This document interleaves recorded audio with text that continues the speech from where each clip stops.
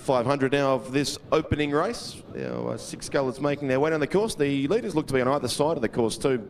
Max Curry from Hawthorn across in lane 2. James Meads of Banks in lane 7. To be the first two, pretty comfortably in qualifying spots.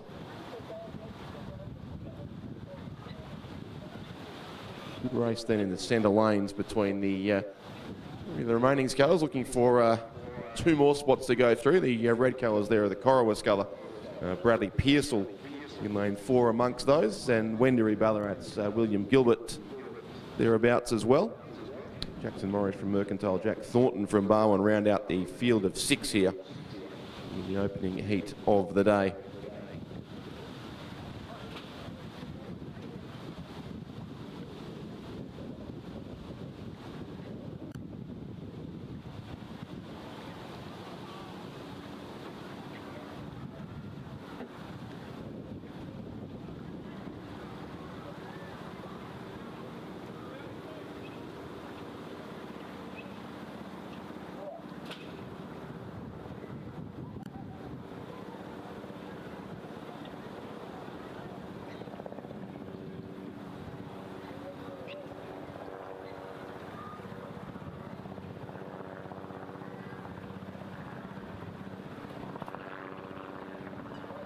Max Curry and Hawthorn certainly throwing out a strong challenge here in the last 500 now of this first heat. The men's club single scull looks to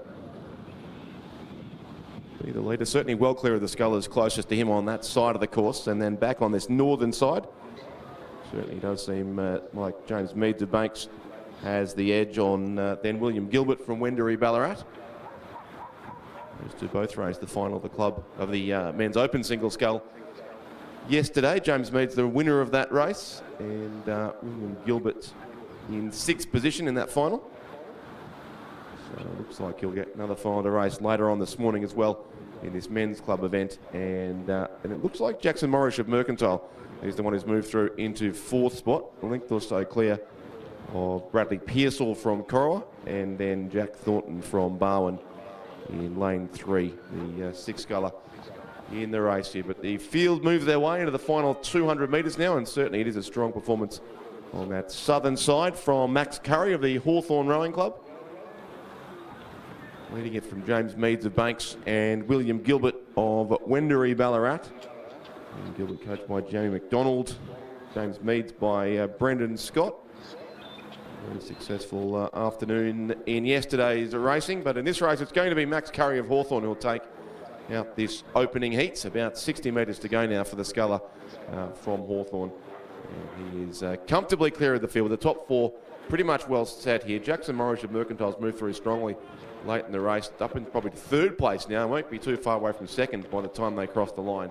But our winner is Max Curry of Hawthorn, taking out race 1 of day 2 of the Rowing Victoria State Championship for 2024. 2nd place will go to James Meads of Banks. Very comfortable there. Jackson Morris just holds on to 3rd ahead of William Gilbert from Wendouree Ballarat. So they are our 4 qualifiers from the opening heat. 5th place will go to Bradley Pearsall of Corowa, and 6th from Barwon it is Jack Thornton as the fielder all across in the first heat of the men's club single scull. 2nd heat also well underway.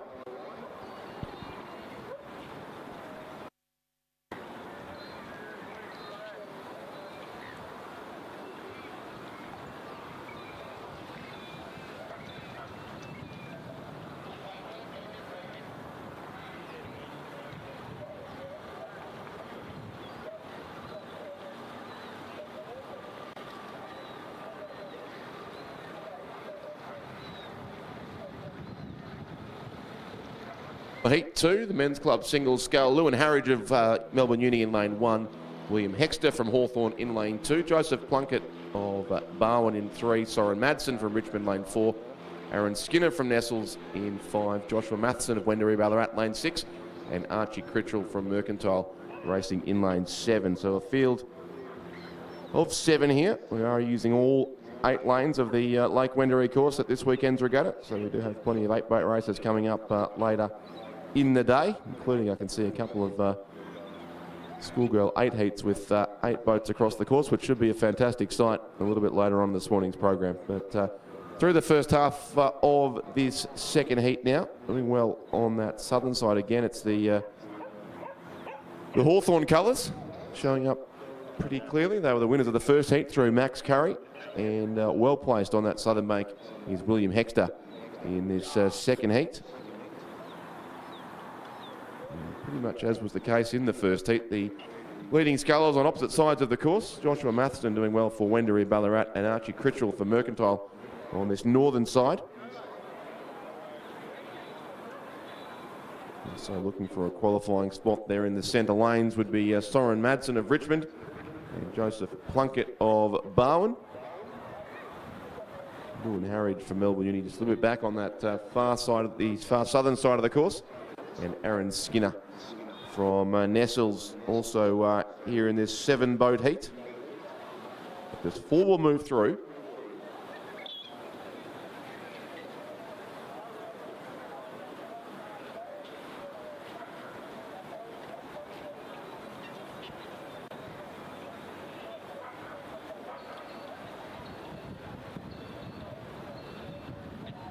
Joshua Matheson there of Wendouree Ballarat, coached by Sam Hutchinson. Certainly is the leader of the scullers on this northern side. I suspect the race lead may in fact be on the other side of the course, where the Hawthorn and Barwon scullers, William Hexter and Joseph Plunkett, are in tight battle. And also alongside them, probably in 4th place, I'd suggest, is the sculler from Richmond in Soren Madsen, who also did qualify for the final of the Men's Open singles scull yesterday. He finished in 7th place in that race. But our top 4 do appear to be pretty clear now across the course. The order still far from determined. But Joshua Matheson, Soren Madsen, Joseph Plunkett, and also William Hexter. Line of 4 across the course, just ahead then of Archie Critchell from Mercantile. Lewin Harridge on that southern side as the sun emerges from behind the clouds here at Lake Wendouree. Brightening up proceedings immeasurably, and making it slightly hard to see the scullers as they make their way down, but certainly it is still a good race on that southern side, as behind them where the sun is rising, those 8s are heading up towards the start, so we'll have some 8s races on the course fairly shortly as well. Some heats over the first 2 hours of racing here this morning, and then finals beginning about 9:30 a.m. A very tight battle certainly here between William Hexter and Joseph Plunkett, as Hawthorn Rowing Club look to win the opening 2 races of today. William Hexter there in lane 2, Joseph Plunkett in lane 3. Back on this side, Joshua Matheson and Soren Madsen of Richmond still there in our top 4.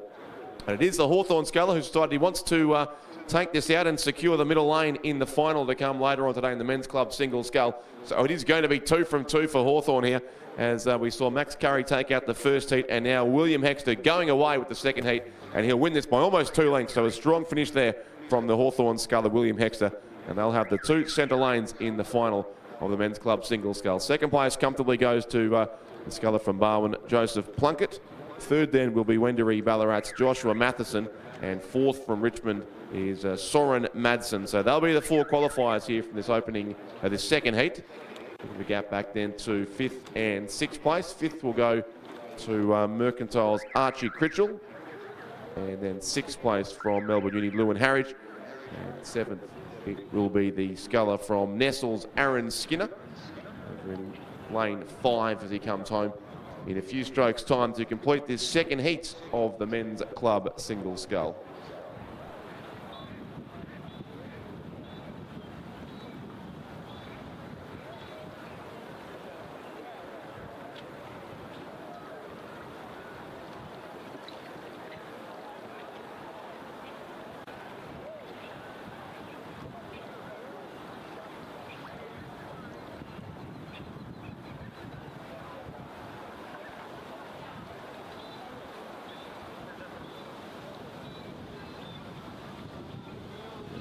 Through the path of the rising sun here does come Aaron Skinner from the Nestles Rowing Club in Warrnambool.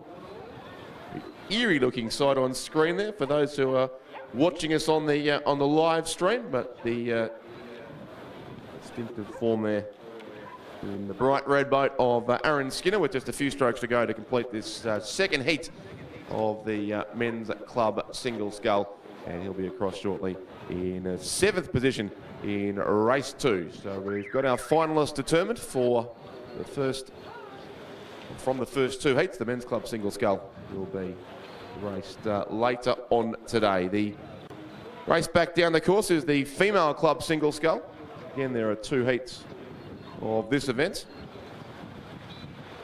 There's been one scratching here, the Nagambie Scull Lane 7 not racing here. So a field of 5 remains now in this first heat of the women's club single scull, which does mean that 4 of the 5 will move through to what will still be an 8-boat final. Ebony Ebenwaldner of Ballarat City in lane 2, Jenna McCartney from Barwon in lane 3, Louise Carr of Mercantile in 4, Chloe Sharp, Lowther Hall lane 5, and Zara Kafuri of Yarra Yarra in lane 6. He was the winner yesterday of the under-21 single scull event. Watch out for that chain there.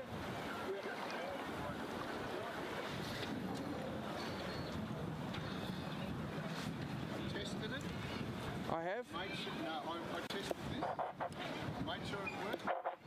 And then when I got out there to use it the first time. Shit happens, don't worry about it. I checked the batteries, not like Robin Murphy.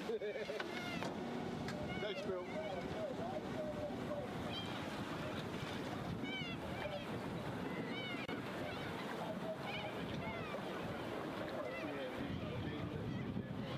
Lead here too, the sculler from Yarra Yarra, Zara Kafuri racing in lane 6.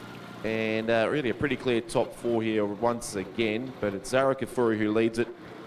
Louise Carr of Mercantile would be 2nd. Tight for 3rd and 4th, in fact. Jenna McCartney of Barwon and Ebony Ebenwaldner of Ballarat City. He's recently named in the women's quad scull squad for the Victorian Masters interstate team that will race at the National Championships coming up at Lake Barrington in Tasmania in early May of this year, the Australian Masters Rowing Championships. So that's our clear top 4 here. The 5th sculler is the sculler from Lowther Hall, Chloe Sharp, racing in lane 5.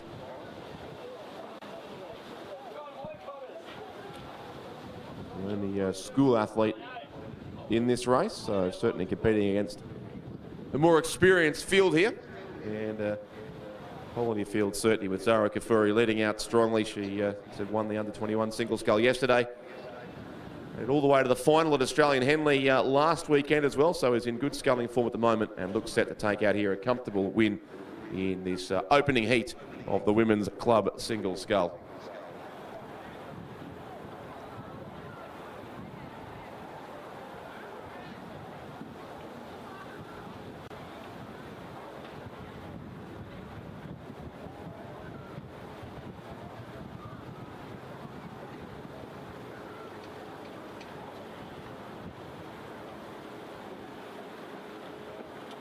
Yarra Yarra comfortably clear here in this opening heat of the female club single scull. She'll record a substantial win certainly, and no doubt set of sights on the final to come later this morning. And a big program of racing here over the 3 days of this regatta. But it's Yarra Yarra who'll take out the first heat of the female club single scull, and she wins it by probably some 7 or 8 lengths it would be, ahead of Louise Carr from Mercantile, who's pretty comfortable there in 2nd place as well. 3rd looks likely to go to the local sculler Ebony Ebenwaldner on the southern side of the course. So lane 2 will take out 3rd, 4th place. Then the Jenna McCartney of Barwon. It's coached by Michael Cushion. So that will be our 4 qualifiers here from this first heat. And then Chloe Sharp from Lowther Hall, lane 5, will complete the field shortly.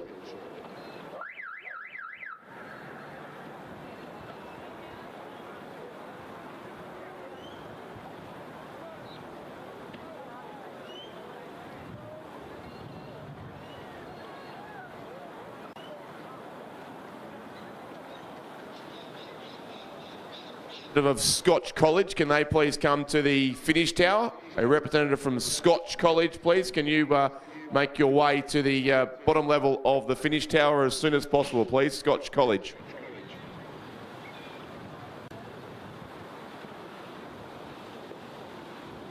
Scullers coming down. We've got some quads on the screen as well. So we've got 3 races on the course at the same time here. About to see the conclusion of race 3. Chloe Sharp of Lowther Hall will cross soon to conclude the first heat of the female club single scull. And then back behind her, about some 500 or so metres down the course, we do have the second heat of the women's club single scull. And also at the same time, we've got the heats of the female under 21 coxed quad scull coming down the course from the 2,000 metre start. But the race approaching us, it is this second heat. So Lily and His Irons of Richmond in lane 2, Kana Kukamasa of Melbourne University in lane 3, Tia Johns of Corio Bay in lane 4, Ella Marshall from Mersey in Tasmania in lane 5, and Alex Stone of Mercantile racing in lane 6.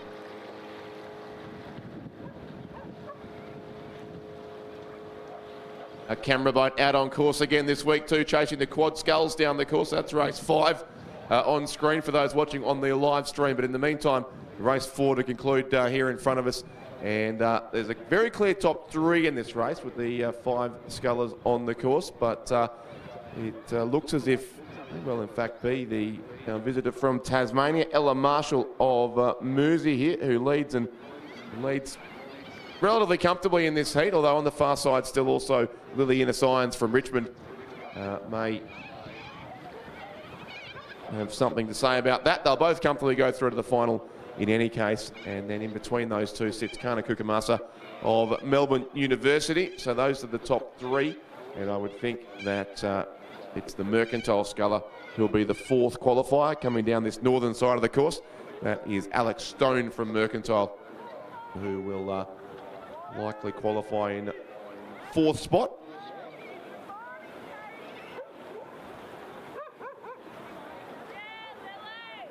It will in fact be the Richmond sculler, I think. He'll take out this second heat. Not quite as comfortable a win as we saw from Zara Kafuri in the opening event, but a strong win regardless coming up here to Lily Innes Irons. She's coached by Will Golding and Luca Marr at the Richmond Rowing Club. Mersey's Ella Marshall looks likely to take out second place, but the win here does go to Lily Innes Irons from Richmond. So she's across the line now to take a middle lane in the final of the female club single scull, about 3 lengths back then to Ella Marshall, the sculler from Mersey, who'll finish in second place. Third to Kana Kukamasa of Melbourne University, and 4th place still being fought out here between Alex Stone of Mercantile and Tia Johns of Corio Bay, but it looks likely to go the way of the Mercantile sculler for the 4th and final qualifying spot from the female club single scull.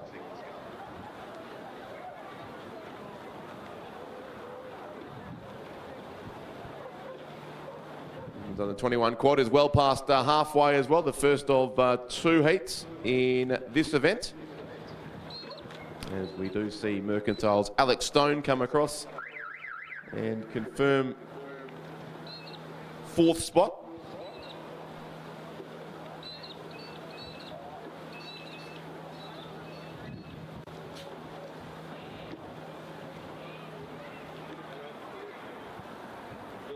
The Corio Bay sculler Tia Johns as she comes across the line as well. So that's the 2 heats concluded of the female club single scull. And here come at pace, as you'd expect, our 4 female under 21 coxed quad sculls. Albert Park College racing in lane 3, Gibson Grammar in lane 4, Strathcona lane 5, and Barwon lane 6, the 4 crews there. And it does look like the lead is with the crews on the southern side of the course. The bright colours of Strathcona standing out there, but that'd be in the battle for 3rd and 4th place. So it looks like 2 halves of this race going on here. Out in front, we've got Albert Park College and Gibson Grammar, the 2 quads on the southern side. And as you can see there from those fantastic side-on shots from the camera boat, there's about a half-length margin between those 2 in favour of Albert Park College. Their crew there, Alice Roberts, Ella Kilpakoski, Saskia Payne and Lulu Gleeson Payne. Coxed by Isabel Dethridge, coached by Virginia Lee. And alongside them sits the crew from Gibson Grammar, Ruby Lindray, April Harrison, Scarlett Tavaski, Ella Garand and Lucy Hodges the crew there from Gippsland Grammar. At least a couple of those scullers were busy on the course here yesterday in some of the single sculling events. We go back to Strathcona, certainly are in a clear third place now as well, so looking to take what will be the third and final qualifying spot with a field of 4. Just 3 boats will go through to the final here. So Strathcona, lane 5, the next place crew, Lily Douglas, Jasmine Harvey, Leah Leeton, Phoebe Borgia and Esther Young. The combination there. And then Barwon, the 4th boat in the race. Audrey Semyonov, Eliza Jenkins, Grace Holton, Eliza Dean and Amelia Whitehouse, coached by Wayne Nitschke and Anita Whitehouse. But it's Albert Park College there on screen, and they do maintain a handy lead, still no more than half a length or so on the crew from Gippsland Grammar, who may have in fact closed up some ground here in the closing strokes as well. They'll get quite close to the end, I would think, to the crew from Albert Park, but both crews would expect growing within themselves here in the closing strokes, with the final to come later on this morning, and certainly big programs across the course of this weekend for a number of these athletes. So it's Albert Park College holding on still to about a half-length lead, as it's been really right through the second 1,000 metres of this race, and they will go across and take the win. So it's Albert Park College in first place. Gippsland Grammar will finish second. Third will go to Strathcona, and with that a ticket through to the final. And then about 2 lengths back to the Barwon combination, lane 6, who will finish in 4th place in race 5, which is the first heat of 2 in the female under 21 coxed quad scull.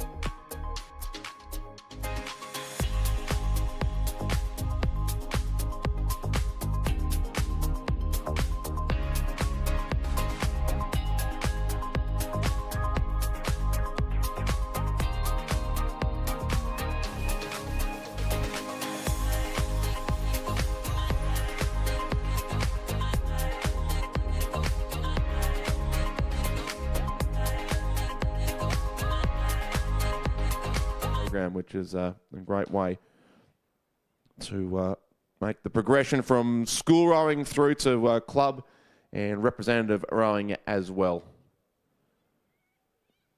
We've got our quads there up at the start line for Heat 2. Great footage coming through from the 2,000 metre start, which is located right against the banks of Lake Wendouree here. Great place to watch the racing from.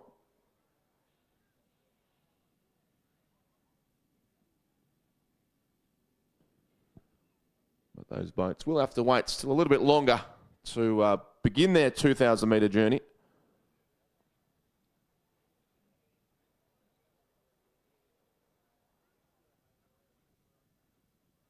Currently got about three motorboats in the centre of the course, just working to, I'm assuming, to release one of the boats from a buoy they may have become attached to. I'm not sure which boat it is, but initially looked like they were undertaking a rescue, but there were no rowing boats on the course, so it's certainly an issue, in fact, with one of the official boats here. But as soon as that's cleared, racing will resume with Heat 2 of the women's under-21 coxed quad scull.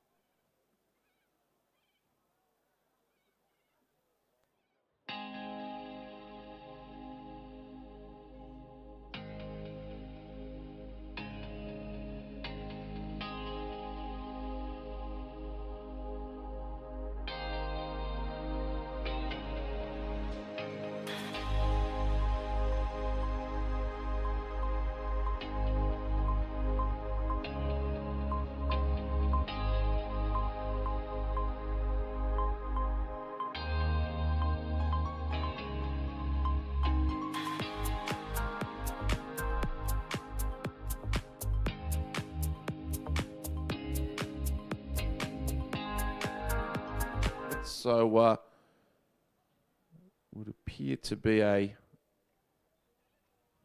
restart required. That'll fill in a few minutes for these boats. They move back into the start pontoon for this second heat of the female under-21 coxed quad scull.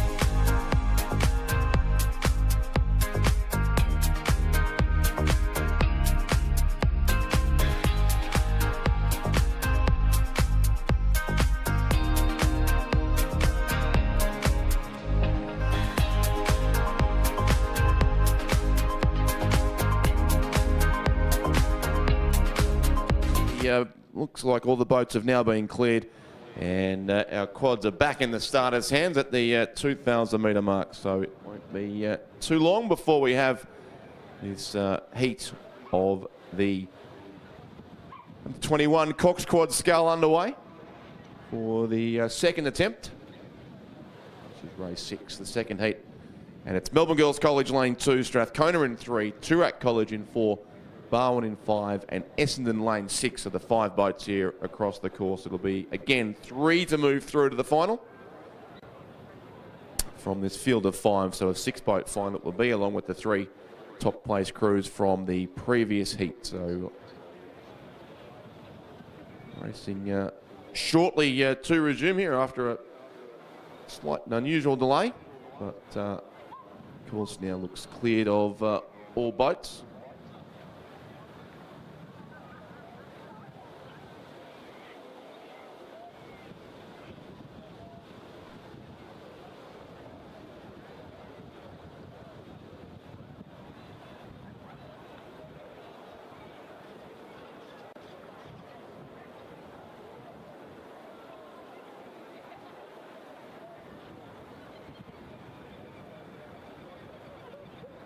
Boats there in race 6, the second heat of the female under 21 coxed quad scull.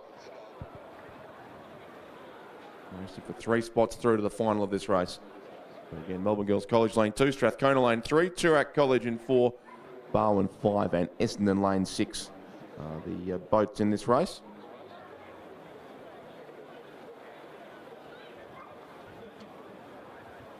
Previous heat, which was a little while ago, taken out by Albert Park College over Gibson Grammar and Strathcona. The 3 qualifiers there through to the final, and 3 more to be determined here as well.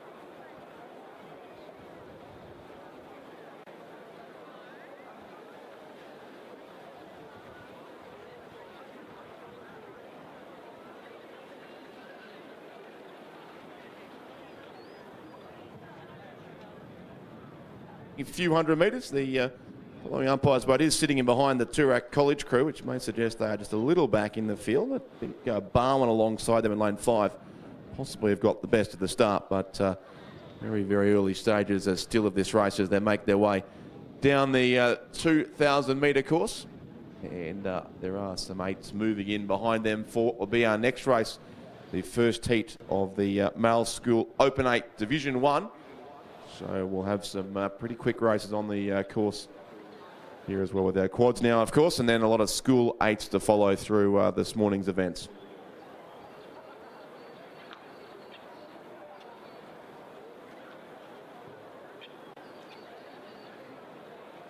There indeed are some shots coming from the side of the course now. So it is that Barwon combination on the camera side, the northern side of the course, who are in a very good battle with the Strathcona and also Melbourne Girls College a lot across to the other side, but really only about half a length or so between the top 4 crews, in fact, too, with Essendon there on the northern lane. The red and black colours still sitting very much in contention too for a qualifying spot, and then just back a little as it looked early onto that crew from Toorak College in the centre lane of the course. But Barwon Lane 5, the crew of Elizabeth Brahout, Ella Treffry, Alice Joyce, Violet McGregor, and Ariel Vanderpoel, coached by Anita Whitehouse and Tony Lawless. And they may be just behind that Strathcona combination now, in fact, in the bright pink or the coral colours that are new to that school this year. That's the combination for Strathcona of Karis Jackson, Emma Nettleton, Sadie Schlicht, Bella Mazzai, and Eliza Blue, the crew there from Strathcona, who, if things stay as they are, will qualify 2 boats through to the final of the female under 21 coxed quad scull, which would be quite the achievement for them. And that Strathcona boat does now just narrowly move ahead of both Barwon And Essendon would be third, the crew of Zoe De Silva, Abba Wickram, Alyssa Mirabelli, Bronte Basil, Asher Gordon and Emma Stevenson, coached by Barry Gardner and Glenn Buttrell. So as things stand, that'd be the three qualifiers, but still tight there also with Melbourne Girls College on the far side of the course, the southern bank there. That's the crew of Matilda Wright, Romy Hallatrost, Zaina Abbas, Eleanor Sculler and Ava Artavilla racing there for Melbourne Girls College.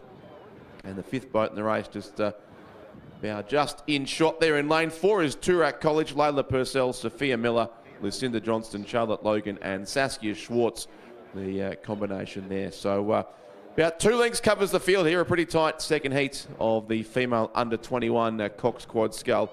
And with just 3 qualifying spots on offer here, the pressure will be on right down to the finish of this race, you would expect. But Strathcona do look to be going clear here now. They got their bow in front about 400 or 500 metres ago and now stretched out to almost close to a boat length lead now over the Barwon combination, who's doing well to stick with that leading crew from Strathcona, at the same time withstanding strong challenges from Essendon on one side of them and Melbourne Girls College across on the far side of the course. So some interest certainly in 3rd and 4th place here, with just 3 boats to move through to the final of the female under 21 Cox Quad Scull.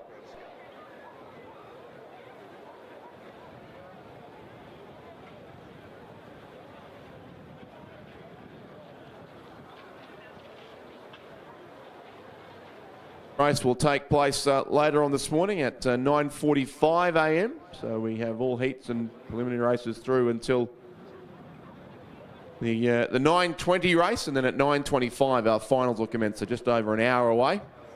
Reminder again to all winning and place-getting crews that presentations will take place for 1st, 2nd and 3rd immediately after each race, as they did yesterday afternoon. So if you know you finished in a medal winning spot, please make sure that your crew head straight to the presentation pontoon, which is just at the back of the southern peninsula here at Lake Wendouree. So medals for 1st, 2nd and 3rd, gold, silver, bronze at this Victorian State Championship regatta. And this Strathcona crew continues to build their lead here in this second heat of the women's under 21 Cox Quad Scull. Out to clear water now over still that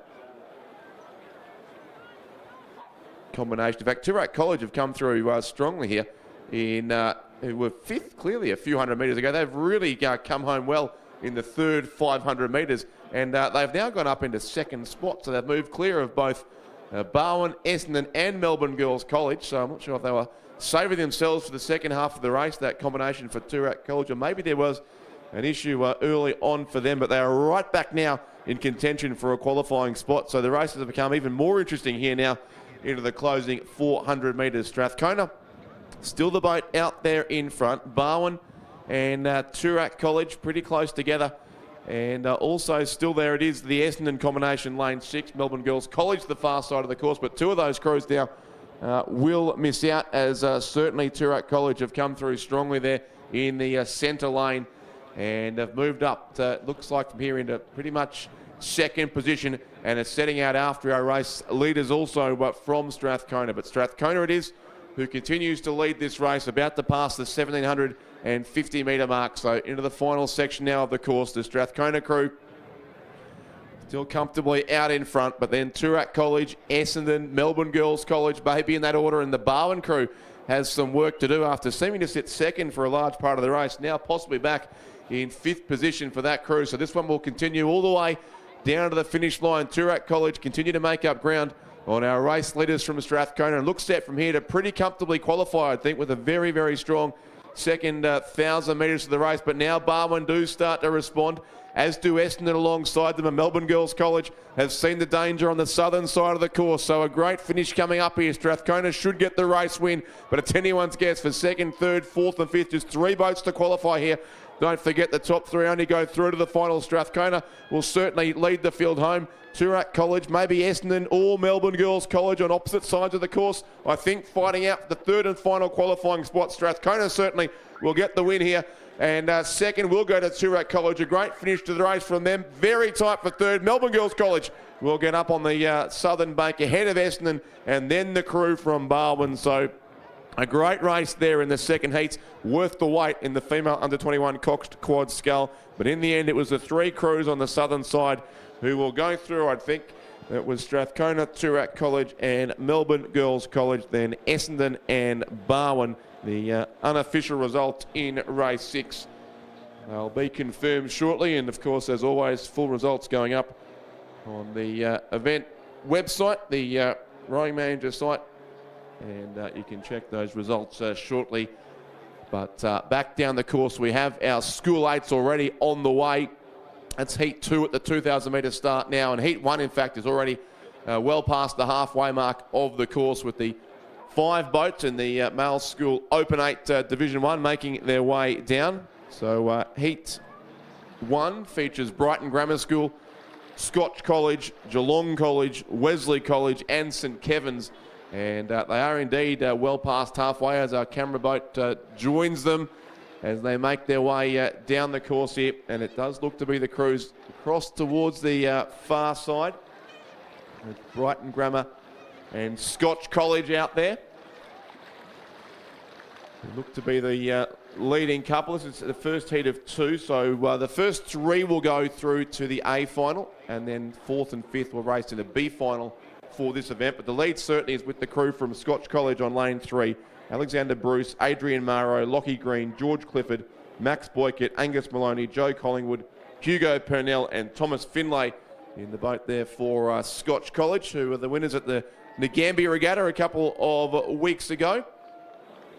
So still on this side, but some crews from both Wesley and St Kevin's probably holding down the other 2 qualifying spots, as we can see our second heat now also underway at the 2,000 metre start. So all the Open 8 Division 1s on the course here at the same time. St Kevin's lane 6 will be in second spot. Luke Incanny, Daniel Buffuno, James Sutherland, Joshua Donoghue, John Williams, Eric Wiseman, Hamish O'Brien, Edward O'Neill and Xavier Dunn, coached by Brendan Scott.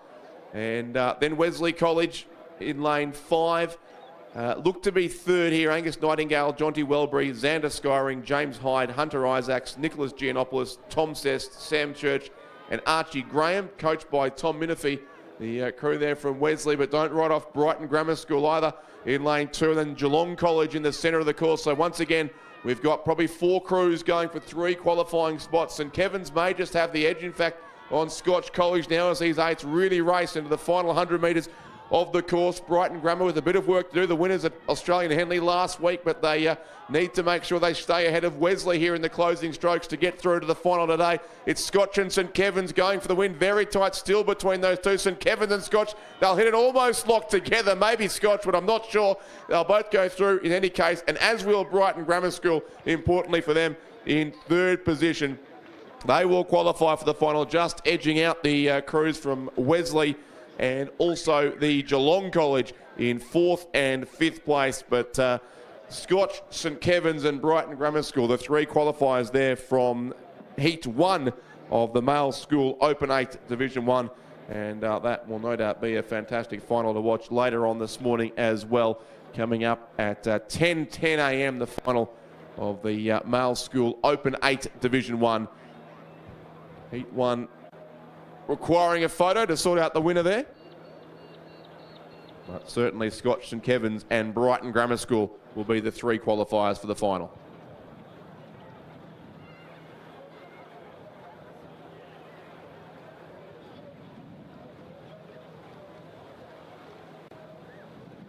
In fact, you've got the win there. So St Kevin's lane 6, the winners. Scotch College lane 3 finished second. And Brighton Grammar School lane 2 will finish in 3rd. So St Kevin's, Scotch and Brighton, the 3 qualifiers there from a great opening heat, the male school Open 8 Division 1.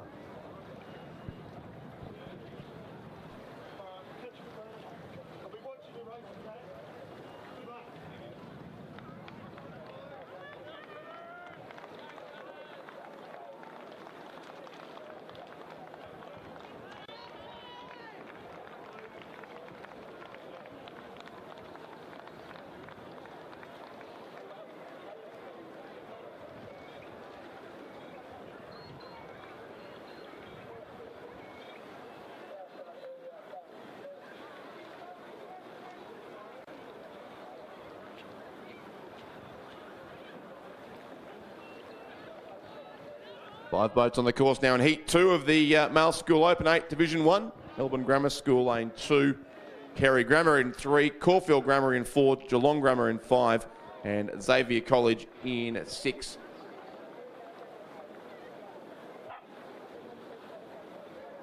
As we also await the first of our female school 8 heats to come shortly. Those boats are up at the 2,000 metre start and will be ready to go shortly. But the crew from Melbourne Grammar School across in lane 2 looks to certainly have the edge on that side of the course. And then across to lanes 5 and 6, Xavier and then Geelong Grammar would be likely the top 3 at this stage of proceedings. Certainly see a margin back to then Caulfield and Carey, who at this stage will be outside the qualifying spots. But Melbourne Grammar School over in lane 2, the crew of Thomas Mitsikis, Charles Wake, Gus Russell, Jack Peavy, Archie O'Brien, Matthew Hamilton, Otto Mayo, Montague Salabank and Samuel Levini.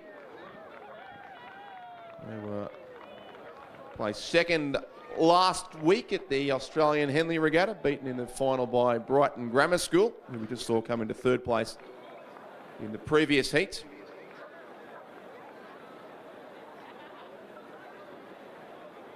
A number of schools, of course, not racing at Henley last week, but Xavier College in lane 6. They last raced at the Gambia Regatta 2 weeks ago and finished in 2nd place there behind Scotch. That's the Xavier crew of Jonty Brunt, Ollie Gurry, Rory Hogan, Luke Punt, Jensen Stewart, Harrison Reynolds, Joe Lee Conway, Harry Glass, and Zane Tackler, coached by Sean Lake. So you expect those 2 crews to be the form crews of this heat, and that's the way it looks to be playing out.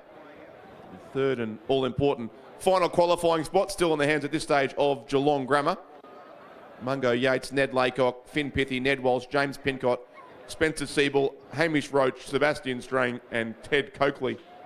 And crew there from Geelong Grammar, who'll have to keep an eye out on the Caulfield Grammar crew, who look to be making up some ground here in the last part of the race. Now that's Hamish Crawford, Cody Brooks, Toby Flinkier, Matthew English, Aidan Neoya, Harry Naptali, Elliot Westcott, Lachlan O'Neill, and Jules Sadarsky in the boat there for Caulfield Grammar, who certainly continue to gain ground on Geelong Grammar late in this race too. It's about still 2/3 of a length or so, but we'll see how close they can get in the concluding stages with just 3 qualifying spots here for the final of the Open 8 Division 1. 4th and 5th will race in the B final. Carey Grammar School back there in 5th place still as well. But on either side of the course, it's Melbourne Grammar School and Xavier College, the top 2 here. I think Geelong Grammar have seen the Caulfield Challenge coming and responded in kind, and now going out after Xavier College ahead of them as well. But a clear lead still to the crew from Melbourne Grammar School over in lane 2. They will come across and take the win in Heat 2 of the Open 8 Division 1. They win it by about 1.5 lengths, the crew from Melbourne Grammar School. So lane 2 first. Second will go to the combination from Xavier College in lane 6. And holding on to 3rd place by almost a length on the line is the crew from Geelong Grammar. So they qualify for the A final as well, does Geelong Grammar School. 4th will go to Caulfield Grammar, who'll race in the B final. And 5th place then to the crew from Carey Grammar in lane 3 to complete the 2 heats, to, as you'd expect, hotly contested heats too of the Male School Open 8 Division 1 Championship of Victoria. The final of that race coming up, well, the finals, the B final first of all at 10:05 a.m. and the A final at 10:10.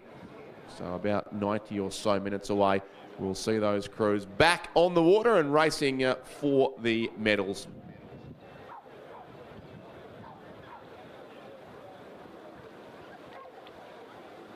Back down the course, but we have the 2 heats now of the Female School Open 8 Division 1. So the top category of racing of the female 8s, and we have 6 boats across the course as per the program. Loretto Turak racing in lane 2, Lauriston Girls in 3, Wesley College lane 4, Loretto Ballarat in 5, Furbank Grammar in 6, and Geelong College in lane 7.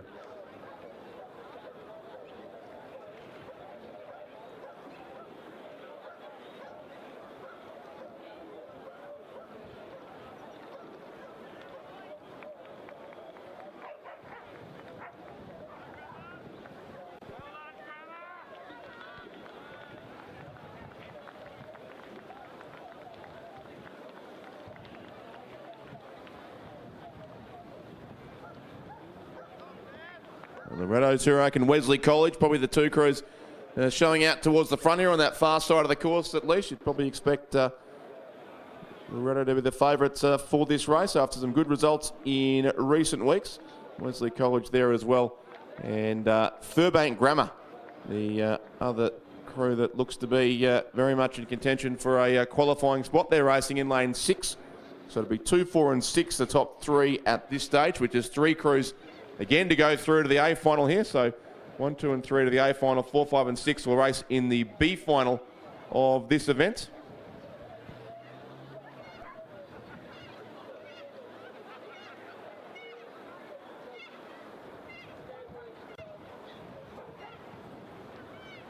Just 2 weeks ago at the Nagambie Regatta, we saw Melbourne Girls Grammar beat Loretto. They're racing in the second heat, Melbourne Girls Grammar School. But Loretto Turak there in that dark blue boat on the southern side of the course. Certainly well placed here in this opening heat. That's their crew of Olivia Carroll, Rowie Curry, Audrey James, Alexandra Fairchild, Charlotte Grant, Zoe Kritikides, Maisie Richards, Neve Thomas Leach, Lucy March and coach Connor McConville.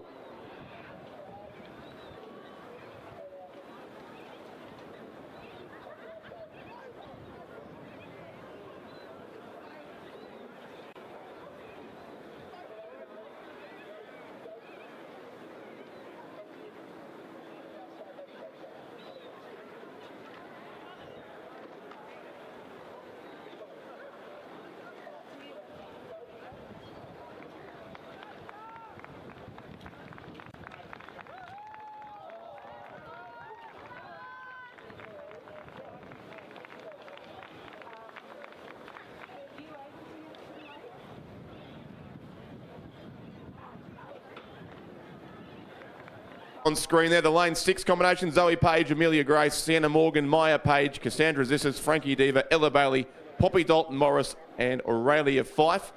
Furbank made all 3 schoolgirls 8 finals last week at Australian Henley, but were beaten in Divisions 1 and 2 by St Catherine's in both cases. But certainly well in contention for a qualifying spot in this race as well. And the other crew that looks to be in the top 3 would be Wesley College, lane 4. Jasmine Barrett Judd, Olivia Nicholson, Jasmine Woolhouse, Sibylla White, Lucy Douglas Hines, Caitlin Woods, Therese Matheson, Ella Davey and Holly Carter, coached by David Webster.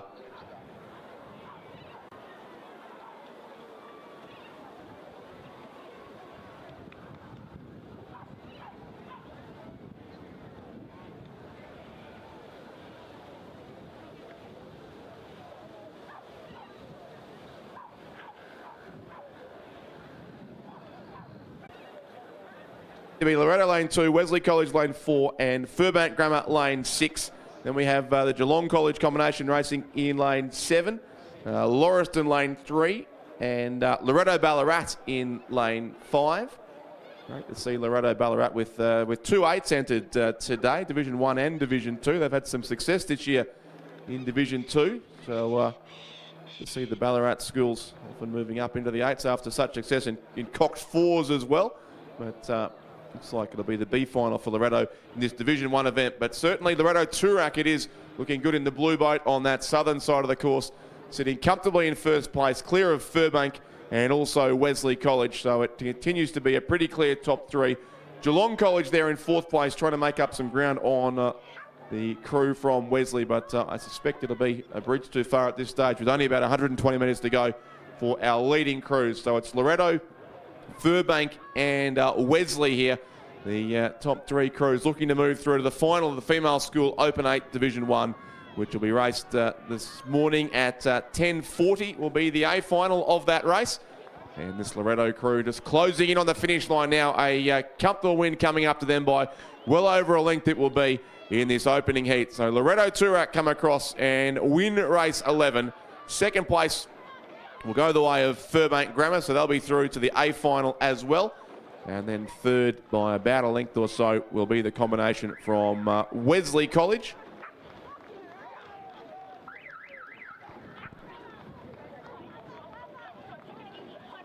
There, in fact, the final verdict between those crews, but all will qualify in any case. 4th will go to the Geelong College on this northern side of the course. 5th place, Lauriston Girls.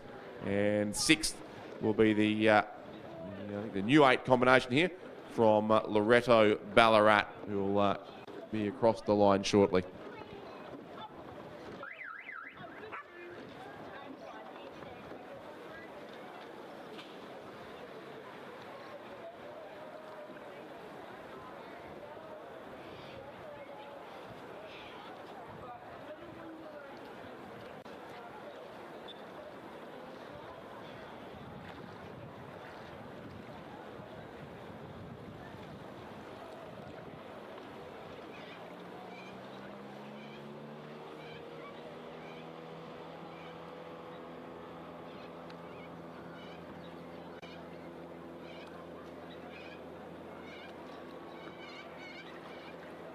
It's good to hear your voice here. I understand you'll be going up to Nationals in a couple of weeks and commentating up there.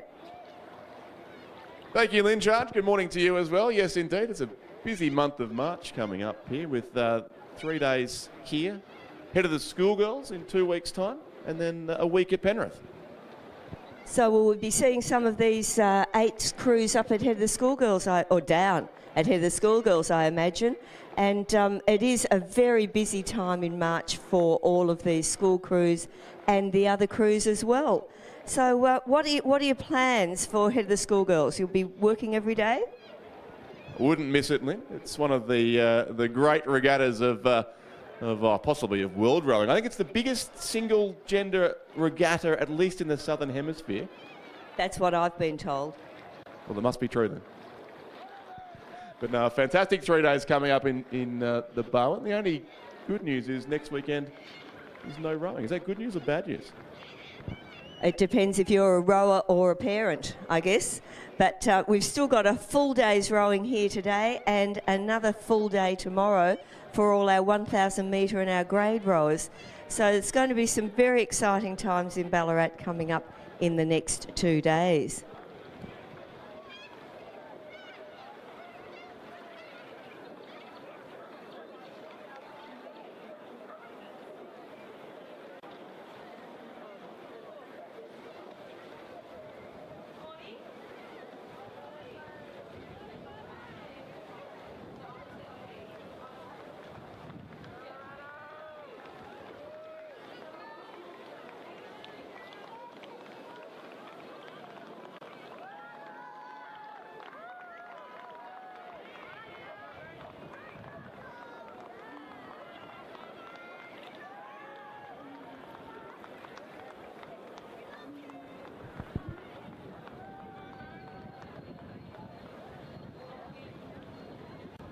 Female School 8 Division 1, Geelong Grammar Lane 2, Melbourne Girls Grammar School Lane 3, Carey Grammar in 4, Genazzano in 5, St Catherine's in 6, and MLCQ in Lane 7.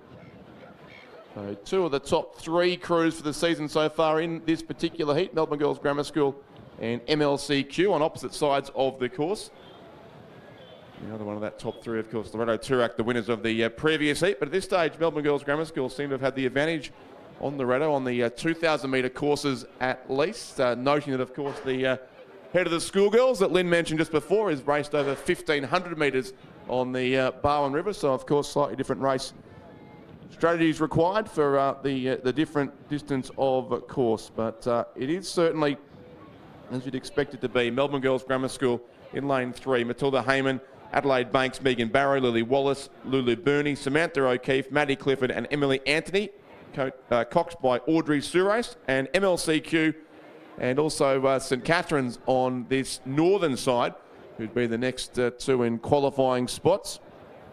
Haven't seen St Catherine's race for, well, did indeed. No, they won a Henley, of course, last week, but I don't think they raced at the Regatta the week before that. But they're certainly sitting here in a top 3 spot, their crew of Millie Tulloch, Emily Snell-Bliss, Catherine Ross, Sienna Rigg, Rhea Werner, Scarlett Shelton, Sophia Purton, Emma Peel, Scarlett Pringle and John Saunders. And they, along with MLCQ, would make up our top 3. So the MLC crew, Jess Watson, Zoe Bonnet, Claire Wong, Lucy Speed, Alessia Calcagno, Stephanie Tversky, Carolyn Buckley, Sophie Lynn and Scarlett Herbert, coached by David McGrath. St Catherine's took out both the Division 1 and 2 8s last week at Henley, Lynn, and I must say it's a pleasure to be in a commentary box that doesn't require a ladder this week. It certainly is a change. The facilities here at Ballarat are very, very good. And I do believe it was St Catherine's who won Henley Royal 2 years ago. So they've got a very strong heritage there of good, strong rowing. And these girls are doing a fantastic job as they're coming down the course now. I'm sure the coaches at St Catherine's are very pleased with the way their program is going. Yes, indeed. Yeah, they won the Prince Philip Challenge Cup in 2022, the second ever running of that event. But it was great to see an Australian school have success at the storied Henley Royal Regatta held in July of each year. And I noticed the number of entrants from Australian schools went up significantly last year after St Catherine's had their win 2 years ago. So hopefully that trend will continue. But, it is St Catherine's here too, along with Melbourne Girls Grammar School, who make up a pretty clear top two now. In fact, I'm not sure what's happened to MLC down the far lane here, because they have dropped right back off the pace, the combination from MLCQ, which will make it from here very hard for them to qualify for the final, I would think.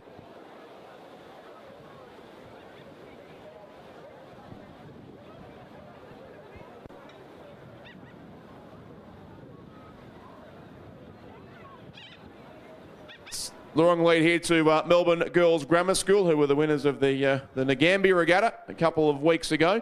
St Catherine's there in second place. So now great interest in third, because MLCQ have dropped right out of this race, and it looks to be probably Carey or Geelong Grammar, the next two crews in the bright sunshine here once again at Lake Wendouree. So Geelong Grammar Lane 2, that's Annabelle McDonald, Eda Phillip, Miranda Warswick, Amy Barrow, Arabella Rigney, Abby Sharrock Yates, in fact, Rose Jones, Lulu Polglazzi and Olivia Mann. And the crew from Carey, Pippa Martin, Ariel de Hayden, Jessica Noonan, Maya Seabury, Zoe Beasley, Lily Moore, Charlie Barker, Gabby Price and Pippa Kluge.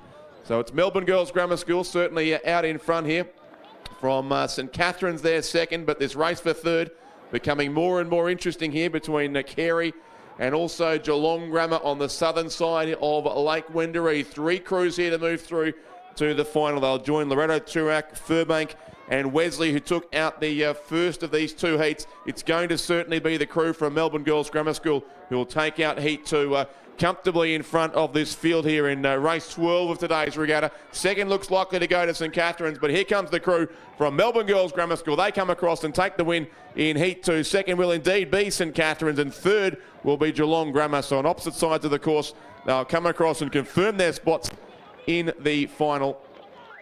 St Catherine's second, Geelong Grammar third. They'll move through to the A final. Fourth will go to Carey Grammar. Fifth will be Janazano. And sixth place, the crew from MLCQ, who look to be right in contention in the early part of the race. May have had an issue on their way down the course. They'll be across shortly in sixth place nonetheless. And we'll get a second chance in the B final of the Open 8 Division 1.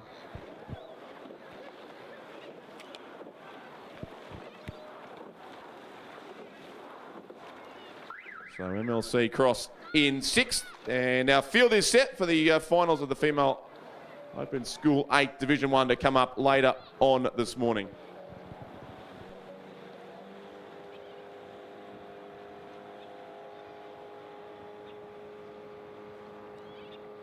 Olympic course, 1956. The course has been extended since those Olympics, and you'll see all the eights have to do a very tight, sharp stop before they hit the end of the bank. So you can imagine before this was extended what the eights would have had to do at the Olympics to not run into the bank.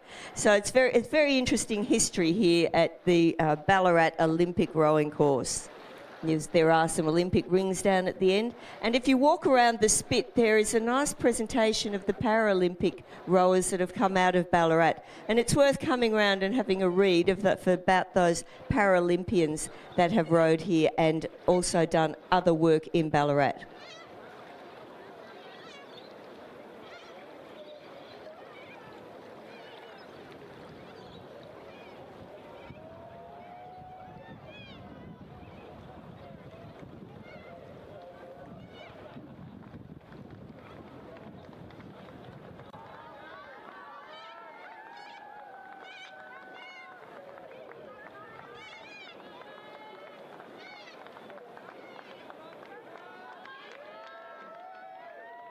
race 13. That's the male School 8 Open Division 2.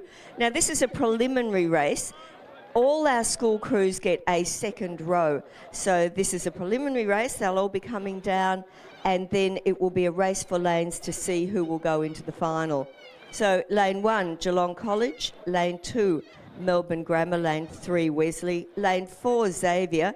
Lane 5, Brighton Grammar. 6 is Caulfield Grammar. Scotch in 7 and Geelong Grammar in 8. So it'll be an interesting course. They're on the course now, and I'll hand you back to Richard, who is our expert race caller.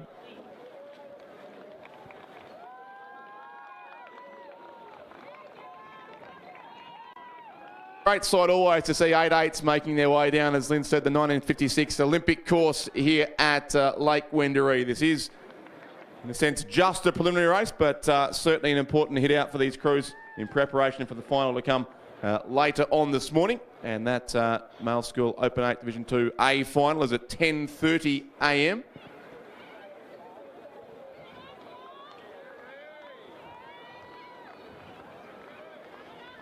Like Xavier, Brighton Grammar and also Scotch College crews are showing out here in the top few. Melbourne Grammar School also across to the far southern side of the course. Melbourne Grammar, the winners at Australian Henley last week, but they've got a bit of work to do here, I think, if they're going to qualify in top spot. But that's the crew there from, it's like Geelong Grammar, closest to our camera boat, very close to our camera boat, it seems to, doing a great job following these boats along the course.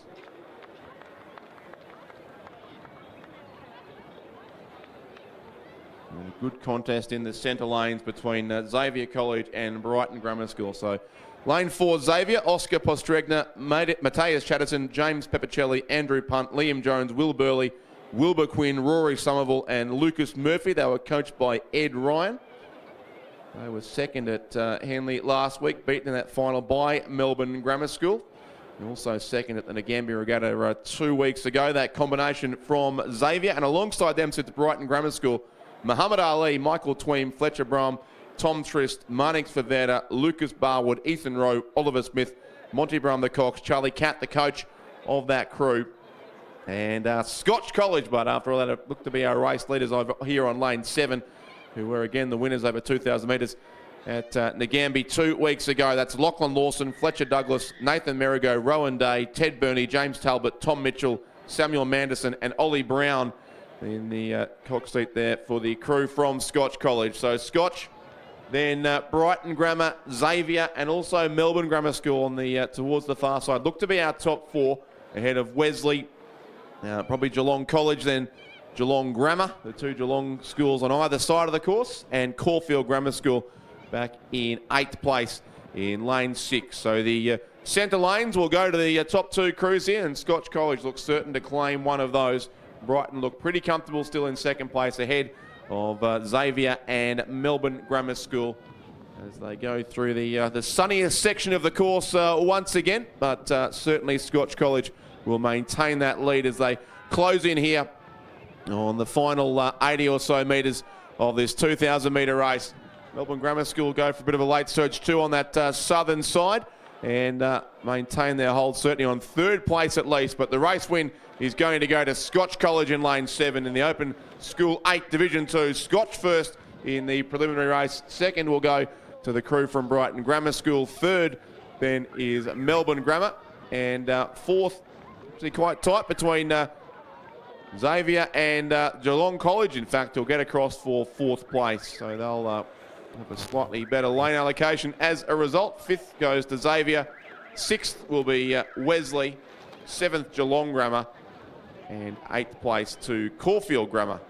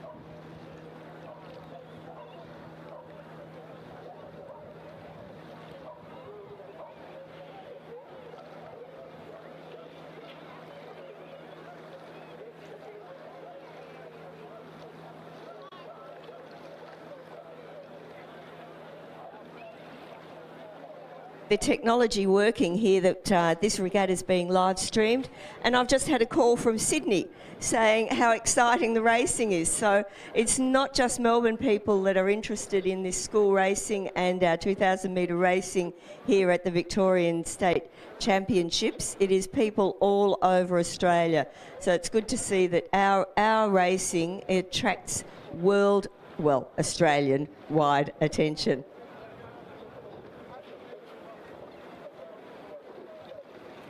Adoring fans up early around the country to tune into the coverage. It's great to see, but welcome to those watching us on the live stream. I suspect if they're watching in Sydney, are they spying for the national championships when some of these crews will go to race at Penrith?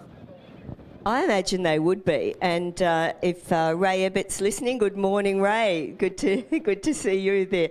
Yes, I imagine some of these school crews will be heading up to Penrith. It's a wonderful experience for our school rowers to go and row on the Olympic course in Sydney after rowing on the Ballarat Olympic course. Quite a different course, quite a different atmosphere, fantastic spectator sites there.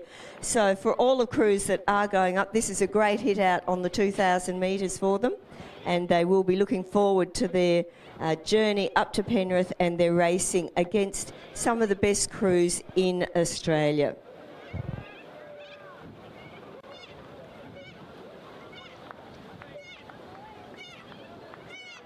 Other Olympic course up in Penrith will host a national championship. Unfortunately for the school open eights, most of them won't be able to attend due to a clash of dates with the head of the river this year at Ngambie in the middle of the national championship. But certainly many of these school eights that we've seen, the female school eights we've seen come down the course, will be there at Penrith. So watching currently the first heat of the female Open 8 Division 2.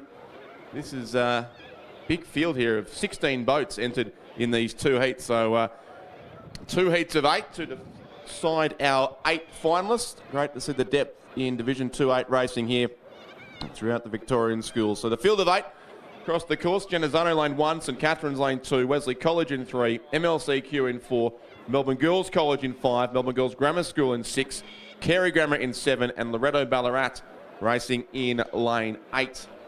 Was the Loretto crew they won the Ngambie Regatta in this division, although I'm not sure it is the same crew here because they did race also Division 1 today as well, that Loretto Ballarat combination. Who they beat at Ngambie that day was the one from MLCQ, who are racing here in lane 4.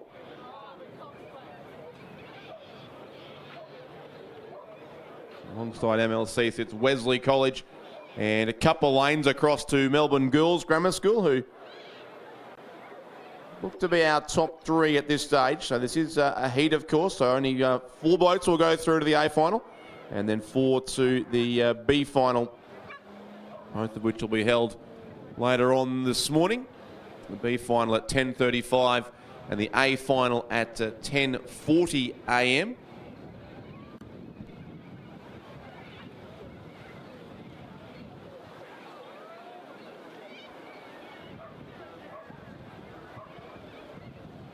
Task here today in between your breakfast is assisting with the presentations that will take place in an hour or so. I think that's what I'm slated down to do, which is always a pleasure. And I think I will be ably assisted by your good wife, Steph. I think she's going to be there, and I'm hoping that Adam Harrison, our CEO, will be there as well. And it is always a pleasure to work on presentations. The participants and recipients of the first, second and third places will all get medals. There is a lovely display of our state trophies in the marquee, and as I walked around here today I saw that there was a big crowd in there looking at those trophies. So it is always good. We've got a podium there, they'll be getting out of their boats, getting their medals. All the parents will be around cheering, clapping, taking photos. It's a great thing for these school children and anyone else that's here to be competing in our Victorian State Championships and being classified as a state champion. Well done to everybody.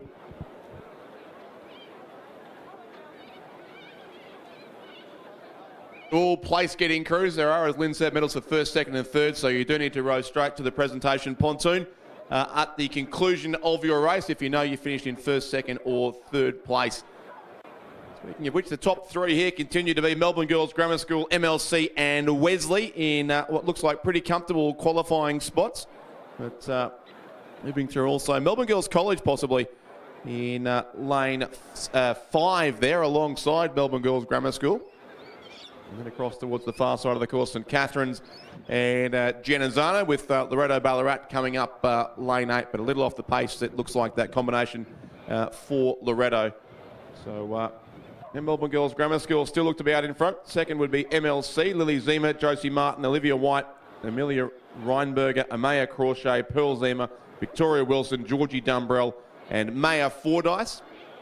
Alongside MLC sits Wesley College, Lola Gorton, Choden Mason Marks, Holly Thomas, Bonnie Maguire, Ebony Harridge, Zali Wheatley, Zara Pinnan, Emily Sparrett and Alessi Keneally.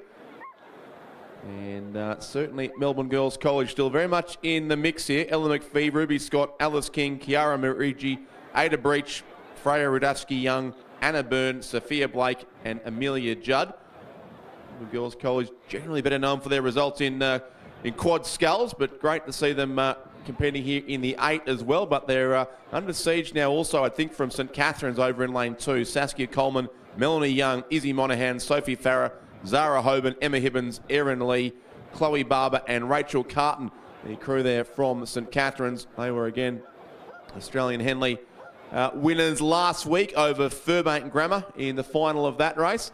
And they have moved up to clearly be in the top 4 now. Also the crew from St Catherine's along with Wesley, MLC and Melbourne Girls Grammar School, and leading it now from that Melbourne Girls College combination, and also Genazzano on the far side of the course. Then Carey and Loretto Ballarat complete the field of 8 here. So a great sight once again, and it's great to see the crowds have come out here this morning to watch these school races, as is also always the case. And a brilliant view here of these 8-8s making their way into the final 250 metres of the 2,000 metre course here. But the lead is substantial, certainly, for the Melbourne Girls Grammar School combination racing in lane 6. And then a really good race for second, third and fourth to be MLC, Wesley, St Catherine's, maybe just in that order, but importantly for them, just putting a gap back now on Melbourne Girls College. It'd be a clear 5th and 6th place then tight Carey, Loretto Ballarat and also Genazzano on the outside lanes of the course. But it's Melbourne Girls Grammar School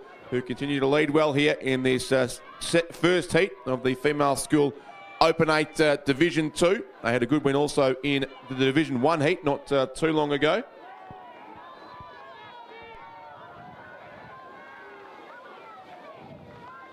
Girls Grammar School in front. It is certainly MLC just second from St Catherine's, who've come through strongly in the second half of the race, and also the crew from Wesley will complete the qualifiers for the final here. But it is Melbourne Girls Grammar School that come across and take the win by a length and a half. So Melbourne Girls Grammar School first.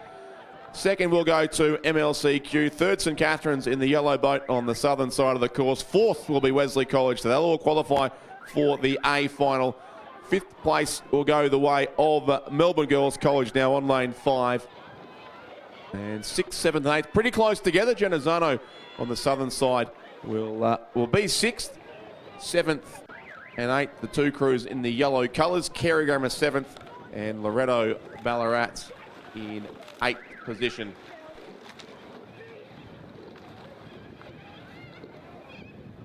So we've just had confirmation that Ray Ebbett, our premier commentator, is listening in, and he's taking a keen interest in these crews. He will be commentating up at Penrith when they race up there. We've also had Panda from Sydney calling in saying he's listening to the live stream. So anyone else all over Australia, comment that you're watching this. We've someone did say it looked a bit bleak here, and actually, no, I think it's fine. It's good racing conditions. There's not a lot of wind. There's not a lot of sun. When the sun does come out, from our commentary position here, there is a bit of glare on the water, but we do manage to get some really good vision here. We've got our boats going down, giving us the live stream. Now on screen, we've got our starting pontoons, and you can see the boat holders there waiting for their next race, which will be the Female School 8 Division 2. So they're off and racing now. They have left now. There's lane 1, Caulfield Grammar, Geelong College in 2, Geelong Grammar in 3, and in lane 4, Loretto Turak. Lane 5, Shelford Girls Grammar, Damascus College, good to see them here, in lane 6, Furbank Grammar in lane 7, and Lauriston in lane 8. Now there's still a fair way down the course, so let's see how this race is going to develop.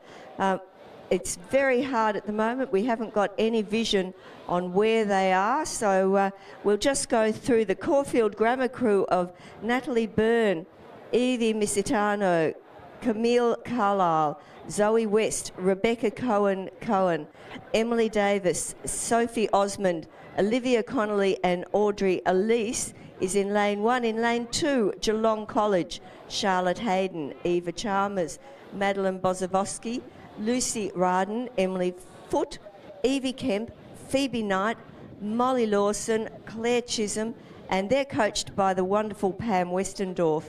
Geelong Grammar in lane 3, Flora Gillies, Sasha Laidlow, Bella Haig, Leonie Kozarski Padam, Manon Perak, Emma Martin, Lily James, Alice Bowler and Lily Power. And lane 4, Loretto Turak, Stephanie Chan, Mara Khan, Luciana De Scala, Sophie Hine, Madeline Bear, Evelyn Boy, Sophie Lacey, Stephanie Leon and Sarah Chapman. And they are leading at the moment, which is really good to hear. And Shelford Girls Grammar in lane 5, Alana Lowy, Jackie Novak, Genevieve Mackey, Alice Jenkinson, Zoe Kakilis, Erica Smythe, Alana Sarlin, Ruby Lockhead, Edie Halliday Morris, and coached by Jules Whitehead. Well done, Jules. Damascus College in lane 6, Catherine Code, Ruby Byrne, Olivia Radishki, Lillian Leonard, Samantha Crilly, Charlie Gartland, Laura Bislama, Meg Masson, Paris Govan, and the coaches Brad Bootle and Claudia Griffin.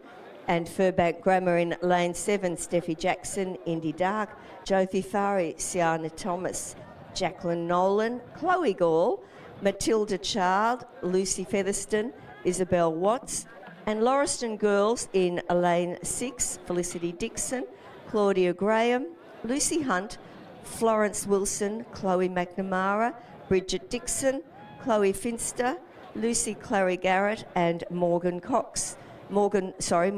Herbert, who is the Cox. And I dare say if I look across the cloud, I will see Nick Gall standing over there with Michelle, so I'll come over later and see you, seeing as your daughter Chloe is rowing in the Furbank Grammar crew. Now, Richard, can you tell us where all the positions are? Thank you, Lynn. Yes, certainly Loretto Turak looked to take an early lead in this race, and as our camera boat does join up with this race, we can confirm they've got a lead of about 3/4 of a length or so at this stage, the combination from Loretto, who've been the dominant force in Division 2 rowing for a couple of seasons now. They're that lane 4 combination, and really good race behind them, but for the remainder of the qualifying spots, with 4 crews to go through from this second heat to the final of the Open School 8 Division 2. The yellow colours there of Furbank Grammar are certainly prominent as well.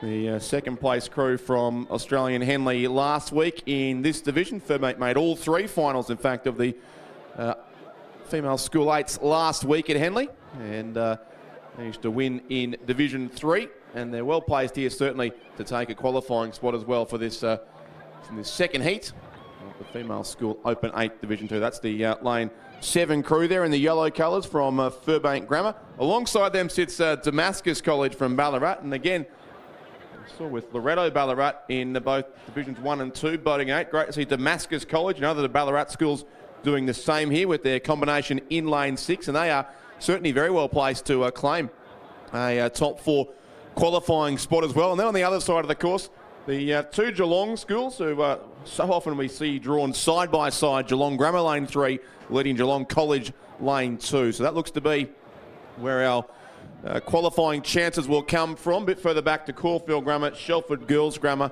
and also Lauriston Girls on lane 8, probably sitting about 5th or 6th place, but that's the crew right alongside our camera boat there. Just trailing Furbank by maybe a half length or so. The angle there a little bit deceptive, but possibly Shelford also not yet out of contention for a qualifying spot as these crews close in now on the final 500 metres of this race. So Loretto Turak it is, the lane 4 crew that has led this race seemingly from the very early stages, clear of Geelong Grammar next to them, and then Furbank on this side of the course with also Damascus College. So they still look to be our top 4.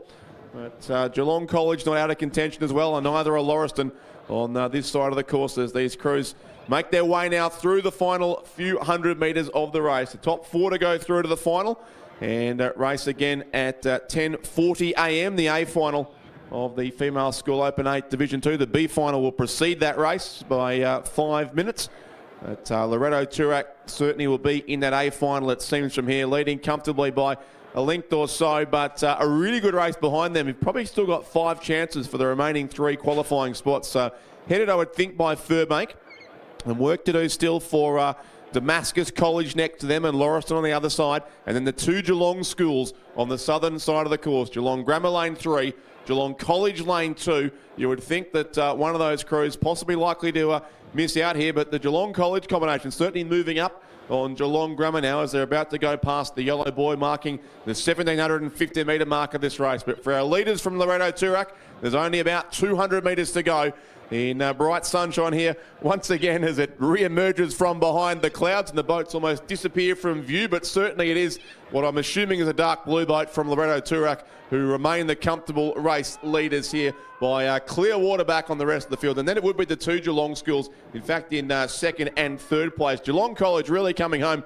very well on that southern side of the course. A chance to move up into 2nd place. Now, Furbank have gone for a bit of a attack and a jibe here in the closing stages. The umpires come across to give them some steering instructions, but Furbank are going to have to work here with getting very close to the crew from Lauriston, and they may miss out possibly on a qualifying spot. No such problem for Loretto Turak. It is the blue boat that comes across and takes the win by 2 clear lengths and puts the brakes on straight away as they're across the line. Loretto Turak in 1st place. A good finish from Geelong College. They'll take 2nd place by half a length over Geelong Grammar. So both Geelong crews will go through to the final here, and in a very tight go in the end for 4th. I think Damascus College of Ballarat will get up ahead of that Furbank crew. Some steering issues certainly there for Furbank, and Damascus will qualify for the final of the Open 8 Division 2. 5th place probably, in fact, has gone to Lauriston there, with Furbank just having to stop before the line. They'll get a second chance in the B final regardless. 6th place therefore to Furbank. 7th will go to Caulfield Grammar on the southern bank, and 8th place to Shelford Girls Grammar, who are coming home down lane 5. So our finalists decided there, an action-packed second heat of the Female School Open 8 Division 2. But Loretto Turak, the comfortable winners from Geelong College, Geelong Grammar, and also Damascus College from Ballarat make their way through to the A final.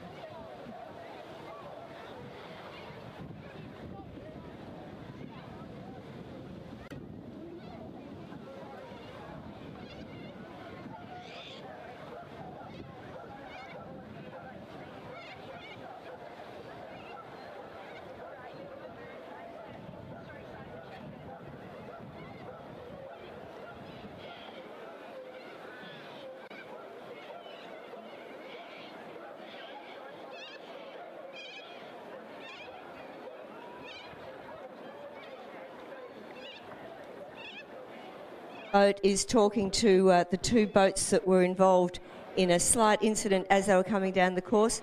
That was the Furbank Grammar crew and the Lauriston girls. So they're just having a word there to the coxes and to the crews of those crews of the boats to see exactly what happened in that incident. So we just haven't cleared that race yet to have a final result. Now, 3 boats in this preliminary for the Male School 8 Open Division 3.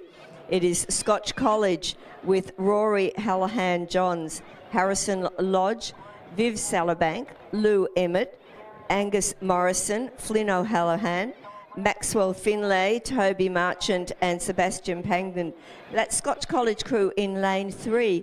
In lane 4, the Melbourne Grammar School, Max Reynolds, William Sankey, Hugo Archibald, Edward Miller, Nicholas Plummer, Daniel Lunny, Liam Craig, Fraser Waugh and Charlie Portney.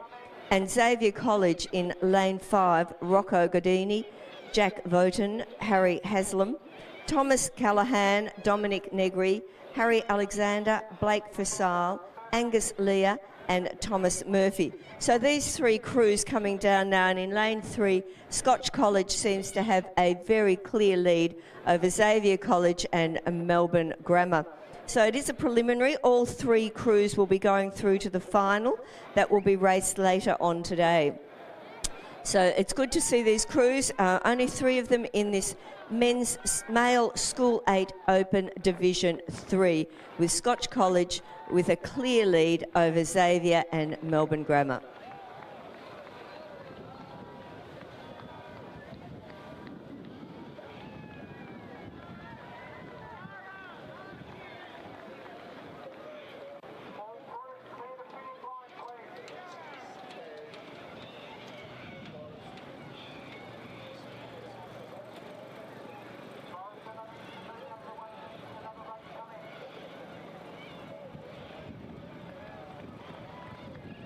Harrison, Viv, Lou, Angus, Flynn, Maxwell, Toby and Seb well now clear of the other 2 crews, but Melbourne Grammar and Xavier, they're going to have that battle again to see who will be second and third.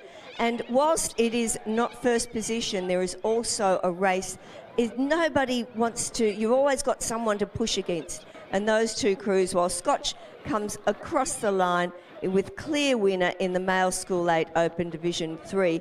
The race is really on there for Melbourne Grammar and Xavier to see who will be second and third. And at the moment, it's Xavier with half a boat length over Melbourne Grammar.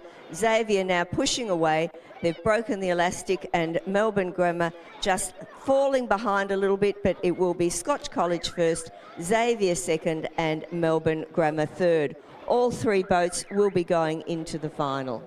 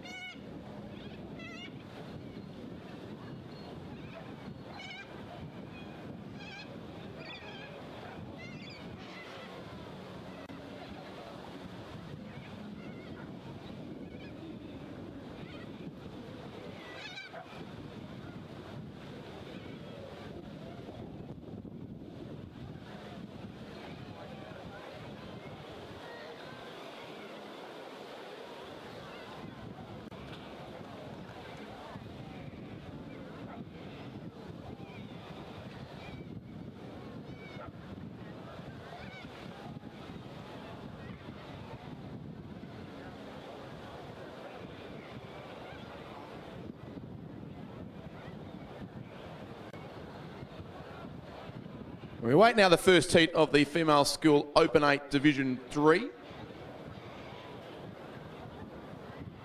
great to see the number of entries here requiring 2 heats in this event. Not quite 2 heats of 8 like we saw in Division 2, but 2 heats of 5 regardless in Division 3. And the first of those shortly will be ready from the 2,000 metre held start pontoon. See, certainly a bit of a ripple on the water, but conditions here generally very good for today's racing at Ballarat. Fairly cool, no serious breeze at this stage. Threat of a shower or two in the morning, but hasn't yet eventuated, at least from where I've been sitting. But they're racing anyway in race 18, the first heat of the Female School Open 8 Division 3, and from this field of 5, 3 will make their way through to the A final. So it's Lauriston Girls racing in lane 3, Melbourne Girls Grammar School in lane 4, Furbank Grammar in 5, Loretto Ballarat in 6, and Carey lane 7. So 3 8s from Loretto Ballarat here racing in this regatta is certainly great to see.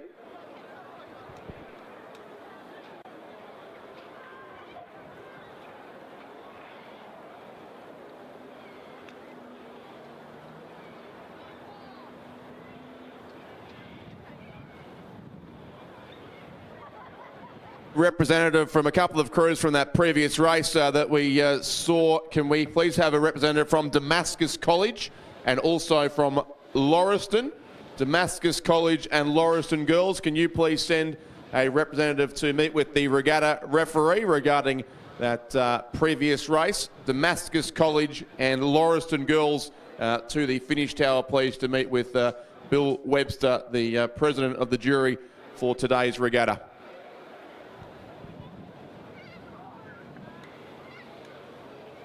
Through 500 metres or so of this opening heat now in Division 3.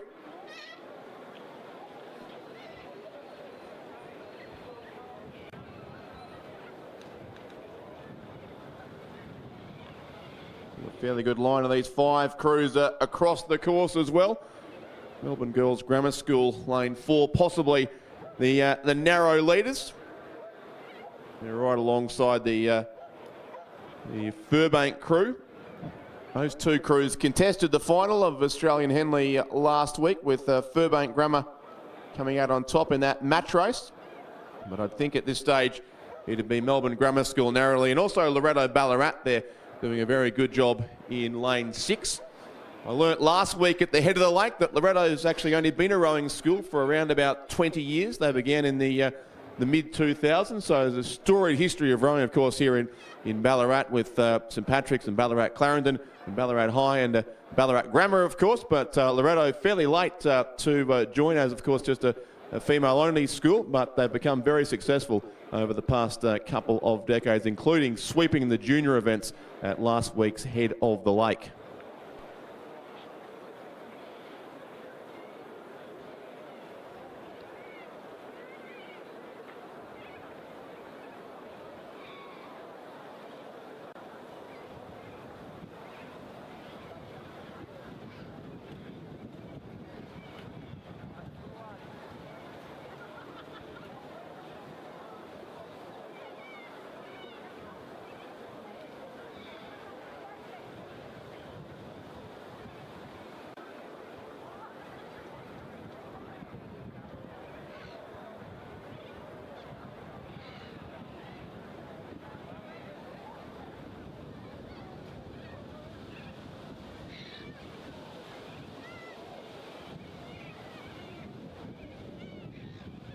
Close race here in this Division 3 heat.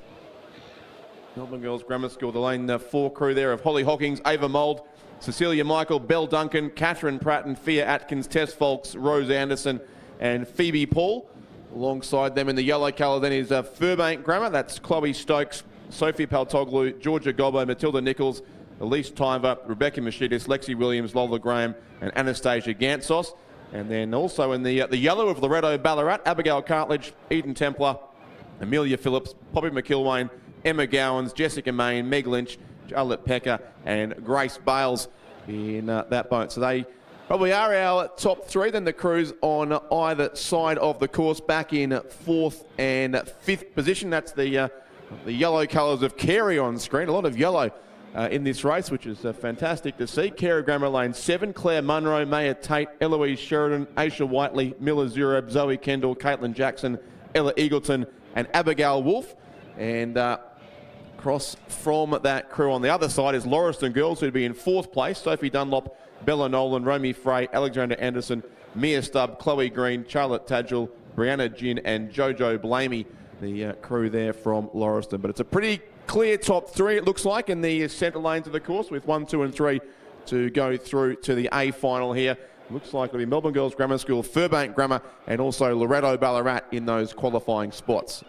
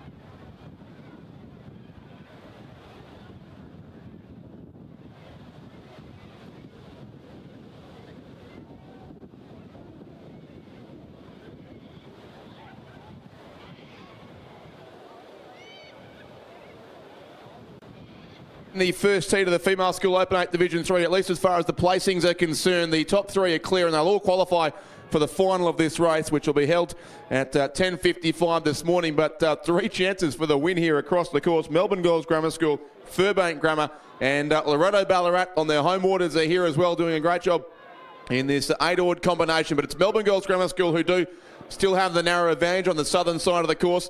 Then very close indeed between Loretto and also Furbank, back to Lauriston fourth and Carey Grammar in fifth place. But certainly the crew from Melbourne Girls Grammar School just maintain their lead here, as they're going to make it 3 wins from 3 in the heats here of the Female School Open 8s after pretty comfortable margins in Divisions 1 and 2. So they'll have the centre lane in all 3 finals to come later on this morning. Tight still for second place. Furbank mounting a late surge here, but it's Melbourne Girls Grammar School who come across and take the win on lane 4. About a length and a quarter, they win it over Loretto, who'll just hold on by barely a canvas in the race for second and third. But it's Loretto Ballarat who do finish second. Furbank Grammar will finish third, and both crews are through to the A final. Fourth will be Lauriston, and fifth will go the way of Carey Grammar on lane 7.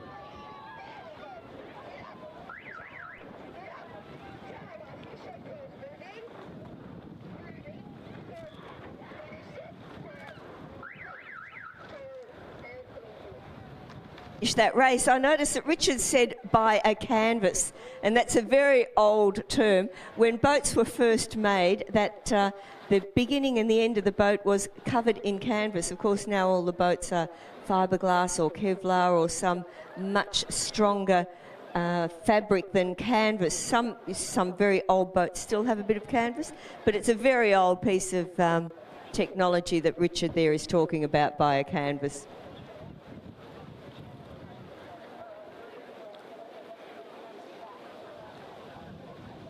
me old, but yes, exactly correct. Not much canvas seen on modern boats. We really can't say they won it by a fiberglass or something, could we? I don't see why not. I mean, it is a fiberglass. I don't know. By more than a bow ball, we can say that. More, and you could throw a pashmina over the field. If you wanted to make Ray a bit turn off, I'm sure you've done that now by mentioning the pashmina one more time. But yes, we'll need to come up with some more creative terminology in the modern world. But in any case, there is a race on the course once again, which is the second heat of the Female School Open 8 Division 3. There were 5 crews listed to race. I only see 4 of them at this stage. We'll try and work out which crew is missing there. In fact, Geelong Grammar, I think, may be there in lane 6, just a long way across on the very far side of the course. So there's the field in any case. Loretto Toorak in lane 2, Melbourne Girls College lane 3, Geelong College in 4, MLCQ in 5, and is Geelong Grammar School listed in lane 6, but appear to be coming down lane 8 on the far extremity of the course. I'm not sure if that's deliberate or whether they have had to move across. We saw some steering issues, of course, a few races ago, and Geelong Grammar are really testing out the edge of the course here on about lane 8.5 at the moment. But on the other side, it's Loretto Toorak and MLCQ who look to be the top 2 crews in qualifying spots. So Loretto's crew in lane 2, Ruby Hines, Eve Sadler, Izzy Stone, Lucy Nicol, Sally Bond, Sophie Elstoff, Sienna Mapley, Zimian Duffy and Charlotte Hall. And MLC lane 5, Phoebe Ketsikidis, Paige Roddard-Bean, Francesca Moore, Jessica Anderson, Lauren Tressida, Imogen Teal, Sophia Rodriguez Espinoza, Mia Padikis and Alessandra Lowe. They are coached by David Cuff.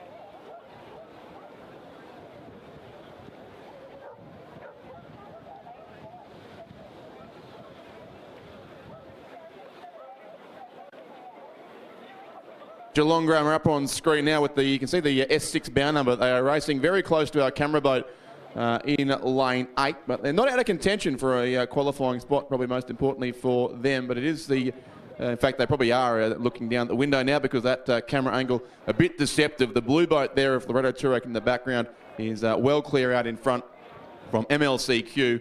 And then third spot, Melbourne Girls College lane 3, Chelsea Bushney, Lucinda Hanrahan, Amber Papadopoulos, Eva Donnelly, Nicola Jarvis, Olivia Johns, Katie Brown, Poppy McDonald and Acre Wright. Beside them sits Geelong College, Hannah Brown, Grace Spate, Amy Sadler, Java Lucas, Lottie Hughes, Ruby Jane Roberts, Charlotte McGuinness, Olivia Winehoven, Abigail Ramsey and Jackie Marshall. And then the Geelong Grammar crew on screen there, Olivia Migliorini, Ella Correa, Fiona Gillies, Paige Beckett, Eddie Braid, Eliza Reid, Elise Malote, Phoebe Jean Thompson and Sophia Clark. So still the race on for that third spot. It probably will come down in the end to Melbourne Girls College or Geelong Grammar, who are coming through fairly well on this close side of the course, the northern side where the judges' tower is located. But it's a clear lead certainly to Loretto Toorak on the other side of the course, who I think also are going to sweep the heats here of the female school eights. They had a win certainly in Division 1 several races ago, and won their heat also of Division 2. So both Melbourne Girls Grammar School and Loretto looks like will take the wins here in all the heats, although I wouldn't rule out MLCQ lane 5 here either in the late stages of this race. Both crews certainly set to qualify for the final here. And the longer this race goes on, the better the position for Geelong Grammar seems to look, and they may well be a chance of taking third spot away from Melbourne Girls College over on lane 3. But a clear top two certainly here. The blue boat of Loretto Turak and the white boat of MLC from Kew. And it's pretty tight between those two as they close in on the last 120 or so metres of the race. So Loretto Turak on the southern side, MLCQ towards the centre of the course, and Geelong Grammar now do seem to be clearly up into third place as they come down lane 8, almost racing on their own here on that side of the course. But it is certainly a tight race here. Loretto Turak still look to have their boat narrowly in front, and it will be them that secures the centre lane in the final of the Open 8 Division 3. Loretto be careful with my margins here because Lynn's watching closely, but it's around about 2/3 of a length. Loretto beat home MLCQ. So several canvases regardless. And the race for third, it'll be Geelong Grammar on this side, edging out Melbourne Girls College. So Loretto first, MLC second, Geelong Grammar in third place. Fourth will go to Melbourne Girls College, and fifth the crew from the Geelong College a few lengths further back in the second heat of the Open 8 Division 3.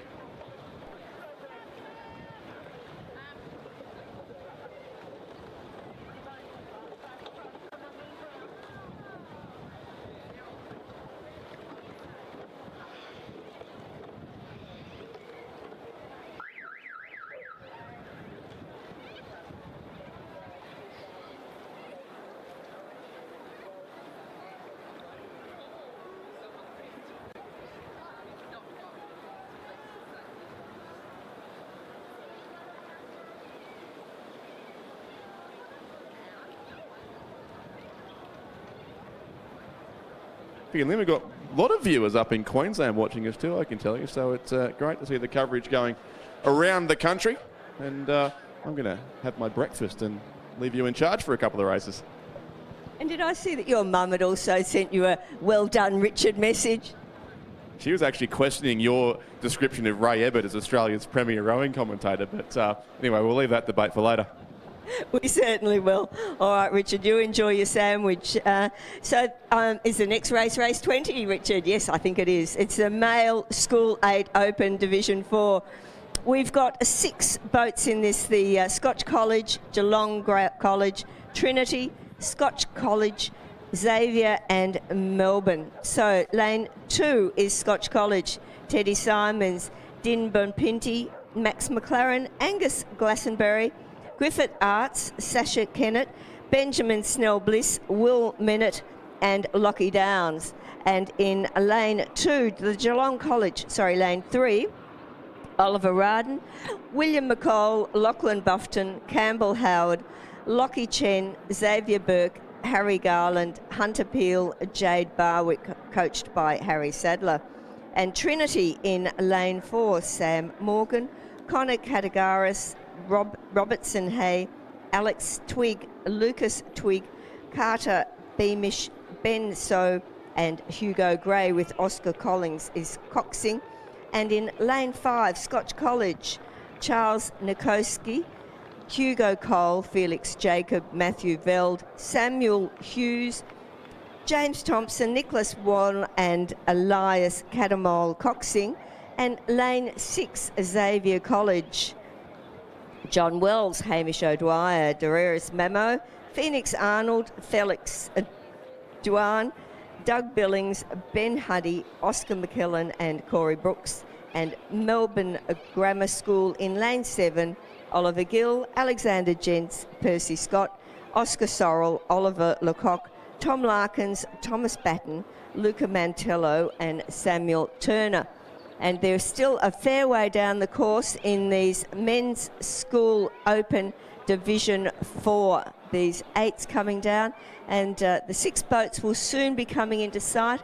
At the moment, it just looks that Scotch College in lane 2, just now ahead of lane 3, the Geelong College.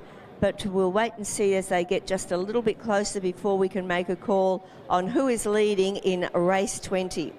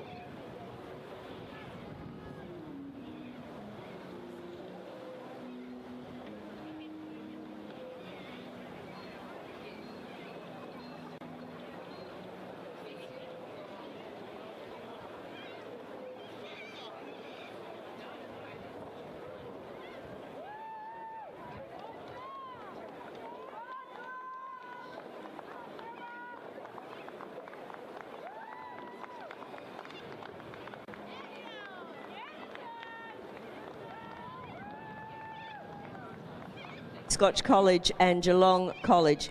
Now in the lead with lane 4, Trinity, not far behind on the far side from you, close to me. Melbourne Grammar in lane 7 is now making a bit of a move. Lanes 5 and 6, Scotch College and Xavier, just a little way off the pace, but they're only not very far down the course. We've still got about 750 metres to go.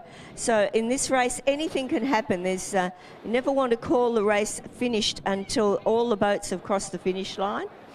Who knows what can happen during a race, but it is Scotch College followed by Geelong College, followed by Trinity just at the moment, with Melbourne Grammar, Xavier and Scotch. And that's the way they're coming down the course now.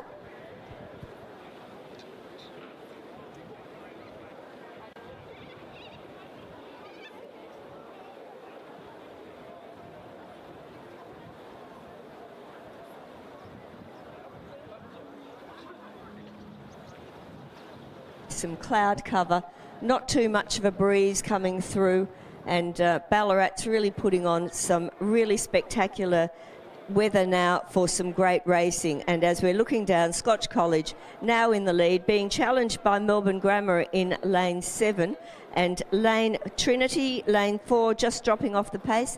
Geelong College moving up a little bit now, but it is Scotch College in lane 2, now clearly ahead. But anything can happen. It could be a lane 7, Melbourne Grammar could come through.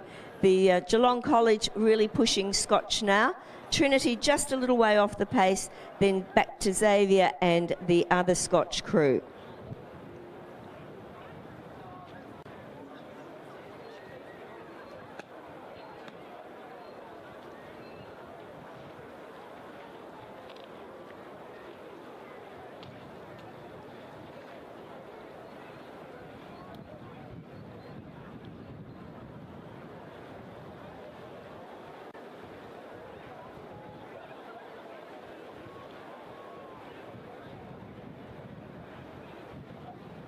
Being challenged by lane 7, Melbourne Grammar. Scotch College, Geelong College, Melbourne Grammar. This is a preliminary. All the crews will be going through into the final. It is just a race for lanes at the moment. Scotch College on the near side, close to our spectators, coming through very nicely there. But Melbourne Grammar on this side and Geelong College really going now. Geelong College now just about a length ahead of Melbourne Grammar. Trinity just falling off. Xavier a little way back, and Scotch College. Xavier and Scotch will have the outside lanes. But as we're looking down now, coming towards the finish line, Scotch College coming through in first place. Will take out first in the Male School 8 Open Division 4. It will be Geelong College coming into second place. Third place, Melbourne Grammar. Fourth place, Trinity. As they come across the line, scaring one of the birds as they fly off the finish line there. Really good racing from these Division 4 rowers.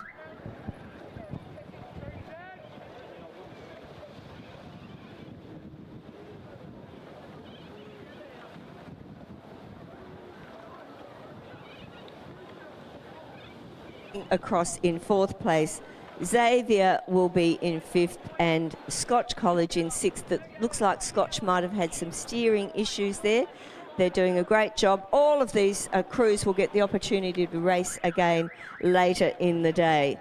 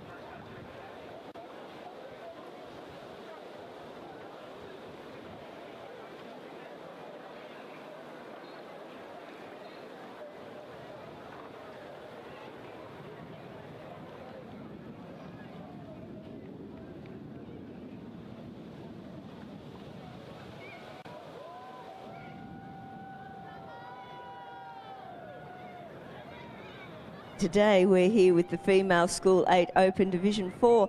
Again, a preliminary, and the crews have just left the pontoons, Geelong Grammar, Loretto Toorak and Melbourne Girls Grammar School. So these three crews, preliminary again, they will all be going through in this Female School 8 Open Division 4.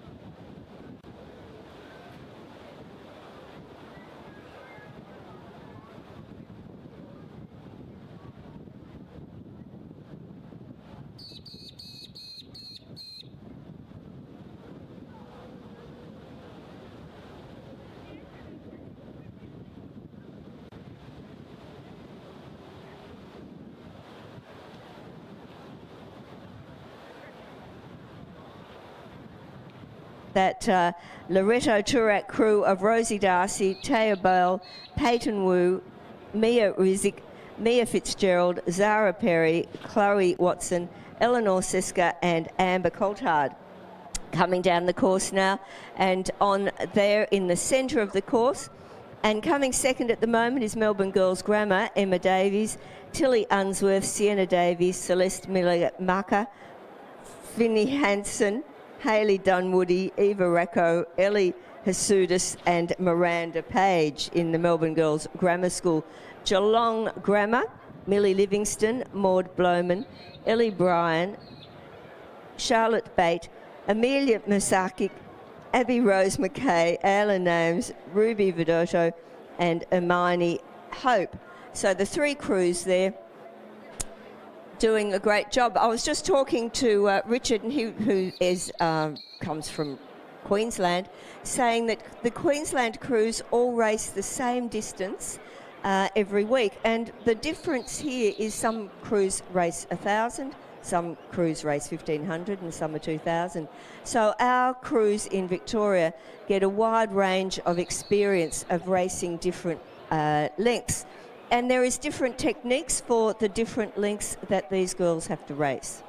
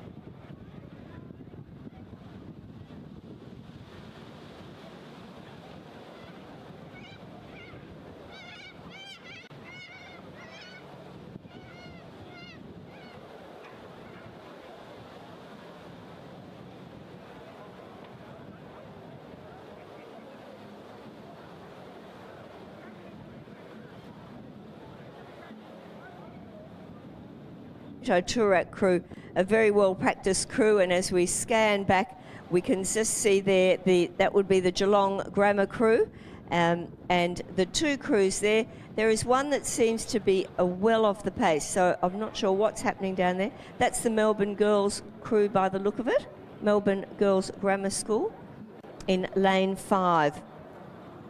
Their coach will be very happy with their performance there, and it seems that Geelong Grammar may have had some difficulty and is well back in the field. But it is the Loretto Toorak crew coming through now. They've done a great job, and they're lovely blue boats, white blades, very well practiced crew. I actually see them down on the Yarra, where they row out of the Melbourne Rowing Club sheds, and saw them yesterday packing up their boats, getting ready to come up here for a great day's racing.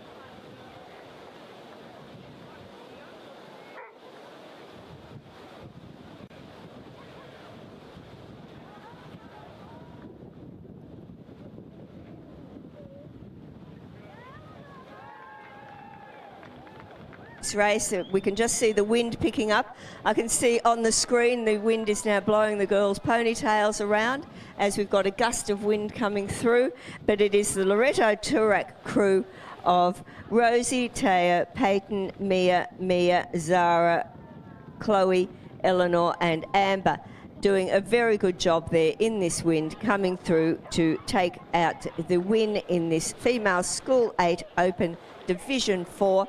We'll be going through to the final along with the other two crews, Melbourne Girls Grammar and Geelong Grammar.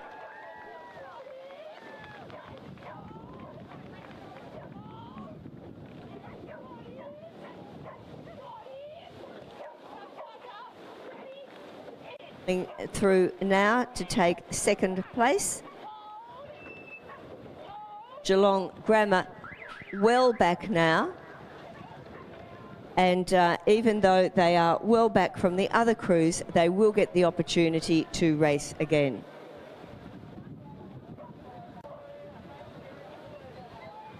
Breakage, something has gone wrong with their boat equipment.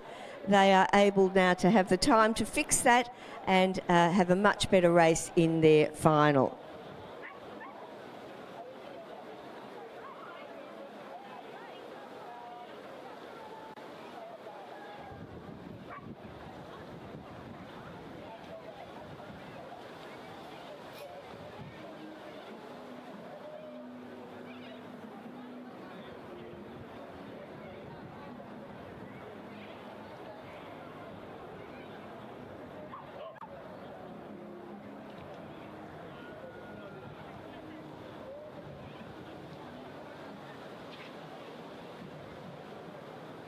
The Geelong Grammar crew, and you can see 4-seat and 3-seat there having a bit of trouble with their blades. They've had a breakage, something's gone wrong there.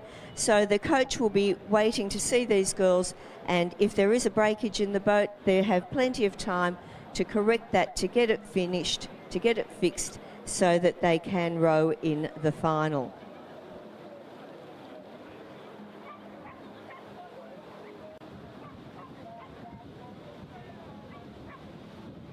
The crews, when they do get something, a mechanical fault, something goes wrong in their boats that they can't row as best as they know that they can, that they have to finish their race without the full crew rowing. It is very disappointing for the girls, for the coach, and we hope that everything is okay and that they will make a good showing when they get into their final. But looking down the course now, the male School 8 Year 10 Division 1, Geelong College, St Kevin's, Scotch College, Trinity, Melbourne Grammar School and Wesley. Now this race is not a championship race.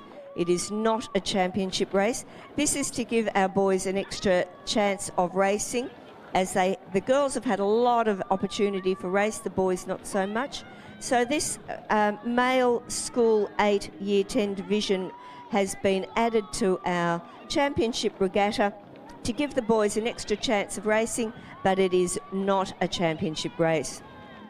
Geelong College in lane 2, St Kevin's lane 3, Scotch College in lane 4, Trinity in lane 5, Melbourne Grammar in lane 6 and Wesley in lane 7.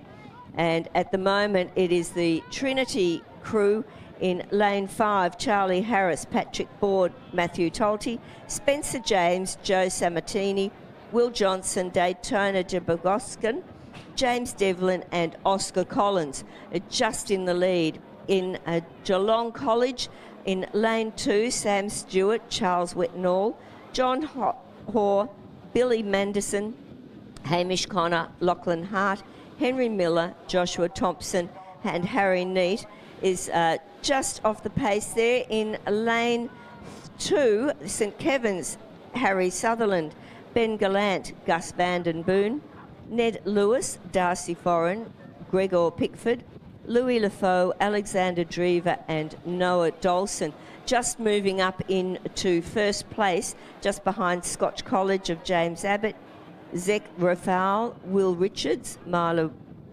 Miller, Jock McWilliams, Harrison Nunn, Max McCool, Sam Miller and Alex Rademacher.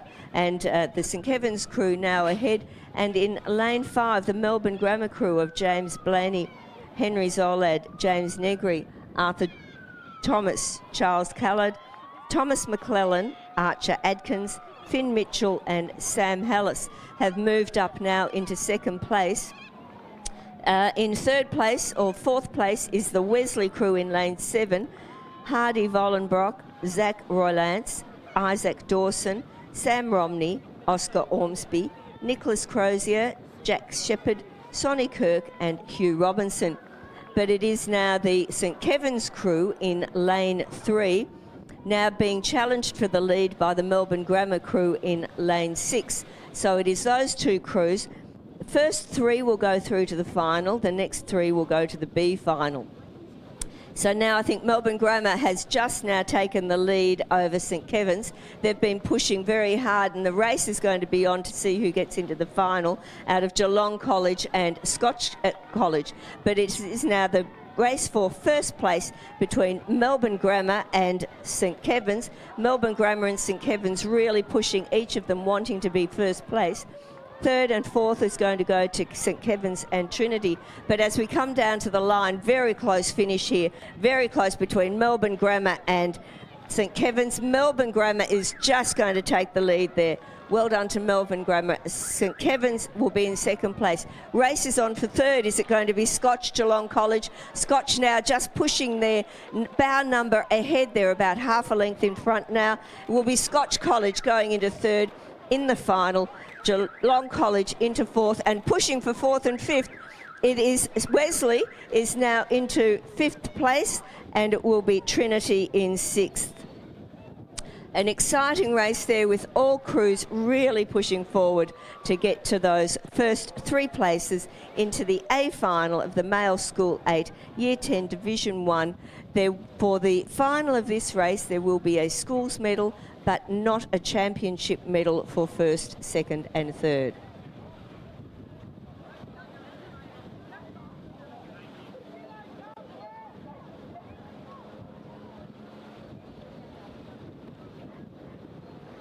Being held in race 23, Ballarat Grammar, Ballarat Clarendon, Carey Grammar, Brighton Grammar, Xavier College and Caulfield Grammar. The boat holders there holding those boats steady. The boys having to do a little tapping to keep the crews on line as they wait for the starters' orders. The boat holders there have got little microphones, little earpieces, and the aligner is telling them to pull the boats backwards or forwards so that all the bow balls, it is the bow balls that get lined up onto the start line. So the bow balls are all being lined up now, and you can see in lane 6, you'll see that the bowman has handed his oar forward to 2-seat. That's to give extra purchase so that when they start, the oar will be handed back. So they're all tapping away nicely there, keeping their boat straight. I see the cox has got her hand up in lane 7, saying that she's not quite ready yet. They are lining up. 2 seats handed the oar through to 3-seat to give extra purchase in this wind at the start of the races. Very important that they get their boats nice and straight, and an experienced cox is putting her hand up saying she's not ready yet. She's got something to say to get that boat nice and straight. Caulfield Grammar with the cox there, still waiting to get a start in this race 23, the male School 8 Year 10 Division 1. The crosswind now, a lot now is happening out there. They're having trouble getting their boats straight. The Caulfield Grammar cox now believes her boat is straight enough that she's happy to start. Hand up again. So obviously a well-trained cox there. So they've got their oars forward now. Everybody's ready to start. Still tapping around.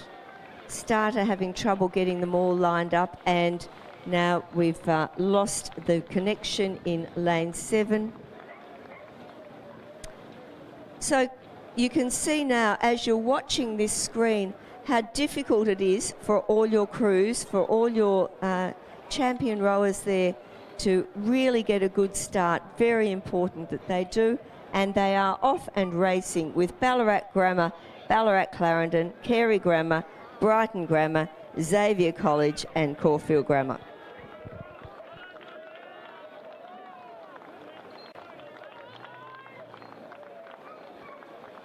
It's just having a bit of a break. Not an easy job there. My daughter was a boat holder at the Sydney Olympics, and it is certainly not easy lying for hours and hours on your stomach holding these boats steady.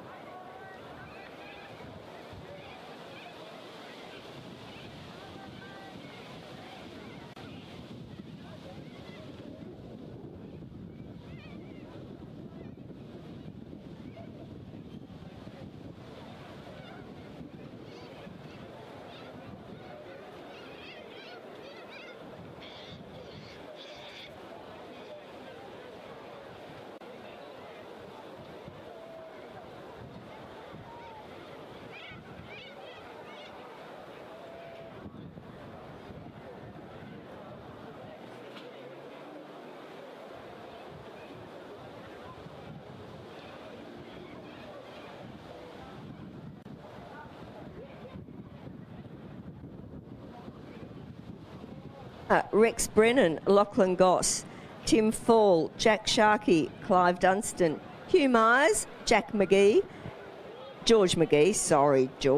Jack Howard and Lucette Ashmore is the cox, and the Ballarat Clarendon crew. I've just been told last week they were rowing in quads and now they're in eights, so well done to them. William Belcher, Dan Chandler, Drake Demidov, Oliver Fumi, Joseph Belcher, Alistair Forsyth, Tiger Williams, Jack Connolly and Alexander Grima, coached by Kate Littlejohn and Jasper Najoff. So moved from quads to sweeping. Kerry Grammer in lane 4. Ixian Lee, Archer Price, Cooper Holmes, Dylan McKillen, William Evans, Finn Blake, Jack Harrington, Will Price, Esther Arden is the cox, and the coach is Anthony Berglund. Lane 5, Brighton Grammar, Luca Claret, Hamish Hanley, Flynn Quinn, Nicholas Michelle, Tom Hogan, Henry Haycock, Ned Overson Stevens, Jack Carson, Henry Hoffman, coached by Josh Bottalucci, and Xavier College in lane 6, which is just in the lead at the moment. Charlie Curtis, Carlo Lanza, Anders Budgler, Tommy Tallett, Sam Dalton, Campbell Patterson, Zachy Ronchke, Max Dalton, Charlie Hennessy and Thomas Haddon is the coach. And Caulfield Grammar a little way off the pace now. Thomas Gold, Nick Nicholas, Milo Herry, Charlie Crockett, Dash Farmer, Julian Manning, Benjamin Smith, Will Thomas and Ned Carman. And we think it is Brighton Grammar leading at the moment, but on the screen there, that was the Caulfield Grammar crew. And I think it's Brighton Grammar, isn't it, that often wear the white bucket hats. And you can see them coming down the course now. They're on the screen now with Kerry Grammar just beside them. I think it is Ballarat Clarendon now in lane 3, which is just now ahead of Brighton Grammar in lane 5. So lane 7, Caulfield Grammar a little way. I think they've moved into lane 8 now. But it is the Ballarat Clarendon crew, followed by Brighton Grammar, Carey in 3rd. It'll be Xavier 4th, Ballarat Grammar in 5th, and Caulfield Grammar just off the pace in 6th.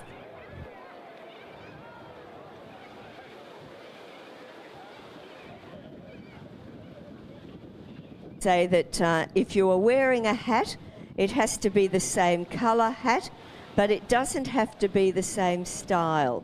So you can wear whatever style of hat you like, as long as every hat in the boat is the same colour. But it is Brighton Grammar now, just now ahead of the Ballarat Clarendon crew. In 3rd place will be Kerry Grammar, 4th Xavier, 5th Ballarat Grammar and Caulfield Grammar in 6th. The Brighton Grammar crew looking very smart there, getting some very nice blade work coming through.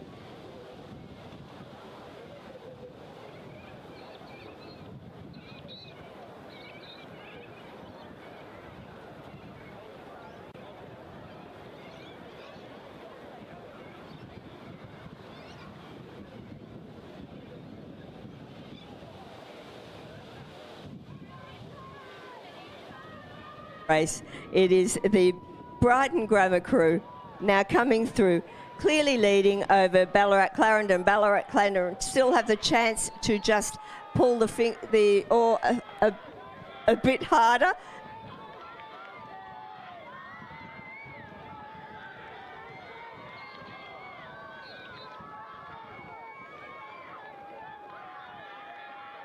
Very nice win there. So it is Brighton Grammar, Ballarat Clarendon. Ballarat Clarendon really being challenged by Carey for 3rd place. First 3 into the final, but it will be Brighton Grammar going through into the final, joining Melbourne Grammar, and it will be then the Ballarat Clarendon crew going through in 2nd place with Carey in 3rd place. So those places will all go through, and then it is Xavier College will be coming through for 4th place. 5th place, Ballarat Grammar, and in 6th place, 5th place will be Caulfield Grammar. They've really come through. Well done, Caulfield Grammar in 6th place, and Ballarat Grammar in 7th. So going through to the final will be Melbourne Grammar, St Kevin's, Scotch College, Brighton Grammar, Carey Grammar and Ballarat Clarendon in the male School 8 Year 10 Division 1, which is not a championship race. They will get medals, but not first, second and third. Well done. And the other crews, 4th, 5th and 6th in those events, will go through into the B final.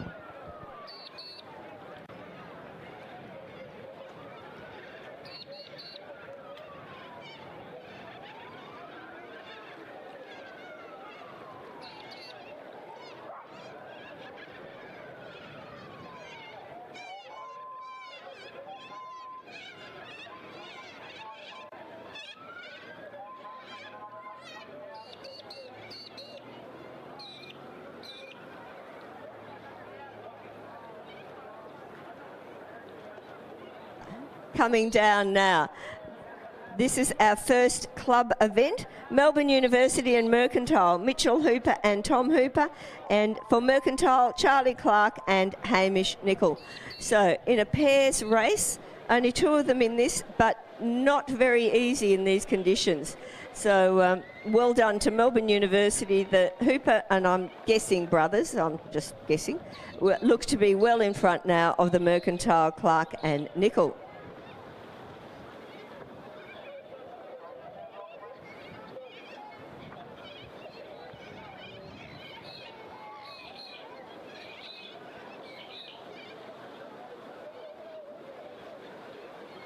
Finals today, so the men's club pair, and it is a final race, and it is Melbourne University, Mitchell Hooper and Tom Hooper, just ahead of Clark, Charlie Clark and Hamish Nicol, but they've still got 150 metres to go.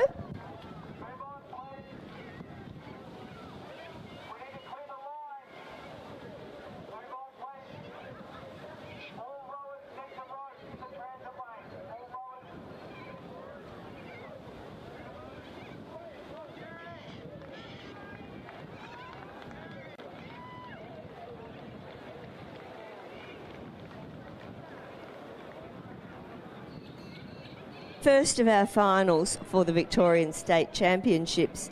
It is the men's club pair. Men's club pair, Melbourne University and Mercantile coming through.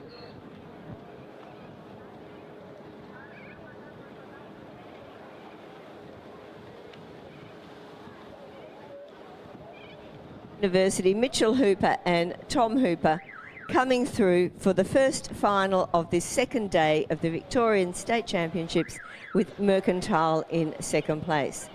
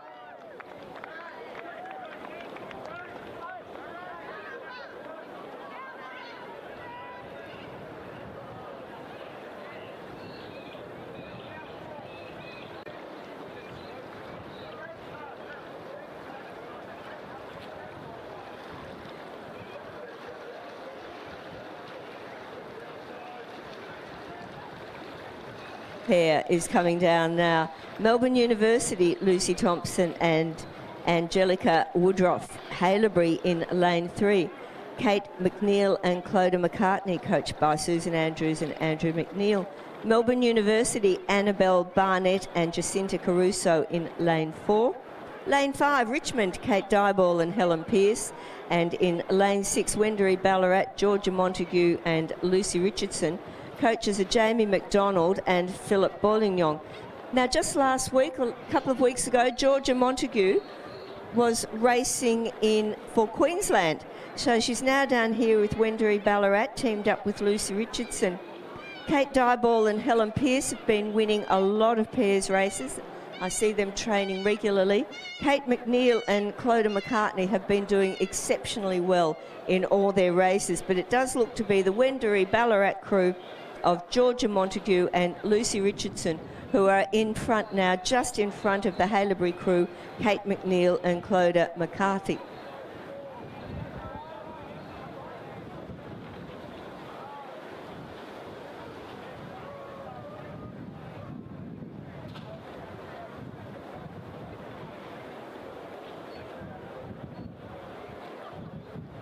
Between the Haileybury crew and the Wendouree Ballarat crew, both very well credentialed scullers in sweep rowers in that race.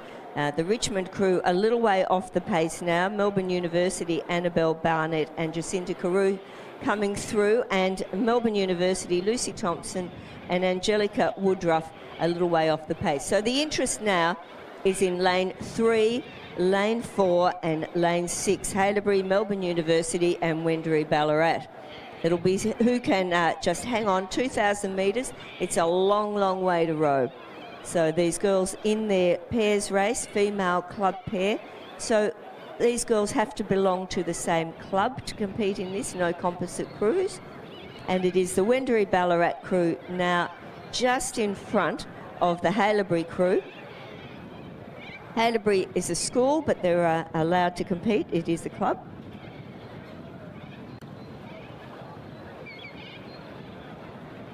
And it looks like the Haileybury crew of Kate and Clodagh may be now moving up on Georgia and Lucy, and not to be discounted Annabelle and Jacinta from Melbourne University, MUBC. They're still in the racing there. It is the first 3 will be getting medals in this event. Melbourne University on the far side and Richmond just seem to be out of the placings at the moment. Wendouree Ballarat now putting on a little bit of pace and now increasing their lead now over the Haileybury crew. So Wendouree Ballarat now just really pulling away now from the Haileybury crew. In the centre there, Melbourne University, MUBC, look to be going into 3rd place. Richmond have moved up now. They're clearly in 4th, and Melbourne University in lane 2 in 5th. So with these breezes and the pairs racing, very difficult to steer a straight line. So a lot of these crews have done a great job to stay in their lane and to stay neat and tidy. But it is the Wendouree Ballarat crew of Georgia Montague and Lucy Richardson into 1st place. 2nd place, the Haileybury crew of Kate McNeil and Clodagh McCarthy, and 3rd place at the moment will be the Melbourne University crew of Annabelle Barnett and Jacinta Caruso. Helen Pearce and Kate Dyball will come in 4th, and 5th Melbourne University and Lucy Thompson. Well done to all our crews.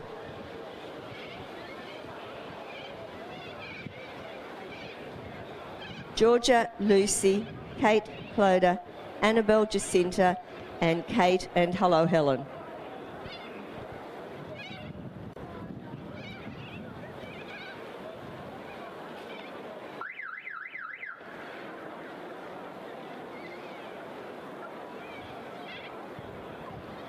There, that's Wendouree Ballarat, Haileybury, and Melbourne University. Will be heading out to the podium to collect their medals.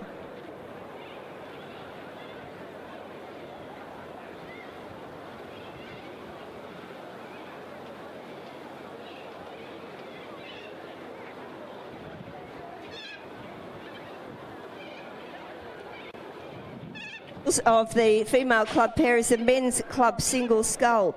Richmond, Soren Madison, Wendouree Ballarat, Joshua Matheson, Banks, James Mead, Hawthorn, Will Hexter, Hawthorn, Max Curry, Barwon, Joseph Plunkett, Mercantile, Jack Morrish, and Wendouree Ballarat, William Gilbert.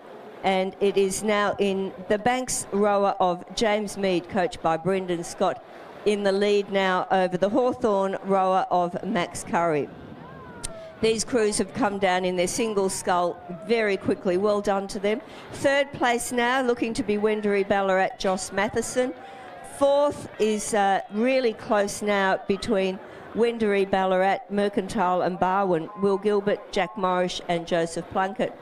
But it is in the lead now, the Banks rower, James Meads, coached by Brendan Scott. Second place at the moment looks to be Hawthorn, and it will be Max Curry. And he won the open single yesterday, so he's done very well. But the first place will go to the Banks rower, James Mead. Second place to Max Curry. And third place, Wendouree Ballarat, Joshua Matheson, coached by Sam Hutchinson, will be in third. Fourth place, very close finish here between Barwon, Mercantile and Wendouree Ballarat, but it looks to be the Mercantile rower of Jack Morrison just now ahead of William McGilbert and Max Curry. So very close finish there for fourth, fifth and sixth. Seventh on the far side is the Richmond rower of Soren Madison, and in eighth place, Hawthorn Will Hexter. Very exciting finish there for our men's club single final.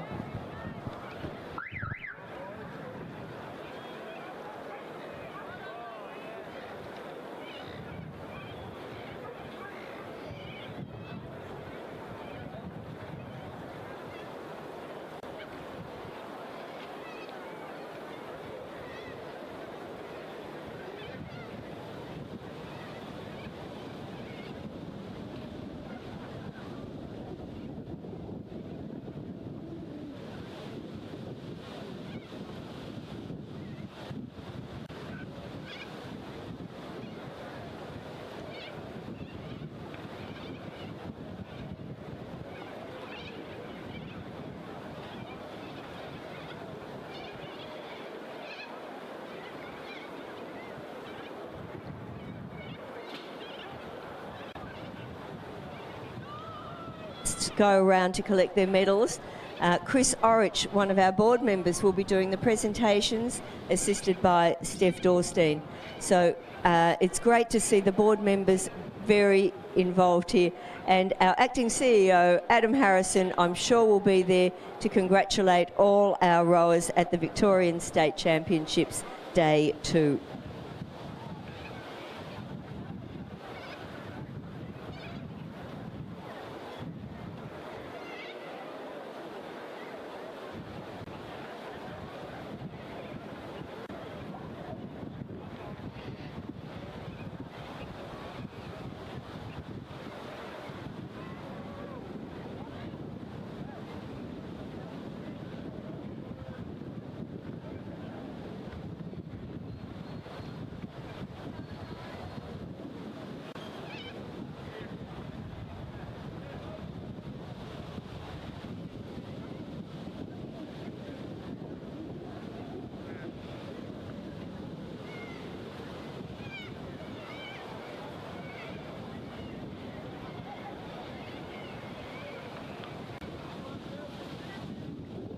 The female club single scull, Mercantile, Alex Stone, Ballarat City, Ebony Ebenwalder, and in lane 3 from Tasmania, Mersey, Ella Marshall.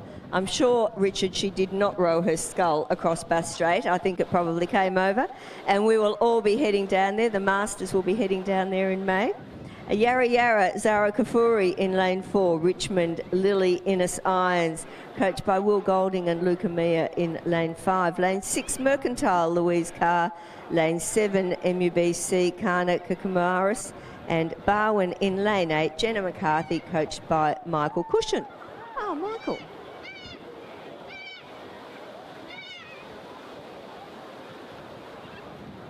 Colour on screen at the moment, and you can see there it's fairly choppy water, so very difficult for these single scullers. It's a long way, 2,000 metres in a single scull with choppy water, but they're all here, the 8 of them: Alex, Ebony, Ella, Zara, Lily, Louise, Kana and Jenna.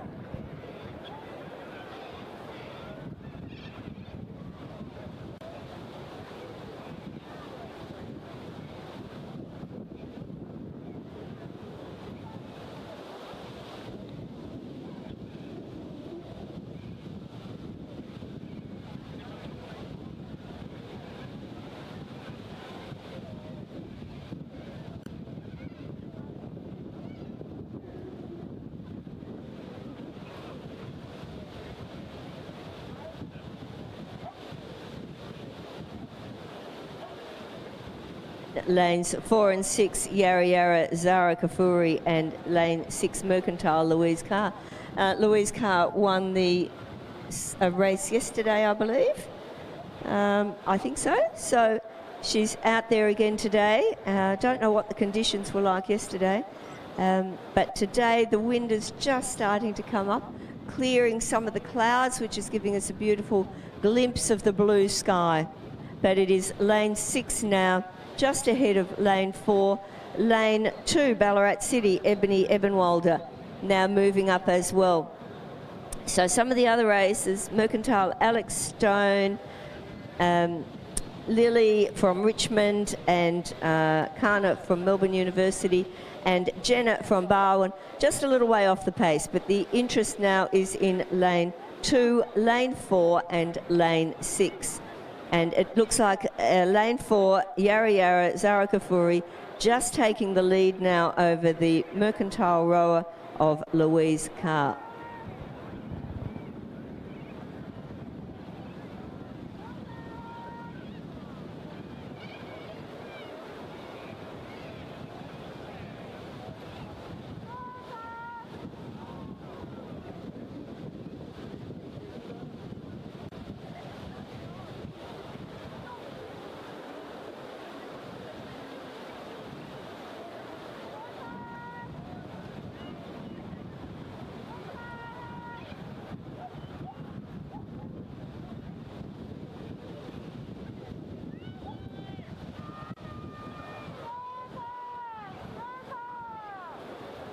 Within the last 250 metres of this 2,000 metre race.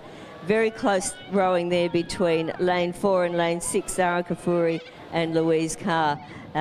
So there they look to be going into places 1 and 2, and lane 3, Ballarat City, Ebony Ebenwalder.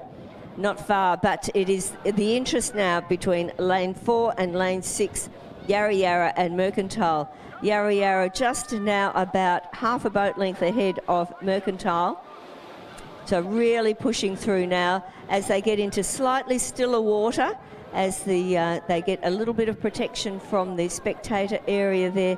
But it is Yarra Yarra, Zara Kafuri, just ahead of Mercantile, Louise Carr. So it looks to be the Yarra Yarra, Zara Kafuri, who will take out the female club single scull in first position. Second position will be the Mercantile rower, Louise Carr. Third position would be looking at Ballarat City, Ebony Ebenwalder. Those three, after coming through the heats now into the final, have done a great job. Looking there now, fourth place.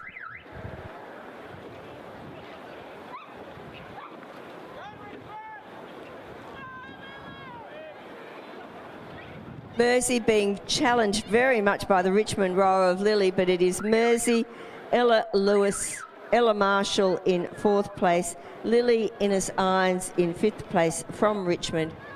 Sixth place will be Mercantile, Alex Stone. 7 and 8 places to Melbourne University, Kana Kugamasa, and Barwon, Jenna McCarthy. Well done to all our rowers in this female club single scull.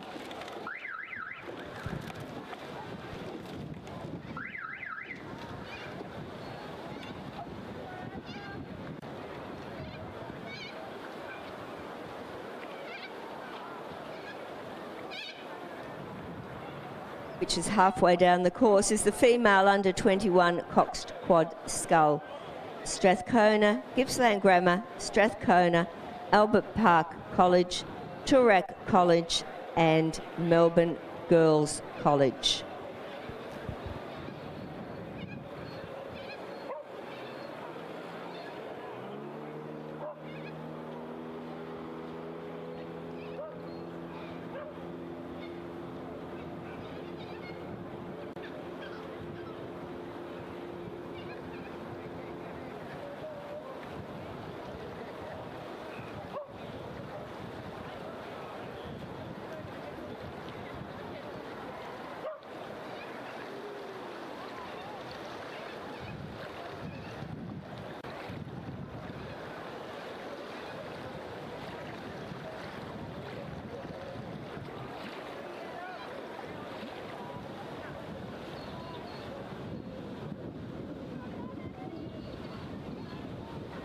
under 21 coxed quad scull. In lane 2, Strathcona, Lily Douglas, Jasmine Harvey, Lee Leeton, Phoebe Borgia and Esther Jung. In lane 3, Gippsland Grammar, Ruby Lindry, April Harrison, Scarlett Tavaski, Ella Gerard and Lucy Hodges. In lane 4, Strathcona, Karis Jackson, Emma Nettleton, Sadie Schlick, Bella Mazzy and Eliza Blue. And Albert Park College in lane 5, Alice Roberts, Ella Kilpikowski, Saska Payne, Lulu Gleason Payne, Isabel Dethridge, and the coach is well-known coach Virginia Lee. And Toorak College in lane 6 now, Layla Purcell, Sophie Miller, Lucinda Johnson, Charlotte Logan and Saskia Shorts. And in lane 7, Melbourne Girls College, Matilda Wright, Romy Haller-Trost, Zena Abbas, Eleanor Scholar and Ava Artavilla. And it is now lane 2, our Gippsland Grammar crew in the lead now, and in second place only just is the Albert Park College crew in lane 5. But the Gippsland Grammar crew now has a very handy lead over Albert Park College. On the far side, closest to the spectators, Strathcona looks to be in third place. They may well take over Albert Park College. They're making a bit of a push now. In the centre of those is another Strathcona crew, not far off the pace, could well be pushing for fourth place. 5th and 6th at the moment, Toorak College and Melbourne Girls College. But it is now Gippsland Grammar and Albert Park College, but Albert Park College being challenged for second place by the Strathcona crew on the near side to you. But first place looks to be going through to Gippsland Grammar in very nice racing there.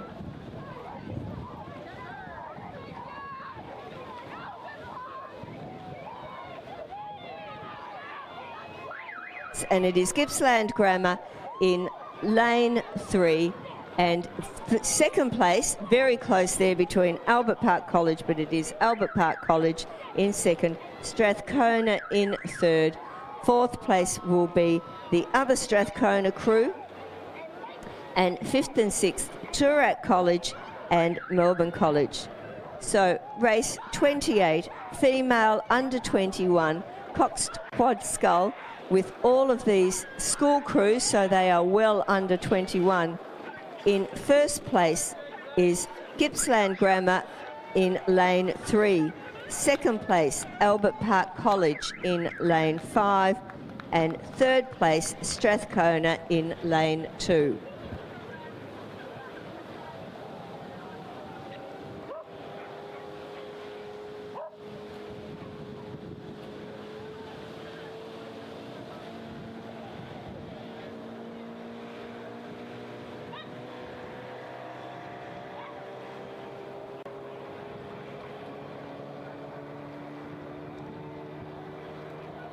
The Melbourne under 20, male under 21 coxed quad scull.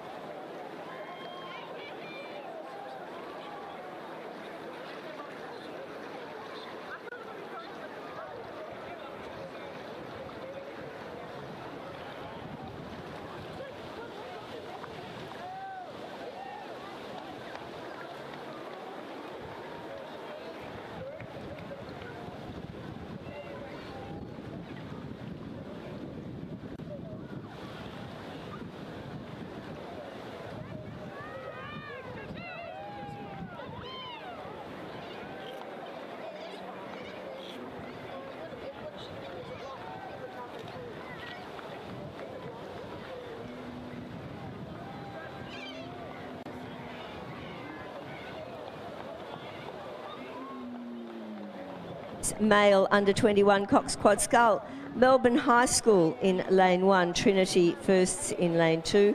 Damascus College lane 3, Melbourne High in lane 4. Trinity 2 in lane 5, Carey Grammar lane 6, lane 7 Gippsland Grammar, and lane 8 Ballarat Grammar. So as they're coming down the course now, these rowers will all have been in a heat earlier, so it should be looking at the centre lanes to see who will be in ahead.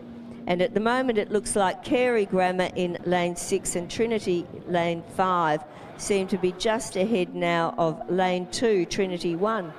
So that's an interesting combination there, see how they're going. But it is in lane Carey Grammar, Archie Blue, Henry Newton, Hugh Thomas, Ben Sue, May Baxter, and the coach is David Colvin, doing a good job there. They look now to be just being challenged for second place by the Trinity Ones, Hugo Osmond, Nicholas Whiteoak, William Ball, Charlie White and Sam McDonald. Lane 1 now, Melbourne High School, James Lau, Sam Everback, Oscar Everback, Joshua Gang and Aaron Defoe in third place. And looking down in fourth place, I think, is Gippsland Grammar, Logan Joshi, Evan Lewis, Hagan Cook, Sam Reynolds and Camden Bayer. Fifth place is Harper Walsh, Benjamin Meakin, Lockie Heath, Harry Toll and Madeline Barclay Smith, coached by Lou Pognoff, is in fifth place. And our Melbourne High crew of Zhang Yang Hua, Mark Thiel, Raul Thomas, Tamaki Golek and Joe Lim are just a little way off the piece. But now looking down, it looks to be lane 2, Trinity, just now ahead of the Ballarat Grammar in lane 8. So there's been some movement in the places since they've come through the 500 metre mark. As they're coming down to the 250, so it's actually the 1750 mark with 250 metres to go. Lane 2, Trinity. Then beside them is Melbourne High, doing a great job, but on the far side over here, Ballarat Grammar looks to be in third place. So Trinity in lane 2, Melbourne High looks now to be in second place. Ballarat Grammar, then there's Gippsland Grammar, followed by Damascus, Melbourne High, Trinity 1 and Carey Grammar is at the back of the field. But as we're coming down now, it's going to be a very close, tight finish between Ballarat Grammar and Trinity. Ballarat Grammar on the side closest to me, Trinity on the side closest to you. Trinity, I think, have the lead, but there is a bit of a lag on the line, so it's very hard to see until they cross the line, but it is going to be Trinity in first place. Second place going to be very tight between Melbourne High and Ballarat Grammar. Looking down now, Ballarat Grammar, so it is congratulations to Trinity in lane 2, and second and third is going to be a very close. I'm going to wait for the judge's decision on that. And fourth, fifth and sixth, a very close finish again there. Lane 7, Gippsland Grammar just got there ahead of Damascus and Melbourne High. Trinity 2 coming through now and Carey Grammar at the back of the field.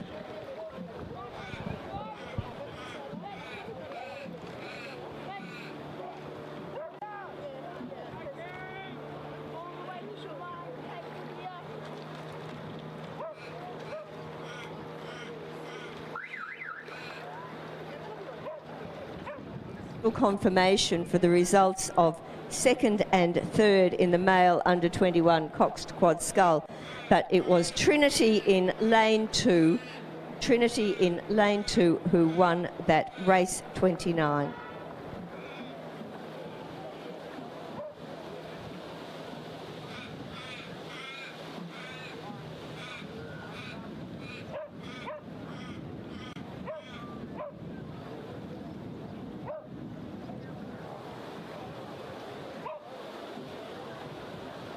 There's the male under 21 coxed 4 on the course now. Melbourne University, Nick Adkins, James Horton, Ben Marchant, Lachlan Idle and Joss Verferskens. St Patrick's in lane 4, Ned Bennett, Thomas Suter, Paddy O'Brien, Henry Reiner, Jarvis McLean, coached by David O'Doherty. Ballarat Clarendon, Stuart Hall, Max Mason, James Forsyth, Charlie McClure and Reese Belcher, coached by Ian Peel. And in lane 6, Melbourne University, Lloyd Vidotto, Thomas Perek, Will Cohen, Amos Kirk and Ivy Johns.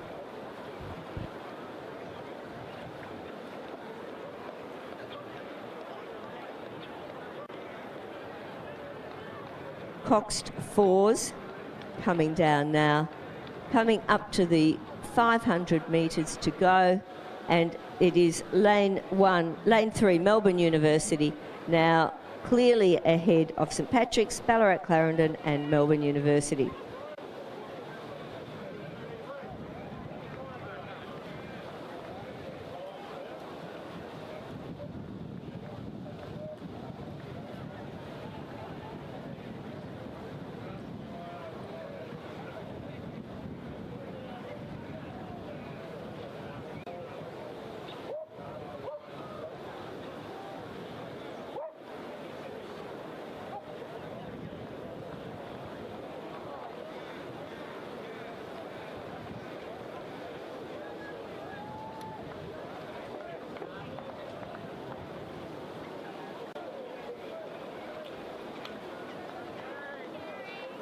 Can confirm of our male under 21 coxed quad scull.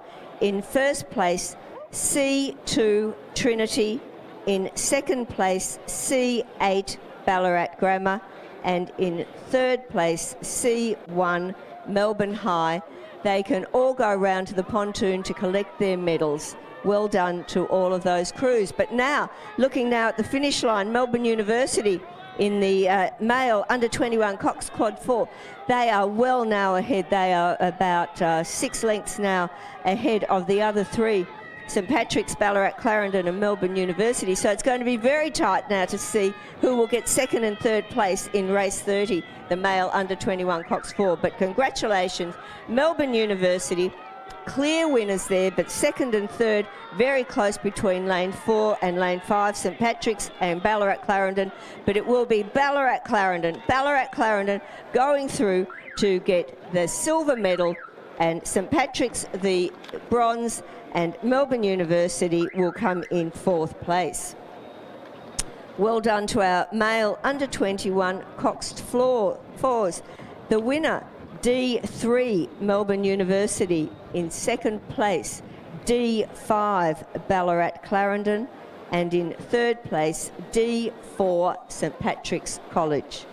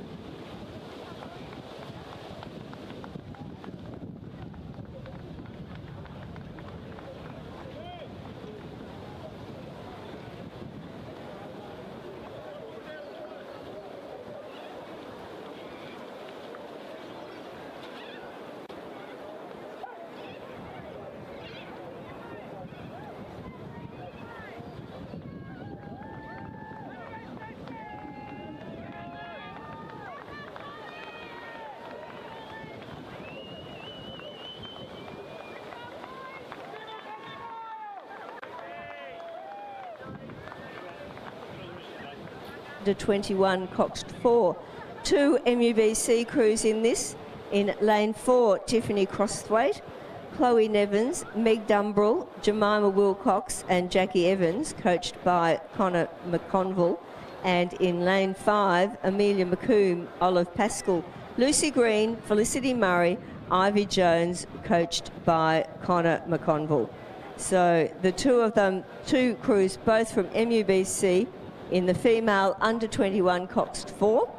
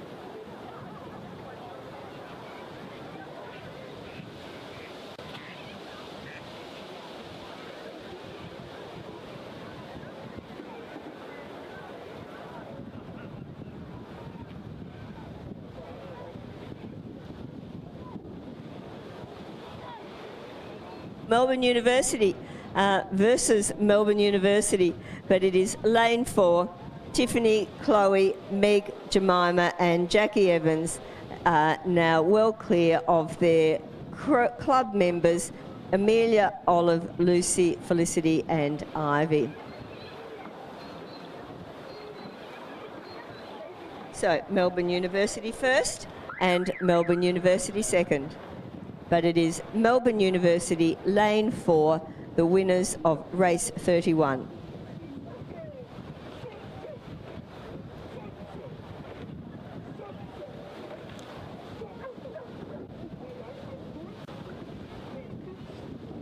I'm going to hand over the microphone now to Richard Dorstein, our premier Victorian commentator.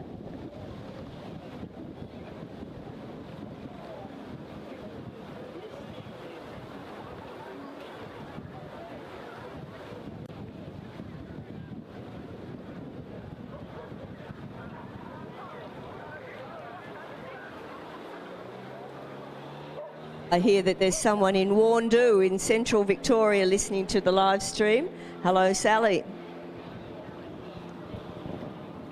Thank you, Lynn. It's been a great morning's racing so far. It's had a very enjoyable bacon and egg sandwich from the Ballarat Grammar School catering tent as well. Coffee from Bean Me Up, where the queues have dissipated. I'm happy to report there were lengthy queues earlier today, but looks like now you can get in much more quickly for a warm beverage from Bean Me Up. But some great racing there in the last few minutes especially. I note with interest that Ballarat Clarendon turned the tables on St Patrick's after their very close head of the lake last week, where St Patrick's edged out Ballarat Clarendon by 0.18 of a second, but that result reversed in the male under 21 Cox 4, although both behind the winning crew from Melbourne University. But we are on to now the school finals, and the first of which is the B final of the Open Male School 8 Division 1. The event is sponsored by Sports Needs, sporting equipment and apparel needs from Sports Needs. We thank them and all of our regatta sponsors. And the 4 boats are nearing the conclusion here of this B final. Geelong College lane 3, Wesley College lane 4, Caulfield Grammar in 5, and Carey Grammar in 6 are the 4 crews here. So racing for position 7 to 10 in this Open 8 Division 1. And it's looking like a race in 2 on the southern side of the course between Geelong College in lane 3 and Wesley College lane 4. Those two several lengths clear of Caulfield and then Carey. Geelong College crew: Hugo Heck, Hugh Mason, Sam Robertson, Jack Manderson, Lachlan Mitchell, Nicholas Thornton, Xavier Ryan, Louis Quayle, Pippi Norris and Ed Callan the coach. Wesley is Angus Nightingale, Jonty Welbury, Xander Skyring, James Hyde, Hunter Isaacs, Nicholas Giannopoulos, Tom Sess, Sam Church and Archie Graham, coached by Tom Minifee, the crew there from Wesley. So they're clearly our top 2, and then a gap back to Caulfield lane 5, Hamish Crawford, Cody Brooks, Toby Flinkier, Matthew English, Aidan Niaye, Harry Naptali, Elliot Westcott, Lachlan O'Neill and Jules Sadarsky. And behind them is Carey, Parker Kane, Elliot Sinico, Thomas Rush, Connor McCann, Liam Waldron, Noah Collins, Luke Villelli, Heath Markovich and Hunter Cunningham. So these crews all working towards their head of the river in 3 weeks from today. It'll be on the 23rd of March at the Nagambie Lakes Regatta Centre, the pinnacle of the season for all of these crews in the Male School Open 8 Division 1. We have all 10 APS schools, I think, racing here across these 2 events as well. And it will be in the end Geelong College who gain the upper hand over Wesley late in this race, and will go across for just over a 1-length win in the end. So they'll take out 7th place overall, the combination from the Geelong College. Second goes to Wesley. Third will be Caulfield Grammar, and 4th will be Carey Grammar. An easy one there down the page, 1, 2, 3 and 4. With Caulfield and Carey still to come across and completes the field here.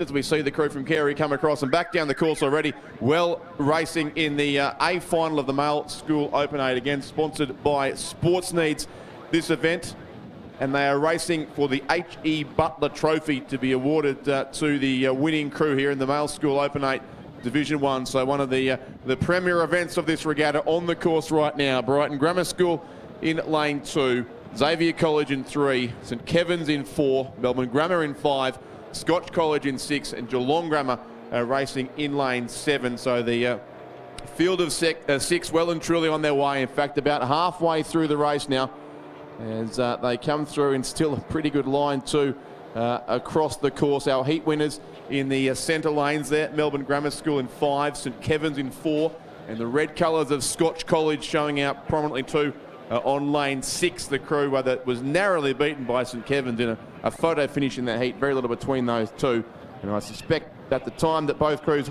had something in reserve. We'll see that now as this A final plays out, with Scotch, I reckon, narrowly edging out at this stage Melbourne Grammar School, and also then St Kevin's and Xavier College.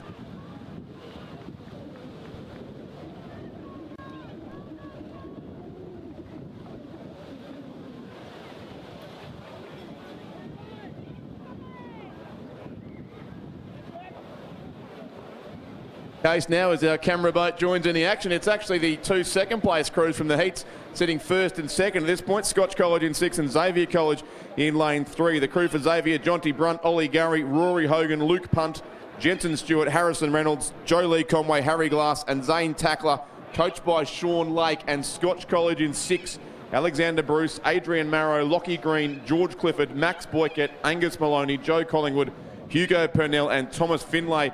The Cox there for Scotch, who of course have been the dominant force certainly in APS heads of the river in recent years. Another substantial win last year at Nagambie Lakes to the crew from Scotch College. And in fact, Brighton Grammar School, the other crew to watch right out there on the far side of the course, with again those distinctive white bucket hats on the lane 2 combination. Aidan Roos, Michael Farrand, Isaac Pells, Lockie Roberts, Patrick Hanley, Oscar Goodger-McGrath, Harry Pollock, Spencer Kirkham And James Lawback there for Brighton Grammar School, who won at Australian Henley last week with a win over Melbourne Grammar in that race. Scotch not contesting that particular regatta, but they were winners the last time they raced over 2,000 metres at Ngambie a couple of weekends ago. So two form crews there, Scotch and Brighton Grammar School on either side of the course, and then tight behind them between Xavier, Melbourne Grammar School, probably the race for the bronze medal. St Kevin's next, and also Geelong Grammar, but I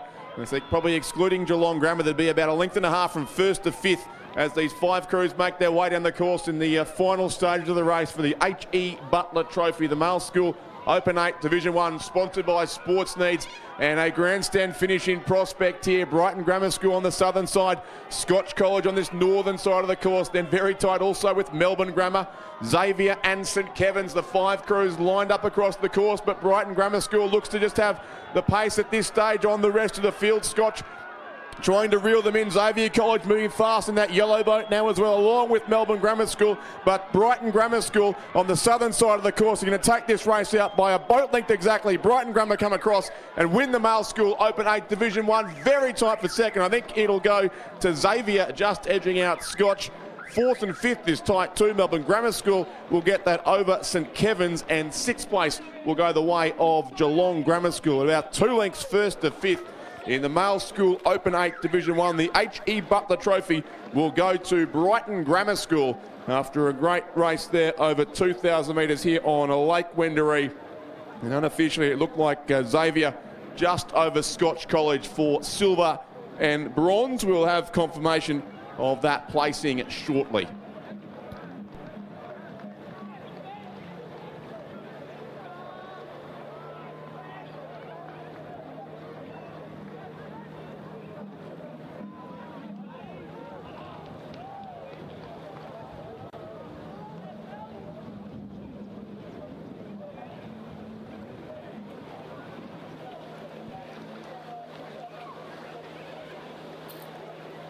Thank you again to Sports Needs, sporting equipment and apparel needs, the race sponsor of the male school Open 8 Division 1.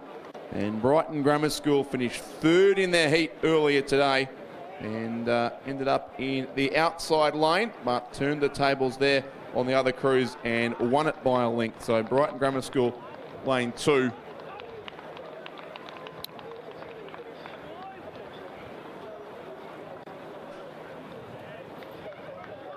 The race winners still standing by for confirmation of the placings for those presentations that will take place shortly. Thank you to Rowing Victoria's newest board member, Chris Ulrich, who is assisting with the presentations this morning.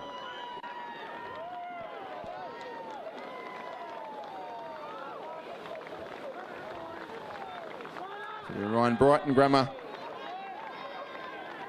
Xavier and Scotch to head straight to the presentation pontoon.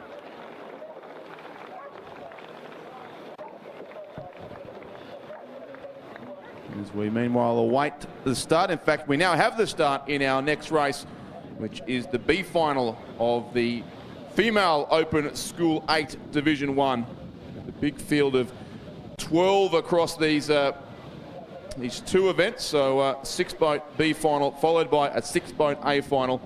And in fact, it's a 5-boat B final with the scratching you can see there on screen of the crew from Loretto Ballarat.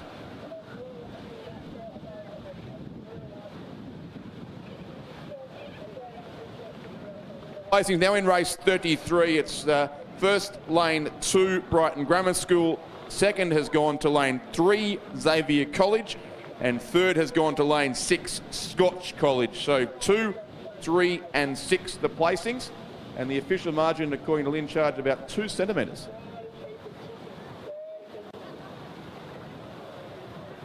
Up between second and third, but Xavier will get the silver medals, Scotch College the bronze, and of course the gold medal and the H.E. Butler Trophy will go the way of Brighton Grammar School, who set up now a very interesting head of the river race. Brighton Grammar School had a breakthrough win, I think it was 3 years ago now, much to the delight of Roger Wilson, an old boy of the school who was in commentary at the time when Brighton Grammar School broke a 40-year drought to win the head of the river. But since then it's been Scotch College who've taken out the last couple of years. So that battle will continue over the coming weeks, of course.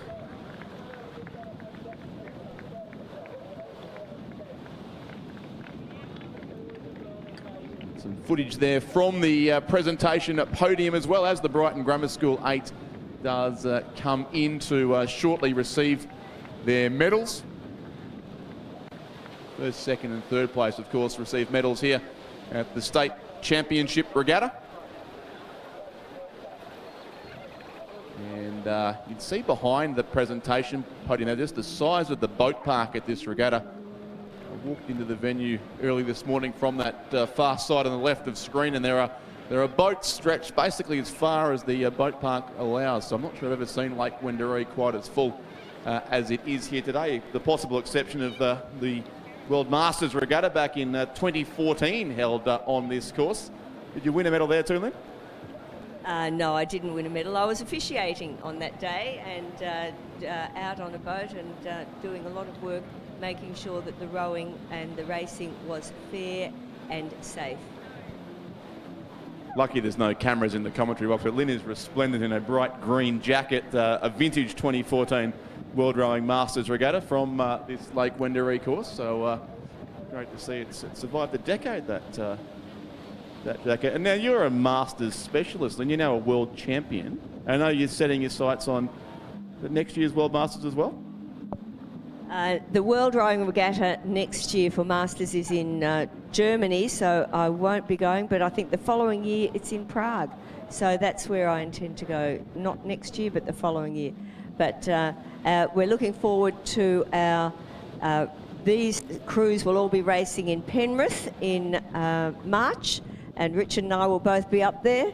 And then the following year, the following next big Masters Regatta will be in Barrington in May. And I dare say Richard may well be heading down there as well.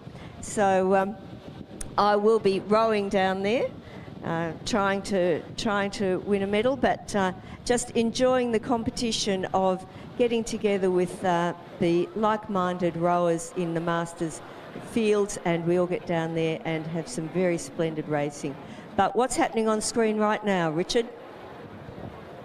Good question, Lynn. I was just going to confirm I'm definitely not racing in the Masters Regatta at Lake Barrington, but I'm trying to score an invitation anyway because Lake Barrington is a fantastic course, and the National Championships are on there next year as well. So we need to become accustomed once again to that great course in sort of the wilds of northern Tasmania.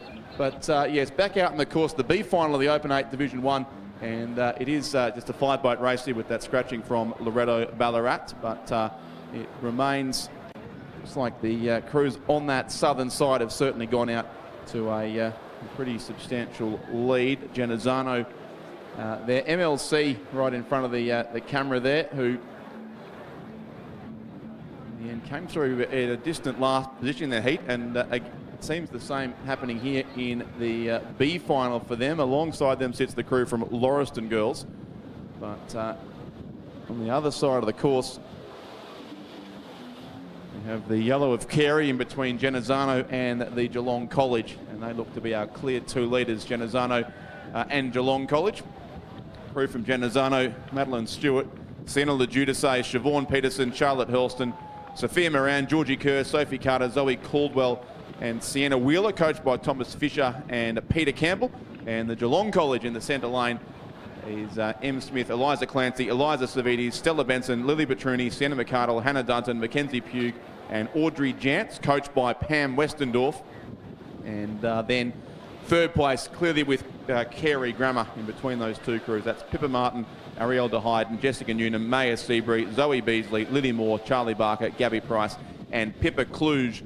But looks to be Genazzano still there on the far side of the course. Now, leading crew as we zoom in now on MLC and also Lauriston. That's the race for 4th and 5th on the southern side of the northern side of the course, I should say. The lane 7 boat there from MLC. You can see by the movement of our camera boat, it's a little rough there out on the waters of Lake Wendouree. But these 8s going through those waters fairly well. And certainly the case for the crews on the other side of the course from Genazzano and also Geelong College, who are racing for first and second place here, it seems, in this B final of the Female School Open 8 Division 1. This event sponsored by Beckworth Retreat, Clunes Airbnb. So thank you to the Beckworth Retreat, Clunes Airbnb for their sponsorship of the Female School Open 8, and of course all of our various regatta sponsors over the course of these 3 days. And a good contest here still between our leading 2 crews, but Genazzano looked to be in the ascendancy from the Geelong College, and then a length or so back to Carey. A clear 3rd, Lauriston 4th, and MLCQ in 5th position, as we are also awaiting a start in the A final of this race, which will be underway shortly. No movement yet of those 6 boats at the start, so we'll be able to conclude this race first of all. Carey Grammar certainly coming back well late in the race, as is the crew from the Geelong College.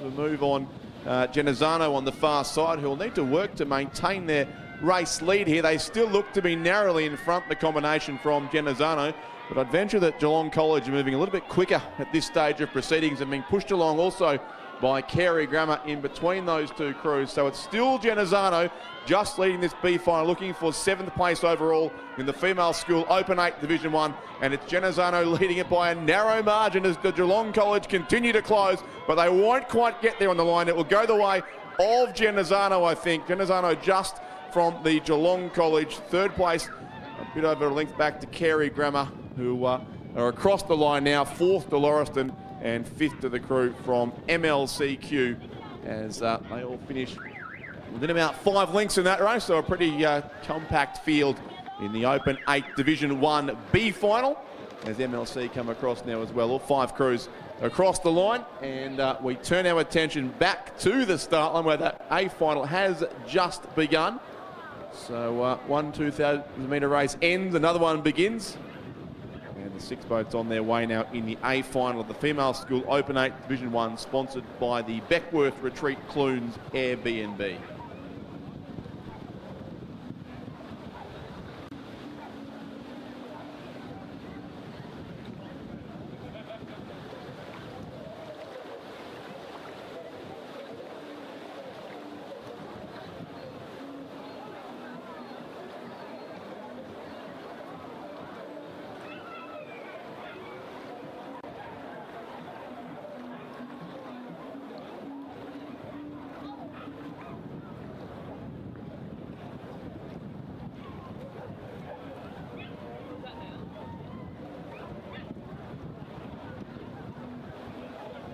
Improving my Victorian geography all the time, having now realised that Clunes is a town not far north of Ballarat. So,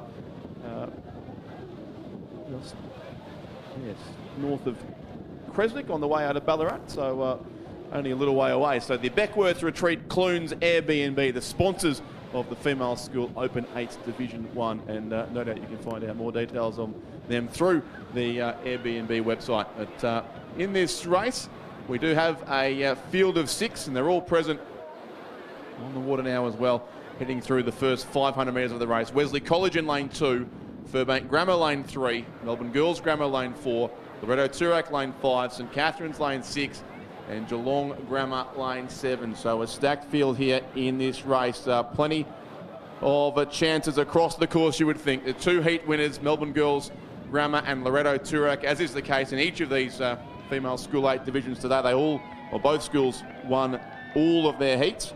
Fortunately, racing in different heats on each occasion to make that possible. But they are underway in the middle lane here. And it's again interesting to note, Lynn mentioned the different distances before, racing here over 2,000 metres. Of course, the head of the schoolgirls will be raced over 1,500 metres. And so far this season, Melbourne Girls Grammar School have had the best of the 2,000 metre races, winning it at Ngambie as well 2 weeks ago. Whereas Loretto's results seem to have been better on the shorter course. And we'll see how that plays out over the course of today's race as well. St Catherine's there in lane 6 and Furbank Grammar lane 3, the 2 finalists at Australian Henley last week, where St Catherine's got the better of the crew from Furbank there. But the lead does seem to be with our crews in the centre lanes. It looks like Loretto Toorak have their boat narrowly in front here. A combination of Olivia Carroll, Rowie Curry, Audrey James, Alexandra Fairchild, Charlotte Grant, Zoe Kritikidis, Maisie Richards, Neve Thomas-Leash and Lucy Marsh. The crew coached by the very busy Connor McConville, who had a couple of Melbourne Uni crews racing not long ago as well, but in charge of this Loretto Toorak 8, who of course won their first ever head of the schoolgirls title just on a year ago, or 50 weeks ago at least, on the Barwon River in Geelong for the first time in the history of that event. Loretto finishing on top in the Division 1-8. So we're looking to go back-to-back in a couple of weeks' time when we race again on that 1,500 metre course at Geelong. But for now, it's the state championship title up for grabs, and it is in fact the lead there with the Melbourne Girls Grammar School combination alongside Loretto Toorak. So the white boat there of Melbourne Girls Grammar just edging out the blue boat of Loretto Toorak, and then in the yellow shell of St Catharines. So a clear top three in this race as well. Then across to Furbank on the far side of the course. But the Melbourne Girls Grammar School crew is Matilda Heyman, Adelaide Banks, Megan Barrow, Lily Wallace, Lulu Burney, Samantha O'Keefe, Maddie Clifford and Emily Anthony in the stroke seat there. They're coxed by Audrey Surais, and Melbourne Girls Grammar School, of course, the double defending national champions. So they won the Schoolgirls 8 both at Ngambie Lakes in 2022 and at Champion Lakes last year, and no doubt will have their sights set on a third consecutive national title at the Sydney International Regatta Centre in about 4 weeks' time with the conclusion of the national championship. The School 8s, of course, always one of the highlights of the last day of that regatta.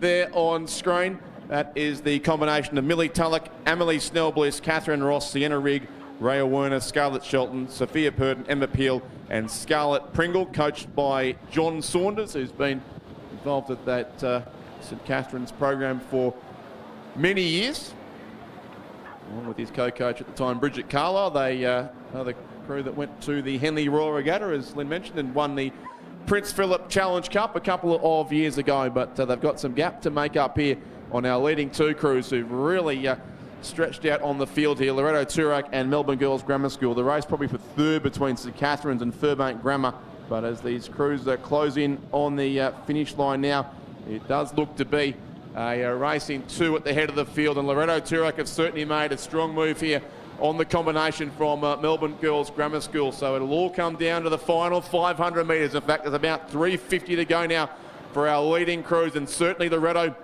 have lifted substantially. They seem to trail Melbourne Girls Grammar School by about half a length or so in the middle stages of the race, but they've made up plenty of ground now on that boat from Melbourne Girls Grammar School. Then St Catherine's third from Furbank, Wesley College and Geelong Grammar on the extremities of the course. So it's playing out as the form from the heats suggest. The two heat winners in the middle lanes will race this one out down over the final 250 metres now. The final of the Female School Open 8 Division 1, sponsored by the Beckworth Retreat Clunes Airbnb, and it's the race we expected it might be between Loretto Toorak and Melbourne Girls Grammar School as they continue here to race towards the finish line with a couple of 100 metres to go. So Loretto looked to me to have made up that ground on the crew from Melbourne Girls Grammar School, but it's still a slight advantage, I reckon, to Melbourne Girls as they close in now on the final section of this race. Both crews with their ratings up on about 36 strokes per minute at this stage, and still Melbourne Girls Grammar School just holding off this challenge from Loretto Toorak, but there's under 100 metres to go. So Loretto Toorak alongside Melbourne Girls Grammar School still with their boat in front and look to be pushing away now, in fact, in the closing strokes of this race. So a strong finish coming up to the crew from Melbourne Girls Grammar School, and they are going to hold off Loretto by probably 3/4 of a length. The big win coming up here to Melbourne Girls Grammar School. They take out the Female School Open 8 Division 1 Championship of Victoria. Melbourne Girls first, second goes to Loretto Toorak, third place will be St Catherine's on this side, fourth then the yellow of Furbank Grammar, fifth will go I think on the other side to the crew from Wesley College, and sixth place then will be Geelong Grammar on this northern side of the course. But Melbourne Girls Grammar School, the winners there of the Female School Open 8 Division 1 ahead of the crew from Loreto Turak, and the bronze medal will go to St Catherine's.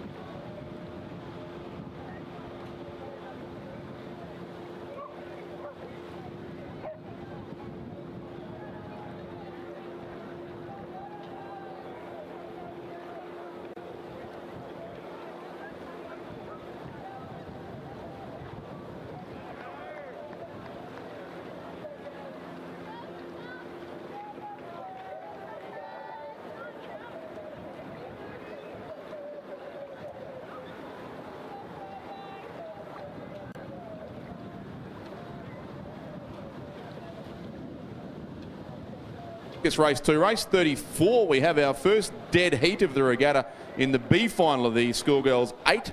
So Genazzano and Geelong College could not be split in a photo finish. It is a dead heat in the B final, race 34. Genazzano and the Geelong College equal first, and third place then goes to Carey, fourth Lauriston, and fifth MLC. So a dead heat in the B final, and unofficially still, but those results pretty clear in the A final. It was first lane 4 Melbourne Girls Grammar School, second lane 5 Loreto Turak, and third lane 6 St Catherine's.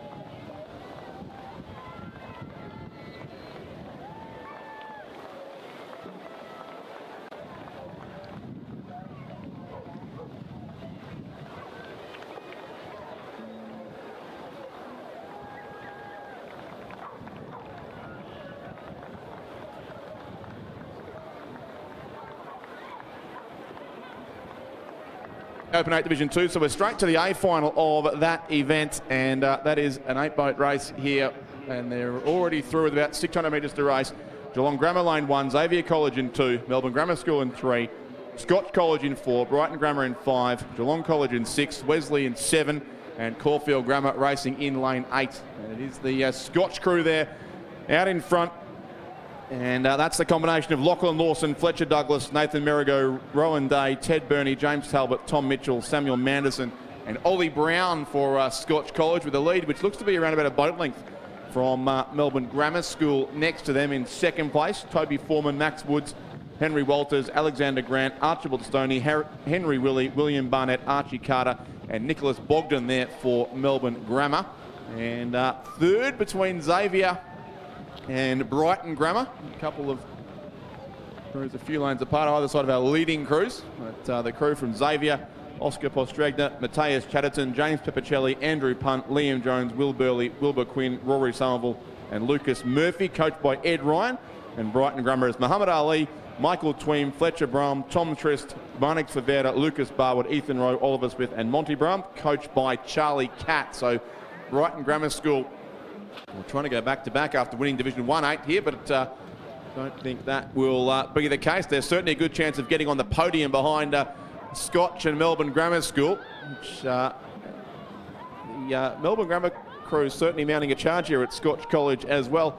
and trying to make up some ground late in this race, but Scotch built themselves a pretty handy lead early on, and will be difficult to run down from there, but Melbourne Grammar School are trying to do exactly that. So in Division 1-8 it was Brighton Grammar from Xavier and Scotch. This time round the tables will be turned, it seems, as Scotch College continue to hold that lead over the crews from Melbourne Grammar and also Xavier then on the far side of the course. So Scotch College, who won it in Nagambie 2 weeks ago over 2,000 metres, did the same here at the State Championship Regatta. So it's Scotch College in first place, lane 4. Second goes to Melbourne Grammar School, and third will be Xavier College in that black boat on the southern side of the course. Fourth, therefore, and just missing out is the Brighton Grammar School combination on lane 5. Fifth place will go to Geelong Grammar.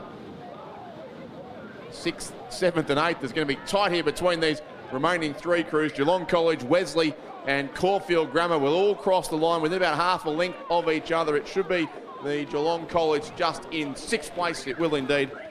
Geelong College from Caulfield Grammar and also Wesley College. But so Scotch Colleges, they're the winners of the Male School Open 8 Division 1. Beating out Melbourne Grammar School and also Xavier College.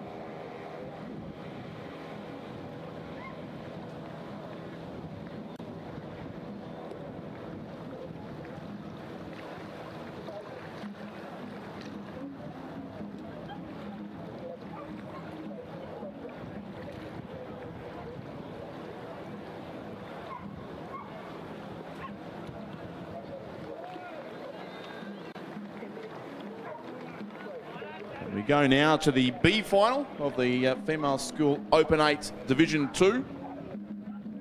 This was one of the biggest field of entries, at least amongst the school races at this regatta, with 16 8s entered. So 2 heats of 8 boats required, and now a full B final of 8 crews for positions 9 to 16. And the A final, of course, to follow as well.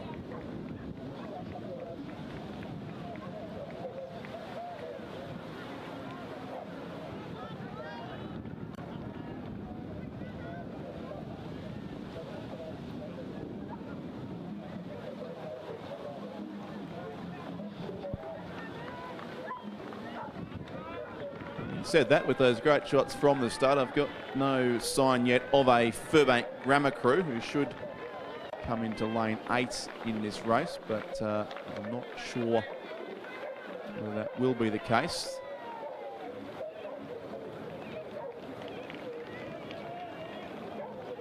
There's the Furbank crew. You may recall who had some steering issues during their heat. I'm not sure if there's some damage to the boat. In fact, no, we can see now the stern of what I assume to be the Furbank boat appearing. It is indeed there with the bright yellow colours of Furbank going alongside the not quite so bright yellow of Carey. So we do have a full field of 8.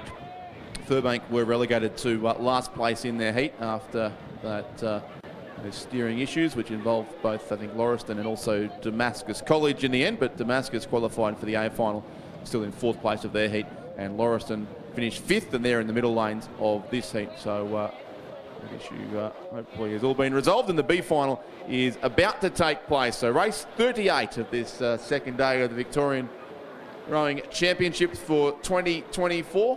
By far the biggest day of the regatta, with 114 races on the program here at Lake Wendouree. And we race all the way through to about 5:40 this afternoon.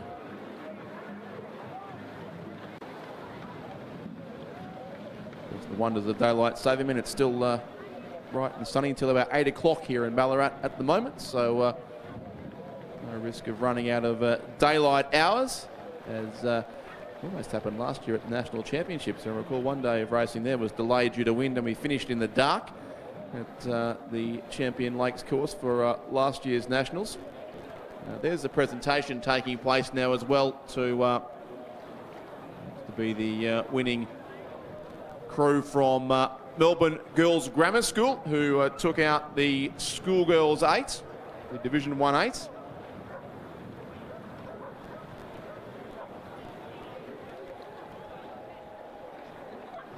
We expect the great head of the Schoolgirls race in a couple of weeks between certainly that Melbourne Girls Grammar School crew and the defending champions from Loretto Toorak as well. And MLCQ not close to the podium today, but have been a very strong crew over the course of the season, so we might see them in contention too in a couple of weeks' time. But, they are underway now in the B final of the Female School Open 8 Division 2, so those 8 boats are sent on their way, and then the 8 boats for the A final will come in and take their place behind them as well. I've mentioned the National Championships a few times so far today, and I'm aware that Rowing Australia are still seeking volunteers for that regatta, so if you want to be involved and can be available at Penrith from the 18th to the 24th of March this year, so in around about 3 weeks' time, please make yourself known to Rowing Australia. They are particularly in need, I understand, of spectator services assistance, so people to be involved with entry to the venue and other assistance for the spectators there. So if you're available even for a single shift at the Australian Rowing Championships, I know that would be appreciated.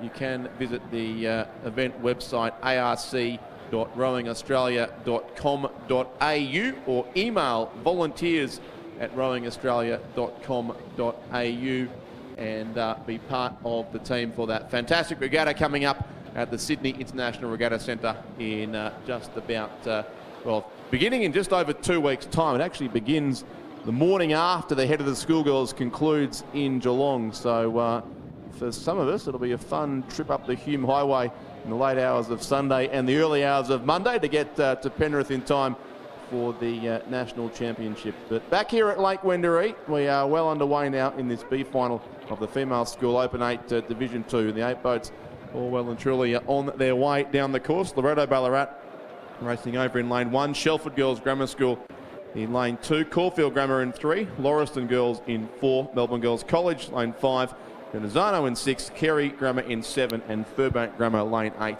are the crews on their way down the course here. You can see in the background the Division 1-8s moving in behind them too. A bit of a crowd around the start installation there, which, as I mentioned a few times, is a fantastic place to watch the beginning of the races here, especially when the 8s are on. The speed with which they accelerate away from the start pontoon is something that really has to be seen to be believed, and it's very easy to access the start line here at Lake Wendouree. But the Division 2-8s are well away from that start pontoon now. In the middle of the course, it is looking like a race between Lauriston lane 4 and Melbourne Girls College lane 5. The two crews who are 5th place in their respective heats, so the best ranked crews in this B final at least. Lane 6 crew doing well also from Gendazano, and unsurprisingly also Furbank Grammar School on the far side of the course, who would have finished much higher in their heat but for those steering issues which saw them relegated back to 8th position, but still able to take their place in the B final here. So the crews in the centre lanes, Lauriston lane 4, Felicity Dixon, Claudia Graham, Lucy Hunt, Florence Wilson, Chloe McNamara, Bridget Dixon, Chloe Finster, Lucy Clay Scarrett and Morgan Herbert. And beside them, Melbourne Girls College in lane 5, Ella McPhee, Ruby Scott, Alice King, Kiara Marigi, Ada Breach, Freya Udaski Young, Anna Boone, Sophia Blake and Amelia Judd. The two crews there in the centre lanes. Caulfield Grammar in 3 and Genizano lane 6 either side of them as they continue up towards the half distance marker of this race now.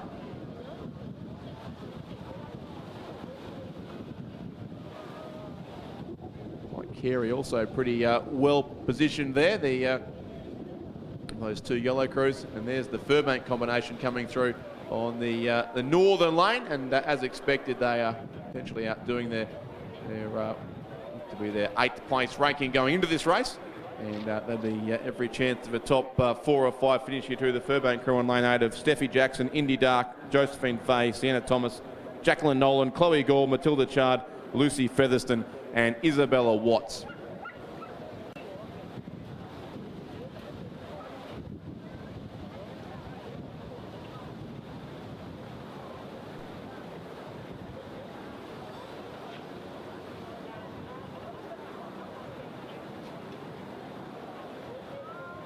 Certainly made a move now on Melbourne Girls College next to them, and then across to Furbank on the far side, which looks to be where the race is being fought out, as it was indeed in the heat between these same couple of crews, in fact. So Lauriston, maybe the narrow race leaders here, but Furbank certainly giving chase down this northern side of Lake Wendouree. Melbourne Girls College be close there in 3rd place. Alongside them sits lane 6 Genazzano, the crew of Michaela Tossolini, Jacqueline Power, Florence Christens, Mia Kennedy, Poppy Lawrence, Remy Belli DiCarlo, Adele Nucara, Tegan Pote and Willow O'Callaghan. The combination there for Genazzano. And the other side of our race leaders from Lauriston would be Caulfield Grammar School in lane 3, Natalie Byrne, Evie Misitano, Camille Carlisle, Zoe West, Rebecca Keon Cohen, Emily Davis, Sophie Osmond, Olivia Connolly and Audrey Elias there for Caulfield. Loretto Ballarat on the far side of the course. Avery Clark, Mia Woodburn, Neve Griffiths, Eve Watson, Lila Malloy, Matilda Kavanagh, Imogen Mann, Abby Kinnersley and Eliza Dodd there for Loretto, who did win this Division 2 8 at the Ngambia Regatta a couple of weeks ago. But not completely sure if it's the same combination here, because Loretto also boated a Division 1 8 at this week's regatta, which they didn't at Ngambia. But in any case, it is great to see the Ballarat schools all moving up into 8s, and I know several of them aiming themselves for a national championship tilt in a couple of weeks' time as they continue their season and go and race against the best that the country has to offer up in Sydney.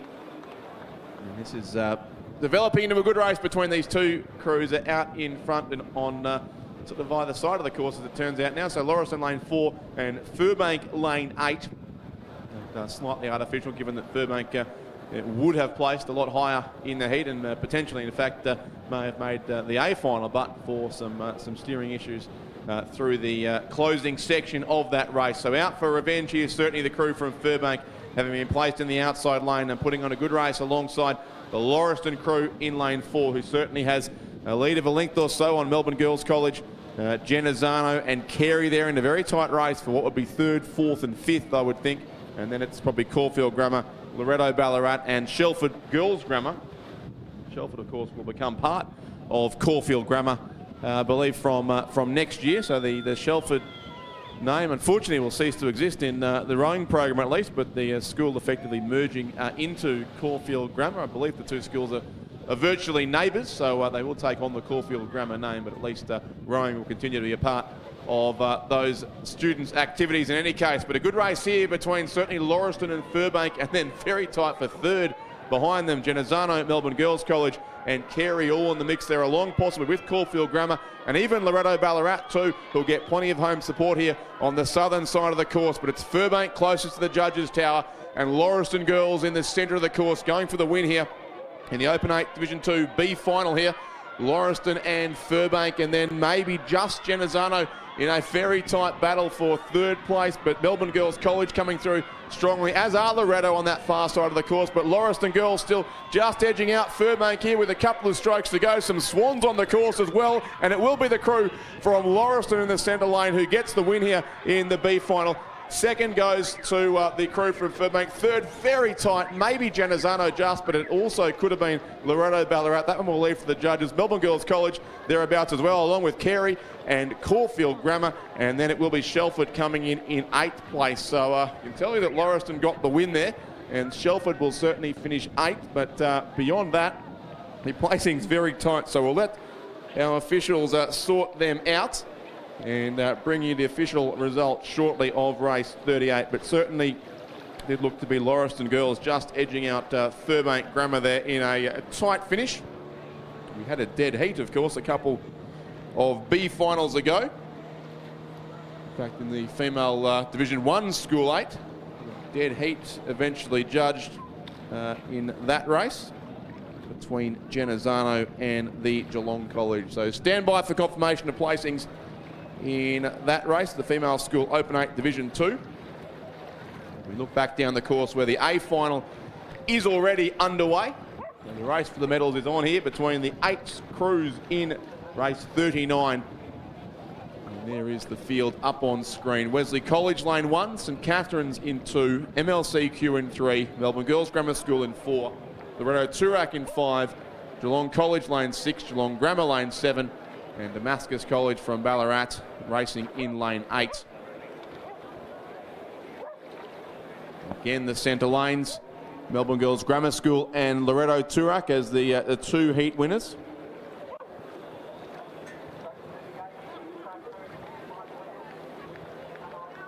Those 2 crews probably look to be best placed here along, I would think, with MLCQ.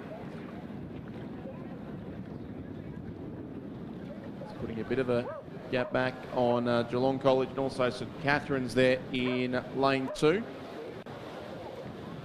Catherine's the Henley winners last week ahead of Furbank Grammar in the final there, as St Catherine's took out both Division 1 and Division 2 at that regatta, albeit in the absence of some of the other schools, including Loretto Toorak and also Melbourne Girls Grammar School, who raced last week in Sydney at the Sydney Rowing Club Regatta on the other Olympic course at Penrith, so potentially getting in some early nationals training there.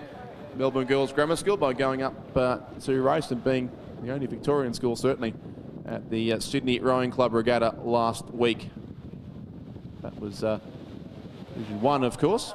This is the Division 2 race on the course now. It does look to be that Melbourne Girls Grammar School crew and Loretto Toorak, the 2 showing out in the front there. The blue boat there of Loretto on screen. The white boat of Melbourne Girls Grammar and St Catherine's there. In fact, MLC there in the yellow boat alongside them. They are our clear top 3. And it is Loretto just edging out to a bit of a margin now over the other 2 crews who are fairly close together. They come through with about 650 metres still to race here in this final of the Open School 8 Division 2. But the Loretto crew in front: Stephanie Chan, Mara Kui, Luciana Descala, Sophie Hine, Madeline Barre, Evelyn Boyle, Sophie Lacey, Stephanie Leon and Sarah Chapman, the cox of that crew. Melbourne Girls Grammar School is Lucy Munro, Sarah Meredith Smith, Sophie Davies, Emma Cafferty, Sophie Clifford, Tara Richardson, Bella Pitt, Zoe Paul and Lily Machini.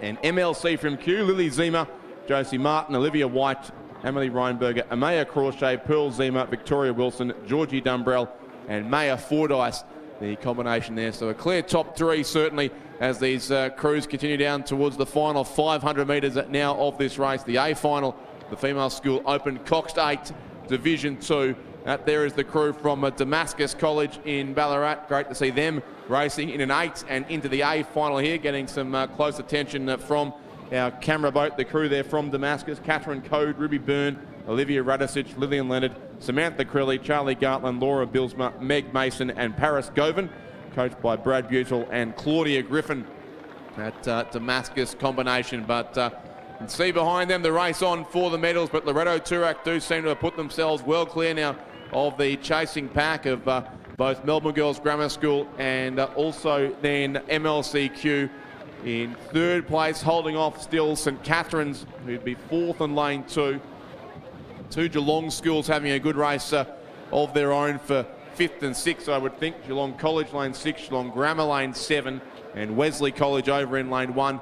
A little bit further back behind those 2, and also then the crew from Damascus College. So Loretto Toorak it is who lead here into the closing stages now. 180 metres to go in the final of the female school Open 8 Division 2. They lead it by a boat length from Melbourne Girls Grammar School. MLCQ are close, and St Catherine's looking to close too late in this race. So the race for the minor medals may still become interesting here, but certainly it is the blue boat of Loretto Toorak who are well clear now as they come inside the final 100 metres of this race. They dominated Division 2 last year, Loretto, and are doing the same again now in season 23-24. They have clear water on Melbourne Girls Grammar School, who are still just ahead of MLC and St Catherine's, really flying home on the southern side of the course to a chance for the bronze medal. But the gold and the state title will go the way of Loretto Turak. They win the female school Open 8 Division 2. Second will be Melbourne Girls Grammar School, and third, just holding on and withstanding a late challenge, is the crew from MLCQ.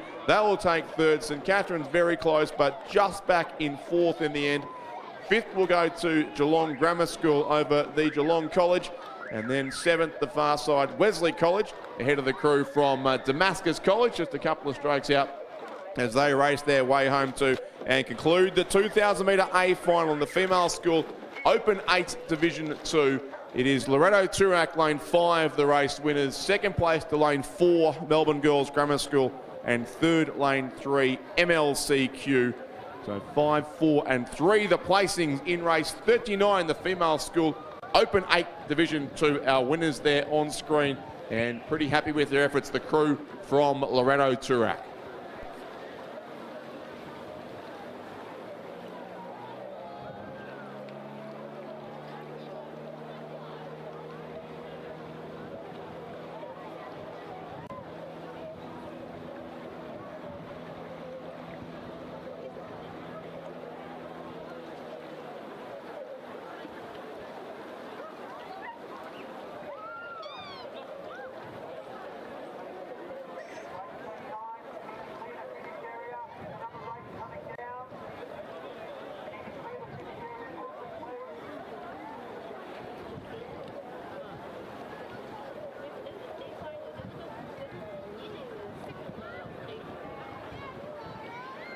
Now also in race 38, which was a tight sequence of finishes amongst plenty of crews, but the race win did go to Lauriston Girls by 0.57 of a second over Furbank Grammar in second. Third place went to Genazzano over Loretto Ballarat, again by under a second between those crews. Melbourne Girls College were just back in fifth. In fact, there was 0.01 from fourth to fifth, so Loretto Ballarat fourth, Melbourne Girls College fifth, Carey Grammar 6th, Caulfield Grammar 7th, and Shelford Girls Grammar School in 8th place. But yeah, it's very tight there, 0.57 of a second first to second, and about 0.8 of a second from third to fifth in that B final. But the final order, Lauriston from Furbank Grammar, Genazzano, Loretto Ballarat, and Melbourne Girls College in race 38.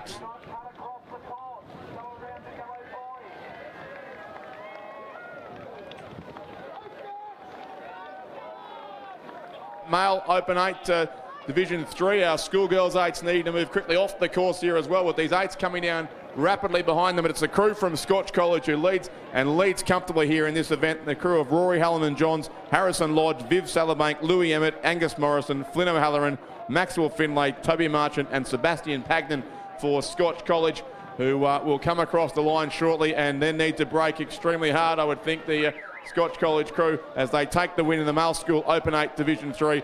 And well done, Scotch, for the win and for seeing the boats on the course. Coming through in second place, it'll be Melbourne Grammar School.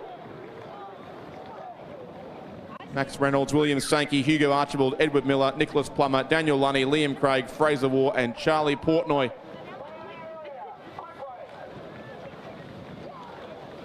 And third will go to Xavier. Lane 5, Rocco Godino, Jack Voighton, Harry Haslam, Thomas Callahan, Dominic Negri, Harry Alexander, Brake Ficciuli, Angus Lee, and Thomas Murphy.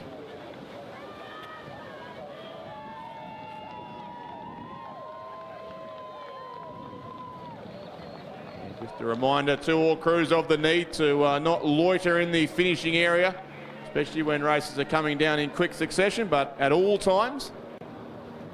These big boats especially, you need to quickly move away from the finish around the yellow buoy and head either back to the presentations or the boating area. But not a lot of space beyond the finish here at Ballarat.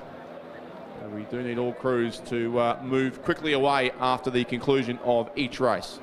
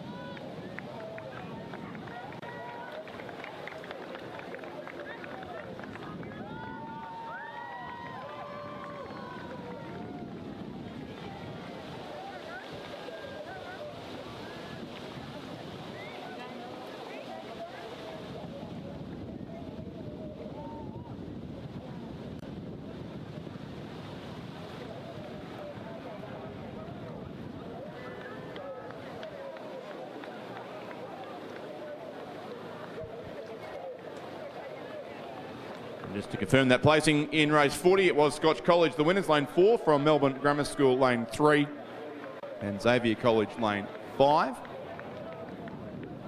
Imagine a 3-boat race that just gold and silver medals will be presented. So Scotch and Melbourne Grammar School, the top 2 there in that race. As we currently see an empty presentation area, but about to come in will be the crew, the top 3 crews from the Schoolgirls 8 Division 2.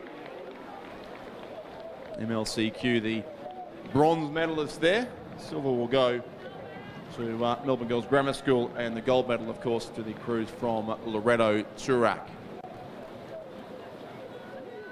Thank Chris Ulrich again for his assistance with the presentations. Rowing Victoria board member who joined the board at the last AGM held back in October of last year. Back out on the course, we see the B final now of the Schoolgirls 8 Division 3. Some great B final racing here today.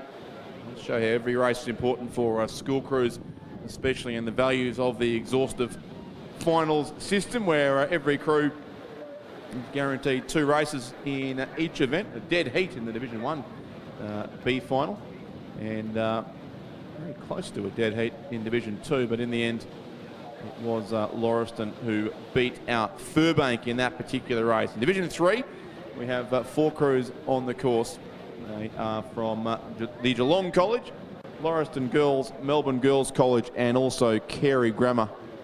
The 4 crews. Carey, for some reason, are racing not in the allocated lane 6, but in fact in lane 8.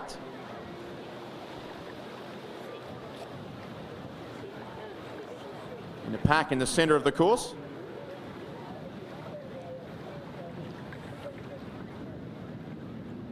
The race lead looks to be with the crew from Melbourne Girls College in lane 5. That's Carey on screen there, who, again, by virtue of being so far across the course, a bit difficult to line up, but they look to me to be trailing certainly our leading couple of crews from Melbourne Girls College and also Lauriston Girls in the centre lanes of the course. The crew from Melbourne Girls College: Chelsea Bushney, Lucinda Hanrahan, Amber Papadopoulos, Eva Donnelly, Nicola Jarvis, Olivia Johns, Katie Brown, Poppy McDonald and Ika Wright. And beside them sits Lauriston Girls: Sophie Dunlop, Bella Nolan, Romy Frey, Alexandra Anderson, Mia Stubb, Chloe Green, Charlotte Tadgell, Brianna Ginn and Jojo Blamey. The Geelong College in lane 3, Hannah Brown, Grace Spate, Amy Sadler, Java Lucas, Lottie Hughes, Ruby Jane Roberts, Charlotte McGuinness, Olivia Weinhoven and Abigail Ramsey, coached by Jackie Marshall. And the Carey crew there still on screen. That is Claire Munro, Maya Tate, Eloise Sheridan, Aisha Whiteley, Miller Zurab, Zoe Kendall, Caitlin Jackson, Ella Eagleton and Abigail Wolfe as they're about to race. They're about to race in Division 1. There might have been a false start there, in fact. The crew's certainly not racing down the course in the A final, but they are away from the start pontoon, so they might have to go back and have a second attempt at that particular race.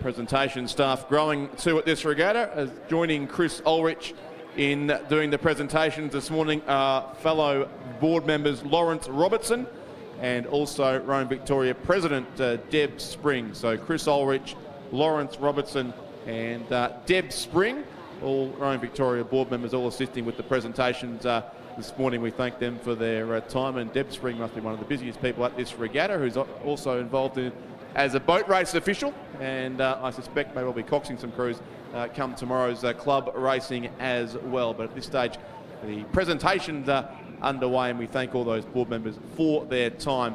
It's going to be a big win here coming up to the crew from Melbourne Girls College in this B final of the Female School Open 8 Division 3.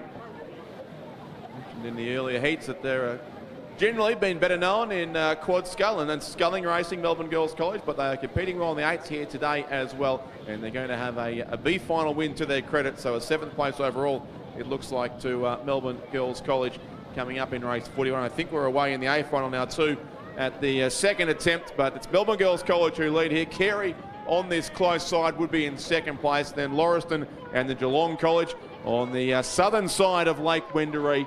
But in a few strokes' time, the win will certainly go the way of the crew from Melbourne Girls College. They are about to come across and record a victory here. So lane 5, Melbourne Girls College, the winners of race 41, the B final of the Schoolgirls 8 Division 3, and a big margin of victory.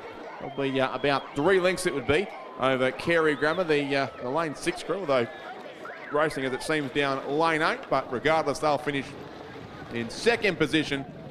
Then it will be Lauriston Girls who will finish 3rd in lane 4, the blue and white colours in the centre of the course, and then the Geelong College, lane 3, will finish in 4th place in race 41. The B final of the Female School Open 8 Division 3.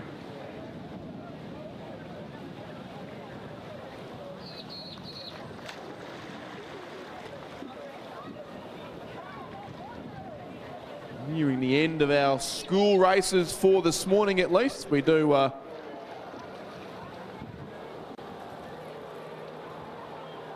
a few club 8s and then some heats, in fact, just before the lunch break. Actually coming up quite soon, but we've still got a few school 8s to get through.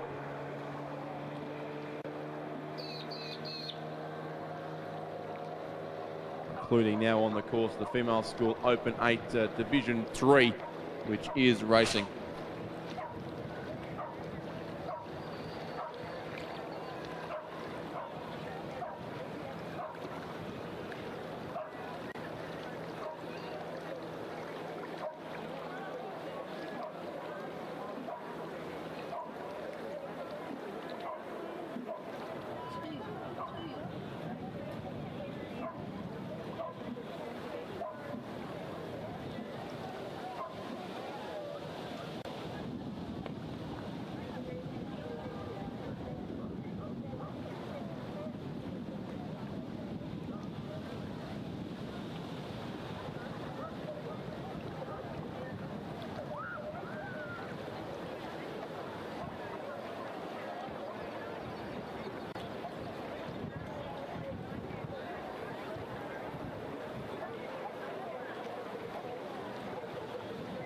Grammar School leading here in the A final of the Open 8 Division 3. In the same pattern in the centre lanes there, Melbourne Girls Grammar School and Loretto Turak, lanes 4 and 5. So the lane 4 crew, Melbourne Girls Grammar, is Holly Hawkins, Ava Mould, Cecilia Michael, Belle Duncan, Catherine Pratton, Fia Atkins, Tess Fulks, Rose Anderson and Phoebe Paul. Loretto Turak, lane 5, Ruby Hines, Eve Sadler, Izzy Stone, Lucy Nichols, Sally Bond, Sophie Elstoff, Sienna Mapley, Zimian Duffy and Charlotte Hall, the centre lane crew. So they've won all their heats. Those are 2 schools, Melbourne Girls Grammar and also Loretto Turak, and they've had 1 win apiece so far today, but looks like Melbourne Girls Grammar School certainly getting the better of this Division 3-8 race, and it may in fact be Loretto Ballarat on this side who sit ahead of Loretto Turak. Those 2 drawn side by side into this A final. The crew from Loretto Ballarat, Abigail Cartledge, Eden Templar, Amelia Phillips, Poppy McIlwain, Olivia Jones, Jessica Main, Riley Sheridan, Charlotte Pecker and Grace Bales. The crew there for Loretto Ballarat, and right alongside them, in front of the camera boat is Furbank Grammar, Chloe Stokes, Sophie Paltoglu, Georgia Gobbo, Matilda Nichols, Elise Tiva, Rebecca Machidas, Lexi Williams, Lola Graham and Anastasia Gantsos in the race there on the northern side of the course, which may well be where our silver and bronze medalists will come from, but certainly Melbourne Girls Grammar School look strong out in front there on lane 4.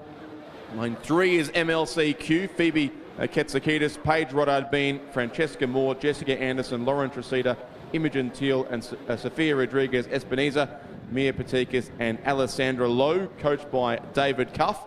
And the field completed by Geelong Grammar Lane 2, Olivia Migliorini, Ella Corrier, Fiona Gillies, Paige Beckett, Eddie Braid, Eliza Reid, Elise Malott, Phoebe Jean Thompson, and Sophia Clark. The crew there on the far side of the course. But great vision there from the northern side as we move alongside these 8s going past the St Patrick's College boat shed there in the background too on the far side of Lake Wendouree, and it certainly is the crew there from Melbourne Girls Grammar School who sort of put quite a gap back on, well, Loretto Turak have dropped back in the field certainly, and it's Loretto Ballarat there in second place with the number 6 bow number on their boat, so they clearly are our top 2, but it's almost a boat length lead to the combination from Melbourne Girls Grammar School ahead of Loretto Ballarat just second, and then very, very tight for third, MLC, and also Furbank there in the yellow colours closest to the camera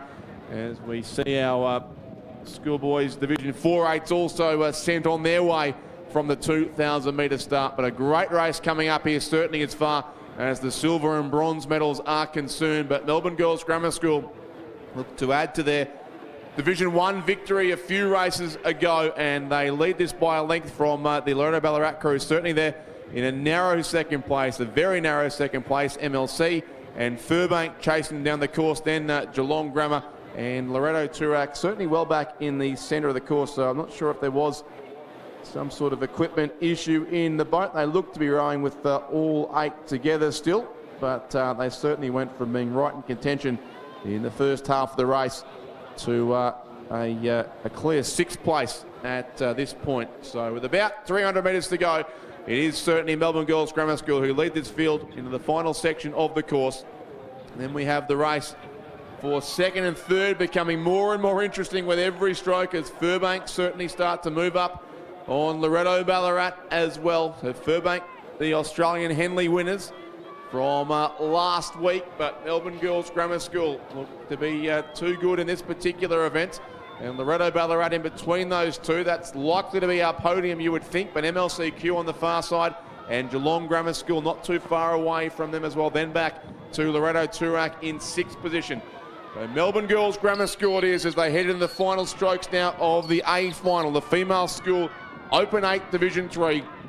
Crew there in the centre lane from Melbourne Girls Grammar. The 2 yellow coloured crews on this northern side look to be fighting out silver and bronze. MLCQ then 4th just ahead of Geelong Grammar and Loretto Turak there as well, but it's Melbourne Girls Grammar School in front for their second win in the Schoolgirl 8 so far today. They won Division 1 and now they take out Division 3 comfortably as well. So Melbourne Girls Grammar School, the champions of Victoria. Second will go to Furbank. Third will be tight, very tight.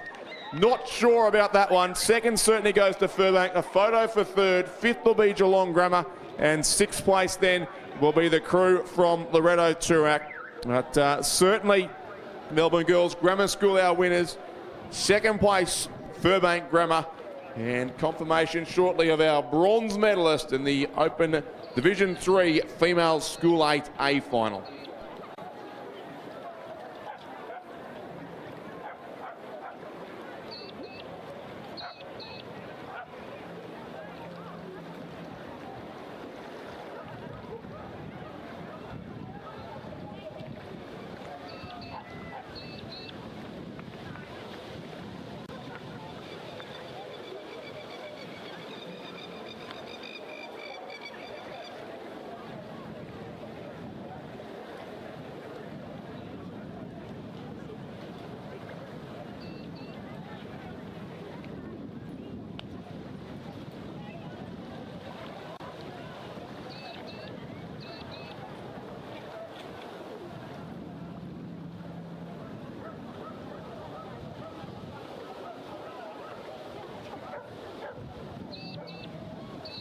So they won Melbourne Girls Grammar School, the winners. Second place, Furbank, lane 7. Third place, the bronze medal has gone to lane 6. The crew from Loretto Ballarat just edging out lane 3, MLCQ. So Loretto Ballarat can celebrate a bronze medal on their home waters here. They have just got into 3rd place there in the final strokes of that race. So it's 4, 7 and 6, the numbers in race 42.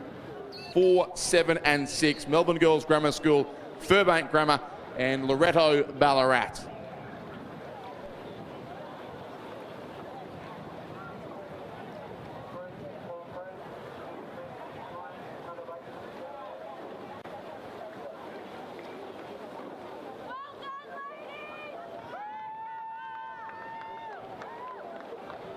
We go to the Division 4-8s now, and the schoolboys up first. This is a race in 6. And Scotch College already comfortably in front, having come through the halfway mark. That crew there on lane 4 from Scotch. Xavier College racing in lane 2, Melbourne Grammar School in 3, Scotch in 4, Geelong College in 5, Trinity in 6, and Scotch College again in lane 7 with a effectively a Division 5 crew there for Scotch. But the leaders with their lane 4 crew: Teddy Simons, Din Bapiti, Max McLean, Angus Glastonbury, Griffin Arts, Sasha Kennett, Benjamin Snell-Bliss, Will Minot and Lockie Downs, the cocks of that crew from Scotch, who have about a length or so on the Geelong College. Alongside them in 5, Oliver Radin, William McCall, Lachlan Buffton, Campbell Howard, Lockie Chen, Xavier Burke, Harry Garland, Hunter Peel and Jade Barwick, coached by Harry Sadler. In the hunt for the bronze medal would be Melbourne Grammar School, lane 3, Oliver Gill, Alexander Gents, Percy Scott, Oscar Sorrell, Oliver Lecoq, Tom Larkins, Thomas Batten, Luca Mantello and Samuel Turner. So they look to be our clear top 3. Trinity would be 4th on lane 6. And then the extremities of the course, Xavier in 2 and Scotch in 7, the remainder of the field. That's the Trinity crew of Sam Morgan, Connor Catagaris, Robertson He, Alex Twigg, Lucas Twigg, Carter Beamish, Ben Tizo, Hugo Gray and Oscar Collings. Following under the watchful eye of the one of the umpires, Catamarans there as well, but they're in 4th place there, that crew from Trinity. And it looks to be Xavier 5th and Scotch College's 2nd crew in 6th place. But Scotch out in front here still in this race. They haven't quite got a Clearwater margin yet back on the Geelong College in 2nd place, but they look clearly to be our top 2 in this male school Open 8 Division 4.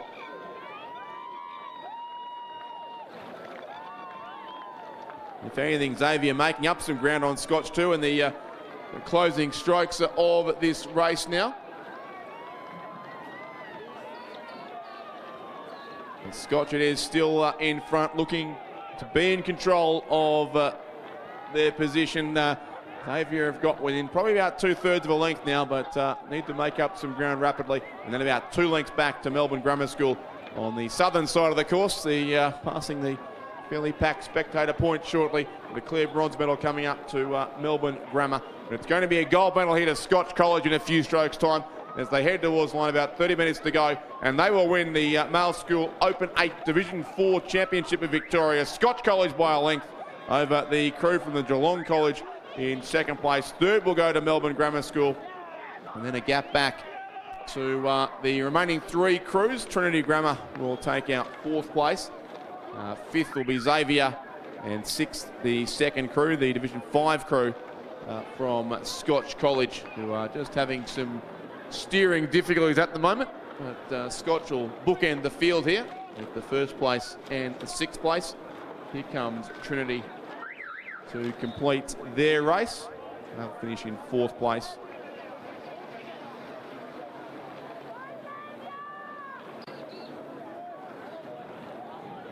And Xavier and Scotch will be the next 2 crews across the line, but there are the winners on screen, the crew from Scotch College.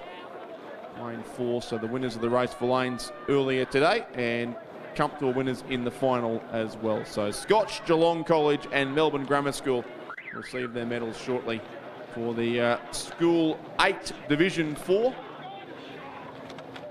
We see Xavier come across in 5th place, and now Scotch College also in 6th will complete the 2,000 metre journey. So they're all across the line in race 43. Male School Open 8 Division 3. Presentations to happen shortly for those crews. I'm told the multi-talented Lynn Charge is now also assisting with the presentation. So we thank her for her work throughout the regatta, and also Chris Ulrich, Lawrence Robertson and Deb Spring, Rowing Victoria board members, along with Lynn Charge doing the presentations throughout this morning's racing.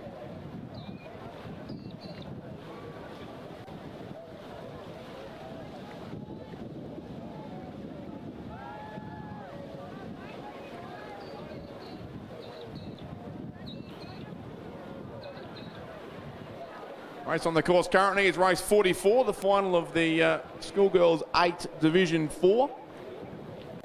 Field of 3 in this race. Geelong Grammar Lane 3, Loretto Toorak Lane 4, Melbourne Girls Grammar School in Lane 5. This is the last of our Open 8s races. We do have still the Year 10 8 to go, the Year 10 Schoolboys 8, which is an additional non-championship event, but it's been made part of this week's regatta to give those Year 10 schoolboys an additional racing opportunity, but not an official state championship event. In any case, that race will follow shortly. For now, it is the final of the Schoolgirls Open 8 Division 4, and those 3 crews well on their way down the course already.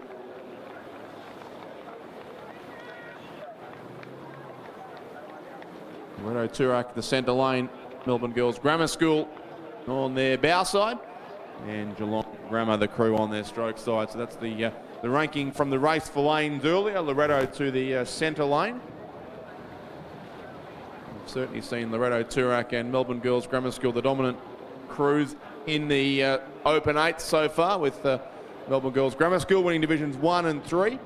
Loretto Toorak taking out Division 2, and very well placed here to add Division 4 to that collection, I would expect, although there's still about half of the 2,000 metre race to go. So plenty of time remains for Melbourne Girls Grammar School and Geelong Grammar. But out in front there is the crew from Loretto: Rosie Darcy, Thea Ball, Peyton Wu, Mia Risk, Mia Fitzgerald, Zara Perry, Chloe Watson, Eleanor Seskis and Amber Coulthard.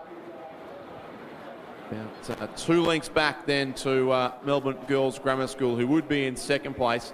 Emma Davies, Tilly Unsworth, Sienna Davey, Celeste Millermacher, Finya Hansen, Hayley Dunwoody, Eva Racco, Ellie Hasidas and Miranda Page, the crew from Melbourne Girls Grammar School.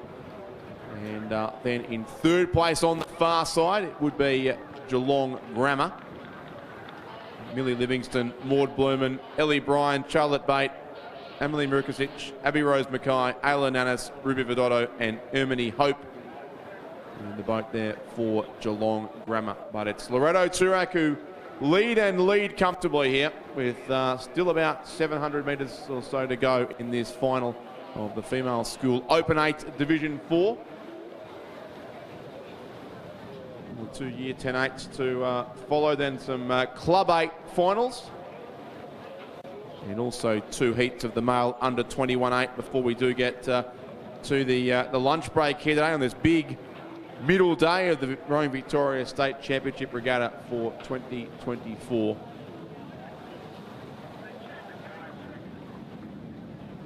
Loretto Toorak, it is out in front, but that's Melbourne Girls Grammar School, the crew in second place now on screen. And there's the crew from Loretto in the blue colours, very comfortably clear in that almost distinctive blue boat. How full the boating area was at this regatta. I think Loretto Toorak and MLCQ have probably the last 2 positions in that boating area, so it's quite a walk for these girls even to get their boats to the pontoons to head out onto the water for their race. And a bit of extra warming up for both Loretto Toorak and MLCQ from the far end of the boating area. It doesn't appear to have done them any harm, certainly as far as this race is concerned, because Loretto Toorak are well out in front with a lead of probably close to 3 lengths now, it would be, on the combination alongside them from Melbourne Girls Grammar School. And then Geelong Grammar in third. on the southern side of Lake Wendouree. Melbourne Girls Grammar School here looks set to finish first or second in every division of the schoolgirls are here today. 2 first places so far, a second in Division 2. And looks like it'll be a second here also in Division 4. They will share 2 wins apiece with Loretto Turak. Of course, the main aim for these crews now is going to be the head of the schoolgirls in 2 weeks in Geelong. Another big 3-day regatta coming up there after a regatta-free long weekend next weekend, of course, but back in action on the Barwon River in Geelong in under a couple of weeks' time now for the head of the schoolgirls. But the state championship about to be decided too in the Open 8 Division 4, and it looks set to go the way of the crew from Loretto Turak, who are still about 60 metres out from the finish line, but well clear of Melbourne Girls Grammar School and also Geelong Grammar, who will be second and third respectively. But it's going to be Loretto Turak by about 2.5 lengths as they head towards the finish line. And coming across now is the Blue Boat of Loretto Turak. So they win the Female School Open 8 Division 4. Loretto in first place. Second will go to Melbourne Girls Grammar School, continuing a very strong morning of 8s racing for that school as well. 2 wins and 2 second places across the 4 events for Melbourne Girls Grammar School. And Geelong Grammar will finish in 3rd place on the southern side of the course. They'll be across the finish line shortly.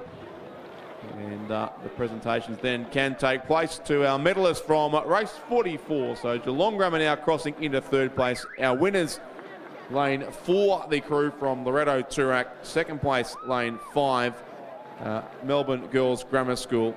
And 3rd, lane 3, Geelong Grammar.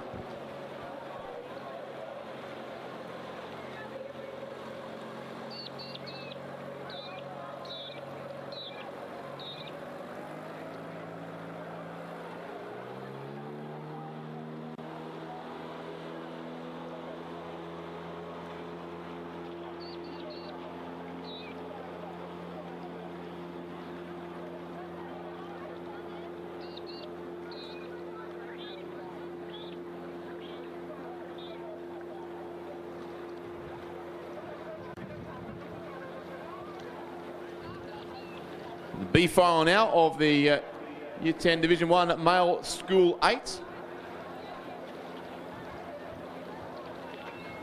Big field in this event, which shows it certainly was a justified addition to the program for this regatta.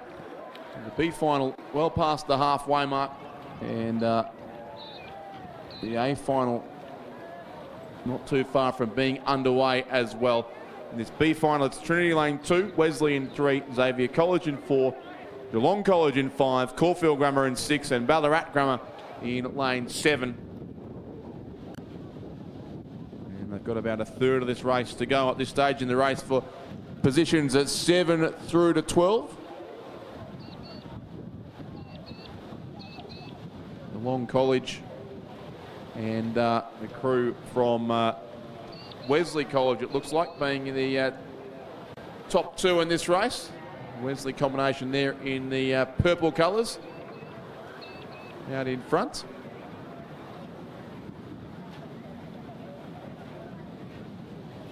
Geelong College and Caulfield Grammar alongside them would be the next couple of crews. And also in there is Xavier College lane 4. So the order yet to be fully sorted out, but that yellow boat of Wesley does seem to be reasonably comfortably in front. The crew of Hardy Vollenbroek, Zach Roylance, Isaac Dawson, Sam Romney, Oscar Ormsby, Nicholas Crozier, Jack Shepherd, Sonny Kirk, and Hugh Robinson there for Wesley. And that lead is certainly a substantial one over the Geelong College.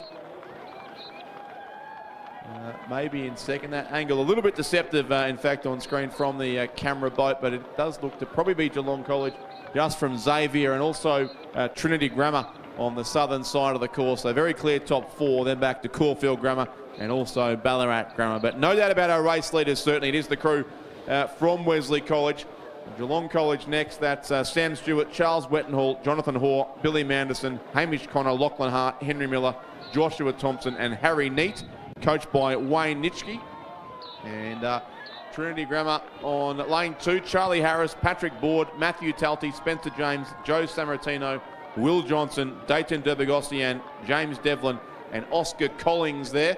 And also they're the crew from Xavier College back in 4th. But the lead is with Wesley. It looks to have shrunk a bit in the closing part of this race. Trinity Grammar have come home very strongly over there in lane 2 and have moved up certainly into 2nd place to be clear now of Geelong College and also the crew from Xavier. But the win will go the way of Wesley College on lane 3. They take out the B final of the Year 10 Division 1 Male School 8. So Wesley first, Trinity in 2nd on lane 2, 3rd to the Geelong College, and 4th will be Xavier College. 5th still to come home is Caulfield Grammar, and also then Ballarat Grammar lane 7 will conclude the field of 6.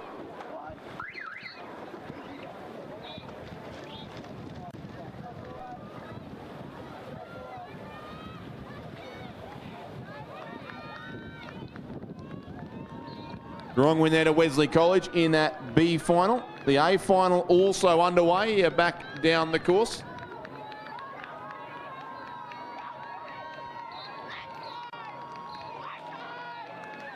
As we see the crew, the lane 7 crew, Ballarat Grammar School coming across to complete their race. A number of the Ballarat crews, the Ballarat schools are going to the national championships and also racing in the 8s as well as their traditional coxed 4 events. Ballarat Clarendon, of course, were the winners of the New South Wales Championship in the schoolboys coxed 4 a few weeks ago. Seen that crew, and St Patrick's have a couple of close races in recent weeks.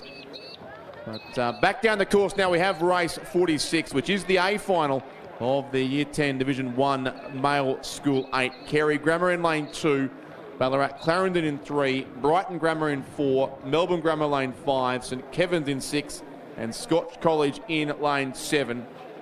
So 5 of the Melbourne schools up against what I believe is a fairly new combination from Ballarat Clarendon College. Combination of their top 2 Year 10 quad sculls that raced in sculling races recently as last Sunday here at the head of the lake, but now combining into an 8, again with the aspirations to go on to the national championships, that combination from Ballarat Clarendon. But in the middle stages of that race, it does look to be the heat winners in the centre of the course who are best placed at this stage. The crews from the dark blue there of Melbourne Grammar School, I should say, and Brighton Grammar with the white bucket hats alongside them in 2nd place. So lanes 5 and 4 it would be, leading it out from that interestingly coloured boat there of Ballarat Clarendon in the background, probably just behind Carey Grammar, in fact, on lane 2, sitting in about 3rd or 4th spot. And then St Kevin's and Scotch College on this northern side of the course, but a clear lead there certainly to Melbourne Grammar School in this Division 1 Year 10 Male School 8. Of course, their sights will be set on the head of the river coming up at Nagambie Lakes in 3 weeks' time for the crew there of Julius Blamey, Henry Zolad, James Negri, Arthur Thomas, Charles Callard, Thomas McLennan, Archer Adkins, Finn Mitchell, and Sam Harris there for Melbourne Grammar School. The crew leading through the first 2/3 of this race as they head down still this course at Lake Wendouree. 2nd place looks to be on the other side of Melbourne Grammar School as well. The crew, I think it is from St Kevin's there with Scotch alongside them, but Brighton Grammar School in the background there of the picture in lane 4, Luca Claret, Hamish Hanley, Flynn Quill, Nicholas McCauley, Tom Hogan, Henry Haycox, Ned Overend Stevens, Jack Carson, Henry Houghton, and Joshua Bortolucci in the boat there for Brighton Grammar School. And we have St Kevin's in 6, Harry Sutherland, Ben Galante, Gus Vandenboom, Ned Lewis, Darcy Foran, Gregor Pickford, Louis Lafoe, Alexander Drever, and Noah Dawson. Scotch College there. Front of shot, James Abbott, Zeke Rufal, Will Richards, Miles Miller, Jock McWilliams, Harrison Nunn, Max McCool, Samuel Mellor, and Alex Rademacher. And then the 2 crews on the other side of the course. Carey in lane 2, Kyson Lee, Archer Price, Cooper Holmes, Dylan McKinnon, Will Evans, Finn Blake, Jack Harrington, Will Price and Esther Ardern, coached by Anthony Bergelin. And Ballarat Clarendon lane 3, William Belcher, Dan Chandler, Drake Demidov, Oliver Fumey, Joseph Belcher, Alistair Forsyth, Tiger Williams, Jake Connolly and Alexander Grimer, coached by Kate Littlejohn and Jasper Niehoff. But the lead continues to be still with Melbourne Grammar School on lane 5 from either Brighton Grammar or St Kevin's. A pretty clear top 3 at this stage in this Year 10 Division 1-8. Remembering this is not an official championship event. It's been added to the program so these schools can have an additional racing opportunity. But the actual state championship in this event will be decided at the Junior State Championship Regatta, which takes place in combination with the Scotch Mercantile Regatta at Nagambie Lakes 2 weeks from today. So on Saturday, the 16th of March, the actual state title in the Year 10 Division 1-8 will be decided, but it looks likely here the win will go certainly to the combination from Melbourne Grammar School out in front. Racing in lane 5, Brighton Grammar and St Kevin's having a very good race, certainly for second position as they come into the final 100 metres of this race now. And Melbourne Grammar School look to maintain their ascendancy here. They're clear still by just over a boat length, the crew from Melbourne Grammar, Brighton and St Kevin's going at it stroke for second and third, well clear of the rest of the field. Brighton closed in quickly, but Melbourne Grammar School will hold on and get the win. Melbourne Grammar School first, just under a length, and Brighton Grammar will take out second place narrowly. So it's Melbourne Grammar School, Brighton Grammar, and then third place will go to the crew from St Kevin's. About a length just between those top 3 crews as they hit the line. Fourth will go to Carey Grammar on the southern side of the course. Fifth, the crew from Scotch College lane 7, and sixth will be that distinctive boat there with the bright bow and stern from Ballarat Clarendon College. They'll come across now and conclude their race in 6th position, the crew from Ballarat Clarendon. But it's Melbourne Grammar School who've taken out the win here in this Year 10-8 Division 1. And great sight again to see 6-8s racing down the course so close together in the A final there of the male school Year 10 Division 1 event. So Melbourne Grammar School will take the win. Second place, Brighton Grammar. Third, St Kevin's. I don't mind staying here, but I need to go to the loo.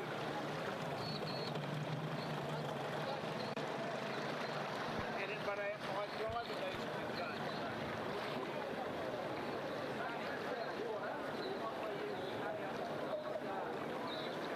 Confirming results, race 46. First, lane 5, Melbourne Grammar School. Second, lane 4, Brighton Grammar. Third, lane 6, St Kevin's. So it is 5, 4 and 6. The placings in race 46, 5, 4 and 6. And those presentations will take place shortly.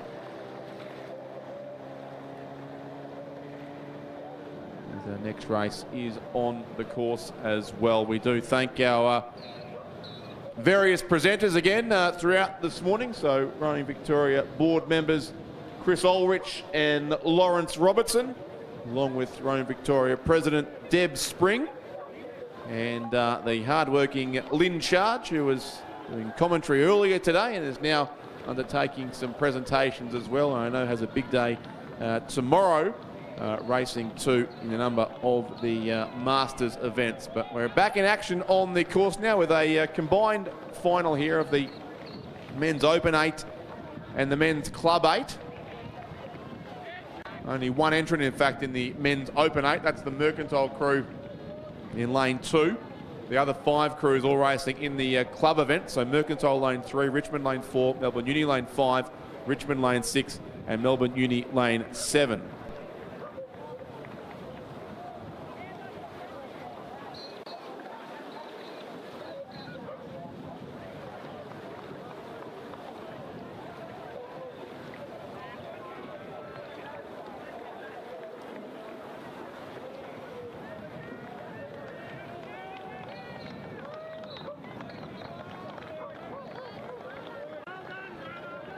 Through the halfway mark. of this race, the combined male open 8, which will be won in the end by Mercantile Lane 2, and the 5 crews in the male club 8.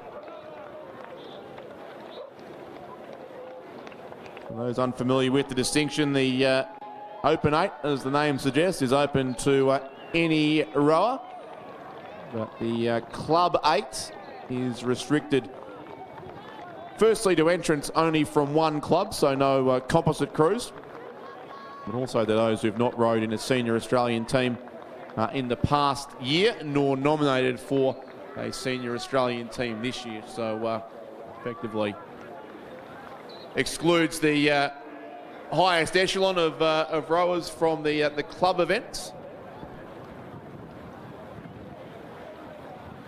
But they have become a big part of both these Victorian regattas, also the national championships too. The men's and women's club 8s are 2 of the last races before the interstate regatta. So late on the Sunday morning of the national championships, we'll have also the schoolboys and schoolgirls 8 final, and then the 2 club 8s usually as the lead-in to the interstate regatta on Sunday afternoon. But it is the open 8 that leads this race for Mercantile across on lane 2. That's Barry Connolly, Lachlan Wilmot, Joshua Murphy, Jordan Roberts, Jake Polkinghorn, Jack Ivers, Harry Cathcart, Oliver Scalzo, and Arabella Hall there for Mercantile. So they are leading that race, or their own race, obviously, and seemingly overall. Their closest competition but does come from Melbourne Uni right across here on lane 7. This race, of course, is straight final, so there's no heats, no race for lane has taken place. So it is 2 crews on either side of the course contending here. So Melbourne Uni lane 7, Sam Morrison, Jonathan Hookway, Alex Coleman, Joe O'Connell, Martin O'Leary, Cameron McKenzie-McHarg, Tom Hooper, Mitchell Hooper, and Jackie Evans. There's no rule, of course, in the Club 8 about Olympians being able to race, as long as they weren't in the Australian team in the past year. So Cameron McKenzie-McHarg adding his considerable power to that Melbourne University combination, who do lead the Club 8 race on lane 7, but they trail the Mercantile combination in the Empacker over on the southern side, who will take out the open 8 and the overall race here as well. Melbourne Uni look to be the winners coming up of the Club 8 from the second Melbourne Uni crew, the Mercantile crew, I should say, in lane 3 in the Club 8 event. But here comes the crew from Mercantile who win the men's open 8. So lane 2 it is, as the who come across and take out race 47. So Mercantile will get the gold medal for the men's open 8.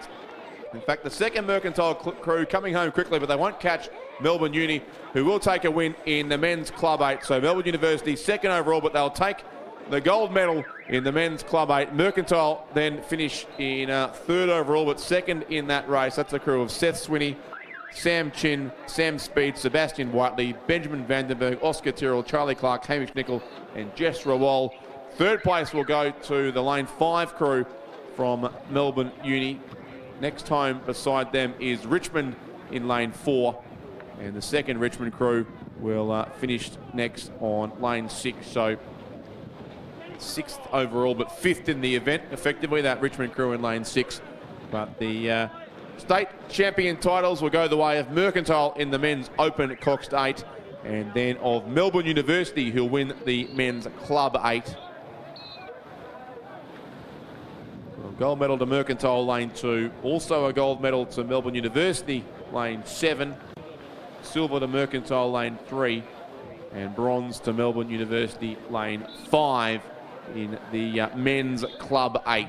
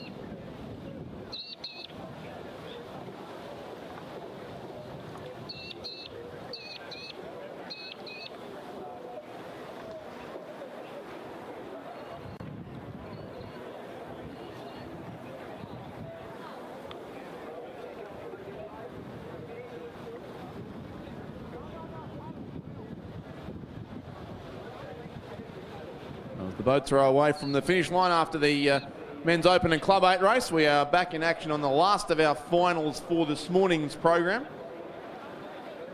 Again, as a combined event, the final of the Women's Open 8 and the Club 8. 6 boats on the course again. This time 2 Open 8s and 4 Club 8s, including a composite crew. They're racing in lane 2, which is permitted, of course, in the Open events, not in the club races. So a Mercantile composite crew in lane 2. That's Mercantile Corio Bay and Wendouree Ballarat. Melbourne Uni racing in lane 3. Mercantile lane 4 in the Club 8 event, along with Melbourne Uni lane 5, Melbourne Girls Grammar School lane 6, and also Ballarat Grammar School racing in lane 7.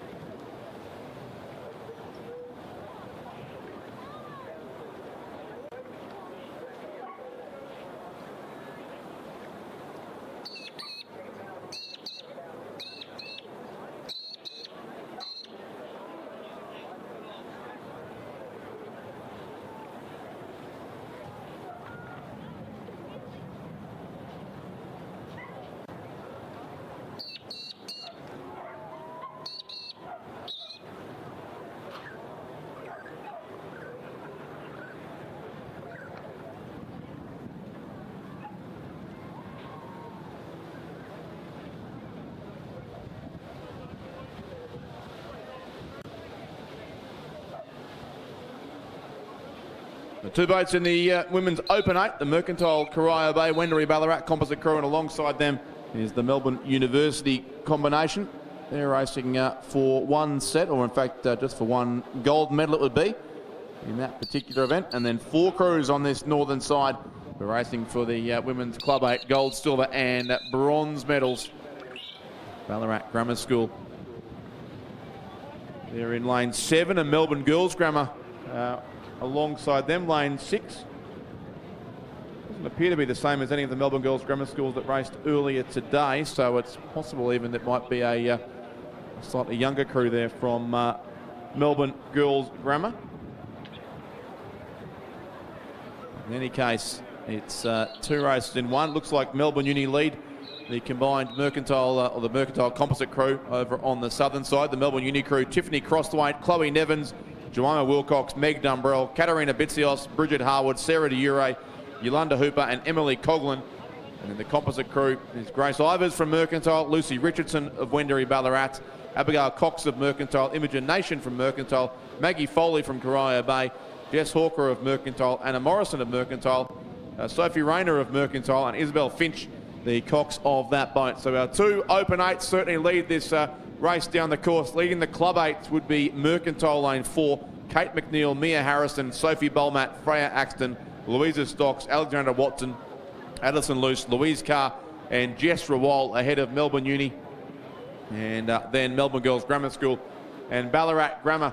It's about half a length in it for the Women's Open 8. Melbourne Uni leading it from the composite crew, the predominantly Mercantile composite crew, but with some rowers in there from Corio Bay and also Wendouree Ballarat. In fact, the stern pair of that boat, Lucy Richardson and also Maggie Foley, but it's going to be the white boat, the all Melbourne University combination, that will come across shortly and take out the win in the Women's Open 8 Championship of Victoria. Melbourne University win it by 3/4 of a length from the Mercantile, Wendouree Ballarat and Corio Bay composite crew lane 2. So the Open 8s both home about 3 lengths clear of the field, and Mercantile will win the Club 8 event. They'll be 3rd overall, but they'll get the gold medal for the Women's Club 8. So Mercantile followed home by Melbourne Uni, lane 5. They'll be the silver medalists in the Club 8, and it looks like Melbourne Girls Grammar School will hold off Ballarat Grammar in the race for 5th and 6th overall, but 3rd place as far as the Club 8 race is concerned.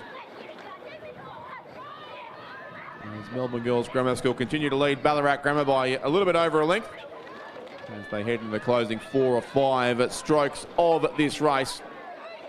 So it will indeed be a bronze medal to Melbourne Girls Grammar.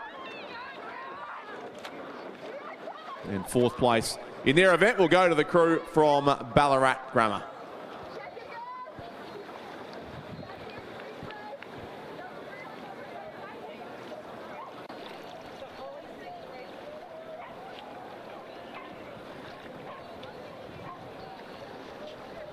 Presentations there taking place to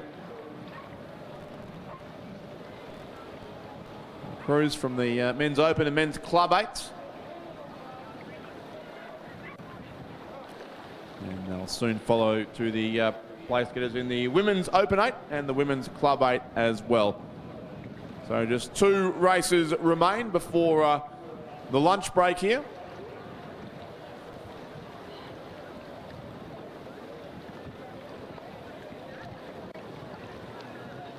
Was the last of our finals for now, but 2 heats before lunch of the male under 21 8.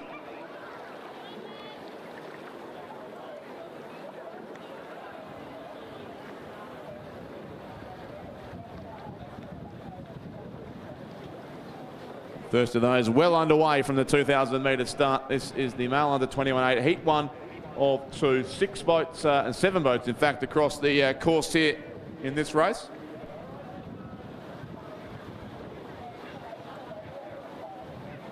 The 21 level, a lot of the school crews joined by some club combinations as well.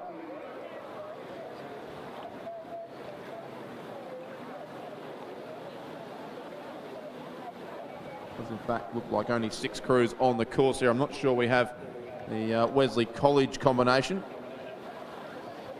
You see Scotcher there in lane 5 and Melbourne Uni in lane 7. So lane 6 it appears is vacant here. So we are down to 4 crews. Field from the far side is Xavier College in lane 1, St Kevin's in lane 2, Geelong Grammar in 3, Geelong College in 4, Scotch College lane 5, and it looks like Melbourne Uni lane 7. The 6th boat in the race, 4 moved through to the final, and that is the crew there from Melbourne Uni, just going past the platform there at the 1,500 metre mark. So 3/4 of the race done, and the lead certainly is with that Melbourne University combination on lane 7. Nick Adkins, Lloyd Vidotto, Will Cowan, James Horton, Nicholas Bryant, Amos Kirk, Benjamin Marchant, Lachlan Idle and Josh Pfefferkranz cocked in that boat from Melbourne Uni. Leading it from Scotch College in lane 5, Alexander Bruce, Adrian Marrow, Lockie Green, George Clifford, Max Boykett, Angus Maloney, Joe Collingwood, Hugo Purnell and Thomas Findlay there for Scotch College.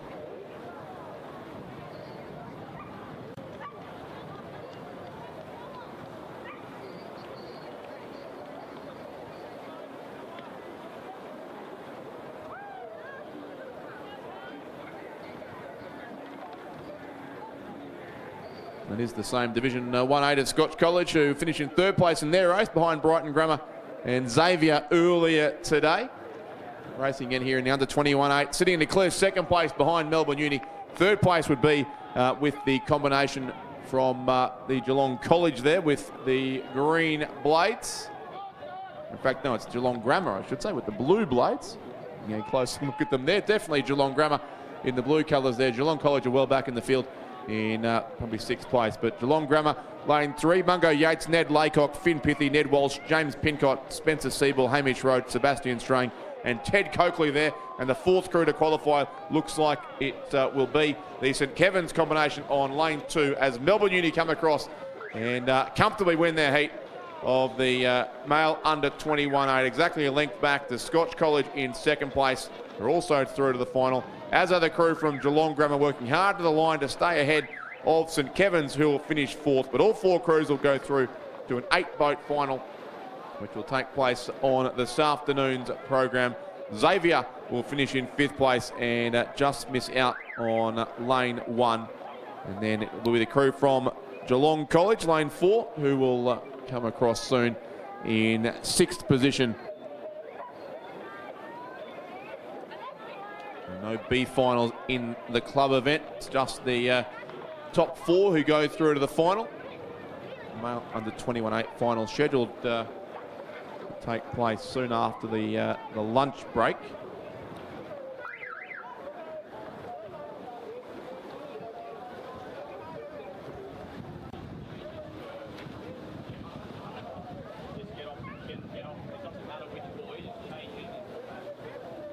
certainly some time to be made up. Potentially those keeping a close eye on the program, but no doubt there will still be a lunch break take place after this next heat. We'll allow officials time off the water to find some shade and some refreshments and get ready for the afternoon of racing. So certainly say the first race after lunch, which was scheduled for 12:35, will not take place at 12:35, given that was about 15 minutes ago. But I'll advise if any official advice comes through on the timing of the second half of the day. We've had 49 races run and won so far today. Race 50 will be the last one before possibly a slightly briefer lunch adjournment.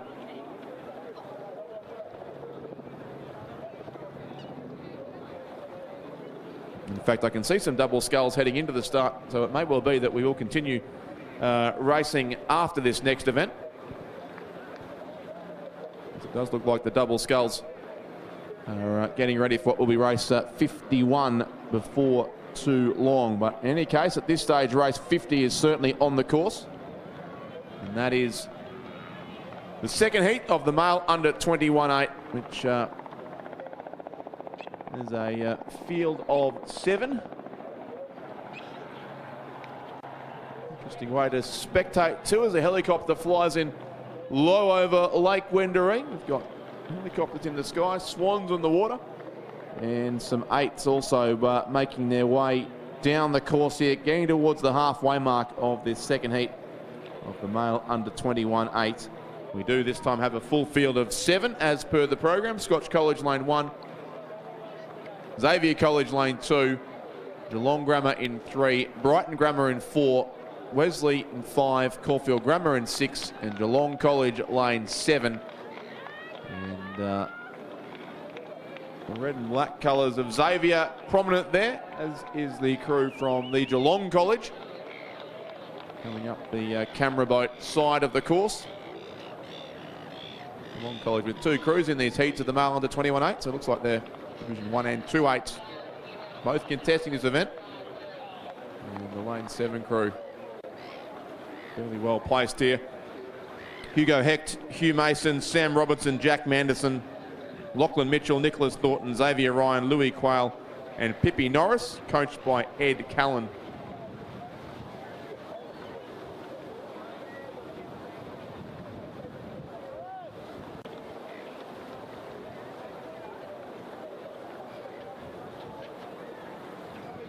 Xavier College there in lane 2, certainly showing out to be the race leaders here. That's Jonty Brunt, Ollie Gurry, Rory Hogan, Luke Punt, Jensen Stewart, Harrison Reynolds, Joe Lee Conway, Harry Glass and Zane Tackler, coached by Sean Lake. That is the same Xavier crew that finished in 2nd place in the Schoolboys 8. And they were beaten in that race by Brighton Grammar School, who are racing again here now in the centre lane, lane 4, Aidan Roos, Michael Farrand, Isaac Pells, Lockie Roberts, Patrick Hanley, Oscar Goodger-McGrath, Harry Pollock, Spencer Kirkham and James Lawback.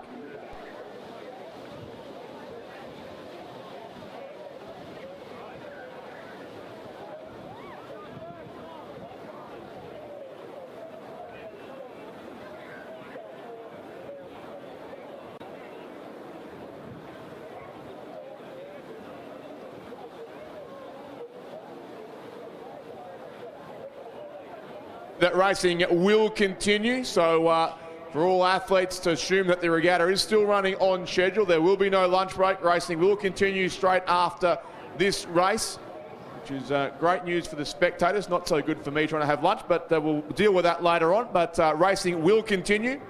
The regatta will run as close to time as possible, and all athletes are reminded to assume the regatta will still run on time.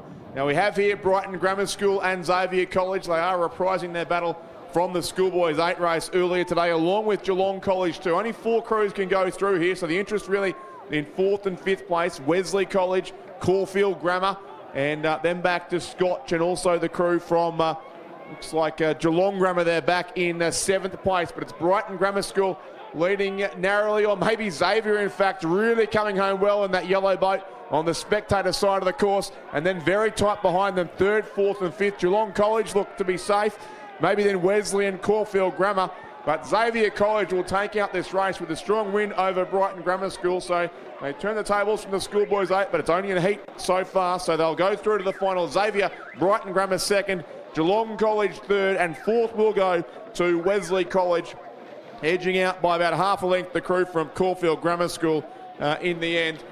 We'll just miss out in the final spot, as will Scotch College over in lane 1. They'll finish 6th, and 7th will go to the combination from Geelong Grammar. So our top 4 through to the final from Heat 2. Xavier College, the winners there. 2nd place to Brighton Grammar, 3rd Geelong College, and 4th is Wesley College, as all 7 crews are now across the line. And just repeating that racing will continue. The scheduled lunch break. Well, the time has passed for the scheduled lunch break, and racing is already continuing on the course, in fact, with what is the next of our finals.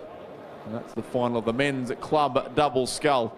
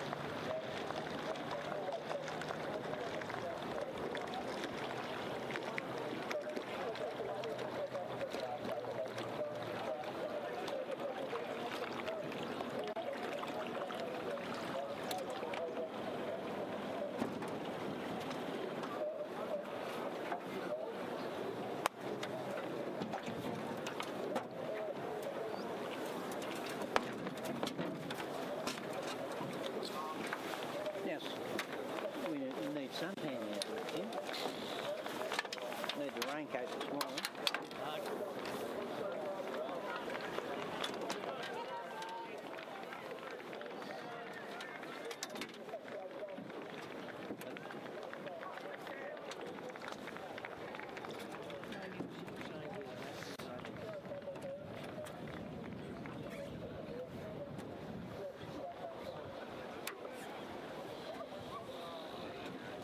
Quad scull coming down. It's actually to be a double scull race.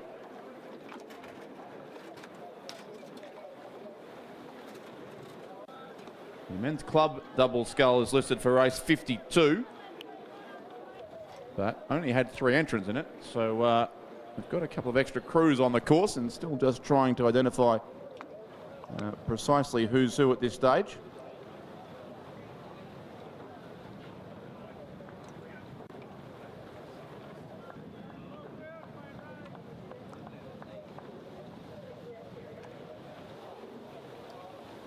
In fact, a 7-boat race here. So this may in fact be the female club double scull, which had a field of 8 listed for their final, which was race 53. You see the yellow and black of Richmond.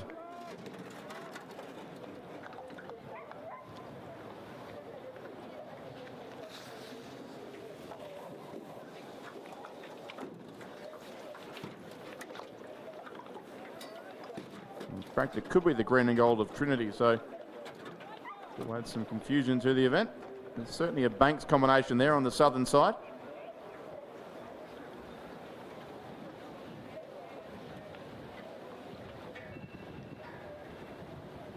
And Banks also look to be on this northern side of the course. Toorak College lane 7. So yes, this is definitely the female club double scull with what should have been a field of 8. So we've gone to race 53.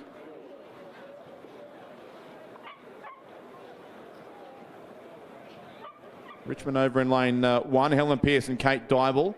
Pariah Bay beside them. Lauren Murphy and Sydney Arnold. In fact, no, it's Banks beside them, so it's still not quite the advertised program.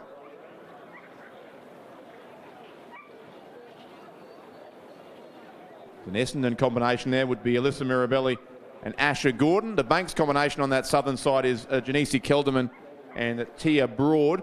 And Banks lane 8, Molly Whiteman and Francesca Spano. Side them, Corio Bay, Fiona Wild and Molly Clark Fernandez.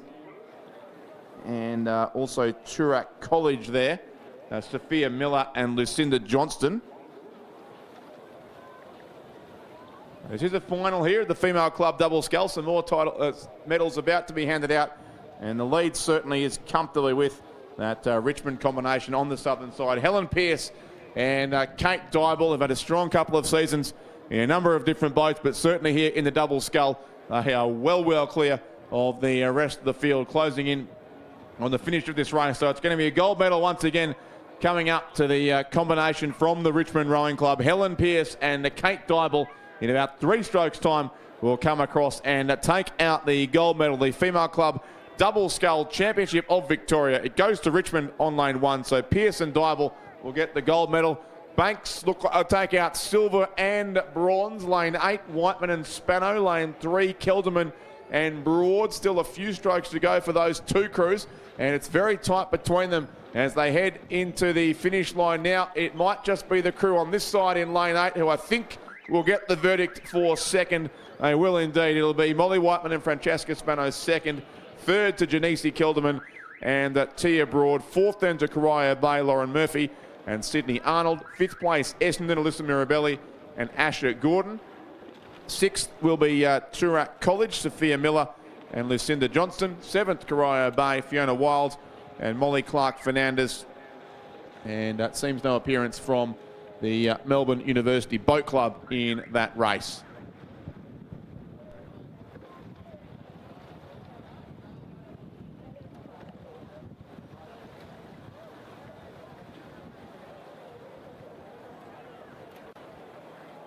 Will continue. From that race, the winner, lane 1, Richmond. 2nd place, lane 8, Banks.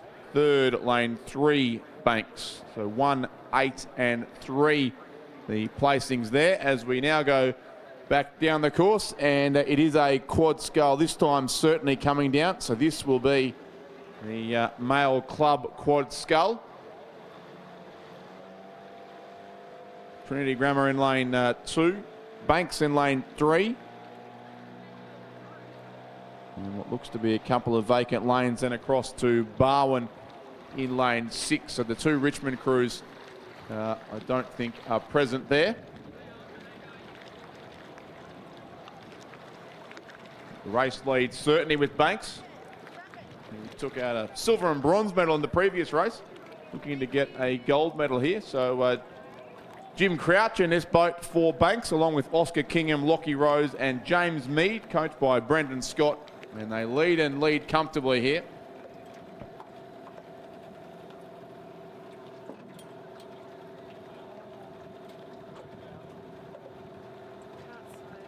Second and third to be fought out between Barwon and Trinity. So Trinity on the southern side of the course, Nicholas Whiteoak, Patrick McInerney, William Ball and Charlie White. And the Barwon crew is Joseph Plunkett, Jack Thornton, Elliot Renton-Gibb and Carl Tomchak, coached by Michael Cushion. But certainly is Banks going away strongly for the win in this race with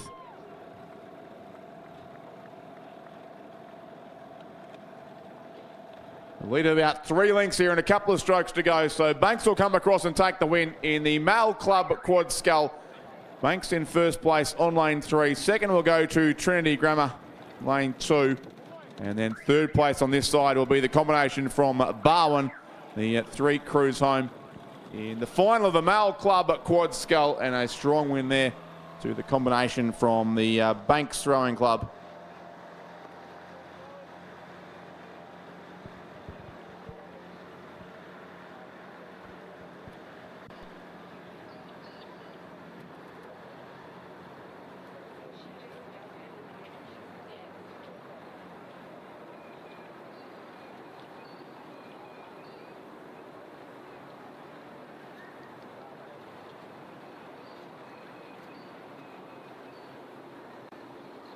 double scull on the course. And indeed that's the case. You can see the colours of Hawthorn there in lane 3. So Hawthorn, Max Curry and William Hexter in 3. Mercantile, James Goldrick and Archie Critchell in lane 4. And Mercantile, Joshua Murphy and Jackson Morrish racing in lane 5. The 3 crews in this event. Race 52. We've already had race 53. So next up should be then the final of the female club 4. Was our 12:50 race. Again, a reminder to all competitors to assume that time will be made up and the regatta will continue to run as close to time as possible. So do not delay your boating or expect that your race will start later than normal. The lunch break has been removed from the program and we'll continue racing right through the afternoon. So all crews, please still assume the regatta will run on time when you are working out when to get on the water for your race.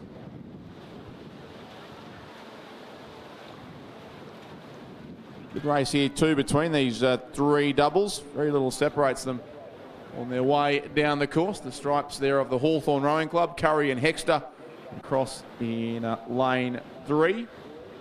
Goldrick and Critchell of Mercantile beside them, lane 4, and then Murphy and Morrish also for Mercantile racing in lane 5. So just 3 entrants here in the men's club double scull. Putting on a good race. Might be no margin to that Mercantile combination.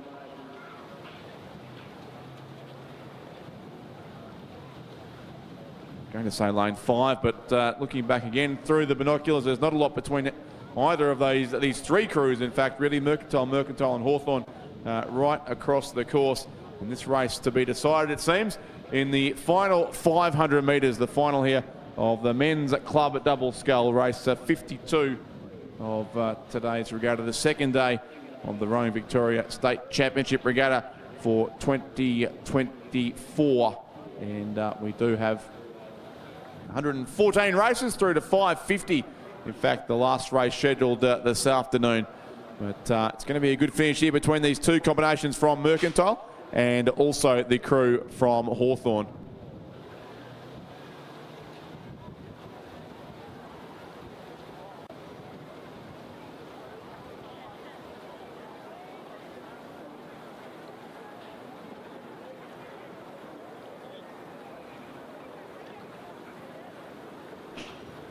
May well be Hawthorn here, narrowly from the 2 Mercantile crews. I still think Mercantile lane 5 has a narrow edge on Mercantile lane 4, but Hawthorn's Max Curry and William Hexter. A lot of these athletes had a very busy day and a bit here already, racing in yesterday's events in the late afternoon and back here, of course, on Saturday as well. So it's Max Curry and William Hexter from Hawthorn, James Goldrick and Archie Critchell of Mercantile, then Joshua Murphy and Jackson Morrish of Mercantile. And still, these 3 crews, very difficult to separate, but it does look as if the Hawthorn combination has the advantage on these 2 boats from Mercantile, who look determined to dead heat for 2nd and 3rd.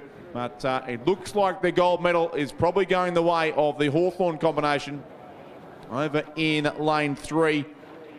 And they lead this now by a bit over a length to Max Curry and William Hexter. They're pushed away strongly late in this race. And maybe now Mercantile lane 4 just getting the edge on Mercantile lane 5. That'll still be close for 2nd and 3rd, but the win and the state championship title will certainly go the way of Max Curry and William Hexter for the Hawthorn Rowing Club. They get the win. Tight for 2nd, and lane 4 will get there. They almost stopped early there, Goldrick and Critchell, but they will take the silver medal just, and Murphy and Morrish will finish in 3rd.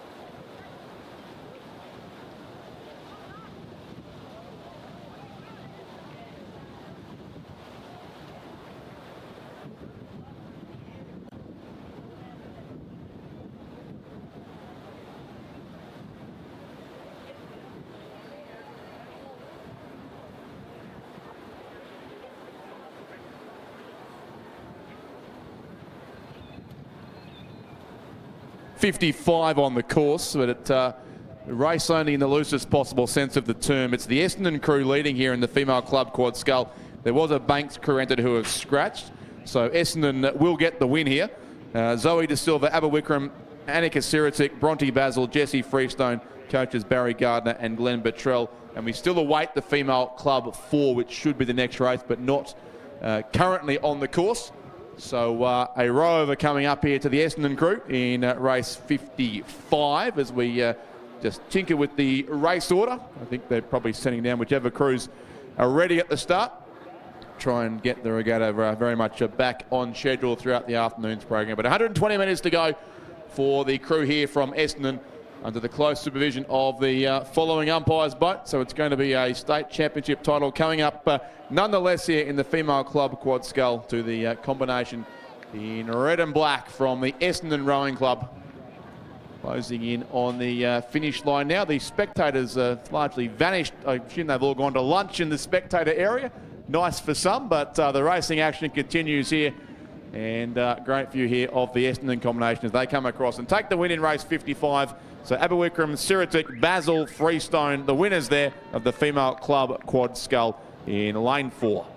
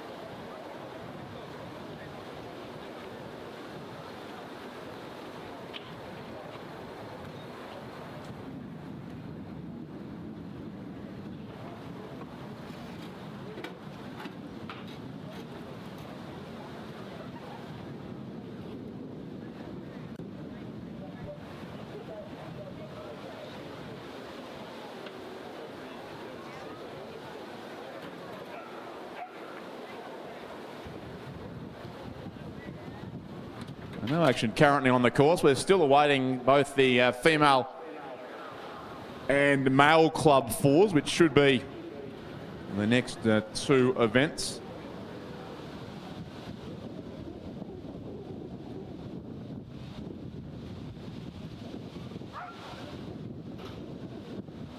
But not yet a full set of crews there.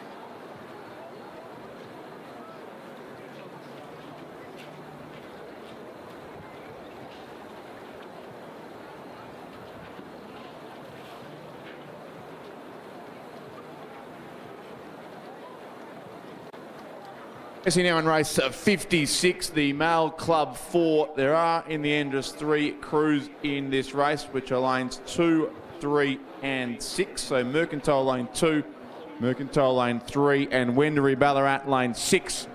The 3 crews that will make their way down the course. And we can see behind those club 4s some 8 starting to move into. We'll shortly have the finals of the female and male under 21 8s. It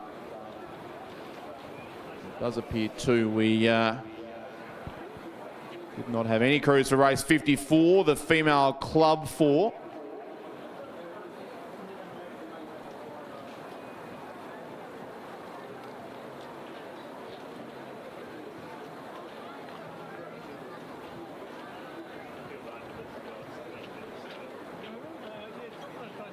See the colours there of the Wendouree Ballarat combination coming down lane 6. The only non-mercantile crew in this 3-boat race for the male club 4 title. The Wendouree Ballarat crew of Cooper Reid, William Gilbert, Joshua Matheson, Tim Wright, and coaches Paul Blanchfield, Jamie McDonald and Sam Hutchison. And 2 crews from Mercantile across on the other side of the course.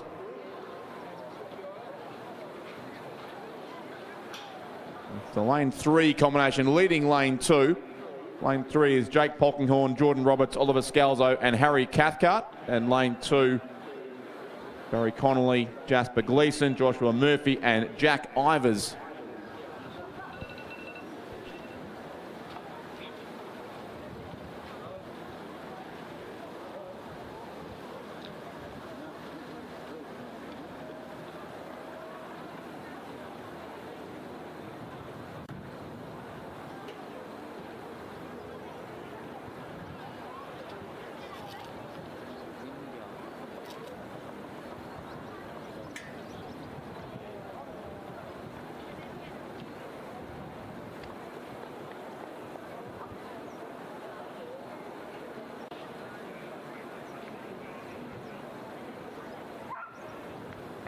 The three boats heading up towards halfway in this race. Windery Ballarat on their own on this side of the course. The two Mercantile crews on the far side. A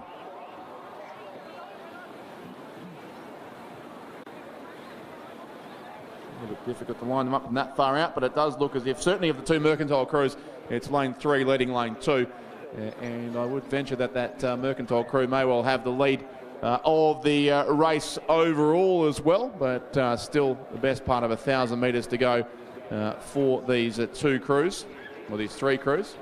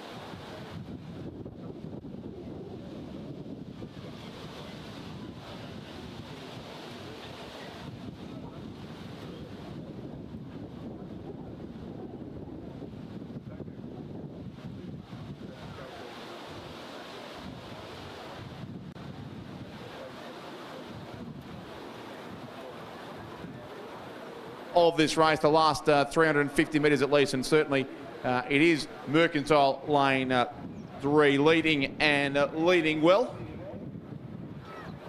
Two Mercantile crews on, if we're at Flemington, it would be the flat side of the course, and Windery Ballarat coming down the grandstand side, but certainly despite the few lanes, the vacant lanes across the course, there's no doubt about our race leader. It is Mercantile lane 3, and looking probably likely to be a Mercantile Quinella here with the lane 2 crew ahead of now Windery Ballarat in the race for second and third, but certainly a substantial win coming up to the combination from Mercantile on lane 3. Jake Polkinghorn, Jordan Roberts, Oliver Scalzo and Harry Cathcart there. The crew for Mercantile who do go inside the final 100 metres now. And they'll record a very comfortable win indeed.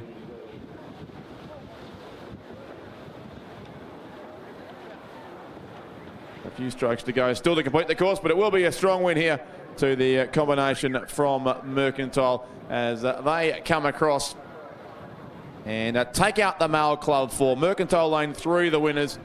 Looks like Mercantile lane 2 will take out second place, and third will go to the combination from Windery Ballarat. So it's lane 3 from lane 2 as they come across now.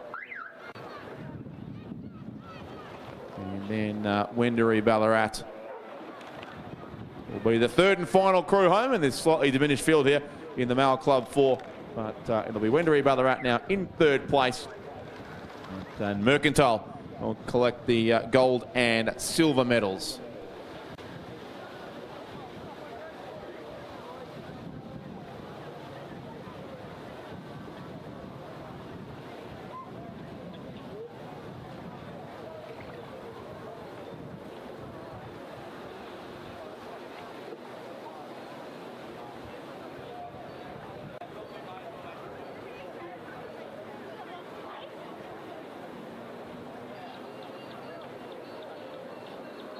Under 21 eights are now on the course too, and they are racing for the Eric Waller Trophy. Of course, such a big name in the sport of rowing, particularly here in his hometown of Ballarat. So the Eric Waller Trophy being raced for the first time since Eric's death in June of 2023. I do recall as recently as I think the state championships here 2 years ago, he was very, very involved in the organisation of that regatta as well. So it's the Eric Waller Trophy for the winner here of the female under 21A. A great recognition of one of the long-serving servants of the sport, not just here in Ballarat, but across Victoria and indeed across the country at many, many national championships as well. So a field of 7 racing for the Eric Waller Trophy. Scratching from Melbourne Uni in lane 1, but 7 crews still remain. 2 there from Geelong Grammar School in lanes 2 and 3. Wesley College lane 4, Melbourne Uni in lane 5, Geelong Grammar lane 6, Loretto Toorak in lane 7, and Melbourne Girls Grammar School are racing in lane 8.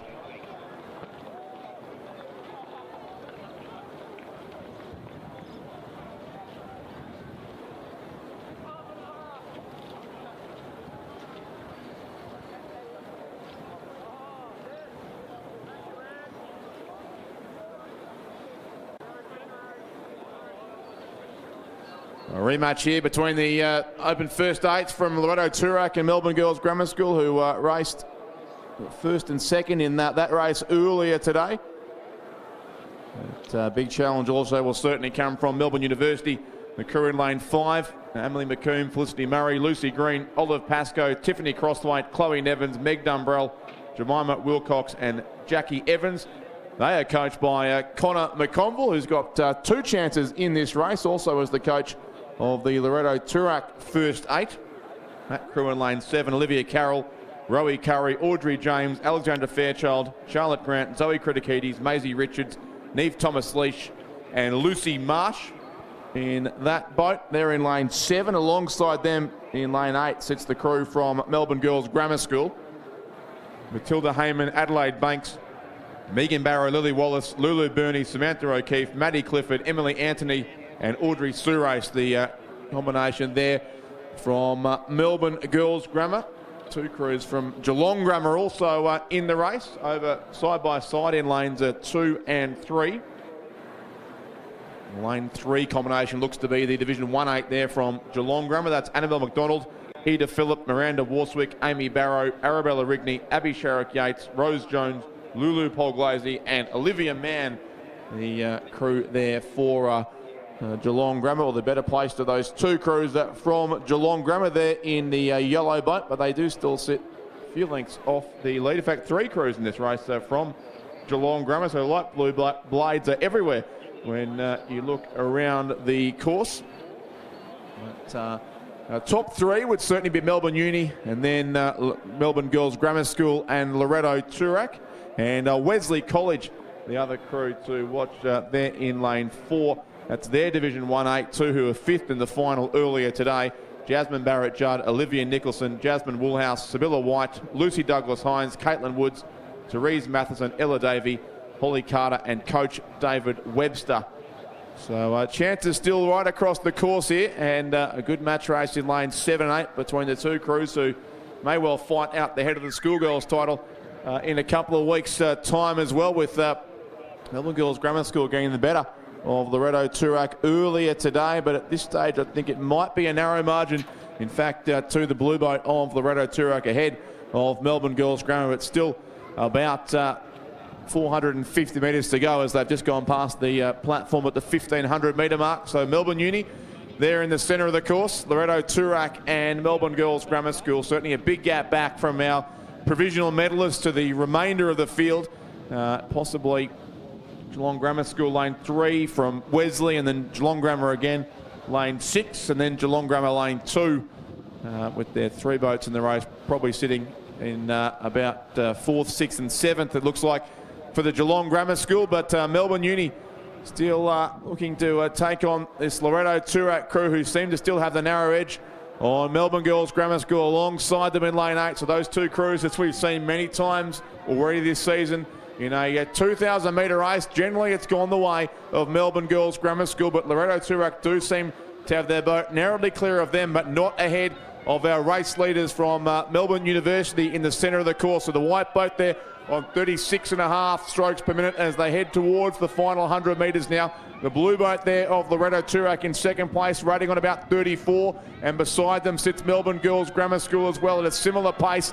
But back in 3rd place, it is Melbourne University, our race leaders here with the final of the female under 21/8, racing for the Eric Waller Trophy, and it's going to go the way of the Melbourne University Boat Club as they come across and take the win on lane 5. Melbourne Uni in first place, just over a length back to Loretto in second, and they will beat Melbourne Girls Grammar School by right on a boat length, so a reverse of that result from earlier today as far as Loretto and Melbourne Girls Grammar School are concerned. But a win there to Melbourne University, who will take out the Eric Waller Trophy for 2024. Fourth place will go to the yellow boat there of Geelong Grammar School on lane 3. Fifth place Wesley College alongside them in lane 4. Sixth will go to Geelong Grammar School in lane 6, and seventh to lane 2. The remaining combination from the Geelong Grammar School.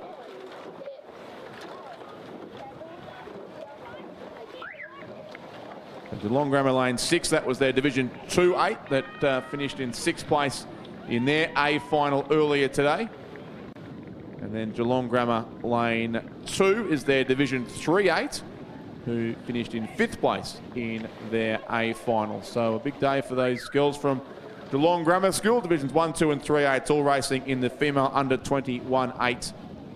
But the Eric Waller Trophy goes to the crew from the Melbourne University Boat Club, and that presentation will take place shortly. So the placings there: first place lane 5 Melbourne Uni, second place lane 7 Loretto Toorak, and third place lane 8 Melbourne Girls Grammar School. Great to see members of the Rowing Victoria board here today assisting with, or in fact undertaking, the medal presentations. Just joined briefly in the commentary box before by Lawrence Robertson and Chris Ulrich. I think you're both two relatively new additions to the RV board, but they are back out now presenting medals along with Deb Spring, Rowing Victoria President. Under the watchful eye of Adam Harrison, the acting CEO of Rowing Victoria. So it's great to see all those medal presenters hard at work throughout today and tomorrow's racing. Of course, don't forget a full day of racing. Not quite as full as today, but still some, I think, 80 or so races on tomorrow's program. We'll commence racing tomorrow at the more civilised time of 8 a.m, not 7:30. As was the case today. And the last race currently scheduled a bit before 5 p.m. tomorrow, but whereas today it was a 7:30 start and a 5:50 last race. 114 races over 2,000 metres today. Great to see so much activity on the course. So we've seen the Eric Waller Trophy decided. Next up is the race, the male under 21-8, who are racing for the Noel F. Wilkinson Trophy. In fact, that's not the race on the course. We've gone straight to race 59, I think, here. It's the single sculling event, the Male School Open Single Scull Division 1. This is a heat of the Male School Open Single Scull. So, can't see any 8s around the course at the moment, so I'm not sure about that male under 21-8. That we did have the heats for that just before what was meant to be the lunch break, so it may well be that race has been delayed a little to allow appropriate recovery time for those athletes, but try and seek some confirmation on that event. But certainly coming down the course here is the first heat of the Male School Open Single Scull Division 1, so 2 heats of this event. Scratching there from the Trinity Sculler in lane 4, but a field of 5. Will Basutil from Damascus College, Tyler Fitzpatrick of Essendon, Elliot Renton-Gibb from Barwon, Ross Stephanatos from Trinity, and Luca Mercuri from Albert Park College. The 5 scullers here. It'll be 1, 2 and 3 only through to the final. So 3 make the A final and 2 into the B final. The second heat is also well underway. And quite spread out in this opening heat too. Almost looks like one big race here, but there are 2 races on the course at the same time. the Essendon sculler Tyler Fitzpatrick certainly has the edge on Will Basutil of Damascus College. Tyler coached by Lisa Gandolfo and Will coached by Rowing Victoria's own Linda Skidmore at Damascus College here in Ballarat.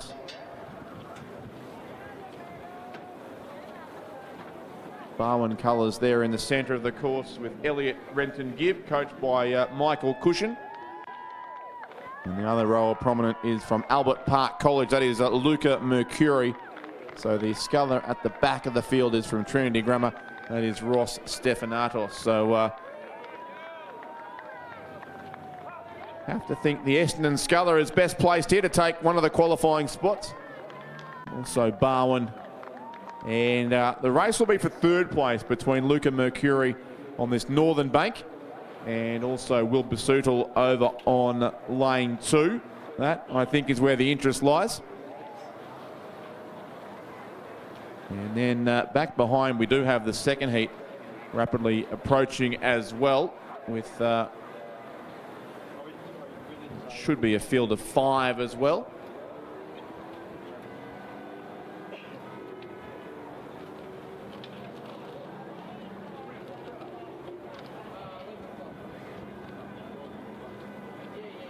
The field of 5 in this first heat is into the final 250 metres, and it is certainly Essendon's Tyler Fitzpatrick who leads, and leads comfortably now as well over Elliot Renton-Gibb from Barwon. And it does look like Luca Mercuri of Albert Park College is best placed to take out third, although Will Basutil from Damascus College certainly knows this course well and may yet be able to mount a late charge there over in lane 2. But it's looking likely that the 3 qualifiers will come through from the centre and the northern side of the course in this male school open single scull Division 1 event. Final scheduled, the A final, for 3:40 p.m. later on this afternoon. But in any case, it is certainly Tyler Fitzpatrick of Essendon, coached by Lisa Gandolfo, who will come up with a very comfortable win here in this first heat of the Open Division 1 male school single sculler. Fairly leisurely pace, in fact, for our leading scullers here. Elliot Renton-Gibb looking very comfortable too as he comes across in second place, and third will go the way of Luca Mercuri of Albert Park College, keeping a watchful lookout to his right-hand side to ensure he stays ahead of Will Basutil, the sculler from the Damascus College here in Ballarat. He'll finish 4th and go through to the B final, and he'll be joined there by Ross Stephanatos of Trinity Grammar, who's still got a bit of distance to travel here, but has a good view behind him too of the second heat of this male school open single scull Division 1, which again sees an Essendon sculler in a pretty good position in this second heat. That would be Reese Davey of Essendon in lane 3, coached by Bill Nugent. And the other sculler showing out in front is relatively new school to the rowing program of Western Heights College from Geelong. That's Noah Brandy, who also rows at the Corio Bay Rowing Club. He's coached by Jeff Sykes, but obviously, as is required in a school event, rowing for his school. So it's the Western Heights College for Noah Brandy, the school, I think, of Xander and Taj Bailey as well, row 4. I think we'll see them on the course later on today as well. But here comes Ross Stephanatos, the sculler from Trinity, to conclude the first heat. And then right behind him, we do see Essendon's Reese Davey leading the field well in heat 2, ahead of probably Adam Chang of Hawthorn, and also then Noah Brandy from Western Heights College. Here is Ross Stephanatos, the sculler from Trinity, with just a few strokes to go to complete the 2,000 metres and complete the first heat of the Open Division 1 male school single scull. So Trinity across there to finish in 5th place. He'll get a second chance in the B final of that event. That now on screen is Reese Davey of Essendon again, the Bill Nugent coach sculler, who is closing in on the finish line rapidly, ahead then of Adam Chang of Hawthorn and Noah Brandy from Western Heights College. So they'll easily beat the top 3 in this second heat as well. two scullers in Heat 2. Maxton Hall from Albert Park College and Ned Joyce from Corio Bay.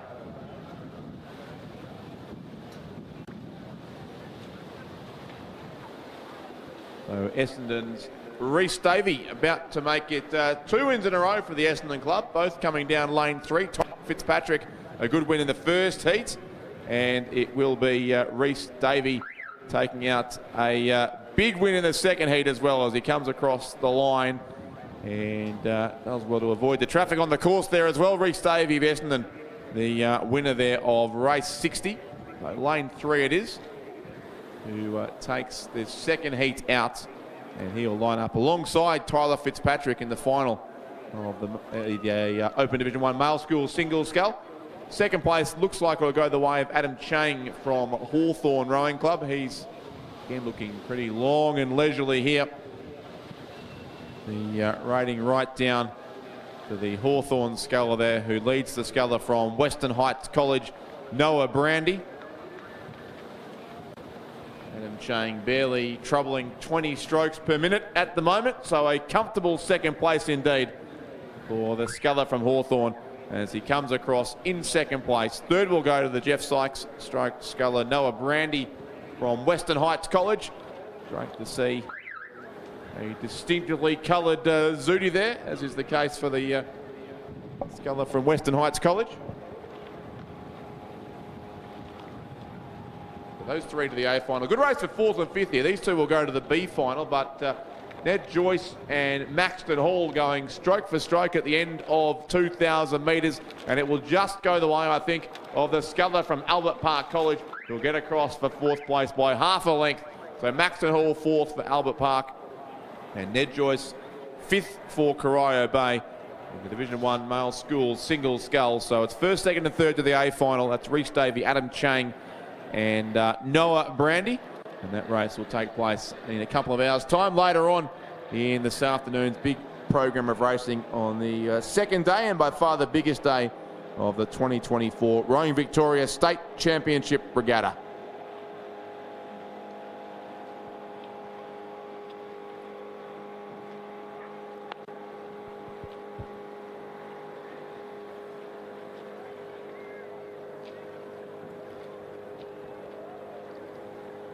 Race here in the Open Division 1 male school coxed quad scull.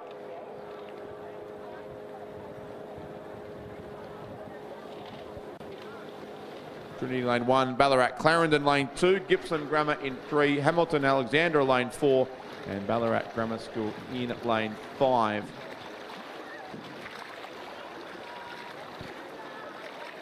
Reminder too of the purple lidded bins around the venue run by Recycle for Change, so a great opportunity to recycle your plastic and glass bottles, and also at the same time help the Recycle for Change charity. A substantial donation goes back to them based on the number of bottles collected at this regatta, so please use those purple lidded bins for the appropriate bottles and cans. It is marked on the side of the bin what can and can't go inside, so please use the standard recycling bin for other items, but anything that can go in those purple bins, please ensure you do use those. There's many of them around the regatta venue, all run by the Recycle for Change charity.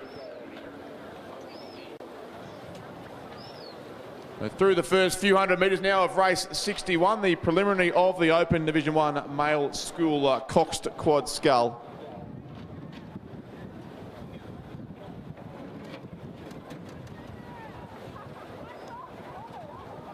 Good line of at least 3 boats across the course here. Gippsland Grammar in the centre lane, Ballarat Clarendon alongside them. And looks like the green and gold of Trinity on the outside, the far side of the course, or the southern side of the course at least. Probably narrowly our top 3 then Ballarat Grammar, and also Hamilton and Alexandra making their first appearance, I think, at this regatta for today. Crew in the centre lane for Gippsland Grammar, Lagan Joshi, Evan Lewis, Hagan Cook, Samuel Reynolds and Camden Bayer.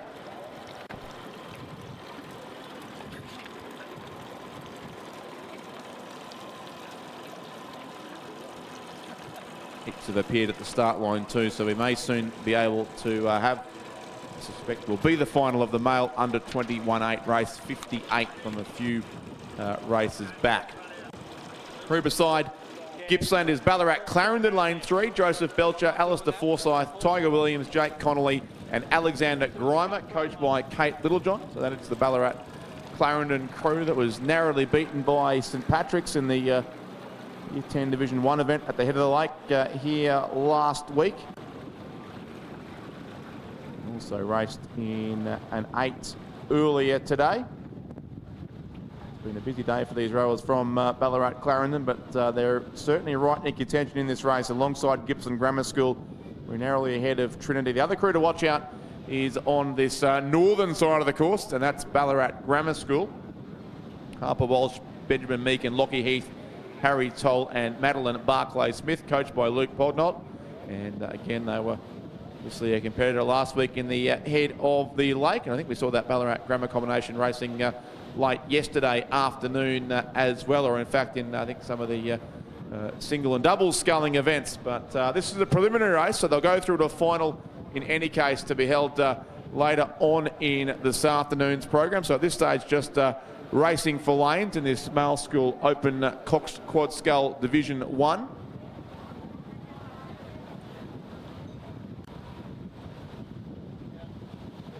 It's still a good race between these top 3 or 4 crews, really. I think the Ballarat Grammar School on this northern side are in the ascendancy here now.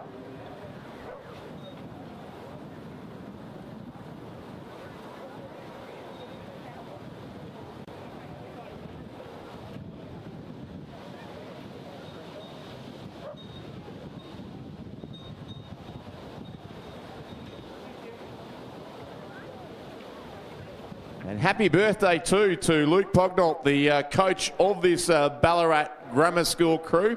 Happy birthday, Luke. There's nowhere to hide at these regattas, spies everywhere, but hope you're enjoying your day. Where else would you want to spend your birthday, really, than at a big regatta like the State Championships here on your home course at Lake Wendouree. So happy birthday, Luke, and I think he's going to get a decent present here from his crew, who are well clear here of either Gippsland Grammar or Ballarat Clarendon here in this race. And while mentioning Ballarat Grammar School, they are in charge of the catering at this regatta as well. So we do encourage you to go along and support the Ballarat Grammar School catering tent, who are hard at work right throughout the weekend here. Plenty of parents and volunteers involved in making that happen. So thank you to the Ballarat Grammar School, and please give them your support over the course of this regatta. It's going to be a Ballarat Quinella here, and Ballarat Clarendon maybe not content with second place in this race for lanes. They are going out after our race leaders too from Ballarat Grammar, who still lead it by maybe a third of a length or so, but that gap is closing. Ballarat Clarendon second, Gippsland Grammar third, then Trinity on the spectator side. But Ballarat Grammar School will hold on and take the win here in this Division 1 quad scull race for lanes. In the end, about 2/3 of a length, so Ballarat Grammar first, but it sets up a great final to come with Ballarat Clarendon in second place. Third goes to Gippsland Grammar. Fourth will be Trinity on lane 2, and fifth will be the crew from Hamilton and Alexandra College, also a school from here in Western Victoria. But that's the preliminary race, the Open Division 1 coxed quad scull. And there'll be a final of that race later on today, scheduled for 3:45 this afternoon. Ballarat Grammar, the winners there, as Hamilton and Alexandra come across to complete the race.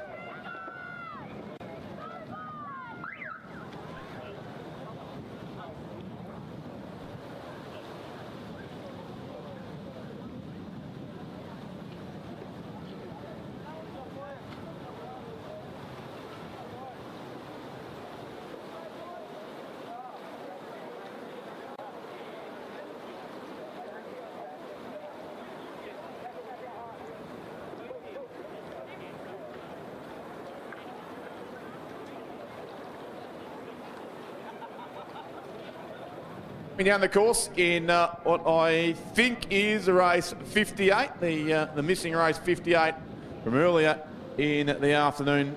The male under 21-8 race for the Noel F. Wilkinson Trophy.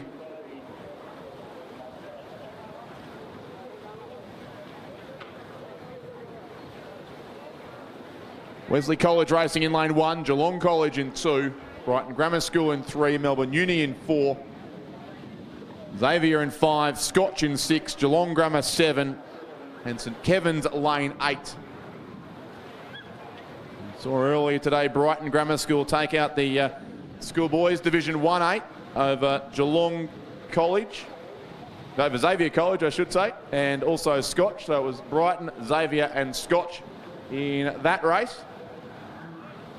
All of whom are here in the towards the middle of the course, along with the crew from Melbourne University. So one club crew in this under 21-8 with a series of school crews having what would be their, I think, their 4th race for the day after the heats and finals of the schoolboys 8 and also the heats of this under 21-8. But the Melbourne Uni crew does look to be in the ascendancy here. Nick Adkins, Lloyd Verdotto, Will Cowan, James Horton, Nicholas Bryan, Amos Kirk, Benjamin Marchant, Lachlan Idle and Josh Pfefferkrans in that yellow boat there for Melbourne Uni. Leading it, it would seem, from Scotch and Xavier, either side or both out to the bow side of that lead crew from Melbourne Uni. That's the top 3. Then a gap back to Brighton Grammar School, who were the winners this morning in the race for the H.E. Butler Trophy for the Male School Open 8 Division 1. But this is the Noel F. Wilkinson Trophy, a name familiar to many, of course, who are aware of the Interstate Regatta, where the junior or the Youth 8 race, the Male Youth 8 race, is also raced for the Noel F. Wilkinson Trophy. So this is a very similar event to the Victorian Championships, and the trophy, of course, named in honour of the same person, Noel F. Wilkinson, who was, again, a great servant of Victorian and Australian rowing for many years, and has lent his name to a couple of trophies, including the one about to be claimed, you would think, by the crew from the Melbourne University Boat Club, because they're clear by about 2.5 lengths now from Scotch and Xavier, having a great race for 2nd and 3rd, as they did this morning behind Brighton Grammar. It was Xavier edging out Scotch in that race, and maybe again the same is playing out here in this final of the under 21-8, but there's no doubt about our race winners racing away with the Noel F. Wilkinson Trophy for the male under 21-8 Championship of Victoria. It's the crew from the Melbourne University Boat Club on lane 4 as they come across the line now and record about a 3-length win over Xavier College, who'll edge out Scotch for the 2nd time today. So Xavier 2nd, Scotch 3rd, half a length between those 2 crews. And then it will be Wesley on the southern side, who will grab 4th place just ahead of this morning's winners from Brighton Grammar School. 6th was very tight. I think it may have been Geelong College just edging out Geelong Grammar. And St Kevin's right down beneath us in lane 8 will take out 8th place. So 7 school crews and 1 club crew, and the club crew emerges victorious. Melbourne University have won the Noel F. Wilkinson Trophy for the male under 21-8. So lane 4 gets the win. Lane 5, Xavier in 2nd place. And lane 6, Scotch College, will finish in 3rd there in race 58. 4, 5 and 6 placings in race 58.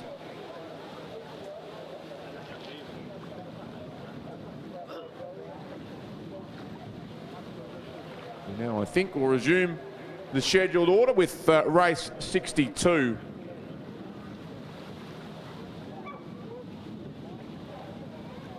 Should be a heat of the Open Division 2 Male School Coxed Quad Scull.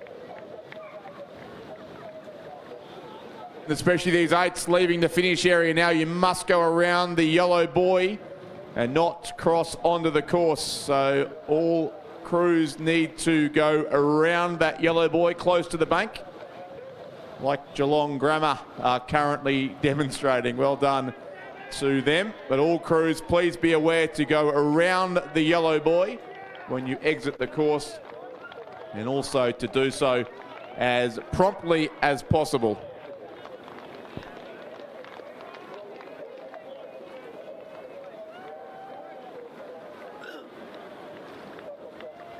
We've had, this I realise could be problematic, we've had a hearing aid handed in. So hopefully the owner of that is still able to hear this announcement, but or someone is aware of a person who may have lost a hearing aid here at the Regatta venue. It has been handed in and is available at the finish tower. And I'm also told that a medal was found in a portaloo. So if you won a medal today and for some reason left that in a portaloo, which is not something I ever thought I'd say actually, but there you go. That medal is available for recollection from the medals tent in the presentation area. So a medal left behind in a portaloo has been recovered and is available for recollection from the medal tent.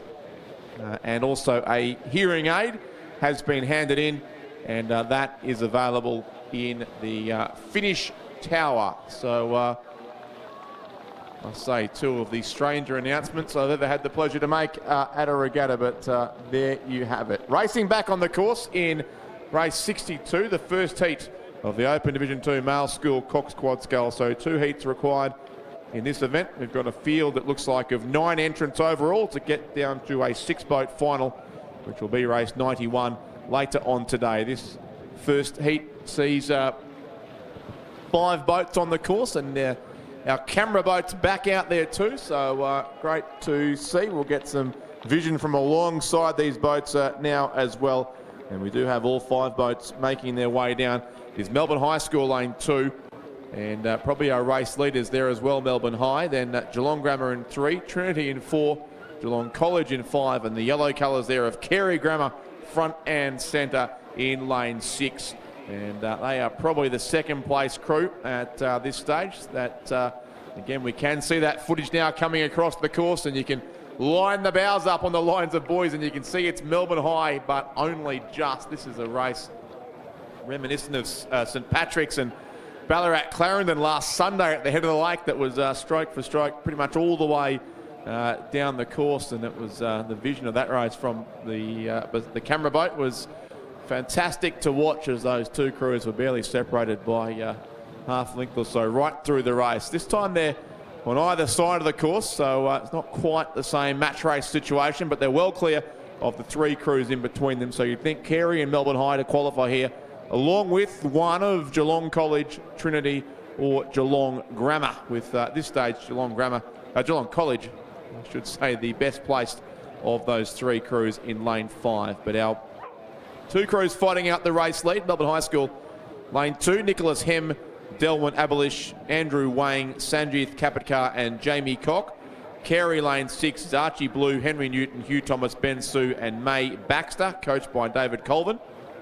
In Geelong College, Sydney Alcock, Oliver Arden, Ben Hunter, Oliver Williams and Olivia Hanbury, coached by Ed Callan. And that is certainly our top 3. There'd be a link or a little more back to Trinity in 4th place. Charlie Harris, Matthew Talty, Spencer James, Patrick Board and Oscar Collings. And Geelong Grammar School then lane 3, David Perry, Henry Huang, Jason Jin, Flynn Dixon and Max Allen.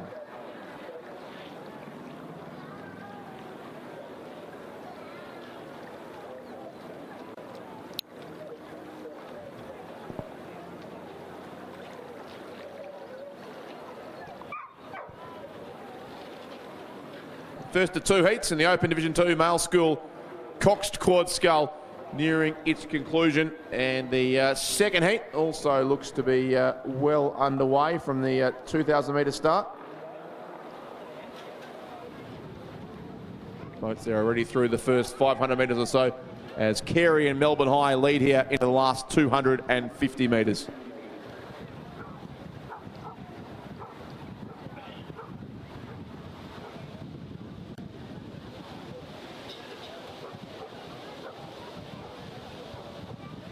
Christine Hallinan, can you please come to the finish tower and collect your wallet? Christine Hallinan from Horsham. It's available in the bottom of the finish tower.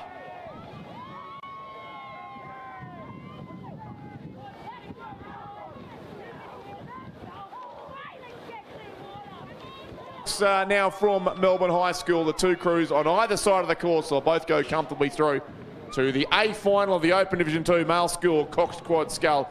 But it'll be Kerry Grammer in this race in the end by a bit over a length. In fact, close to 2 lengths it'll be as they come across the line. So Kerry first will take the centre lane in the final. Second place, Melbourne High School.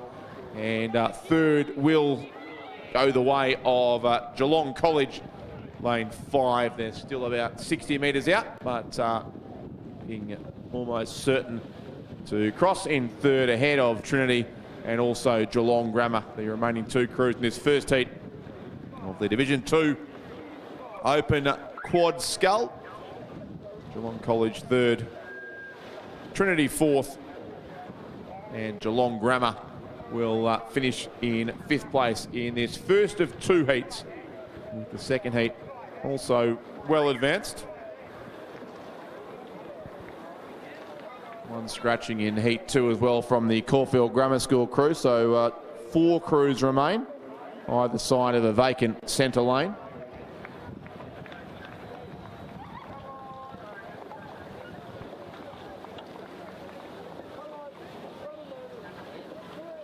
And just a few strokes to go here for Geelong Grammar to complete the opening heat from the Open Division 2 male school coxed quad scull. So Geelong Grammar across in 5th place. They'll go to the B final along with Trinity. The winners Carey from Melbourne High and Geelong College will be the A finalists from that the first of those 2 heats. The second heat, well past halfway. Melbourne High again lane 2, St Patrick's lane 3, the vacant lane 4, Ballarat Clarendon lane 5, and Trinity in lane 6. And a bit of a race of 2 halves here, but it's the Ballarat rivals once again. We saw that so many times last weekend, Ballarat Clarendon and St Patrick's. And here they are again either side of the vacant lane in this Open Division 2 quad scull.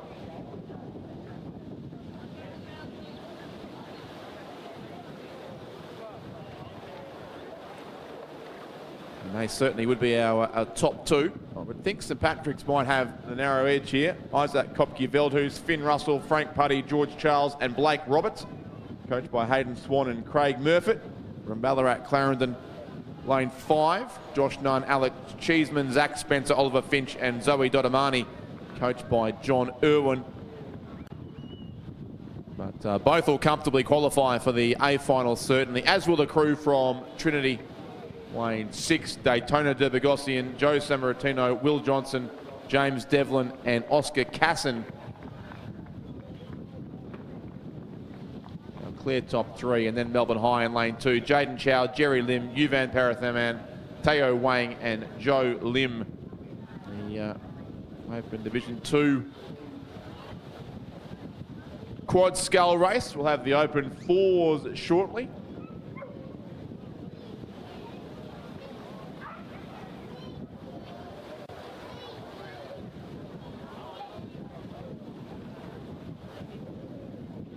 Which unfortunately it seems has been a scratching from the St Patrick's Head of the Lake winners in that race. A field of 4 remains in this Cox 4 event. We'll see on the course soon, but for now it still is the Division 2 quad scull, and it's certainly St Patrick's leading Ballarat Clarendon and also Trinity.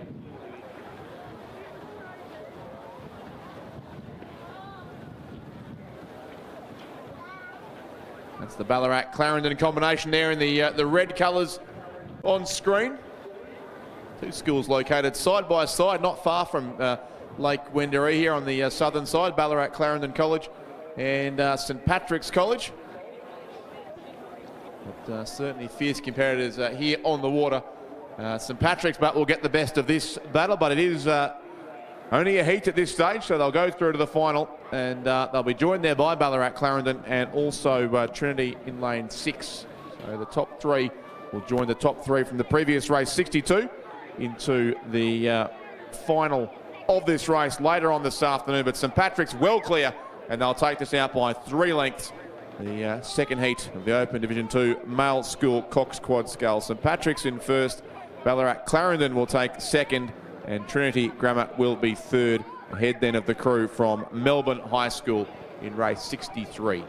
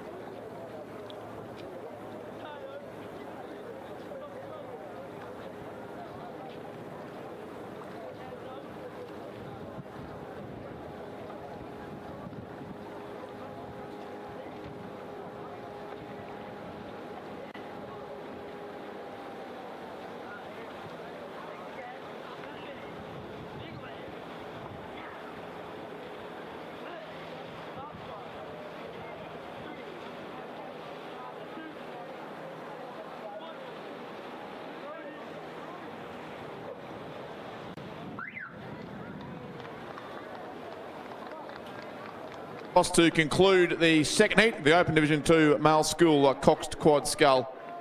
As we go back down the course, racing now in the preliminary race of the Open Division 1 male school coxed 4.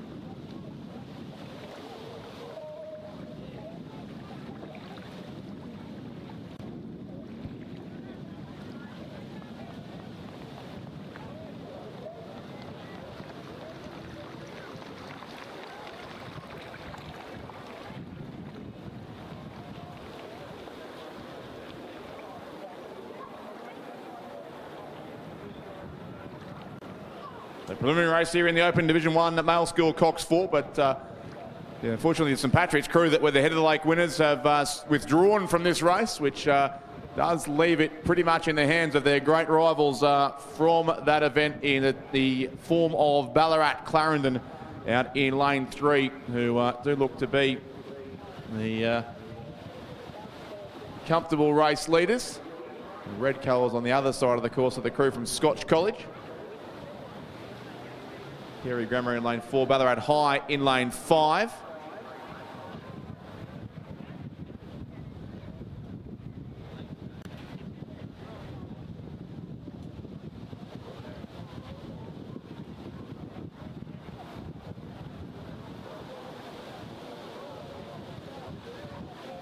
The Ballarat High combination were in third place in that head of the lake race, just edging out Ballarat Grammar in a finish not quite as close as the one between first and second, but was tied also for third and fourth in that memorable Open Coxed 4 event at the head of the lake here on last Sunday. But the Ballarat Clarendon crew out in lane 3, Stuart Hall, Max Mason, James Forsyth, Charlie McClure and Reece Belcher, coached by Ian Peel. This was the crew that went up to Sydney and won the New South Wales Championships a few weeks ago. So from this preliminary race, they'll seemingly book themselves a centre lane in the final to come later on today. Scotch College and Carey still giving chase. The Carey crew, Liam Waldron, Connor McCann, Luke Vallely, Heath Markovich and Hunter Cunningham, coached by Michael Norton. And the Scotch crew, Angus Morrison, Flynn O'Halloran, Maxwell Finlay, Toby Marchant and Sebastian Pagnan in second and third place, those two. And then Ballarat High behind them, Lachlan Wallace, Reece Webster, Matt Sorensen, Aidan Pinn, Zoe Edwards and Chris Nielsen, the coach of the crew from Ballarat High. But it'll be an easy win here, certainly, to that Bowcox boat with the tandem rig from Ballarat Clarendon College, who will put themselves through to the final in the centre lane. The Open Division 1 Male School Cox 4. Ballarat Clarendon take the win there comfortably in this preliminary race. Second will go to Carey, about 3 lengths further back. And then third place will be Scotch College, ahead then of the crew from Ballarat High in race 64, the preliminary of the Open Division 1 Male School Cox 4. Here comes the Ballarat High combination as well, in the blue colours there on lane 5.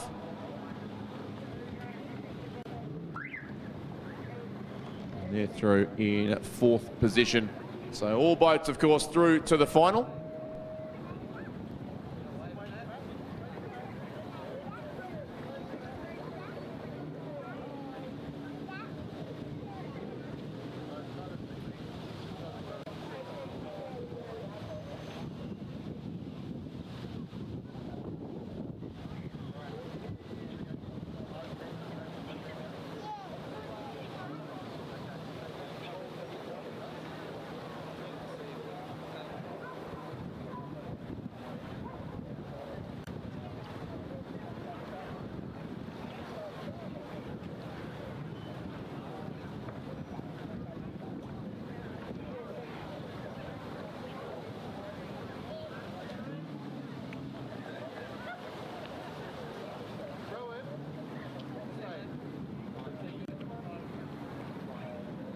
Division 2 Male School Cox 4. This one does have a full set of crews. St Patrick's lane 2, Damascus lane 3, Ballarat Grammar lane 4, Carey in 5, Scotch in 6 and Ballarat Clarendon lane 7. So again, the 4 Ballarat schools all represented here, including St Patrick's, who were the head of the lake winners in a pretty narrow race over Ballarat Clarendon. Had some good tussles this season. In fact, these 2 combinations, they're doing so again here in this preliminary race, despite being on either side of the course.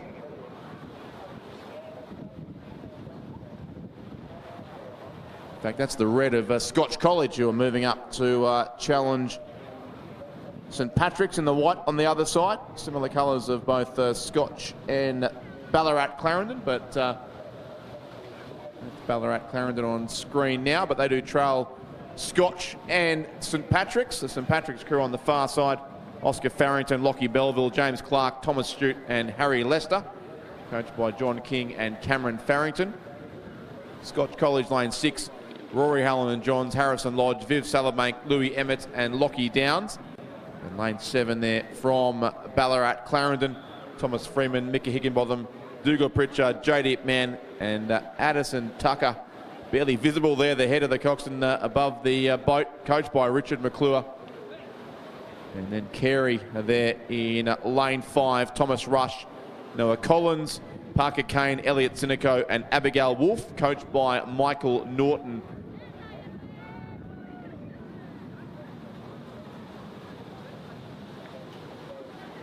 St Patrick's out in front on the southern side of the course. Scotch certainly leading on this northern side, ahead of Ballarat Clarendon and also Carey. Just back a little to Ballarat Grammar School and Damascus College. Again, thank you to Ballarat Grammar for their work in the catering tent. throughout the weekend's regatta. Please go along and support the many parents and volunteers who've done all the hard work to have the catering tent well stocked and available for food and drink right throughout this weekend's regatta. So thank you to Ballarat Grammar School, their crew on this race: Robert Reid, Albert Mole, Lawson Smith, Harry Bryant and Bridget Japp, coached by David Wright. And Damascus College, alongside them, Declan Newman, Flynn Rivet, Hunter Bennett, Joachim Henderson and Matilda Watt, coached by Paul Blanchfield.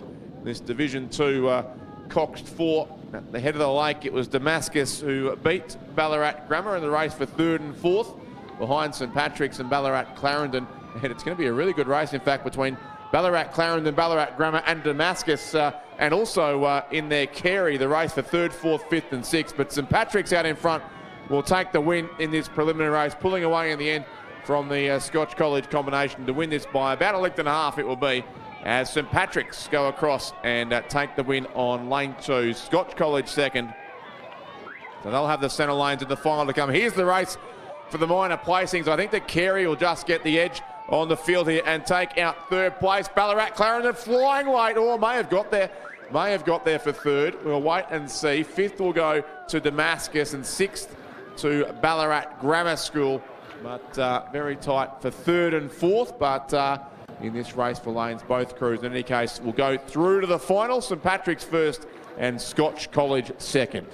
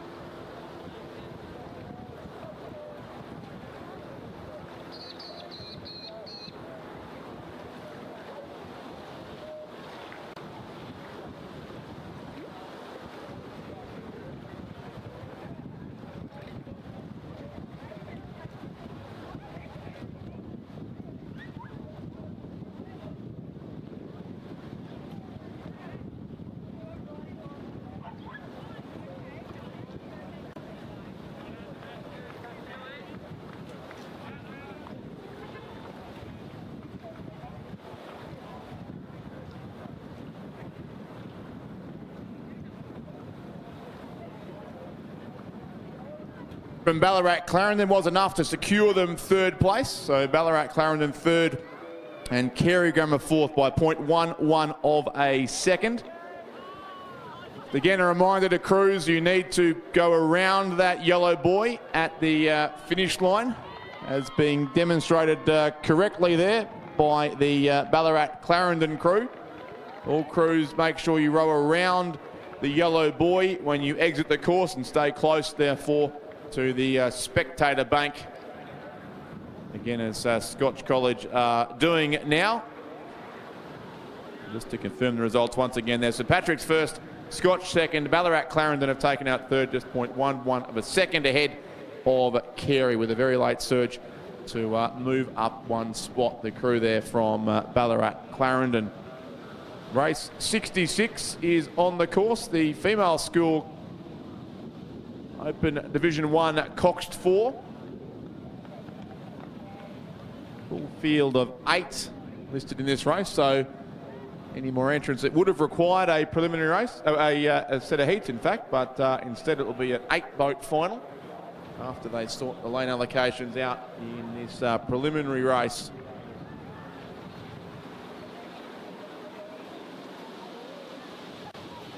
All 8 quads on the course too, so racing through the first 600 or 700 metres already. Yeah, bright yellow of Furbank Grammar showing out clearly there, and they do look to be the race leaders on that far side of the course as they are heading up towards the halfway mark now of this race. So Furbank in lane 1, Caulfield Grammar in lane 2, Ballarat Clarendon lane 3, Ballarat High lane 4, Melbourne Girls Grammar School in 5, Genazzano lane 6, Carey lane 7, and Loretto Ballarat racing in lane 8.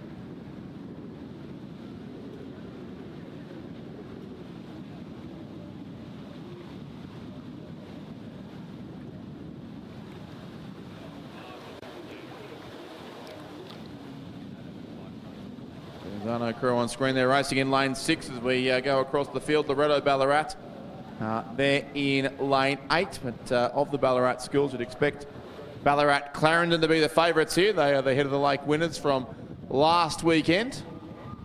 And a good race here, as expected, with the crew from Furbank Grammar as well, who've generally been the best placed of the Melbourne schools in this event, as they all meet here at the State Championship Regatta. So Furbank Grammar over there in lane 1, Poppy Dalton Morris, Emily Grace, Ella Bailey, Frankie Diva and Aurelia Fife. Ballarat Clarendon lane 3, Phoebe Marr, Mackenzie Kopke-Veldhuis, Annabelle Maloney, Taya Kirsanovs and Cooper Nold, coached by Nikki Plakinski.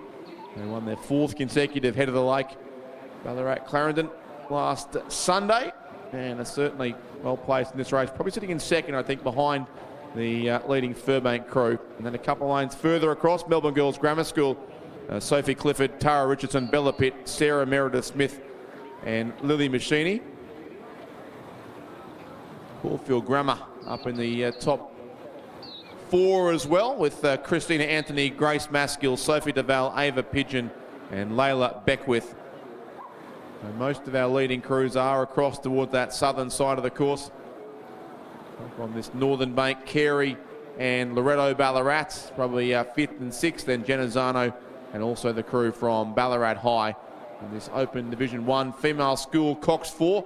And there are the distinctive colours of the combination from Furbank Grammar, who do seem to have their boat ahead of Ballarat Clarendon and Caulfield Grammar in between those two, along still with Melbourne Girls Grammar School. The top 4 have put a fair gap back on the rest of the field, but this is a preliminary race, so they'll all go through to a final to be held later on this afternoon, the Open Division 1 female school coxed 4.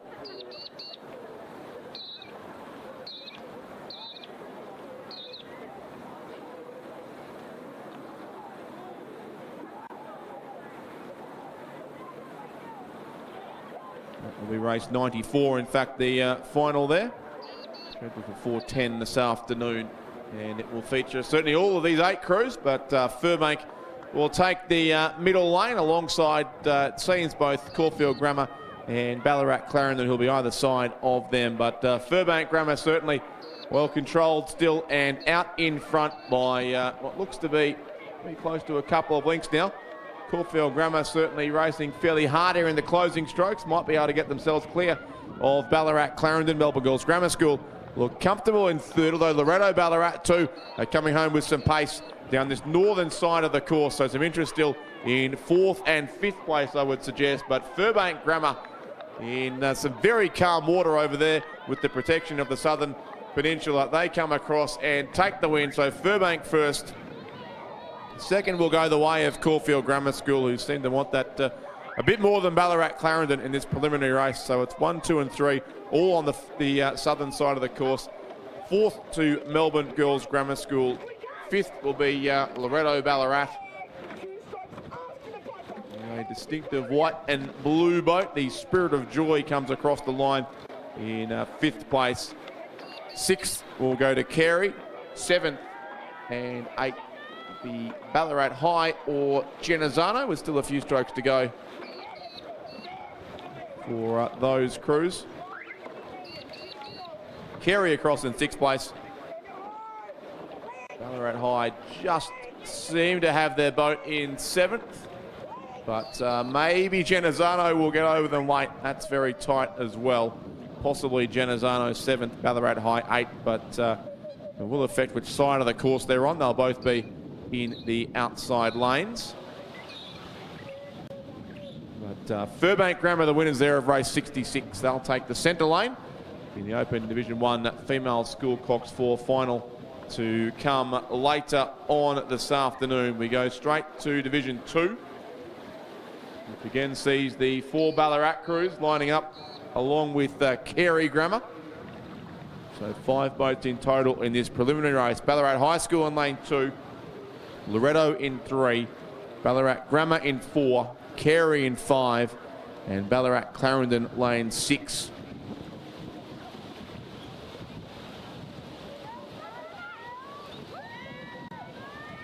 Not much between the top 4 crews here. Certainly Ballarat High have dropped back off the pace a little.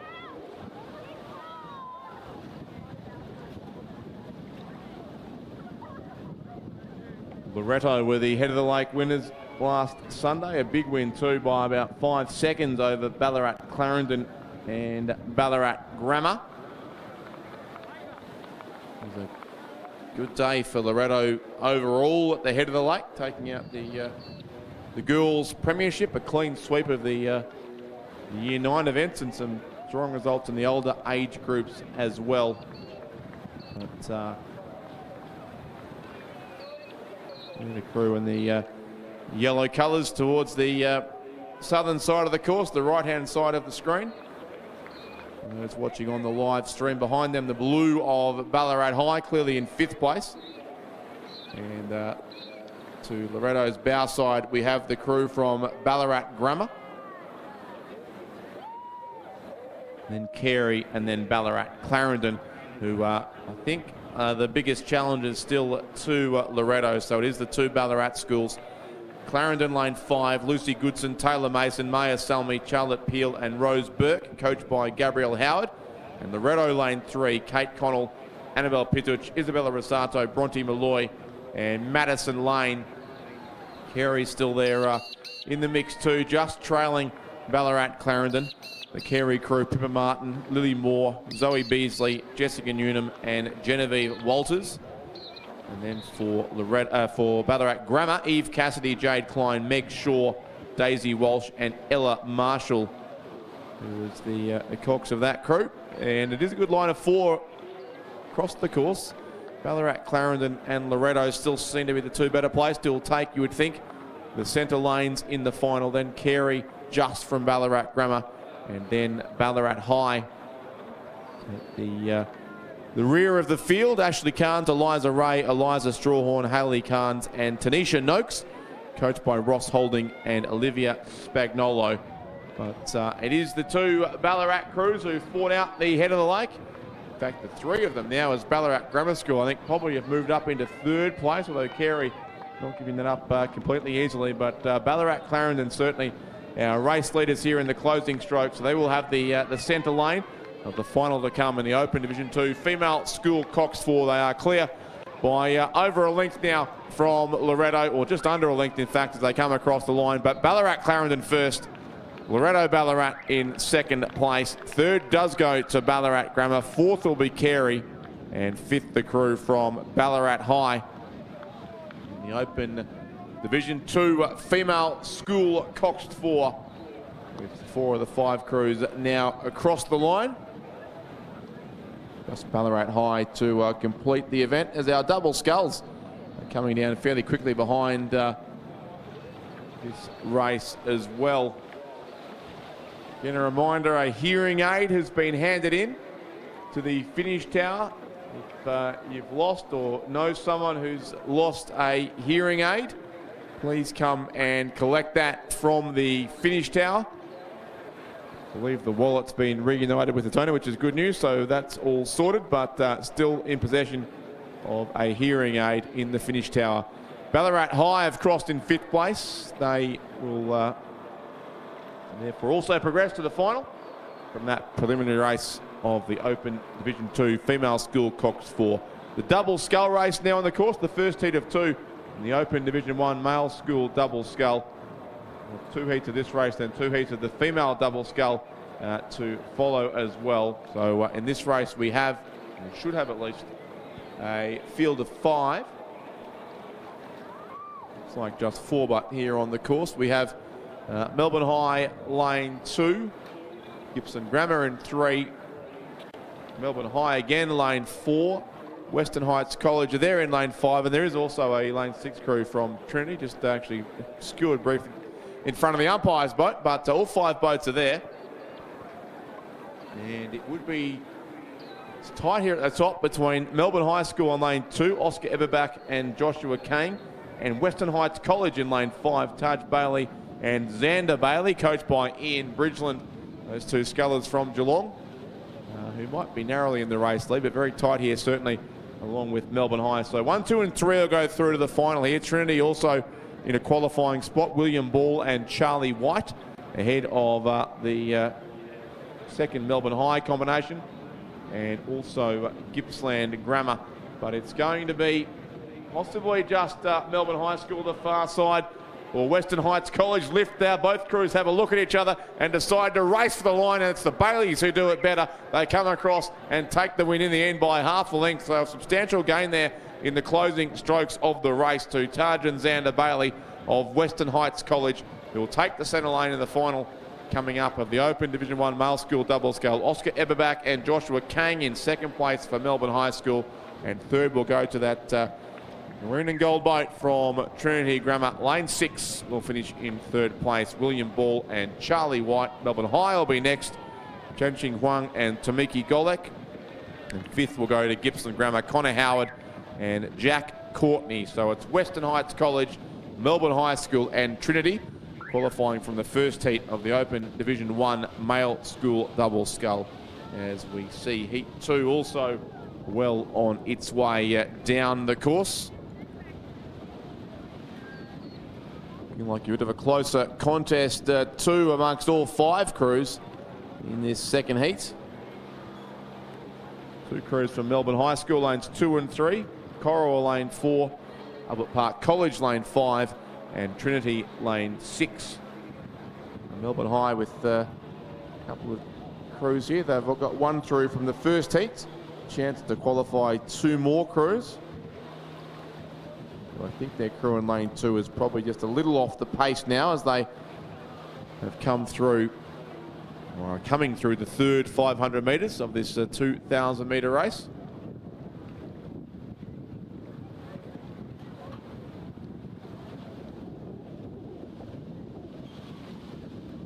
Of those 2 crews from Melbourne High, certainly it looks to be Sam Eberbach and James Lau who do lead there. So it was Oscar Eberbach in the previous heat, so presumably some brothers there at Melbourne High School who may be facing off in the final of this race in a little while. Male School Double Scull final is scheduled for 4:25, race 97 on the program.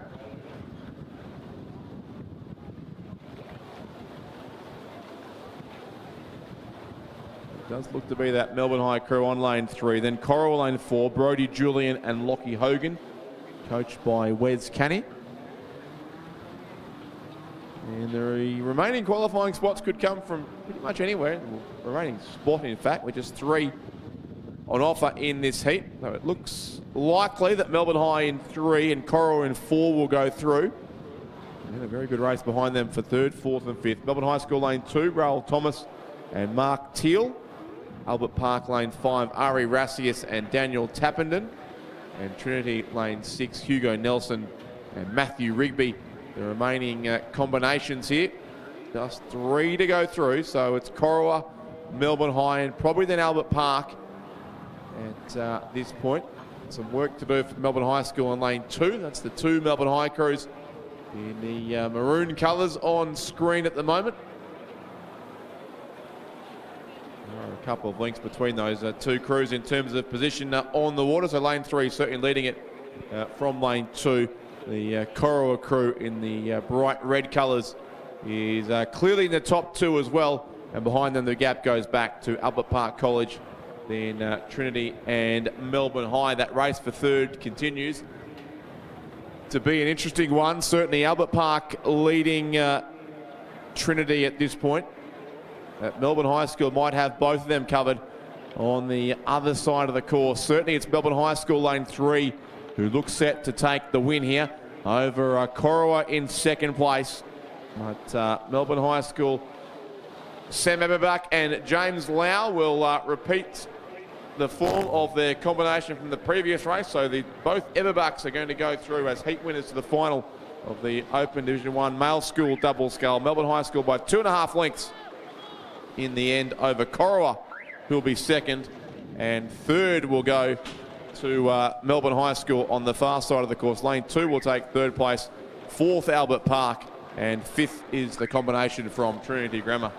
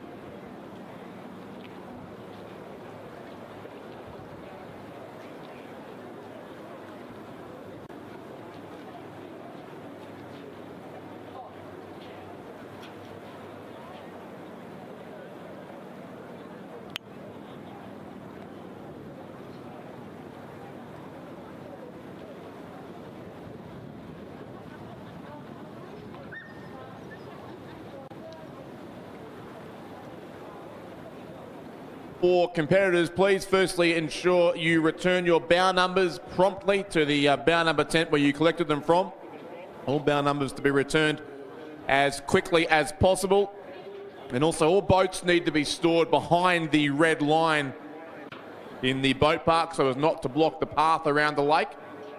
I've had reports of a few boats protruding over the red line. Please ensure that your boats are all stored in the correct area and are not blocking the path, and effectively are all in that area marked by the red lines on the ground. Here comes the conclusion of the first heat of the Open Division 1 female school double scull. And there are 5 boats in this race, but the Haileybury combination, as you'd expect, is pretty comfortably out in front here. Clodagh McCarthy and Kate McNeil, coached by Andrew McNeil and Susan Andrews, who've had great success in recent times in both the double scull and the pair. And they lead here by some 3 or 4 lengths, it would be, over Albert Park College in second place. Saskia Payne and Lulu Gleeson-Payne, coached by Virginia Lee. So those 2 crews will comfortably qualify for the final, along with in third place Gippsland Grammar School, April Harrison and Scarlett Tavaski. So it's a clear top 3. And then back to Shelford Girls Grammar, Gemma Beer and Millie D. And then Jenna Zano, Lucy Hearn and Chloe Sekius. But the big win coming up once again to McNeil and McCarthy. Combination from Haileybury on the spectator side of the course. And they will come across shortly and record a comfortable win here in this first heat of the Open Division 1 female school double scull. McNeil and McCarthy take the win and go through to the centre lane of the final of that event, winning it here in race 70. Second place will be Saskia Payne and Lulu Gleeson-Payne from Albert Park College. And third then, very controlled performance here from Gippsland Grammar, April Harrison and Scarlett Tavaski. So they'll be the 3 qualifiers from the first heat, followed by Gemma Bear and Millie D from Shelford Girls Grammar School. And then in 5th place from Jenna Zano, Lucy Hearn and Chloe Sekius to conclude race 70, the first of 2 heats in the Open Division 1 female school double scull.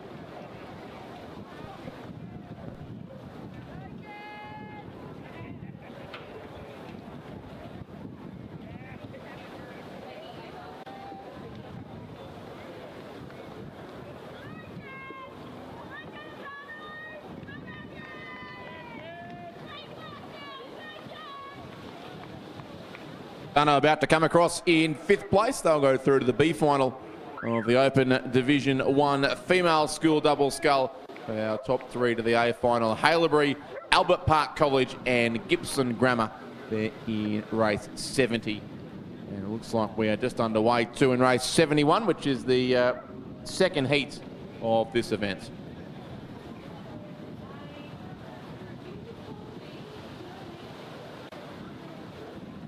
Ottawa Lane 2, Anastasia McFarlane and Adelaide Robb. Barwon Lane 3, Ella Treffry and Violet McGregor. St Catherine's in 4, Samantha Hine and Grace McLaughlin. Albert Park Lane 5, Ella Kilipkowski and Alice Roberts. And Shelford Lane 6, Hannah Coughlin and Isabel Higgins.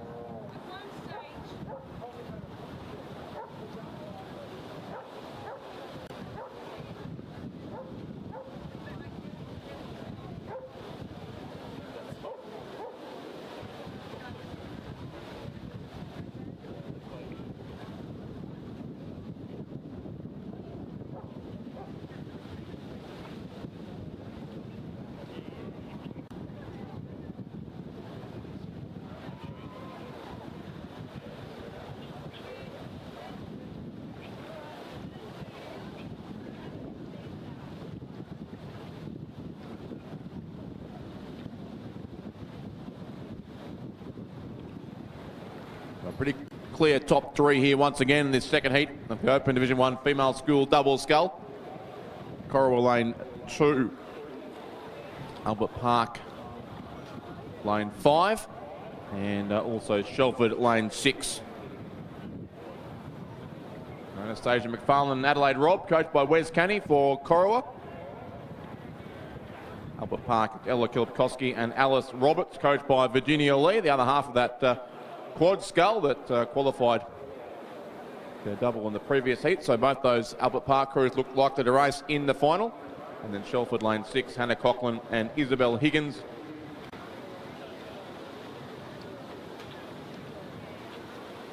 So look set to go through and race against our top three from the previous heat, headed of course by Clyda McCarthy and Kate McNeil.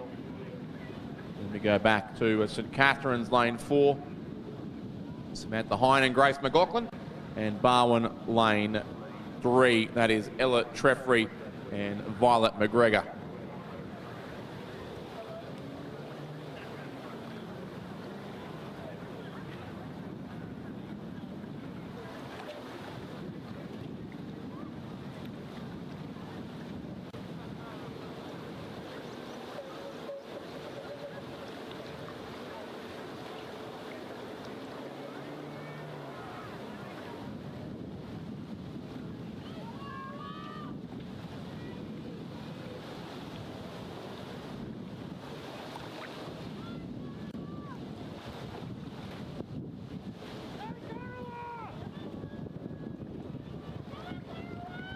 Run here from Albert Park College. The top two still like you can go through very comfortably to this final, which is race 99 in this afternoon's program. But it's a good lead, about a 2-length lead to McFarlane and Robb from Corowa, who will come across soon and take the win here in race 71. So Corowa first in the female school Open Double Scull Division 1.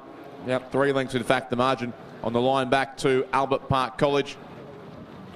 Lane 5 in second place, and then lane 3 will be the combination, lane 6 I should say in third place, the combination from Shelford, 4th St Catherine's and 5th Barwon in race 71. So the final there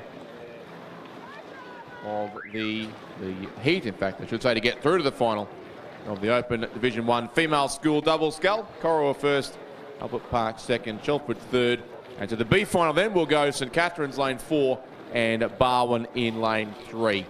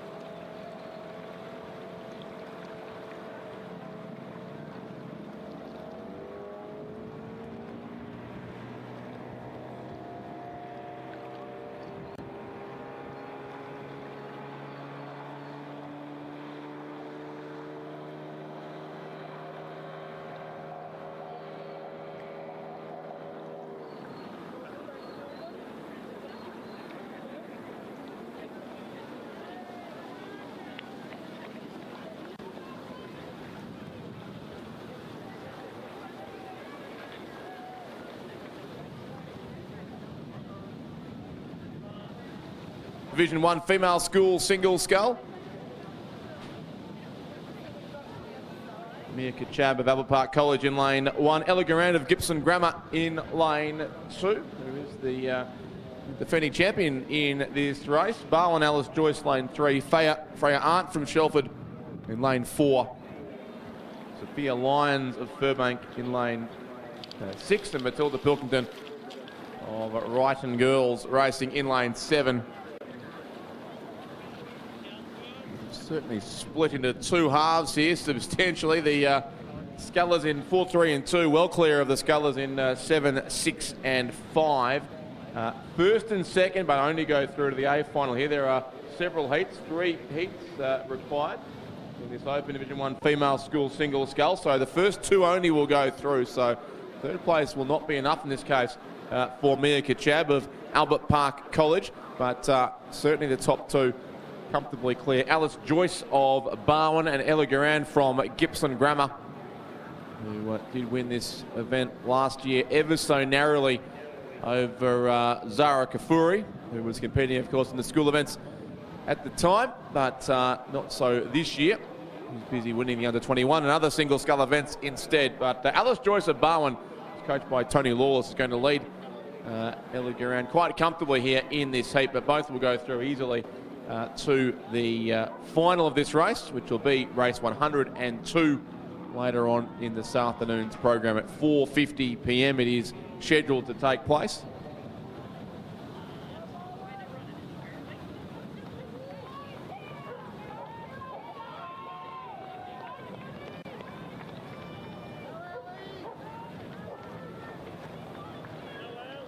Owen, with as we near the conclusion of this first of 3 heats in the Schoolgirls Division 1 single scull. Heat 2 already coming down quickly as well behind them, but it is just the top 2 who will go through here, but they're cruising into the final strokes here. These 2 experienced scullers being sure to conserve their energy for the final to come later on this afternoon. So Alice Joyce from Barwon takes heat 1 for the Barwon Rowing Club there. Gippsland Grammar in the green boat. Ella Garand a comfortable win, and she's safely through to the A final as well. Third place will be Mia Kachab from Albert Park College. Fourth from Brighton, Matilda Pilkington. Fifth then from Furbank will be Sophia Lyons. And sixth from Shelford is Freya Arndt. So the first heat soon to conclude. Heat 2 of 3 rapidly coming down the course as well. And take a break for a little while and leave you in the very capable hands of Lynn Charge.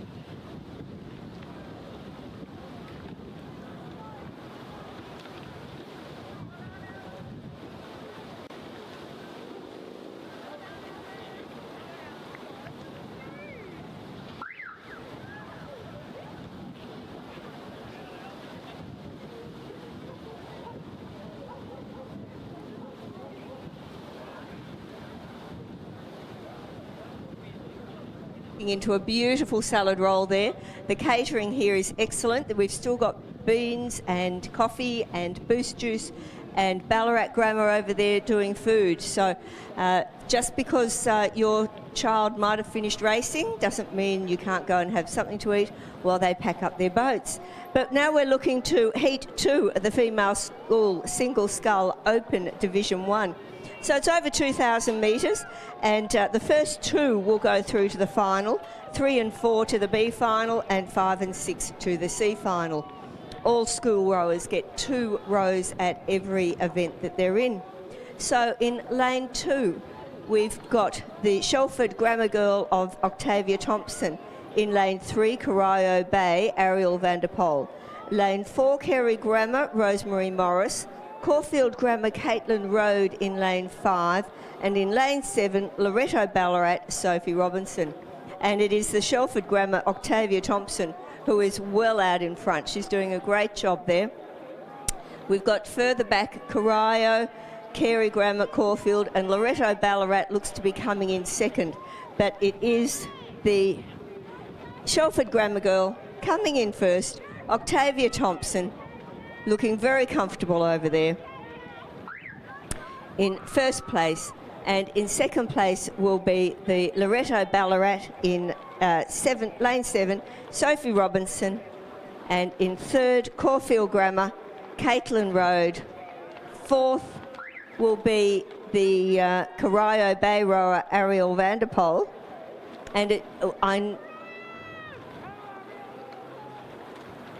and there is one rower way back, and I'm not sure where that is. That could be the Carey Grammar, Rosemary Morris, who might have had some problems there. She's in the wrong lane, and I suggest that she was moved over there as a precaution. So the Genazzano rower scratched earlier. So we've got our two heats of the three that have gone through. So at the moment, we've got Barwon and Gippsland Grammar, Shelford Grammar and Loretto Ballarat into the final. So we're doing well there getting those through. The next race will be Heat 3 of the Female School Single Scull Open Division 1.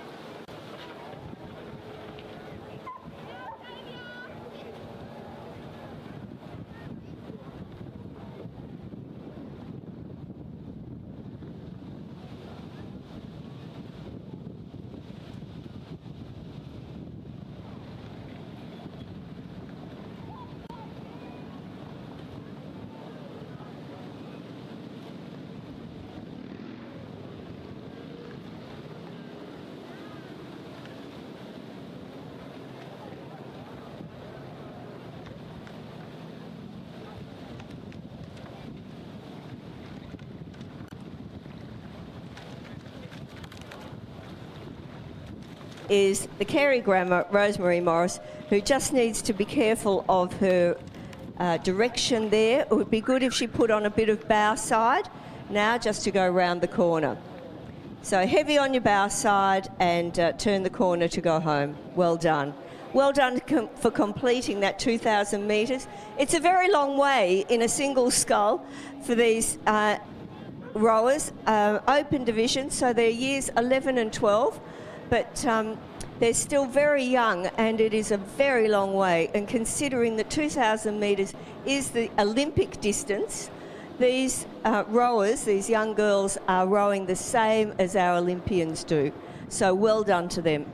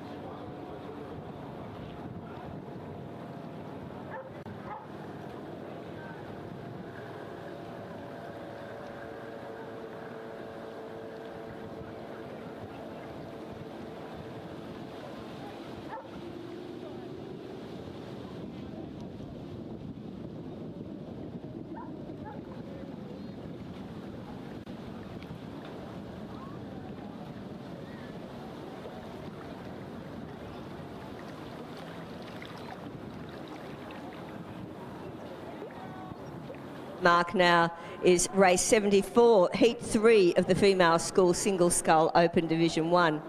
In lane 2 from Rutherglen Lake, Lily Rose Hall-Kraus. In lane 3, Sacred Heart Beatrix Hearn. Corowa in lane 4 is Alexandra Schumack. Constantina Kafasis Onyara in lane 5. And in lane 6, Strathcona Sadie Schlicht.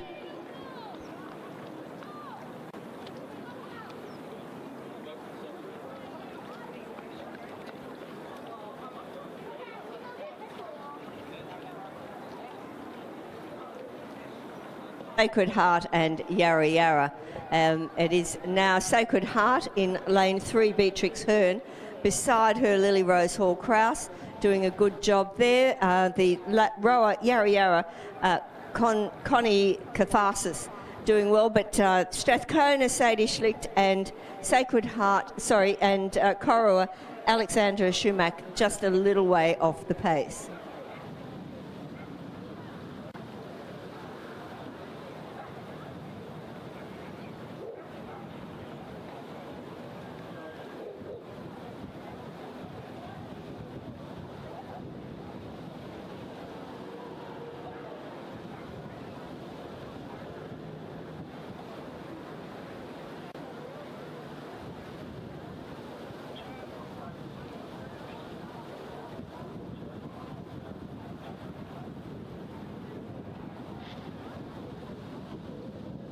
The race is never finished until the beeper sounds at the end of the race. Anything can happen. At the moment, it looks like Rutherglen Lake and Sacred Heart will be the two going through to the final. But anything can happen, and Yarra Yarra may well just come through and really swoop the pool. So it's always worth watching until the very end. Don't count your wins before they happen. But it is Lily Rose Hallcrouse and Beatrix Hearn just now ahead of Yarra Yarra's Connie Katharsis. Beatrix Hearn and Lily Rose doing a great job there. Alex Schumack and Sadie Schlicht a little way off the pace, but they will get to row again in one of the other finals.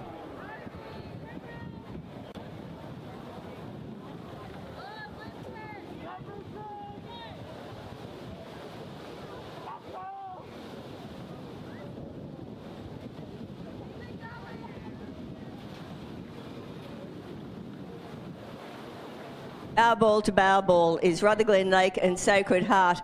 They don't really have to push too hard because they will both be going through into the final, but there is always that race for lanes and the thrill of actually coming first. So it is Sacred Heart, Beatrix Hearn, first across the line. Second will be Rutherglen Lake, Lily Rose Hallcrouse. Third, Yarra Yarra, Connie Katharsis. Fourth and fifth still to be decided between Corowa and Strathcona. Well done to all our rowers in the Female School Single Scull Open Division 2. So we now have our finalists, and the race is on now for fourth and fifth. Fourth will go through to the B final, fifth to the C final. It does look like the Corowa rower is really putting in an effort now to make sure she gets the B final, but the Strathcona is just moving up. It's going to be a very close finish there, but it was Corowa came in fourth and Strathcona in fifth. So our finalists to be run at race 102 is Sacred Heart, Rutherglen Lake, Shelford Girls Grammar, Loretto Ballarat, Barwon and Gippsland Grammar. They will be our finalists in the Female School Single Scull Open Division 1.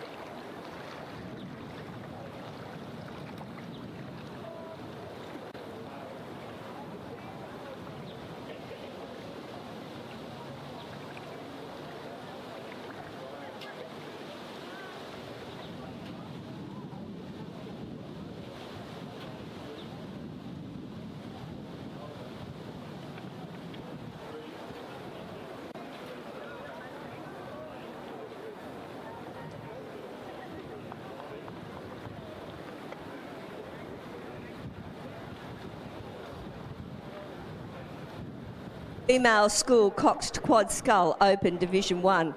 This is heat 1 of 2. Again, there is these years 11 and 12s coming down the course. Lane 2, Ballarat Grammar. Zoe Wright, Eloise Adam, Addison Maxted. Georgia Walsh, Amy Gilby, and the coach is Andy Tyrrell. Melbourne Girls Grammar in lane 3, Sophie Davis, Lucy Munro, Emma Cafferkay, Zoe Paul, Phoebe Paul. And in lane 4, PLC, Maya Van Bassoir, Charlie Lowe, Talia Vesey, Claire Aikman, and Ronnie Mamini. And Barwon Rowers in lane 5 is Audrey Semyafik, Eliza Jenkins, Grace Holton, Eliza Dean, Amelia Whitehouse, and the coaches are Wayne Nitschke and Anita Whitehouse. And in lane 6, we've got Melbourne Girls College, Olivia Kavka, Imogen Otter, Sarah Lay, Gemma Watson, and Lila Artavilla. And now there is not much separating 1, 2 and 3. Just ahead is Melbourne Girls College. Coming in second is Melbourne Girls Grammar.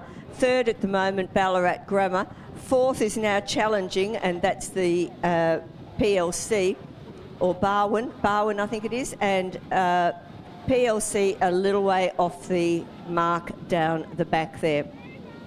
But now their race is really on. Melbourne Girls Grammar have just put on a burst of speed. They're now pulling away from Melbourne Girls College, and Barwon now moving up very nicely, but also Ballarat Grammar on the far side doing a great job there.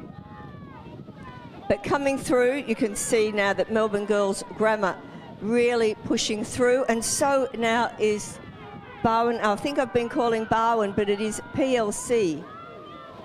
That there's the PLC crew now pushing through, and Melbourne Girls College. It's going to be a very tight place. It's the first 3 through to the A final. So it's going to be interesting to see, and I think it will be Melbourne Girls Grammar will take first place.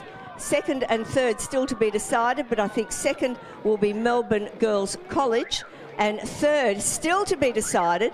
It will be Barwon or Ballarat Grammar, and I do believe it will be Barwon.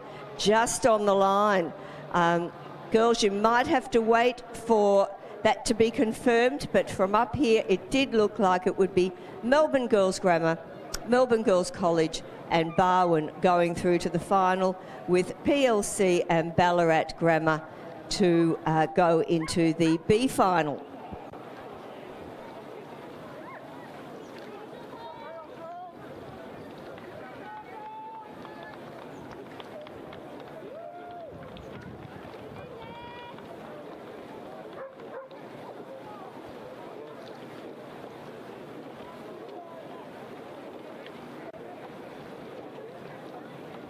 Field in race 75, female school coxed quad scull open division 1 is PLC, who will join Ballarat Grammar in the B final.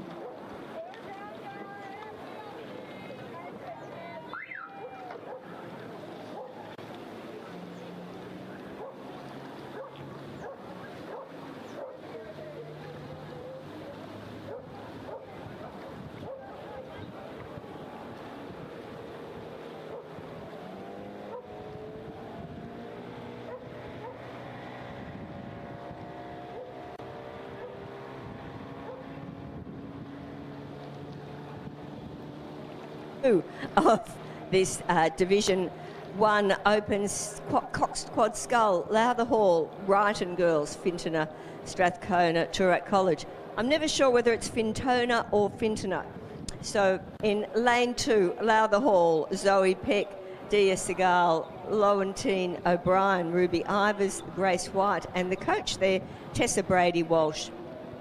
Brighton in lane 3, Lucy Gillen, Sarah Haddon, Grace Hereford, Asher Gowans and Pippa Reid.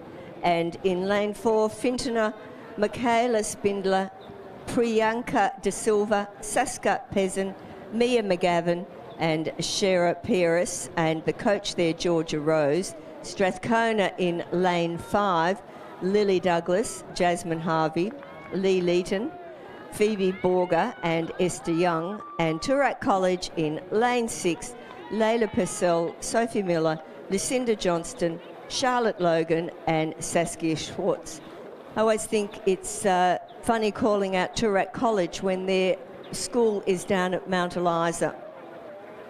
But that's how it goes. They've got a lovely campus down there at Mount Eliza, and Toorak College have trained out of the Carrum, the National Water Sports Centre, where Haileybury and Carrum and the VIS share their boats as well.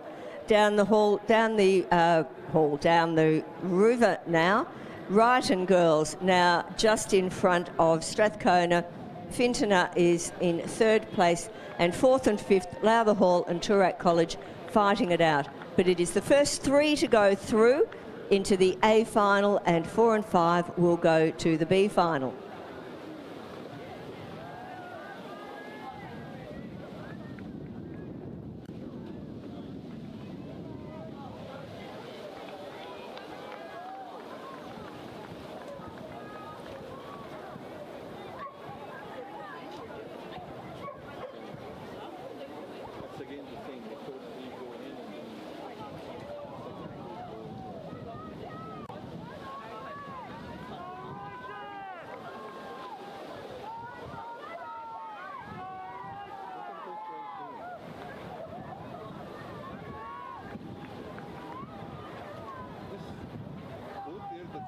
The last 100 metres, Ryton girls with the big R on their zooties doing a terrific job there, making sure that they're in the top three, with joining Fintona and Strathcona in the final of the female school coxed quad scull Open Division 1. So Ryton now taking their, you could say, foot off the pedal, or their blades, not pushing too hard. They know that they're in the final. They're going to save themselves, which I think is very wise. And Strathcona and Fintona just racing for lanes now, but it will be Strathcona who will go through in second place, with Fintona in third, and Toorak College and Lowther Hall, they're looking for fourth and fifth places for the B final. It will be Toorak College in 4 and Lowther Hall in 5. So that rounds out the female school coxed quad scull Open Division 1. So into the final we've got Melbourne Girls Grammar, Melbourne Girls College, Barwon, Ryton Girls, Fintona and Strathcona. So that will be a very exciting final, race 104, which will be raced at approximately 5 o'clock tonight. Very late finish tonight. We're going until 5:40, 10 to 6. So it's going to be a late night for these girls, and I'm sure though they will be looking forward to racing in that final.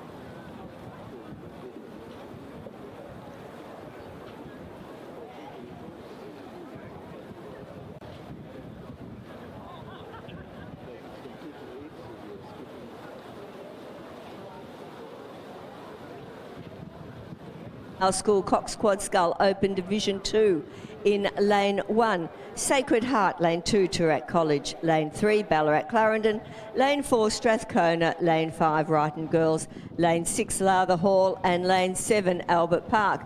And in the middle of the course now in lane 4 is Strathcona, and Ballarat Clarendon now in the lead there. That's Chloe Bullen, Sinead Houlihan, Olivia Buckland, Alexandra Gilbert, Charlie Ferguson, coached by John Novak. Just in the lead over the Strathcona girls, no, the Wrighton girls of Rosie Beadle, Honey Garcia, Pepper White, Ruby Draper and Olivia Michelin. And on the far side, Sacred Heart, Annika Baranski, Evie Omer, Rio Smith, Tilly McNamara and Charlotte Shooten coxing there. And then further on this side is Albert Park College, Emma Westerbeck, Isabel Flood, Farah Hall, Beatrice Bradley and Isabel Dethridge. It is the first 3 will go through to the final, and it looks like it will be the Strathcona crew, Maisie Pamel, Olivia Tormey, Holly Lewis, Ellie Turnham and Eva Prittenham going through there. Wrighton is coming in second, Ballarat Clarendon in third, and Toorak College a little way off the pace now. Olivia Satiskas, Jolie Castricum, Annabelle House, Sophie Telesgivi and Sophie Budwis. But going across first in lane 4 is Strathcona, second is Wrighton, and third in lane 3, Ballarat Clarendon. They will be going through. Albert Park College is coming in 4th in lane 7. 5th over on the far side is Sacred Heart in lane 1. 6th will be Lowther Hall and Toorak College 7th. So first 3 through to the A final and the others through to the B final.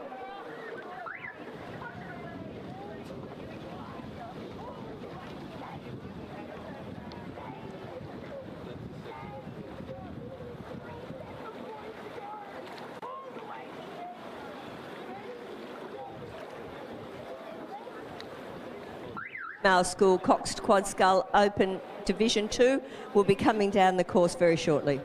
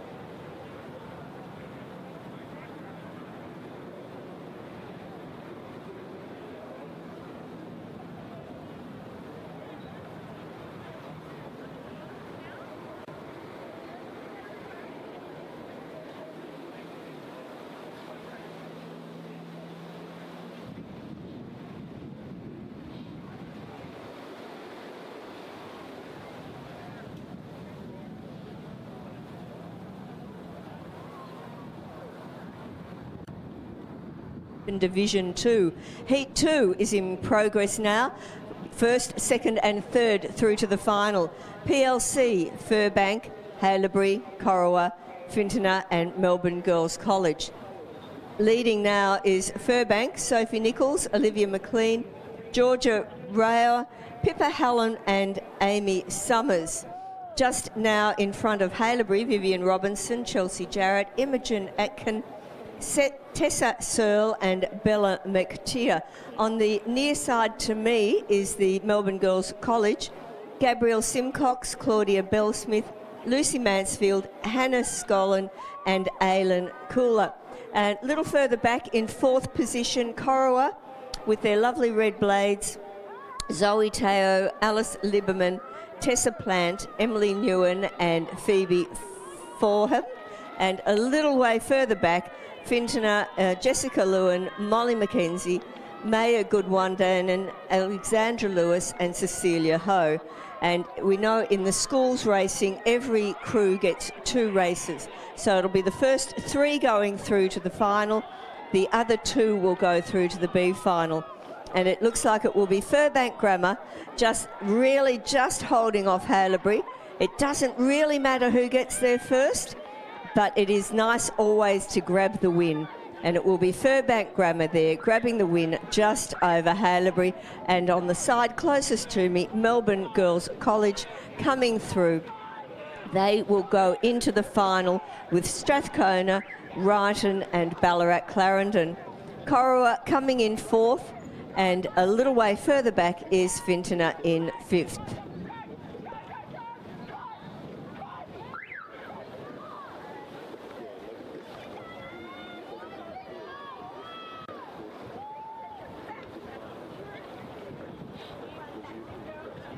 If you can sit up at the end of the race, it is advisable that you sit up. Otherwise, surf rescue will be there. So please sit up if you can.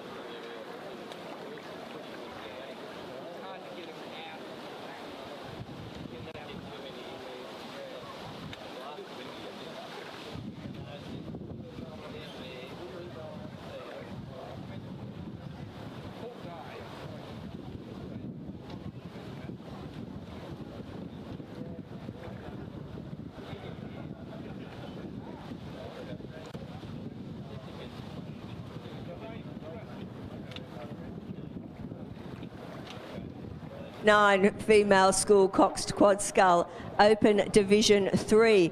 On the course now is Corowa and Corowa. So Corowa with a K is the girls' school. Corowa with the C is the town on the Murray. Ryton Girls, Lowther Hall, Strathcona, Sacred Heart and Albert Park College.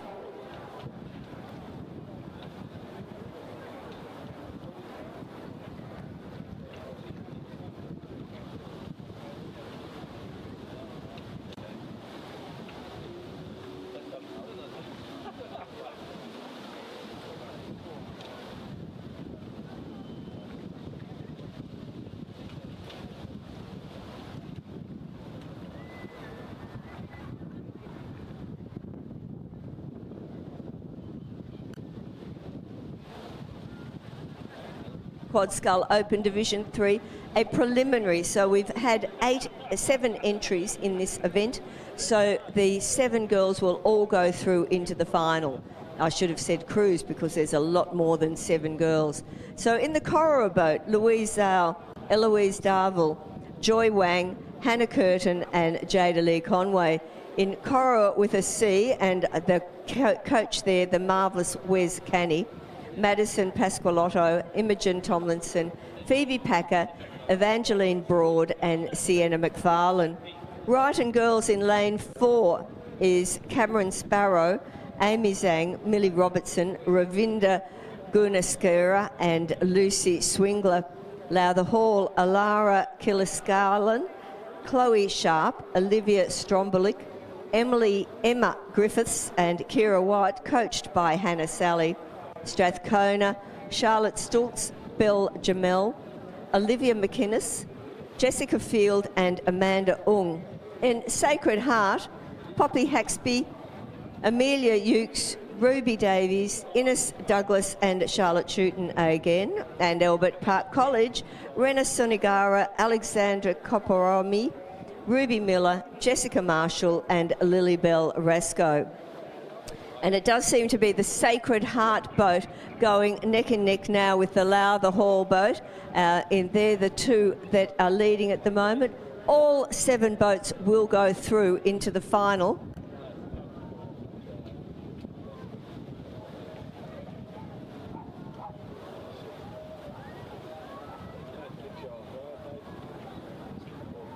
And it is Strathcona and Ryton which are leading now. Sacred Heart and Albert Park College at the back of the field there, as is Lowther Hall. Corowa with a C, just now behind Corowa with a K. So all of them will go through, and some of these crews might be saying, well, we've had a few races today, we're just going to take our time getting down the course. There's no need to push myself too hard, but there is always that thrill of coming first, and these girls will really appreciate the fact that they're pushing away from their competition, coming through. Strathcona doing a great job, Ryton there, and Corowa Girls' School on the far side look to be the 3 leaders. Then there is Corowa from the Murray, Lowther Hall, Strathcona and Albert Park College.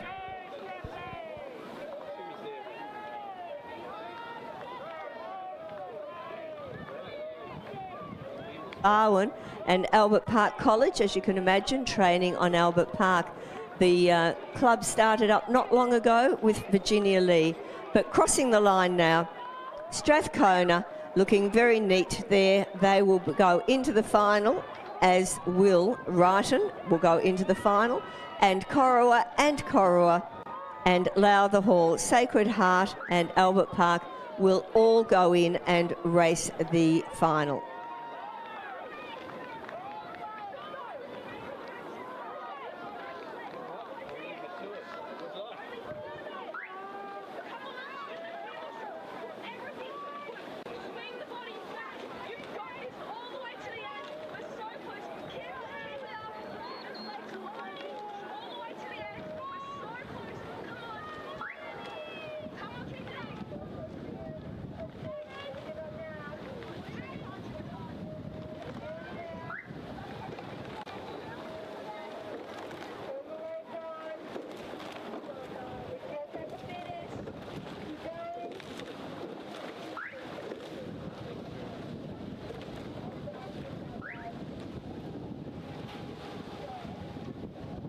all of those crews going through into the final.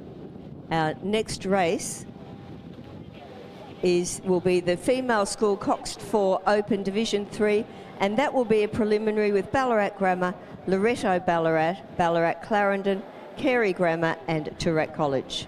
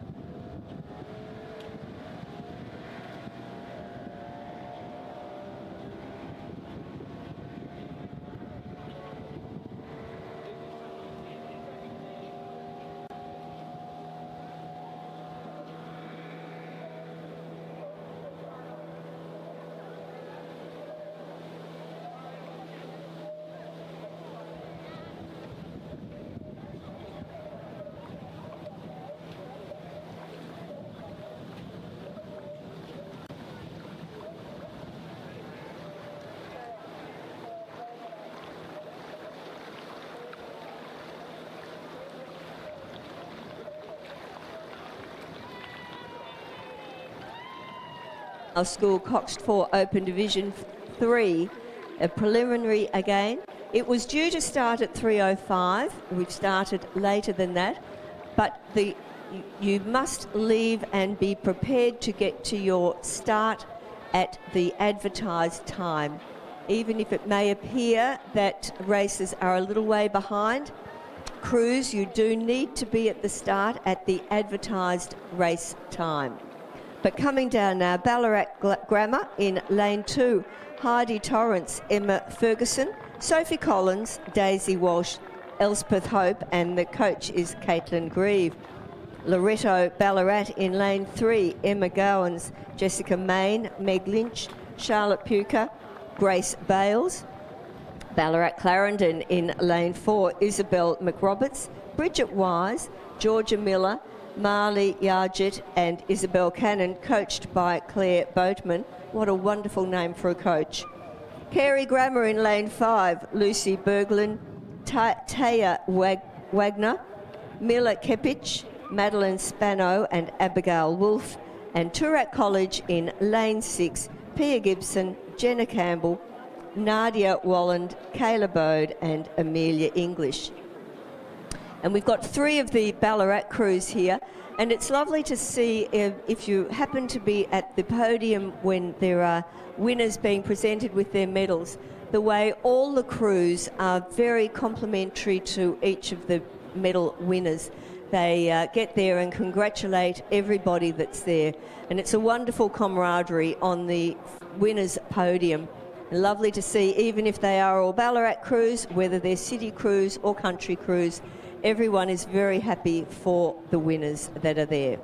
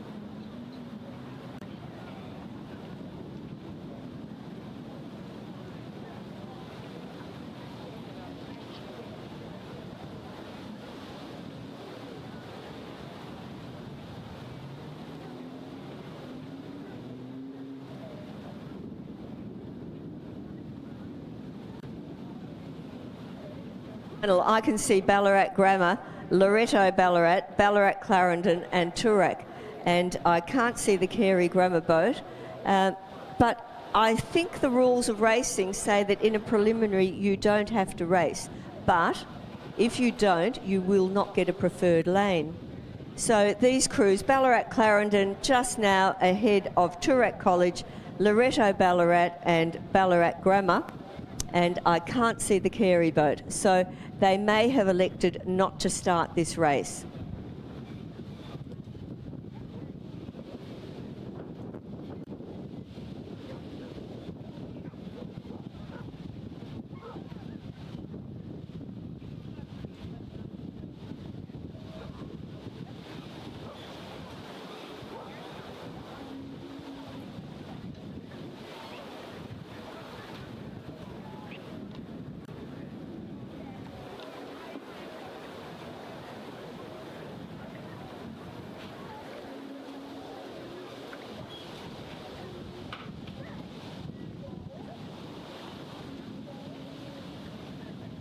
Female school coxed quad scull open Division 4,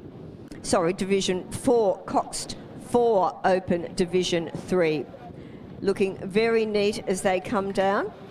In the 4, Ballarat Clarendon with the bright red suits just now ahead of Loretto Ballarat, and Toorak College and Ballarat Grammar will round out the field.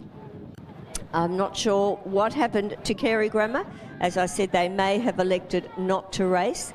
I don't know whether those girls have had extra races today and wanted to save themselves, but it is now Ballarat Clarendon going across first, and second will be Loretto Ballarat. Well done to those girls, Isabel, Bridget, Georgia, Marley and Isabel.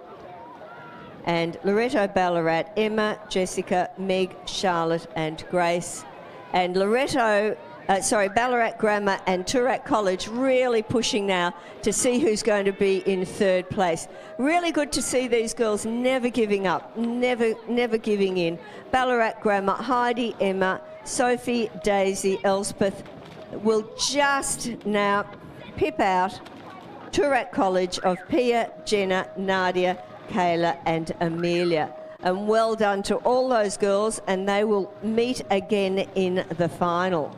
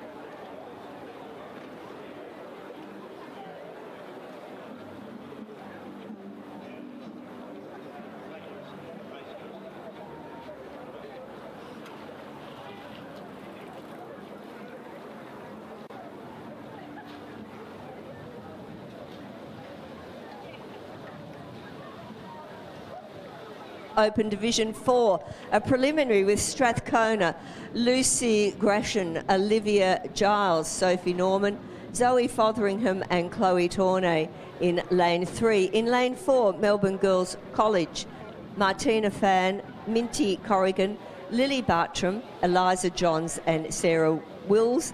And in lane 6, Corowa with a K, Corowa Girls School, Natalie Smith, Charlie McLeod Smith, Daisy Marchant, Chloe Aggers and Amelia Bucket or Bouquet. So there's 3 in this race, and it is Strathcona now just ahead of Corowa Girls School, Melbourne Girls College, but all 3 will be going through to the final later on today, which is scheduled to be at 5:30 today. So they've got a fairly long wait now for their final, but it is Strathcona coming in first, and it will be Corowa Girls School in second and Melbourne Girls College in third.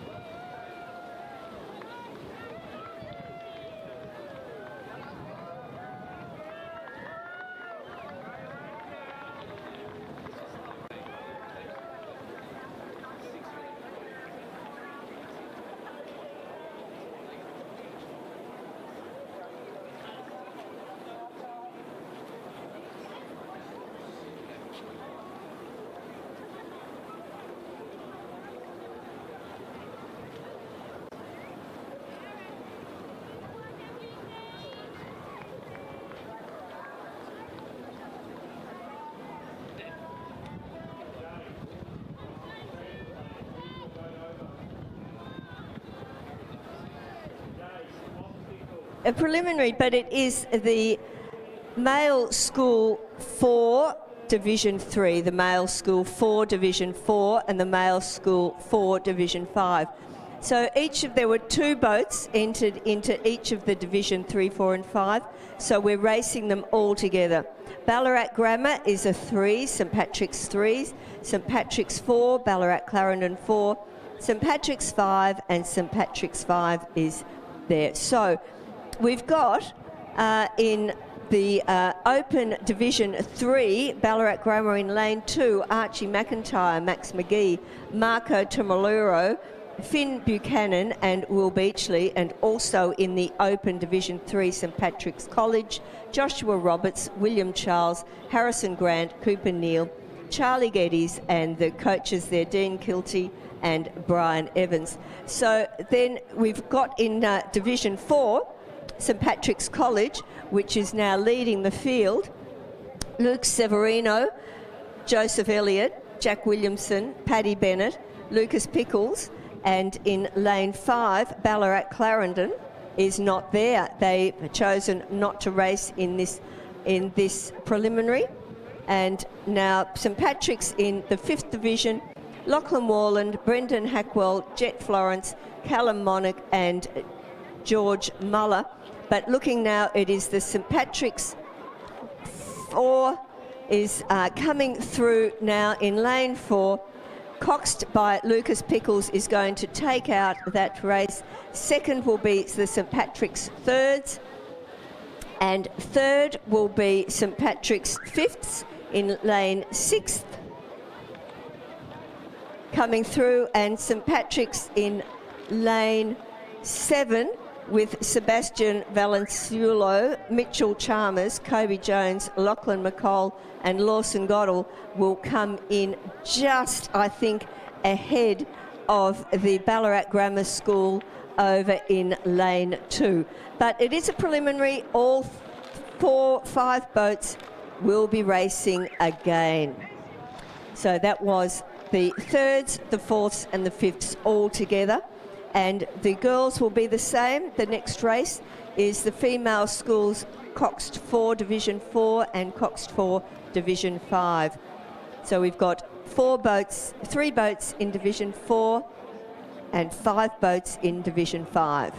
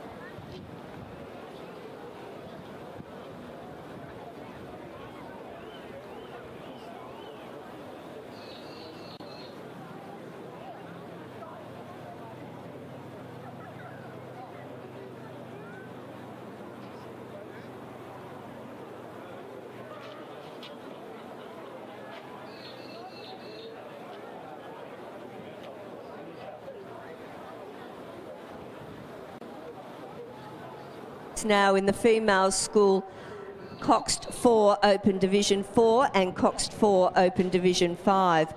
In lane 1, Loretto Ballarat. In lane 2, Furbank. In lane 3, Genazzano. And they are the Division 4 boats. Division 5, Loretto Ballarat. Genazzano in lane 5, Ballarat Clarendon. And in lane 7, Genazzano. So a very spread out field here.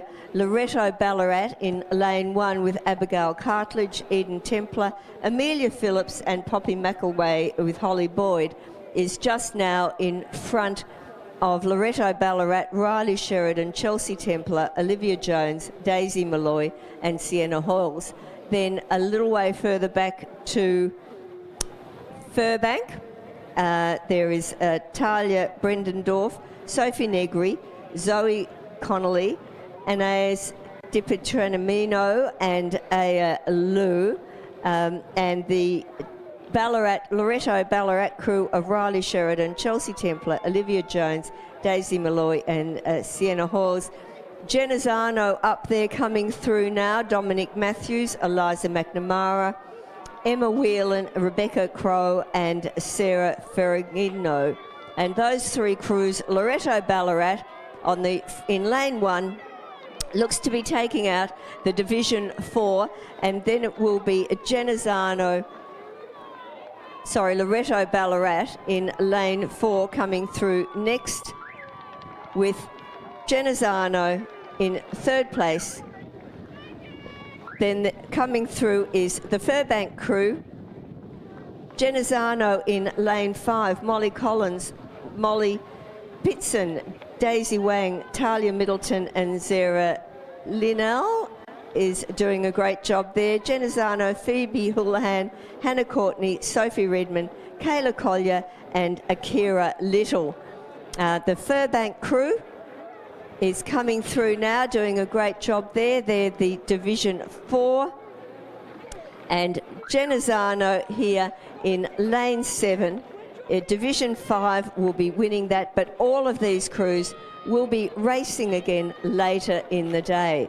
So well done to all of our crews. Ballarat Clarendon coming through, John Corquirum, Gwynjean Lee, Marnie Cook, Mabel Goss, Pippa Miller, all coming through now with the Genazzano crew in lane 5. They will be rounding out the field in the female school Coxed 4 Open Division 4 and Division 5.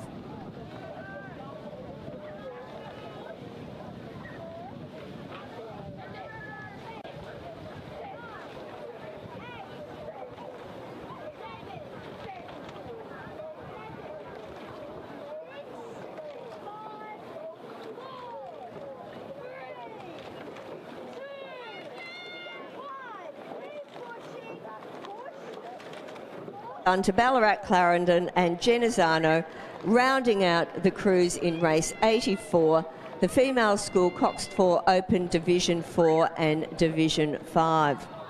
Down the course, the female school Coxed Quad Scull Open Division 5. Now this is the first of 2 heats. There is Strathcona, Millie Beaton, Harriet Atkinson, Alice Malloy, Lee Kitchen and Sophie Baker. In lane 3, Ballarat Grammar, Charlotte Armitage, Kate Mitchell, Clara Watson, Eliza Draffin and Holly Briody. In lane 4, Strathcona, Hayley Bullen, Chloe Snadden, Ava Armstrong, Lauren Osborne and Olivia Elliott. And in lane 5, Toorak College, Ruby Bowen, Molly Hughes, Alexis Hudgen, Aspen Kelly and Willow Hughes. Corowa have scratched from this heat.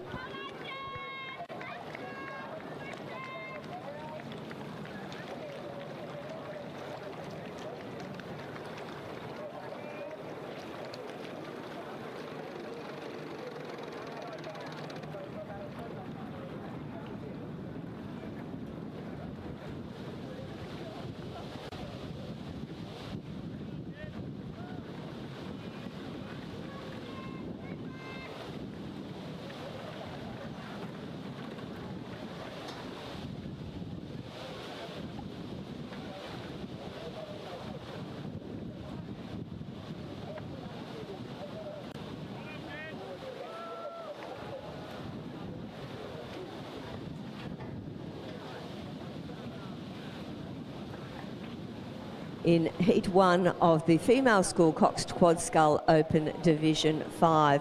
And a very spread out field there. I can see 4 boats, but very, very spread out.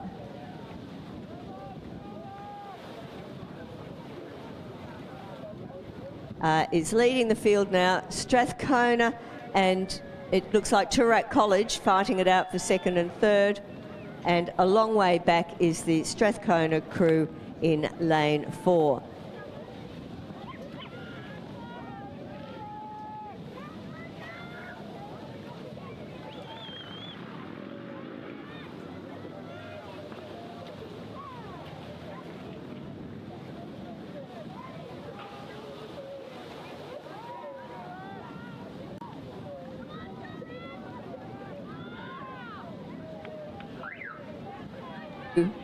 Our Ballarat Grammar crew coming in first place, Strathcona in second, Toorak College in third, and the other Strathcona crew well back in fourth position.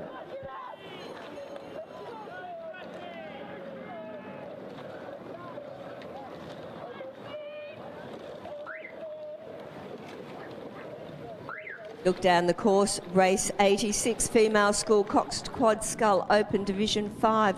The second heat is Melbourne Girls College, Corowa Girls School, Loreto Toorak and Strathcona.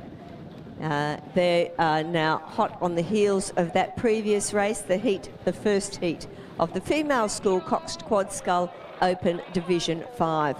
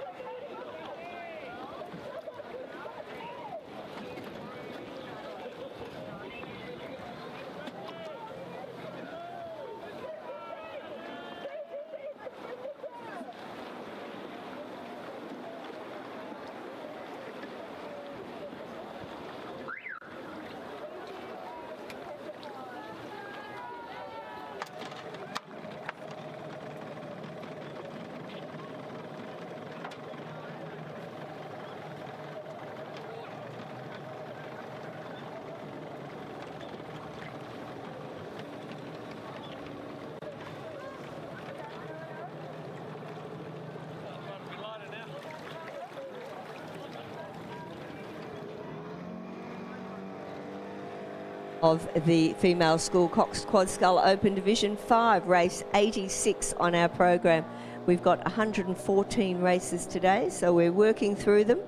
Melbourne Girls College with Ava Tyrrell, Jessica Lucky, Eleanor Durrell, Des Longray, Lucinda Crabtree and Wendy Haythornthwaite. Corowa Girls School with Ashani Martin, Zoe Norman, Rachel Richards and Ruby Dargaville with Julia Rogers coxing. Loreto Toorak in lane 5, Peyton Wu, Alicia Morello, Sarah Tanner, Sophie Hannon, Millie McLean, and Strathcona in lane 6, Christina Zhang, Grace Beaton, Sarah Stone, Alexa Keenan and Charlotte Pippett.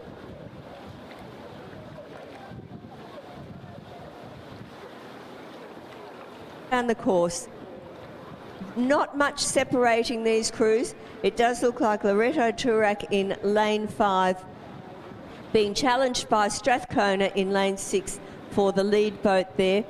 Corowa Girls School just dropping off the pace a little bit. Melbourne Girls College moving up a little bit. But the first 3 will go through and the last one will go through to the B final.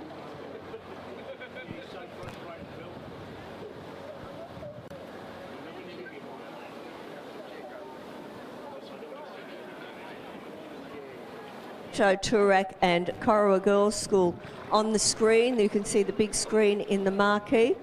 Seeing these girls in their quad scull doing a beautiful job there, moving away very nicely.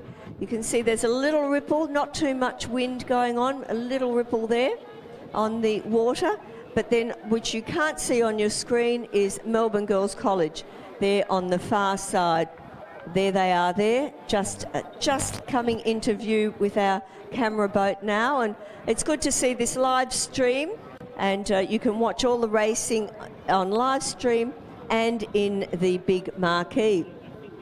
Just see the Melbourne Girls College crew just having a peek across to see how they're going beside Loretto Toorak and Strathcona. So they're really thinking, maybe we can get this. So Loretto Toorak have just had a bit of a peek across and thought, yes, we're now 2 lengths ahead of the Strathcona crew, 1 length ahead of the Melbourne Girls College crew, but we can't let up now because anything could happen at the end of this race. So it is Loretto Toorak now pushing ahead very nicely now, and they will come through in first place. Well done to Loretto Toorak. Strathcona and Melbourne Girls College just going to fight it out for second and third place. It's going to be a very close finish now for second and third place. Strathcona, Melbourne Girls College. Strathcona, I think, is just going to get there. As we come into the still water at the finish line, it is Strathcona coming in second, Melbourne Girls College in third, and Corowa Girls School will come in fourth. And that now concludes our heats. We're moving now into finals for the rest of the day, and I will pass you over to the finals specialist, Richard Dorstein.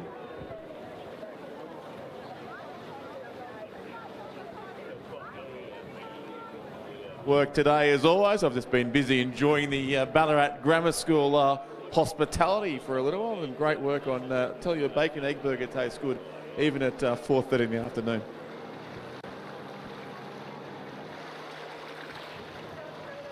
They work catering at this regatta, and Marty Francis, the Director of Rowing in that program, had a reasonably successful day, as have a number of the Ballarat schools. We'll see them in action in these finals coming up this afternoon in big numbers, especially in the coxed fours and the quads, and the races still to come. But our first final is on the course now. It is a B final of the male school open single scull. So this is for places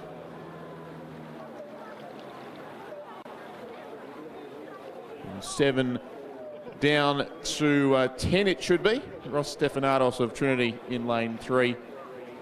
Maxton Hall from Albert Park College lane 4. Will Bisutil from Damascus lane 5, and Ned Joyce from Corio Bay racing in lane 6. The 4 scullers in this event.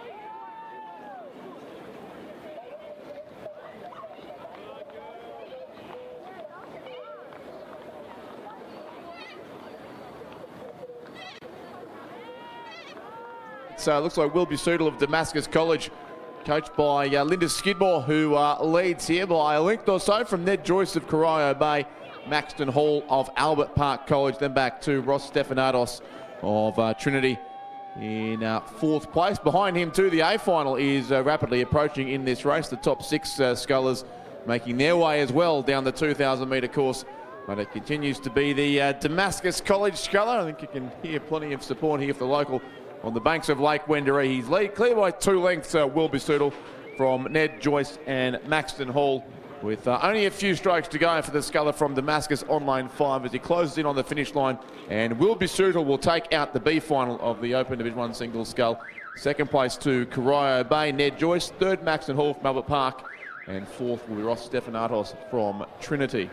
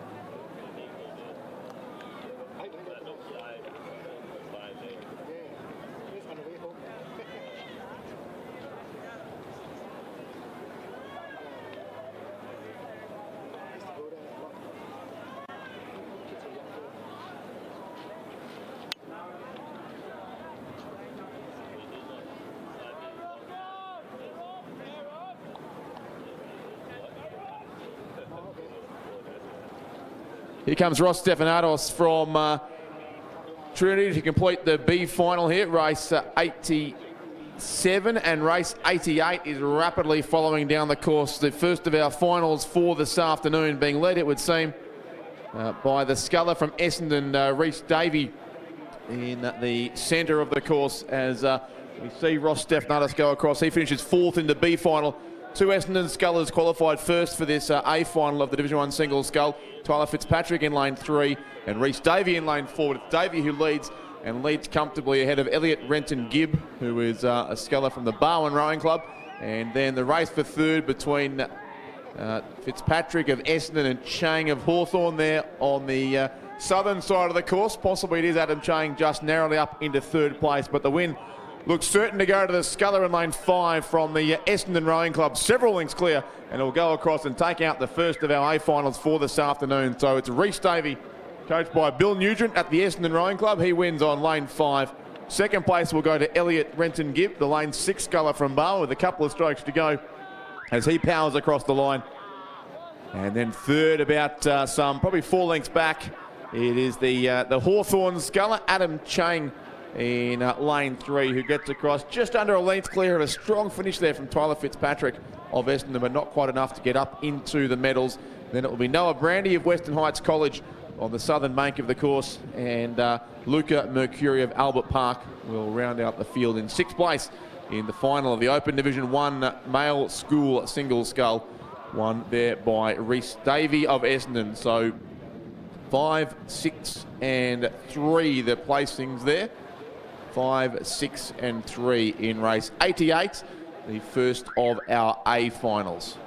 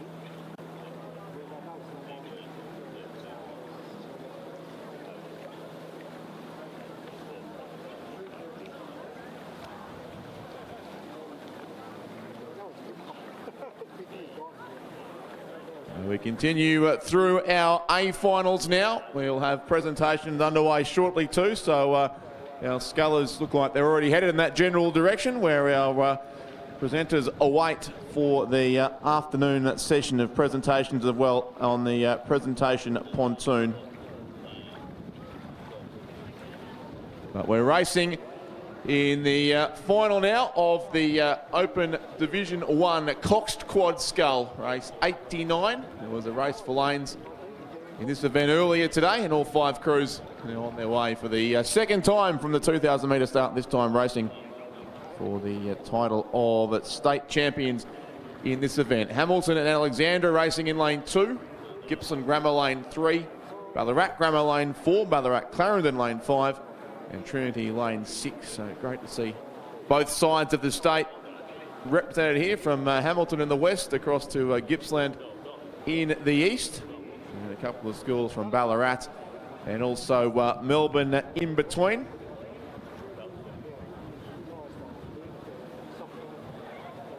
Race for lanes here was a fairly tight affair between the 2 Ballarat schools, Ballarat Grammar lane 4, Ballarat Clarendon lane 5, and they are of course therefore drawn side by side in this A final now.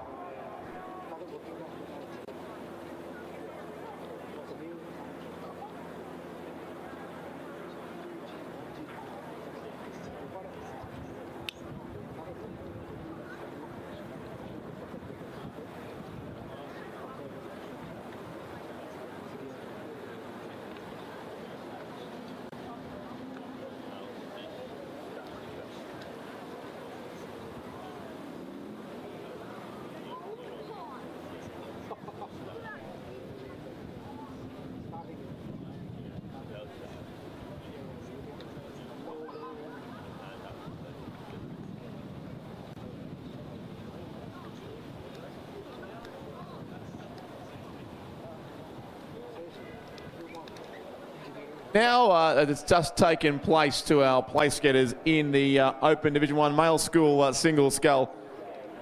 So well done to our place getters there. Looks like Adam Harrison, the acting CEO of Rowing Victoria, in charge of the presentations once again this afternoon.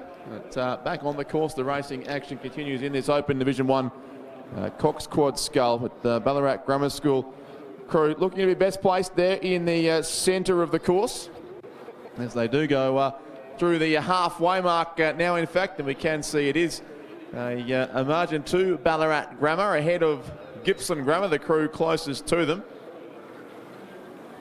Possibly Ballarat Clarendon just back a little in 3rd place as they come through there. The 1,000 metre start, which will be of course in use at tomorrow's grade regatta.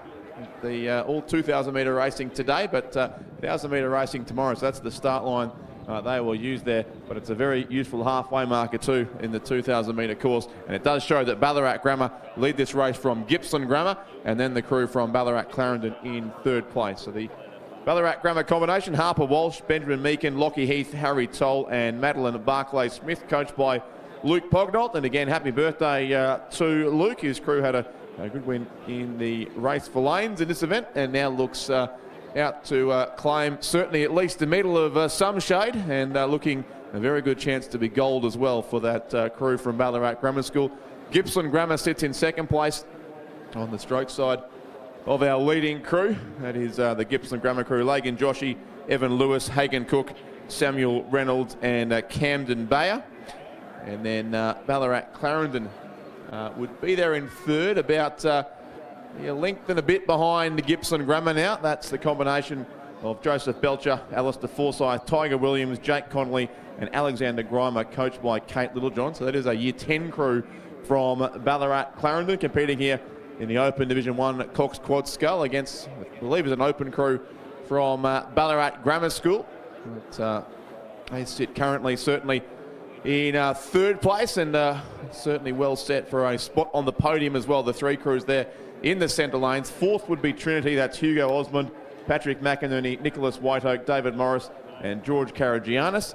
And then Hamilton and Alexandra College from Hamilton in Western Victoria is Henry Russell, Benjamin Walker, Hugo Dabening, Harry Dorahy and Jake Alexander, the cox of that crew on the far side of the course back in 5th place. But there are our, there's the race for 2nd and 3rd, in fact, up on screen now. Gippsland Grammar School on the green, the red of Ballarat Clarendon, but they're chasing this crew with a substantial lead now from Ballarat Grammar School, out in front by a couple of boat lengths. We saw Ballarat Clarendon come home pretty strongly in the race for lanes earlier today, but that crew also has been involved in a couple of 8s races over the course of today. So for a lot of these school athletes, they're nearing the end of their 4th race of a big day of racing here at the Victorian State Championship Regatta for 2024. But Ballarat Grammar certainly dealing best with that at this stage. They lead the field through now with under 250 metres to go. Gippsland Grammar start to make a move now down that southern side of the course, but the rating is really up in that Gippsland boat, and they will force Ballarat Grammar to respond, but they're doing exactly that. The Luke Pognall coach crew from Ballarat Grammar School still leads Gippsland Grammar by a little bit over a length, and those two crews have really taken off and left Ballarat Clarendon, I think, back in a clear 3rd place certainly now. So a bronze medal still likely for the crew from Ballarat Clarendon College. Then we go further back to Trinity on lane 6 and Hamilton and Alexandra on the other side of the course. But it is Ballarat Grammar and Gippsland Grammar just over a length between these two crews, and there's only 50 metres to go, so the win is going to go the way of one of the home schools here. Ballarat Grammar will take out the Open Division 1 male school coxed scull as they come across the line now, a length and a half clear of Gippsland Grammar in 2nd place. So a gold medal to Ballarat Grammar School on lane 4. 2nd will go to Gippsland Grammar lane 3. 3rd place and the bronze medal to Ballarat Clarendon College as they come across the line on lane 5. And then 4th and 5th will be Trinity Grammar next across, followed by Hamilton and Alexandra on lane 2 to complete the field of 5. But a good race there with Ballarat Grammar in the end, the crew that gets across for the win in the Open Division 1 coxed scull.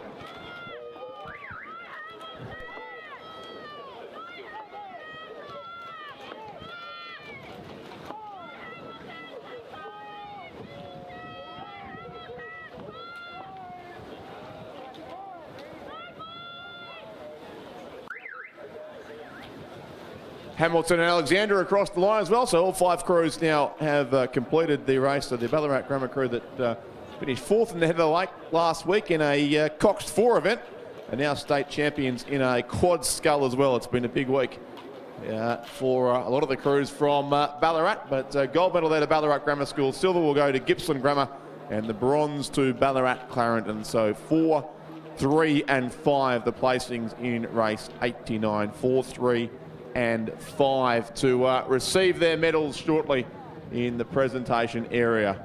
A B final next on the course. Division 2 quad scull with 3 boats in this race. Geelong Grammar, Melbourne High and also Trinity Grammar's number 3 crew as they're listed here. Also a Trinity crew in the A final. So looks like they've had 3 entrants across the 2 events here.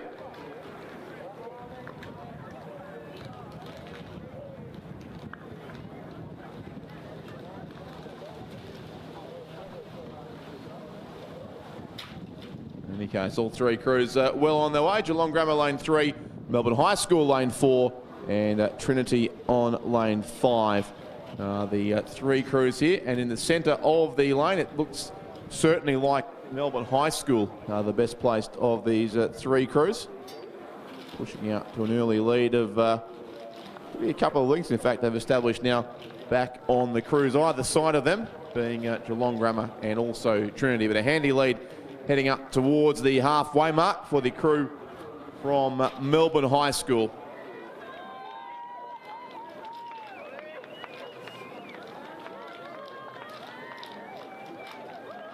Again, go through that halfway mark of the course. 1,000-metre start that we'll see in action tomorrow. And our camera boat joins in and follows the boats along, and it is certainly a clear water margin to that combination from Melbourne High. Jaden Chow, Jerry Lim, Yuvan Paramathan and Teo Wang. Coxed by Joe Lim.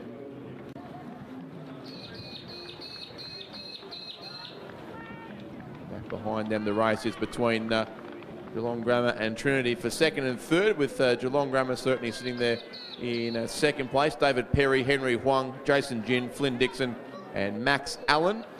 And just out of view on the camera side of the course is the crew from Trinity: Charlie Harris, Matthew Talty, Spencer James, Patrick Board and Oscar Collings there. So they will certainly be there in third place in this B final, but they would sit a couple of lengths behind the crew in second place from Geelong Grammar.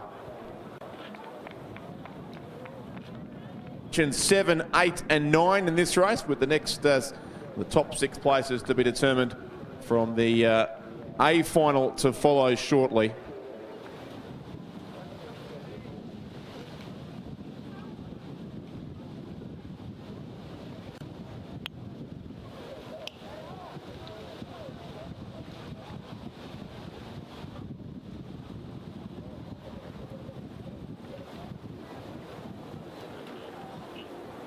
Continue to be comfortably out in front there, passing there's St Patrick's boat shed, St Patrick's Point there, which is about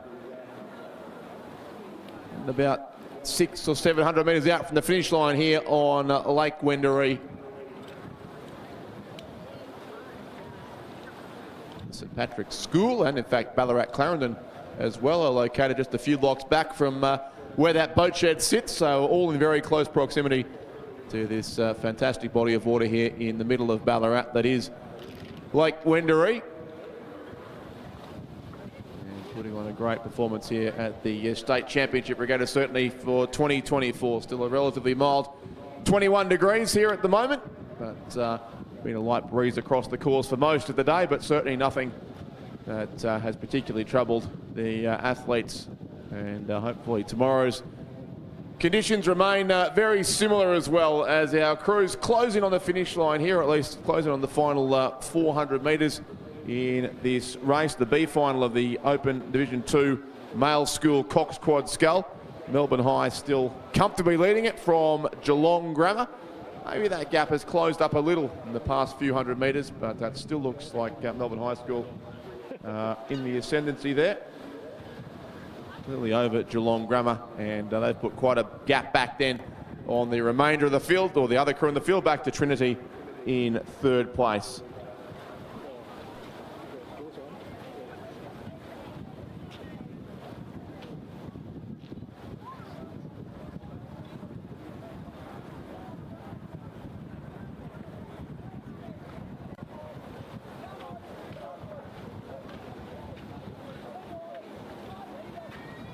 It's 150 metres now, and still it is Melbourne High from Geelong Grammar. The gap has certainly closed a little, but it still stands at a bit over a length, so it would be hard to see Melbourne High School being beaten from there.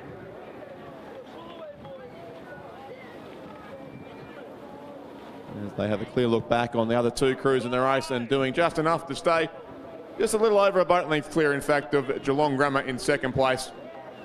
And then we will have Trinity Grammar in third position, but it's going to be Melbourne High School who take out the B final here of the Open Division 2 Male School Cox Quad Scull. And they'll win in the end by a length and a half, so a pretty similar margin to that which they had at halfway. Second goes to Geelong Grammar, and third place will be the crew from Trinity.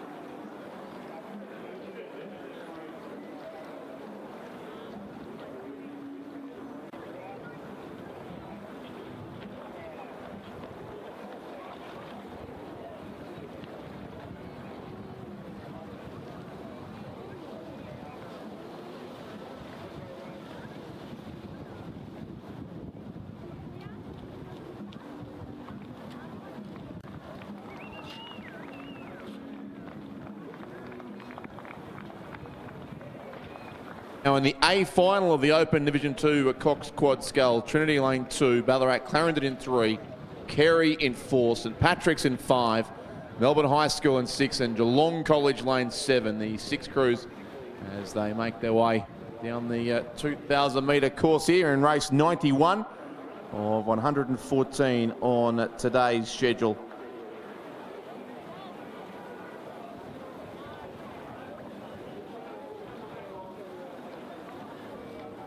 Seen some great races in the Cox 4 this year between two of these crews, St Patrick's and Ballarat Clarendon, with eventually St Patrick's claiming the head of the lake honours last week. A slightly different combination, in fact, it appears here in this particular race. So this is, of course, the quad scull event rather than the Cox 4.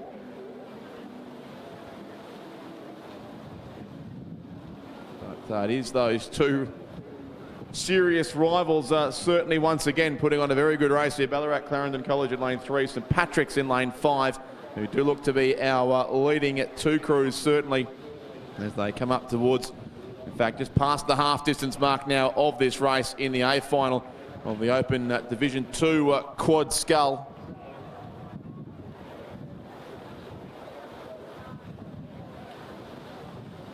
Between those two sits the crew from Carey Grammar. That's Melbourne High School lane 6 up on screen as well, just trailing our leading trifecta of crews at this point. And now on the outside lanes of the course, we have Geelong College lane 7 and Trinity there at the back of the shot racing in lane 2.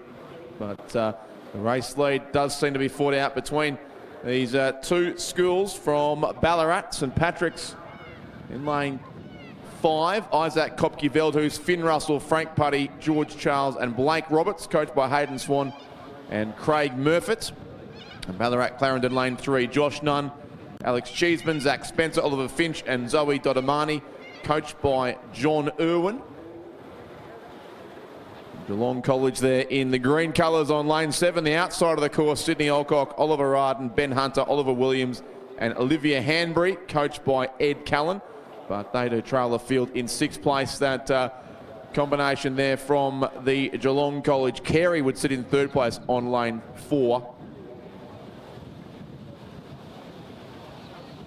In the yellow colours between St Patrick's and Ballarat Clarendon. The Carey crew, Archie Blue, Henry Newton, Hugh Thomas, Ben Sue and May Baxter, coached by David Colvin. And that's Trinity there in the green and gold. Dayton Derbogossian, Joe Sammartino, Will Johnson, James Devlin and Oscar Casson. So that's the field across the course here in this Division 2 Cox Quad Scull A final, but it looks to be pretty much a race in 2. We've seen that many times on that course in the last few weeks. St Patrick's College of Ballarat and Ballarat Clarendon College, 2 schools that literally sit side by side on Sturt Street through the middle of the city of Ballarat, and they're great rivals here on the waters of Lake Wendouree as well. But it would be St Patrick's here, out by a length or so on the crew from Ballarat Clarendon, and Carey Grammar in the middle try to upset the Ballarat Quinella here with a strong finish down at lane 4. They can move up in the top 2, but they'll need to also watch out for the Trinity crew over in lane 2. The race for the bronze medal not over yet, I'd suggest, and also Melbourne High School are there in the mix ahead of the crew from the Geelong College.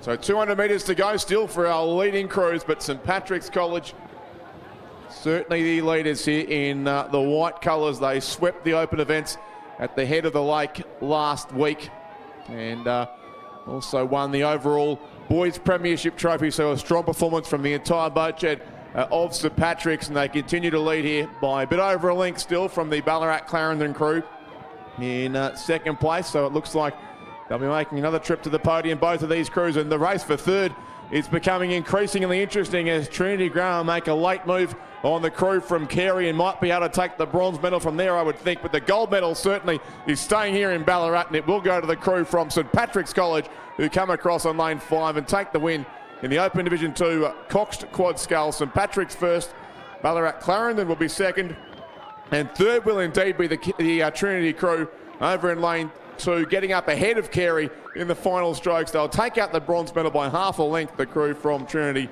Fourth then goes to Carey Grammar. Fifth will be the Melbourne High School combination, and then sixth it will be the Geelong College on lane 7. You've still got a few strokes to go to complete the course, the combination from Geelong. Behind them, we are also racing in the Open Division 1 race, the Male School Cox 4 Division 1 final, where again, in the absence of St Patrick's, it looks like a substantial lead to the Ballarat-Clarendon combination in that field of 4 as it now is in race 92. And just to confirm the unofficial placings in 91 for the benefit of our medal presenters. First place, lane 5, St Patrick's. Second, lane 3, Ballarat Clarendon. And third, lane 2, Trinity. So it's 5, 3 and 2. The placings in race 91 as we see the Geelong College crew. Unfortunately, just 3 rowers able to complete the race. The bow seat having to hold the oars up after some sort of breakage earlier in the race. So well done to Geelong College to get across the line. In any case, they're in lane 7 after some issues during the race, but they've done well to make it all the way here to the finish line. Back down behind them, we do see the 4 crews in the Open Division 1 Male School Cox 4 also coming down the course, and it is certainly a clear lead to that crew from Ballarat Clarendon in the red colours on lane 4. Alongside the other crew in red, or ahead of the other crew in red, being Scotch College in lane 3, who are probably back in 4th place at this stage. But out in front, it is Stuart Hall, Max Mason, James Forsyth, Charlie McClure, and Reece Belcher, coached by Ian Peel. That's the Ballarat Clarendon crew, who, of course, won a state championship title at the New South Wales Championships in Sydney a few weekends ago, looking set to add a Victorian state champion title to their collection as well, and that very narrow second place in last week's Head of the Lake Regatta behind us, St Patrick's crew that unfortunately has not competed in this event today. So it's Ballarat Clarendon well clear from a good race for second place too. We see Carey Grammar in lane 5 and Ballarat High in lane 6. The Carey crew, Liam Waldron, Connor McCann, Luke Vallely, Heath Markovich and Hunter Cunningham, coached by Michael Norton. And for Ballarat High, it is Lachlan Wallace, Reece Webster, Matt Sorensen, Aidan Pinn and Zoe Edwards, coached by Chris Nielsen, the Ballarat High combination.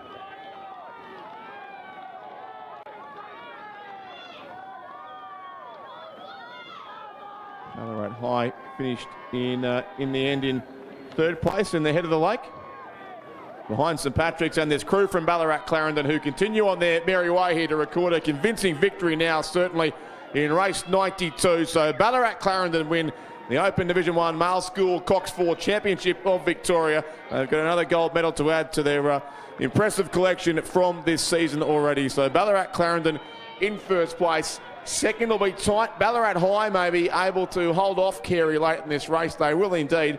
So Ballarat High will claim a silver medal to go at their 3rd place from the Head of the Lake. And they are certainly very happy about that result. The crew in blue from Ballarat High. 3rd place will go to Carey Grammar lane 5. They'll take the bronze medal. And 4th then will be Scotch College on lane 3 as they come across the line to conclude their race as well. So 1st place lane 4, the crew from Ballarat Clarendon, who Imagine too will be going on to the National Championships in a few weeks' time, having already had some success on the Olympic course at Penrith. 2nd place, Ballarat High, and 3rd, Carey Grammar. So 4, 6 and 5 the placings there in race 92. 4, 6 and 5 as race 93 now makes its way down the course as well, behind the race that's just finished. This is the final now of the Open Division 2 Male School Coxed 4.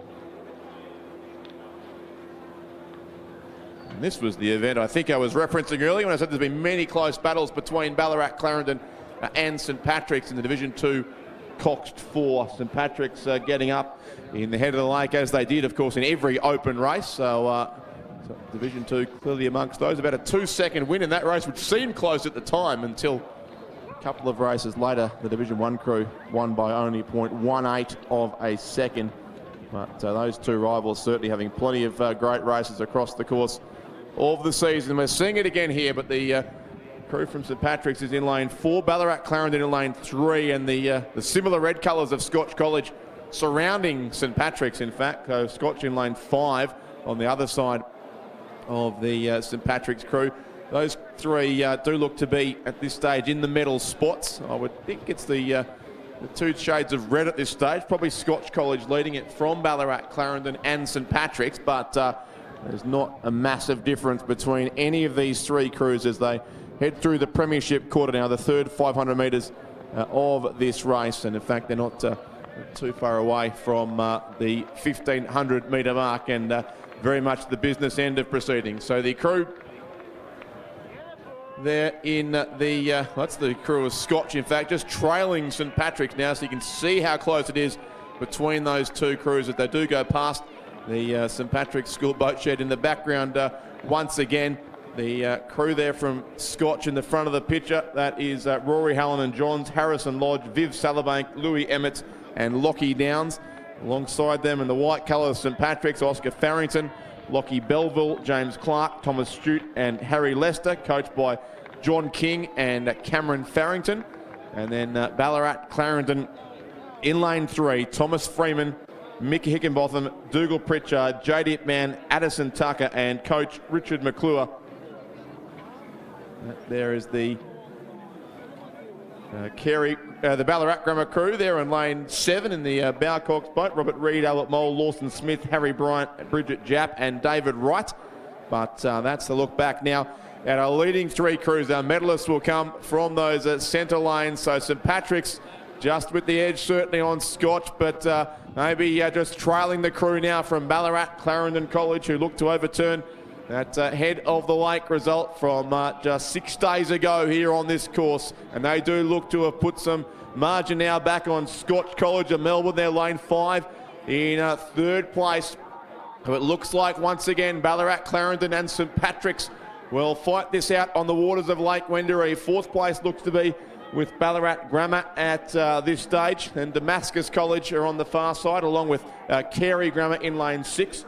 Ballarat Grammar actually beaten by Damascus in the head of the lake, but that result looks like it might be turned around in this race as well. So a bit of a change in proceedings here at the Victorian State Championship Regatta for 2024. And the Ballarat Clarendon crew has certainly gone for home now with about 100 metres to race in this final of the Open Division 2 Male School Coxed 4.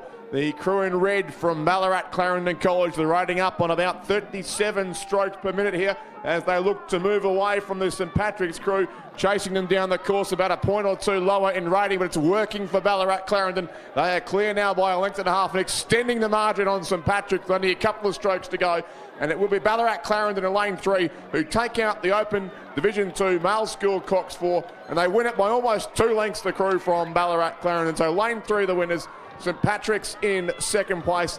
Alongside them in lane 4, third will go to Scotch College as they come across the line now and claim the bronze medal. Fourth will be close between these two Ballarat schools. Ballarat Grammar School will just hold on for 4th, Damascus College for 5th. So again, that result reversing from a week ago, and Carey Grammar School will finish in 6th place.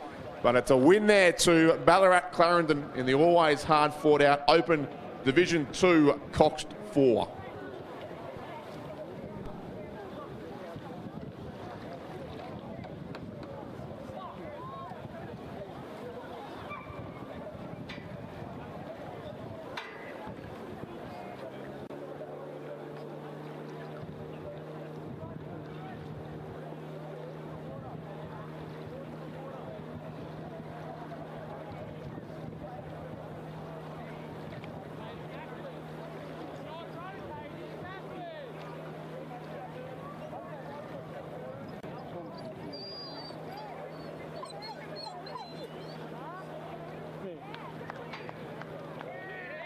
Good win there to Ballarat Clarendon. A strong chance of another one here as well, although they have the good crew from Furbank to contend with here in the centre of the course. It's the Female School Open Cox 4 Division 1. with Genazzano in lane 1, Loretto Ballarat in 2, Ballarat Clarendon lane 3, Furbank Grammar in 4, Caulfield Grammar in 5, Melbourne Girls Grammar School in 6, Kerry Grammar lane 7, and Ballarat High racing in lane 8.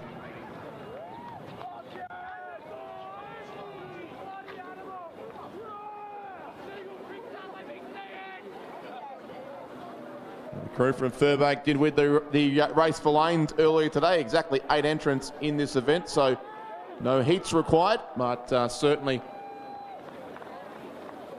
Furbank did the job in that first race, and they're doing the same here too. It looks like in this final, the crew of Poppy Dalton-Morris, Emily Grace, Ella Bailey, Frankie Diva, and Aurelia Fife for Furbank Grammar. And they look to have a lead of a length or so in this third 500 now from possibly Ballarat Clarendon in second place. Also Caulfield Grammar School there, who were second in the race for lanes. That's Christina Anthony, Grace Maskill, Sophie Deval, Ava Pigeon, and Layla Beckwith. And then Ballarat Clarendon there, they've been in third place at this stage. Phoebe Marr, Mackenzie Kopke-Veldhuis, Annabelle Maloney, Taya Kirsanovs, and Cooper Knoll, coached by Nikki Plakinski.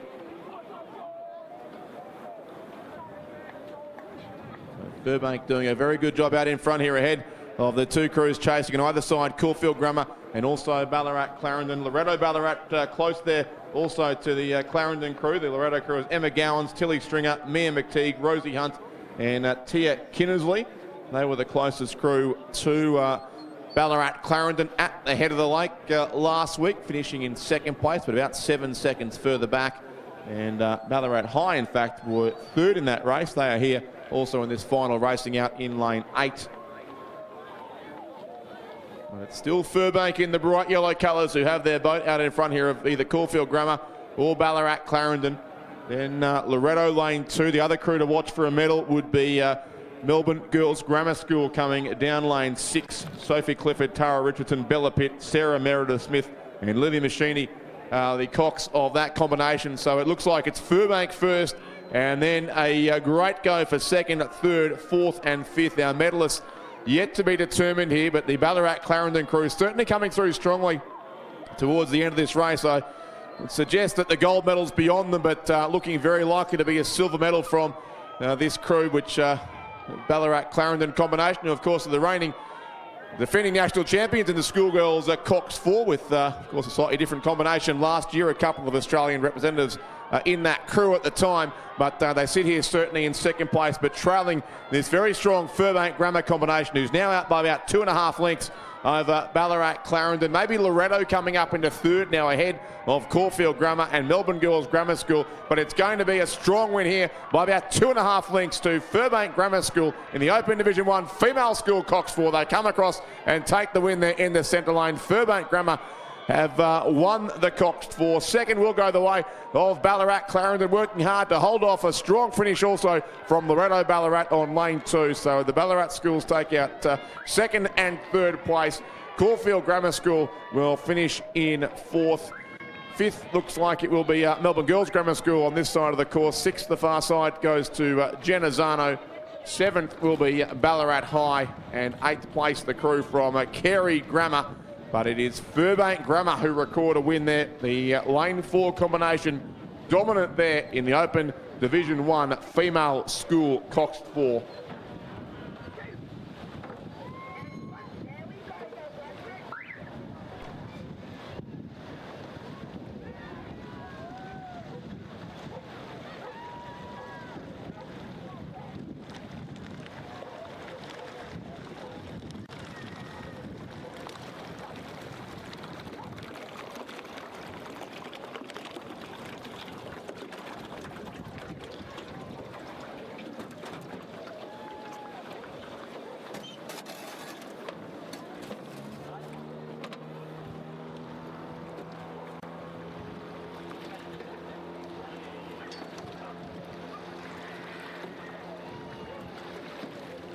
The 4, 3 and 2, the placings in race 92. Furbank, the winners from Ballarat Clarendon and Loretto Ballarat. We go back down the course where our Cox 4 races continue. It's the female Division 2 Cox 4 now. for Ballarat. Schools again reprise their battle from the head of the lake, and they're joined in this race by Carey Grammar School in lane 6 as they're into the second 500 metres now of this race. Ballarat High in lane 2, Ballarat Grammar in lane 3, Ballarat Clarendon lane 4, Loretto Ballarat lane 5, and Carey Grammar School are in lane 6, but it does look like the lead this time is likely with Ballarat Clarendon in the centre of the course, or Loretto Ballarat, in fact, right beside them in the yellow colours. Ballarat Clarendon did take out the race for lanes ahead of Loretto Ballarat, but it was Loretto who had the win last week at the head of the lake by about 5 seconds over the crew from Ballarat Clarendon. Ballarat Grammar third in that race, and Ballarat High, in fact, finished in 5th place. So they're all here again in this particular event, and the crew from Carey Grammar there as well.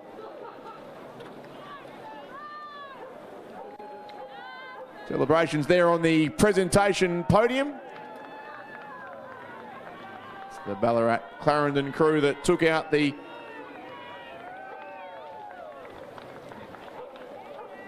Division 1 4, I think that would be a couple of races ago, about to receive their medals. And Ballarat Clarendon, in fact, winning both Divisions 1 and 2 of the school coxed 4 races. And they're out to add possibly a female Division 2 medal to that collection as well, in a race here with Loretto Ballarat, looking to be more and more a race in 2 as they continue now through the third 500 of this race. Loretto lane 5, Kate Connell, Matilda Kavanagh, Isabella Rosato, Bronte Malloy and Madison Lane. And Ballarat Clarendon in lane 4, Lucy Goodson, Tyler Mason, Maya Selmy, Charlotte Peel and Rose Burke, coached by Gabrielle Howard.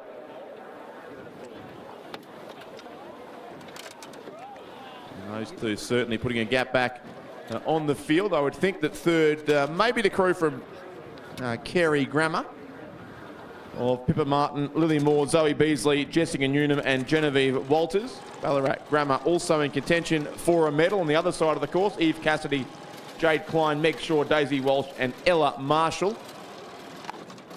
And then we have in lane 2 the Ballarat High crew, Ashley Carnes, Eliza Ray, Eliza Strawhorn, Hayley Carnes and Tanisha Noakes, coached by Ross Holding and Olivia Spagnolo.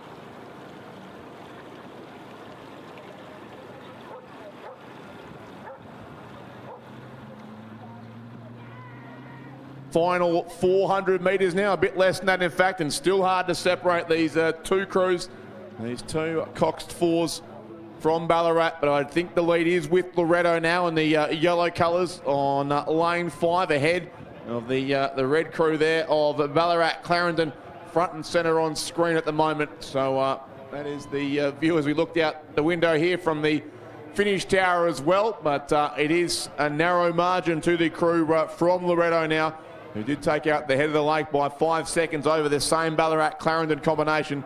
And then it's either Carey or Ballarat Grammar behind them, racing for 3rd and 4th place, with Ballarat High in 5th position towards the rear of the field. But it's still on here between Loretto and Ballarat Clarendon, who may have closed the gap a little bit too in the last 100 metres or so. The crew in red there setting chase after our race leaders from Loretto. But the finish line is going to come fairly quickly now. They're about 120 metres out. So it's a race in 2. The Open Division 2 female school coxed 4 reaching its conclusion, and still the Loretto crew have their boat in front. They're up on 36 strokes per minute now. Ballarat, Clarendon are still closing at them. Maybe a point or two lower in rating as well, but making up some ground on 34 there is the Ballarat-Clarendon combination, but still it is Loretto who lead here with only 2 or 3 strokes to go. They are clear by half a length, and they will do enough to hold on. Loretto-Ballarat will go across and win the Division 2 Cox 4. Loretto first by half a length ahead of the crew from Ballarat-Clarendon, so much, much closer than it was last week, but the result the same, and Loretto-Ballarat can add a state championship to their head of the lake title as well. Loretto-Ballarat first, Ballarat-Clarendon in second place, but a very brave effort indeed from the crew there in red. Third will go to Ballarat Grammar School, really flying home to open up a substantial lead in the end on Carey and Ballarat High. So it's Ballarat Grammar who finished third, as they did in this event last week. Fourth will go to Carey, and fifth, the crew from Ballarat High on lane 2. So race 95 goes the way of the Loretto combination. So lane 5, the winners. Ballarat Clarendon second place on lane 4, and third to Ballarat Grammar lane 3. So it's 5, 4 and 3 in race 95. 5, 4 and 3. The unofficial placings there, but a win certainly to the crew from Loretto College in Ballarat, who finished now almost literally in the shadows of their school. Race 96, the Open Male School Double Scull Division 1, with a field of 4, in fact 3 now in this B final. Scratch Trinity lane 6. So it's Gibson Grammar, Melbourne High and Albert Park College, the 3 crews. And a handy lead certainly to the Melbourne High combination of Yangxing Huang and Tomoki Golek in this race, ahead of, from Gibson Grammar, Connor Howard and Stuart Ray. And then Albert Park College, Ari Rassius and Daniel Tappenden in this B final with about 200 metres to go. The race lead certainly clearly with the combination from Melbourne High, who are also well represented at Melbourne High in the A final following this race down the course. In fact, the A final already into its second 500 metres. There were 3 crews from Melbourne High School in that race as well, so every chance to claim a medal or 2 in the next few minutes, but certainly they'll begin that with a win here in the B final. Comfortable lead to Huang and Golak, the combination from Melbourne High, and a substantial lead in the double scull, some 6 boat lengths or so back to Gibson Grammar in second place, and a similar margin to Albert Park College in third. So Melbourne High School, lane 4 will come across and take out the B final of the Open Division 1 double scull. Melbourne High, the winners there. Second place will go to Gibson Grammar, Connor Howard and Stuart Ray. And third then for Albert Park College, it'll be Ari Rassius and Daniel Tappenden in the B final. But back down behind them, we can see the 6 doubles in the A final making good time along the course, and the race looks like it might be being led by the Bailey brothers of Western Heights College, who are racing in lane 4. Heading a strong field of crews from Melbourne High School. If we see Albert Parky come across and take out third place in race 96, so the B final now concluded.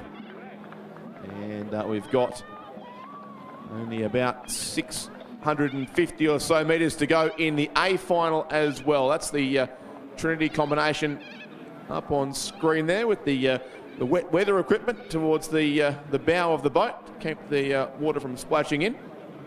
But that is the outside lane. William Ball and Charlie White from Trinity, who would be up certainly close to the lead here. In fact, possibly closer than they seem from a distance away. The Trinity crew leads clearly from the 2 Melbourne High Schools next to them. And pretty much on terms, it would seem, with Western Heights College there in the centre of the course. That is Tarjan Xander Bailey there in the bright colours of that new school to the rowing program at least. But Western Heights College in Geelong, as they're competing for in this school event. And it may well be potentially a first ever state championship title for the Western Heights College coming up here. And further across we have the Corowa combination, Brodie Julian and Lockie Hogan, coached by Wes Canny. They would be, they're leading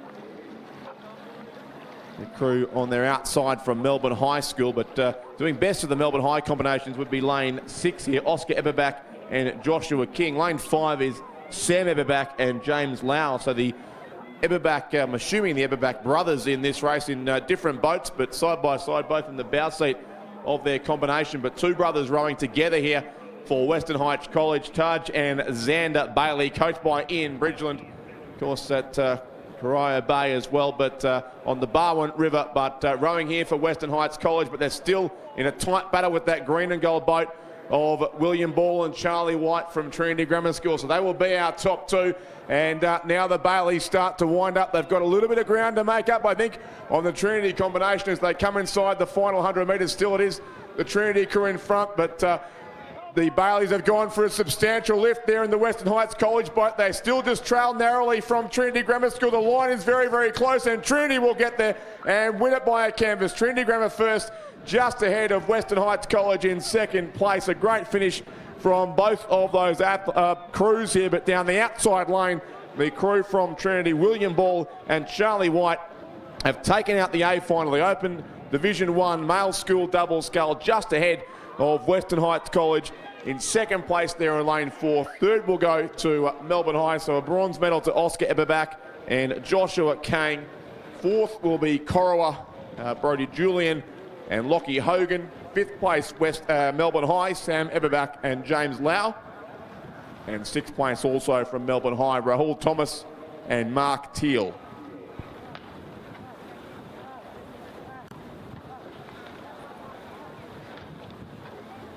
Great race there towards the line. Both doubles really forced to step it up as they closed in on the finish. But it was the Trinity combination in the end who only got through to the final with a third place finish in their heat, but seemed to lead from the outset in the outside lane and just held on. A pretty strong finish there also from Western Heights College, but it's Trinity who take out race 97. So lane 7 Trinity from lane 4 Western Heights College and lane 6 Melbourne High. 7, 4 and 6 placings in race 97. As we see race 98 on the course, the B final now of the female school double scull Division 1. One scratching here from Genazzano, but three crews therefore remain. St Catherine's lane 4, Shelford lane 5 and Barwon lane 6.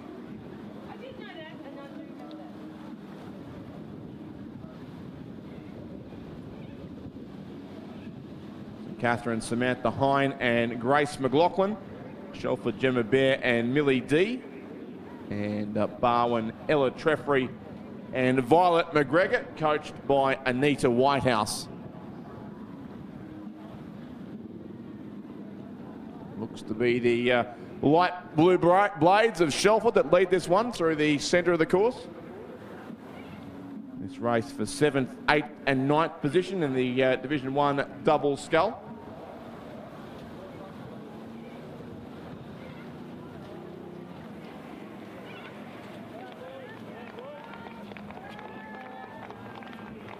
We can see that they have put something of a lead back on the crews either side of them. It's Barwon lane 6 and St Catherine's lane 4. The two crews look like I have to find out second and third here.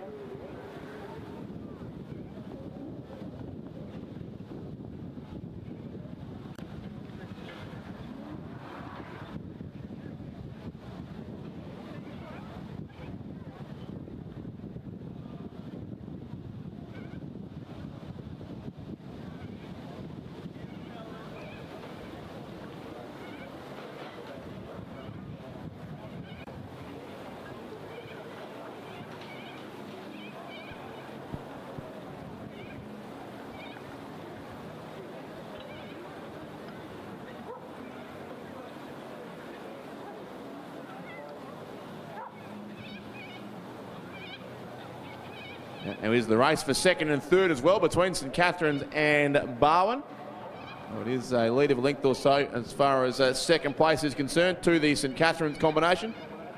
But both these crews few lengths behind our race leaders from Shelford, who will soon lead the field through the 3/4 mark of the race with 500 metres to go. But Shelford out in front there in the dark blue colours, the light blue blades, the left of screen for those watching us on the live stream. To their right, towards the southern side of the course, is the St Catherine's combination. And then it is Barwon lane 6 who will sit in 3rd place.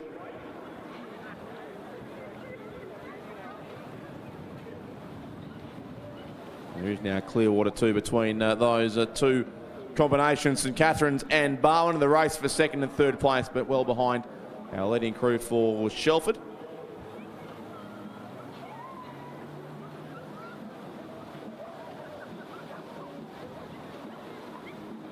Keen to see where the finish line is too, with the bow seat there of the Shelford boat, but they're well in control of this race with a clear look back on the other 2 boats in the race who are still battling out for 2nd and 3rd place here in this B final, the Open Division 1 female school double scull, with the A final now also on the course, and just through the first couple of 100 metres of that race.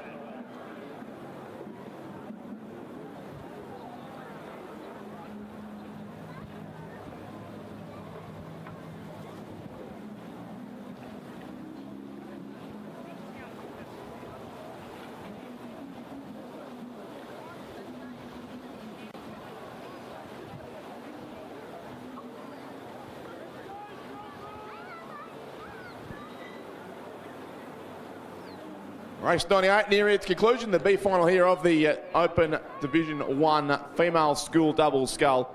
And the placings remain as they've been pretty much throughout. Shelford in front, St Catherine's in 2nd place, and Barwon in 3rd. Reasonably substantial margin between each of these 3 crews, and certainly a comfortable win coming up here to the Shelford combination.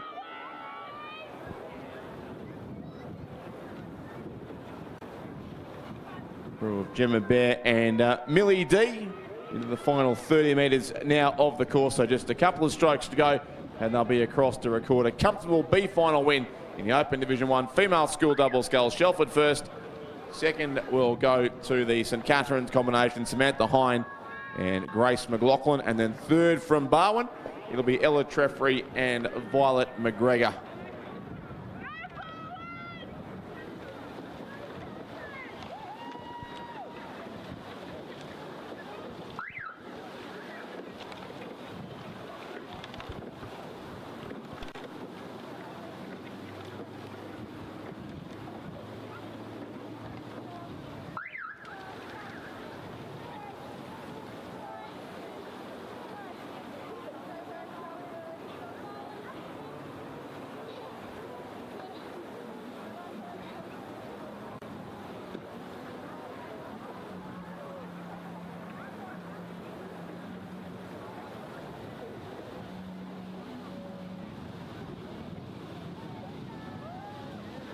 On the course, race 99 of today's regatta, the 2nd day of the Growing Victoria State Championships for 2024, and there are the 6 crews racing in this A final. Gippsland Grammar Lane 2, Albert Park College Lane 3, Haileybury Lane 4, Corowa Lane 5, 2nd crew from Albert Park College Lane 6, and Shelford racing in Lane 7 after having just won the B final as well. 2 crews from Albert Park College, the 2 halves of their successful quad scull combination. But in the centre lanes as the heat winners, it is the crews from Haileybury and also Corowa, that is Corowa with a C, the town in the far south of New South Wales. So plenty of crews in races today from Corowa with a K, the school from Melbourne.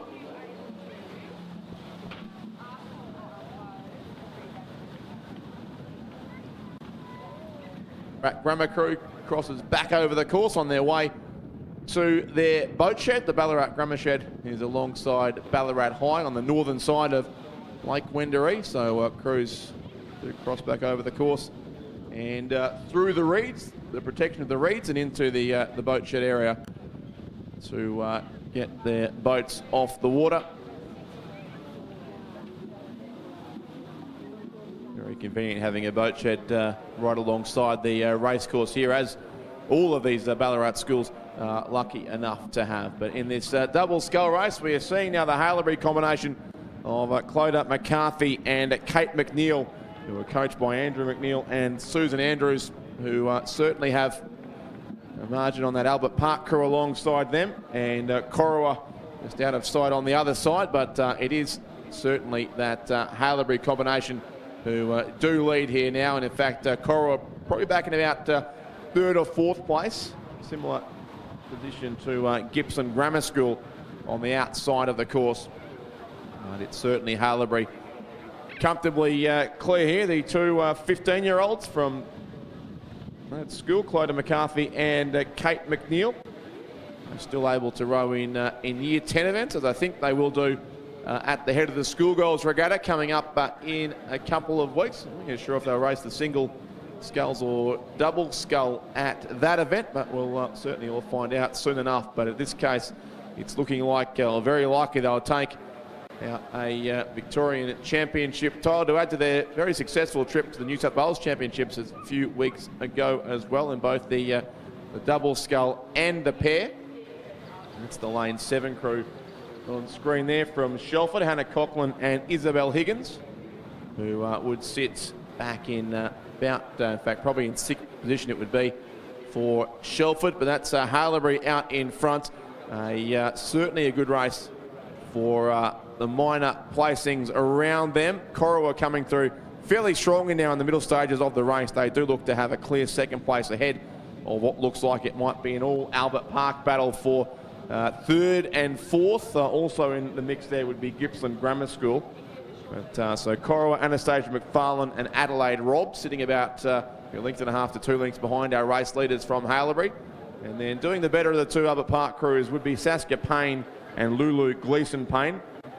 In lane 3, they're coached by Virginia Lee, of course, as is the second Albert Park crew, Ella Kilbakowski and Alice Roberts in lane 6. But venture that crew likely to finish out of the medals here.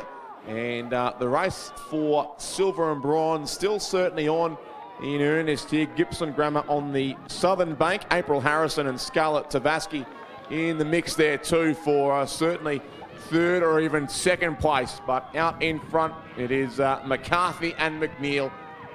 A combination of names that certainly rolls off the tongue in the same way as Woodbridge and Woodford and McNamara and McNamee. So it's McCarthy and McNeil this time around, rowing for the Haileybury School. Clear by about a length and a half. It's been a good finish by Gippsland Grammar too. Tavaski and Harrison on the spectator side of the course. They've got themselves up now into a silver medal spot ahead of Albert Park College and also Corowa. But a win is coming up here in the Open Division 1 double scull to the crew from Haileybury. Clodagh McCarthy and Kate McNeil take the win by almost 2 lengths ahead of Gippsland Grammar School in second position, just edging out Albert Park College for the bronze medal there. That's Payne and Gleeson-Payne of Albert Park will finish in third. Fourth goes to Corowa, lane 5. Fifth place then will be the second Albert Park crew of Kilpakowski and Roberts. And sixth will go to the combination from Shelford on lane 7. Another strong win there to Clodagh McCarthy. It was from the Nagambie Rowing Club, and Kate McNeil, who rows for Mercantile, but in this school race they represent their school, Haileybury, and they claim a state champion title for the Haileybury School on lane 4. So first goes to Haileybury, second place lane 2 Gippsland Grammar, and third place lane 3, the first of 2 crews from Albert Park College. So 4, 2 and 3 the placings, 4, 2 and 3 in race 99, the A final of the Open Division 1 female school double scull. And with that, we move on to our 100th race of the day, 100 of 114 originally scheduled on today's regatta. This is the C final of the Open Division 1 female school single scull. So a big field of entrants here, as you'd expect, and therefore The C final required. Sophia Lyons, lane 3. For Furbank, Rosemary Morris of Carey in lane 4. Sadie Schlicht of Strathcona in lane 5. And Freya Arndt from Shelford racing in lane 6.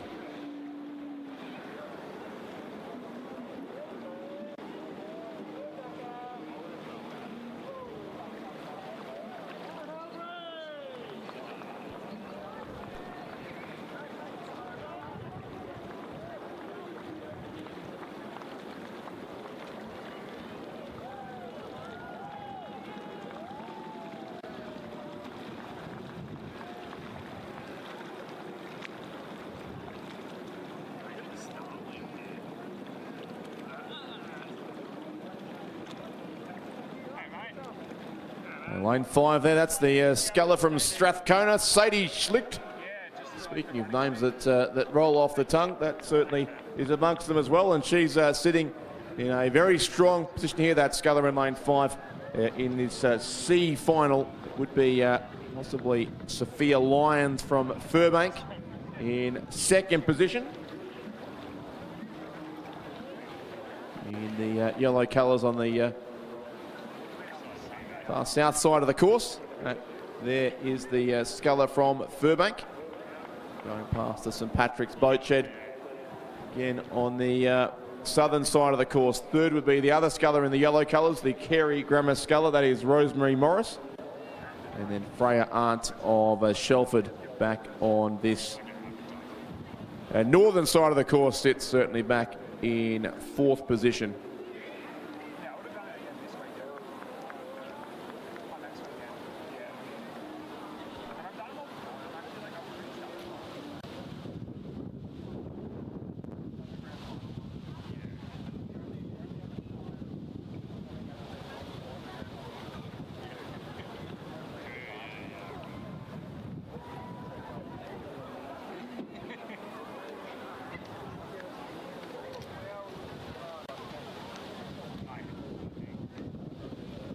Under 500 metres to go now for our leading scullers in this race, and certainly it's the bright colours, the coral and blue of Strathcona. And the yellow of Furbank on the far side of the course. Our clear top two, but the lead is with Sadie Schlicht ahead of Sophia Lyons. So this C final is for positions 13, 14, 15 and 16 in this event. The B final, position 7 to 12, coming down quickly behind this race as well.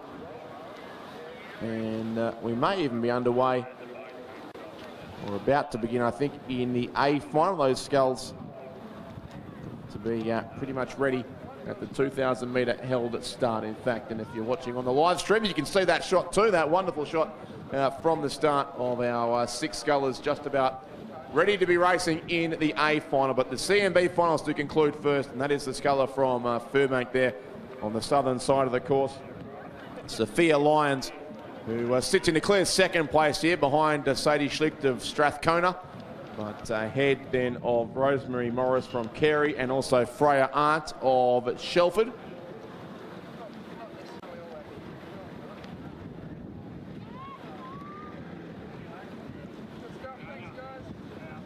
About 150 or so metres to go for our leading sculler here from Strathcona. See back down the course, the B final is just about at half distance already. I would think the Yarra Yarra sculler may well have the lead there. That looks like Constantina Kafasis in the red of Yarra Yarra. But we'll wait till that race gets a little bit closer. But certainly approaching its conclusion is this final. And there's our top 2 scullers on screen. And it is a lead, a substantial lead certainly, to Sadie Schlicht, the sculler from Strathcona, as she really streaks away from the field here and is going to record a substantial win in the end with 4 or 5 strokes to go in this C final of the Open Division 1 female school single scull.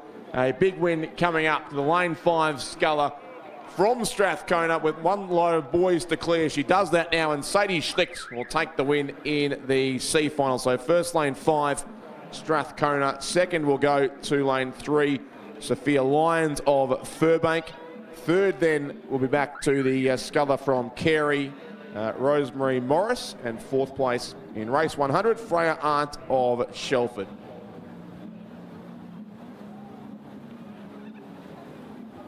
Behind them, the B final certainly rapidly continuing. Matilda Pilkington, the right, and Sculler is on the outside of the course, probably sitting in 3rd or 4th place right now. The lead certainly seems to be with Yarra Yarra, and looks like one of the Scullers steering a bit across the course there. I think that's Albert Park's Mia Kachab, just having to straighten her course a little. Still in a battle for 2nd place, but certainly the race leader very comfortably is the Sculler from Yarra Yarra, Constantina Kafasis, looking to take out 7th spot overall in this schoolgirls single scull B final. Here comes Rosemary Morris to finish 3rd in the C final, and Freya Arndt as well will be across in a couple of strokes time. She'll finish 4th in that race, and therefore in 16th place overall it will be in the Open Division 1 female school single scull. But coming down quickly behind her is Constantina Kafasis of Yarra Yarra, who's well clear. Then a very good race for the other placings, really right across the course. Lane 2 from Brighton, Matilda Pilkington. Lane 3 from Caulfield Grammar, Caitlin Rood. Lane 5 from Albert Park College, Mia Kachab. Lane 6 from Corowa, Alexander Schumack. And lane 7 from Corio Bay is Ariel van der Pol, who I'm sure was coxing a crew or two earlier today as well for Corio Bay. But competing here in the single scull. Probably in 6th position, but only 3 or 4 lengths away from 2nd. In fact, it's a really good race for the minor placings, but Constantina Kafasis of Yarra Yarra, who was a close 3rd in a tough heat. I think she was in the same heat as Lily Rose Hall-Kraus, and I think possibly even Beatrix Hearn earlier today, so up against a couple of good rowers there in her heat. But she finished in 3rd place there, so only got as far as the B final, but doing the next best thing, winning the B final and winning it very, very well here. The sculler from Yarra Yarra. She's clear by about 100 metres on the rest of this field as Constantina Kafasis comes up to the line and will go across and take the win in the Open Division 1 female school single scull B final. So 2nd place, 7th place there overall it is for the sculler from Yarra Yarra. Constantina Kafasis has been a strong sculling program come through that club in recent years, including, of course, Sarah Kafuri, who's been so successful already at this regatta in the older events. Wrighton's Matilda Pilkington looks set to take out a clear 2nd place too down the spectator side of the course. Some long, powerful strokes as she concludes her race, and she is across in 2nd place. So 8th overall for Matilda Pilkington, and then 3rd place and 9th overall will go to Mia Kachab of Albert Park College, another sculler coached by Virginia Lee. Talking of strong sculling programs, certainly Albert Park College is very much that. So 3rd place goes to Mia Kachab. 4th will be Caitlin Rood of Caulfield Grammar. 5th place for Corowa, Alexander Schumack. And then 6th for Corio Bay, it will be Ariel van der Pol in a few strokes time. Complete the field of 7 here in the B final of the Open Division 1 female school single scull.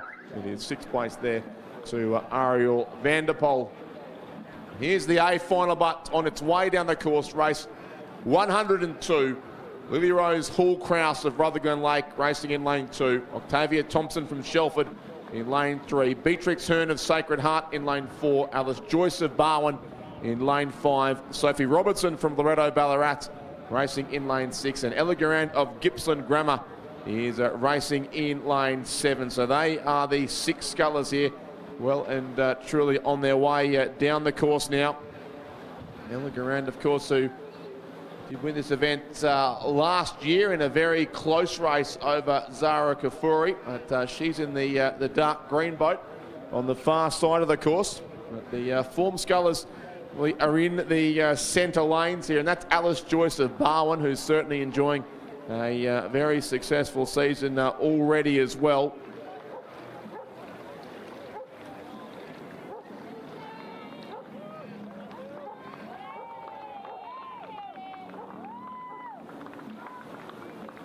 Here's the dark green boat also too of Ella Garand from Gippsland Grammar. Well, I've noticed in recent times they've gone to more traditional white boats, a lot of their bigger boats at least, but great to see the dark green, the single scull out there too for Ella Garand, who comes down the outside lane of the course here in lane 7. But in the centre lanes, it looks to be Alice Joyce of Barwon, coached by Tony Lawless in lane 5. Alongside her, Beatrix Hearn from Sacred Heart, so a couple of Geelong scullers there, very much in contention. Lily Rose Hall-Kraus for a new Rutherglen Lake club across on the southern side of the course in lane 2. They look to be certainly our top 3. And then back in 4th it'll be Octavia Thompson from Shelford. Ella Garand still there for Gippsland Grammar as well, and Sophie Robertson in the bright yellow colours for Loretto Ballarat would be the 6th place sculler at this stage.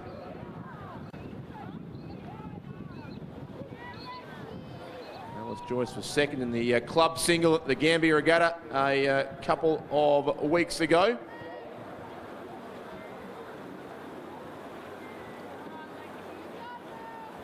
Beatrix Hearn 3rd in that race also for Sacred Heart.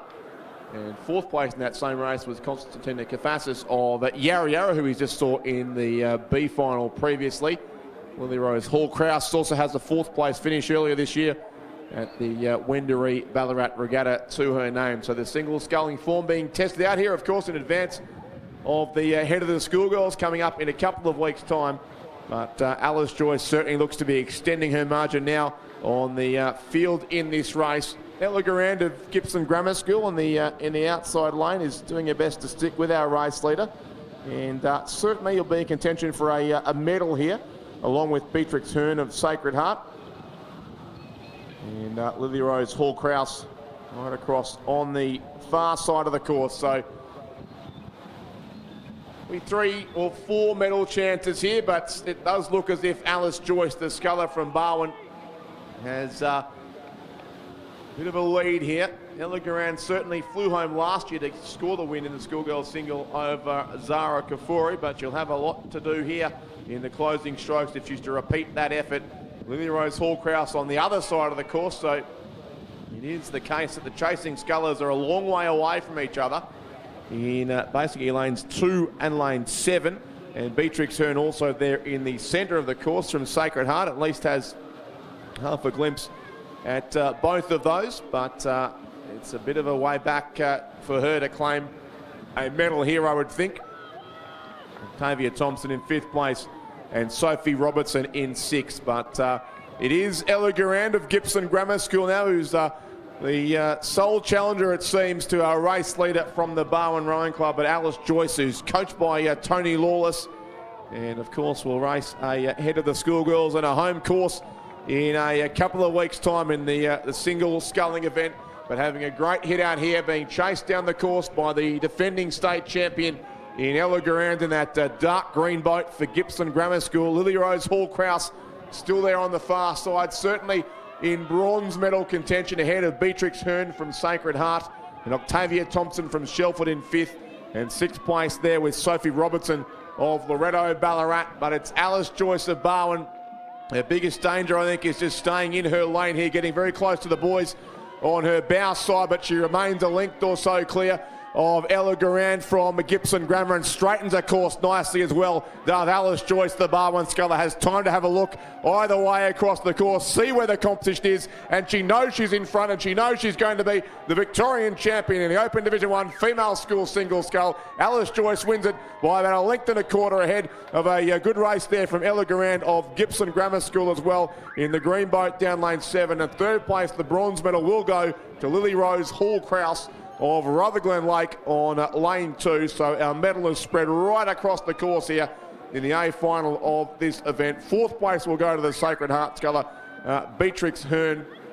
5th then looks like it will be Octavia Thompson of Shelford Girls Grammar School, and 6th Sophie Robertson from Loretto Ballarat. But a hard-fought win there to Alice Joyce, the Tony Lawless coach sculler from the Barwon Rowing Club, takes out the A final of the Open Division 1 female school single scull. 2nd place is to Ella Durand of Gippsland Grammar, and third, Lily Rose Hall Kraus of Rutherglen Lake. So lane 5 from lane 7 and lane 2 in race 102, 5, 7 and 2 the placings in the single scull, as we see the sculler from Loretto Ballarat, Sophie Robertson, complete the 2,000 metre course as well. Race 103 is well advanced, the B final of the Open Division 1 Female School Coxed Quad Scull. 4 boats here on the course, and they're into the third 500 metres, almost in fact at the 1,500 metre mark. Lowther Hall lane 3, Ballarat Grammar lane 4, Toorak College in 5, and PLC Melbourne in lane 6. The race lead clearly sits with the crew from Ballarat Grammar School in lane 4. Zoe Wright, Eloise Adam, Addison Maxted, Georgia Walsh and Amy Gilby, coached by Andy Tyndall. And they've got a lead of over a length on very tight race for second and third on either side of the course. Possibly Toorak College just in second place. Layla Purcell, Sophia Miller, Lucinda Johnston, Charlotte Logan and Saskia Schwartz. Contending also with Lowther Hall lane 3, Zoe Peck, Dia Seagull, Leontine O'Brien, Ruby Ivers and Grace White, coached by Tessa Brady Welsh. And the fourth crew in this race is PLC Melbourne, Maya Van Biso, Charlie Lowe, Talia Vesey, Claire Aikman and Ronnie Mamini, the crew there for PLC. This is the B final, the Division 1 Coxed Quad Scull. The A final is underway as well.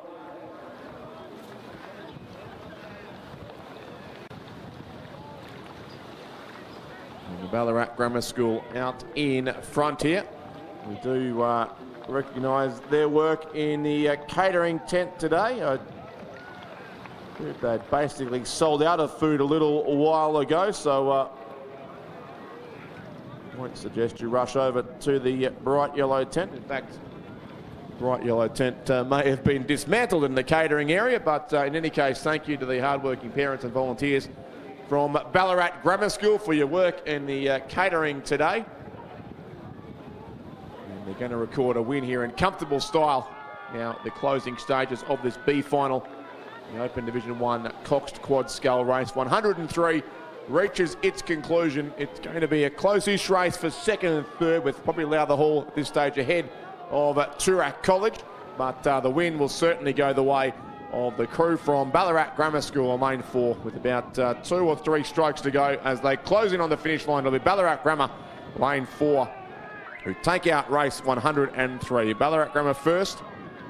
Now the Hall will indeed be second. There's still a few strokes to go for them, but they've got, in the end, the best part of a boat length on the crew from Toorak College of Mount Eliza.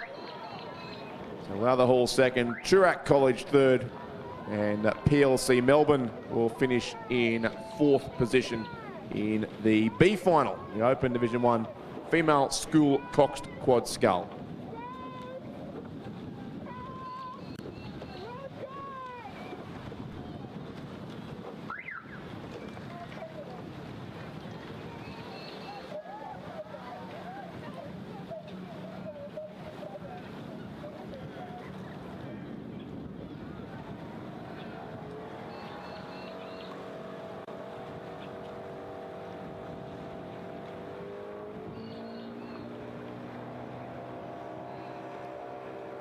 Down the course, 6 boats there.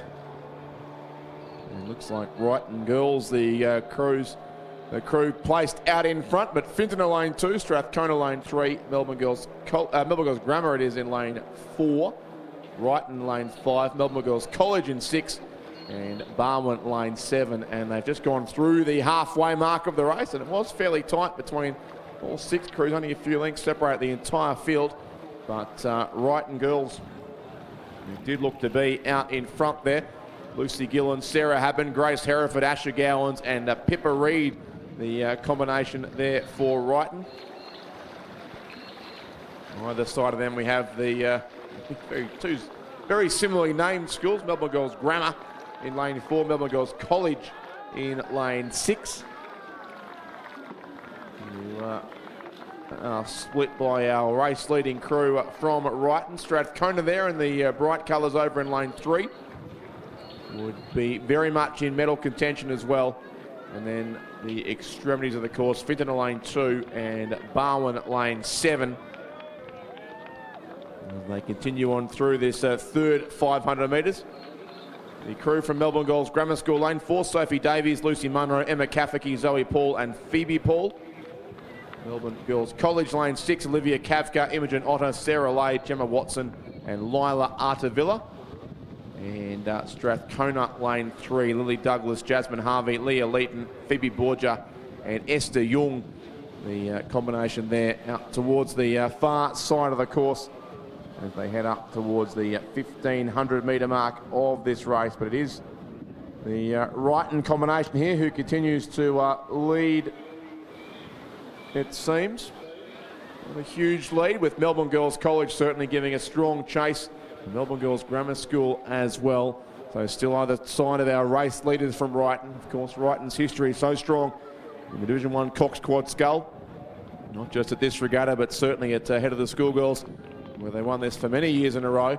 And similarly at the National Championships, a number of titles in the past decade to the Wrighton School in the schoolgirls coxed quad scull, but they still under pressure here from Melbourne Girls College, especially the lane 6 combination from MGC, and then Melbourne Girls Grammar School in lane 4, who look to have the edge now on Strathcona. And Strathcona in turn a margin on the Finton crew of Michaela Spindler, Priyanka De Silva, Saskia Peasant, Mia McGavigan and Shari Pires, coached by Georgia Rose. And the other crew in the race is Barwon lane 7, Audrey Semyonev, Eliza Jenkins, Grace Holton, Eliza Dean and Amelia Whitehouse, coached by Wayne Nitschke and Anita Whitehouse. And they're probably the only crew that is outside of medal contention, because there's a very good race going on behind our leaders from Wrighton for certainly for 2nd, 3rd, 4th and 5th. I'd still favour Melbourne Girls College and Melbourne Girls Grammar School at this stage to take out 2nd and 3rd between them. The Melbourne Girls College crew just looks slightly better placed behind our race leaders still from Wrighton, and we'll look to put pressure on them over the final 200 metres. But we'll see if the experience of Wrighton's enough to hold off this challenge, because Melbourne Girls College certainly are closing on them now. Got Wrighton rating on about 34 strokes per minute. And Melbourne Girls College very similar, so these two crews matching each other in terms of rating and boat speed here in the closing strokes. They've certainly gone away from Melbourne Girls Grammar School, who looks safe in the bronze medal spot ahead of Strathcona and also Finton on the far side of the course. But still it is Wrighton holding a margin here on the crew from Melbourne Girls College, who are desperately trying to make up some ground late in this race, but the finish line getting very, very close, and it's still Wrighton out in front, looking to add another state championship to their impressive resume in this particular event. And it will be Wrighton girls who take out the schoolgirls coxed quad by just on half a length in the end. So a good finish also from Melbourne Girls College. But Wrighton girls have won the Division 1 Open Schools coxed quad scull.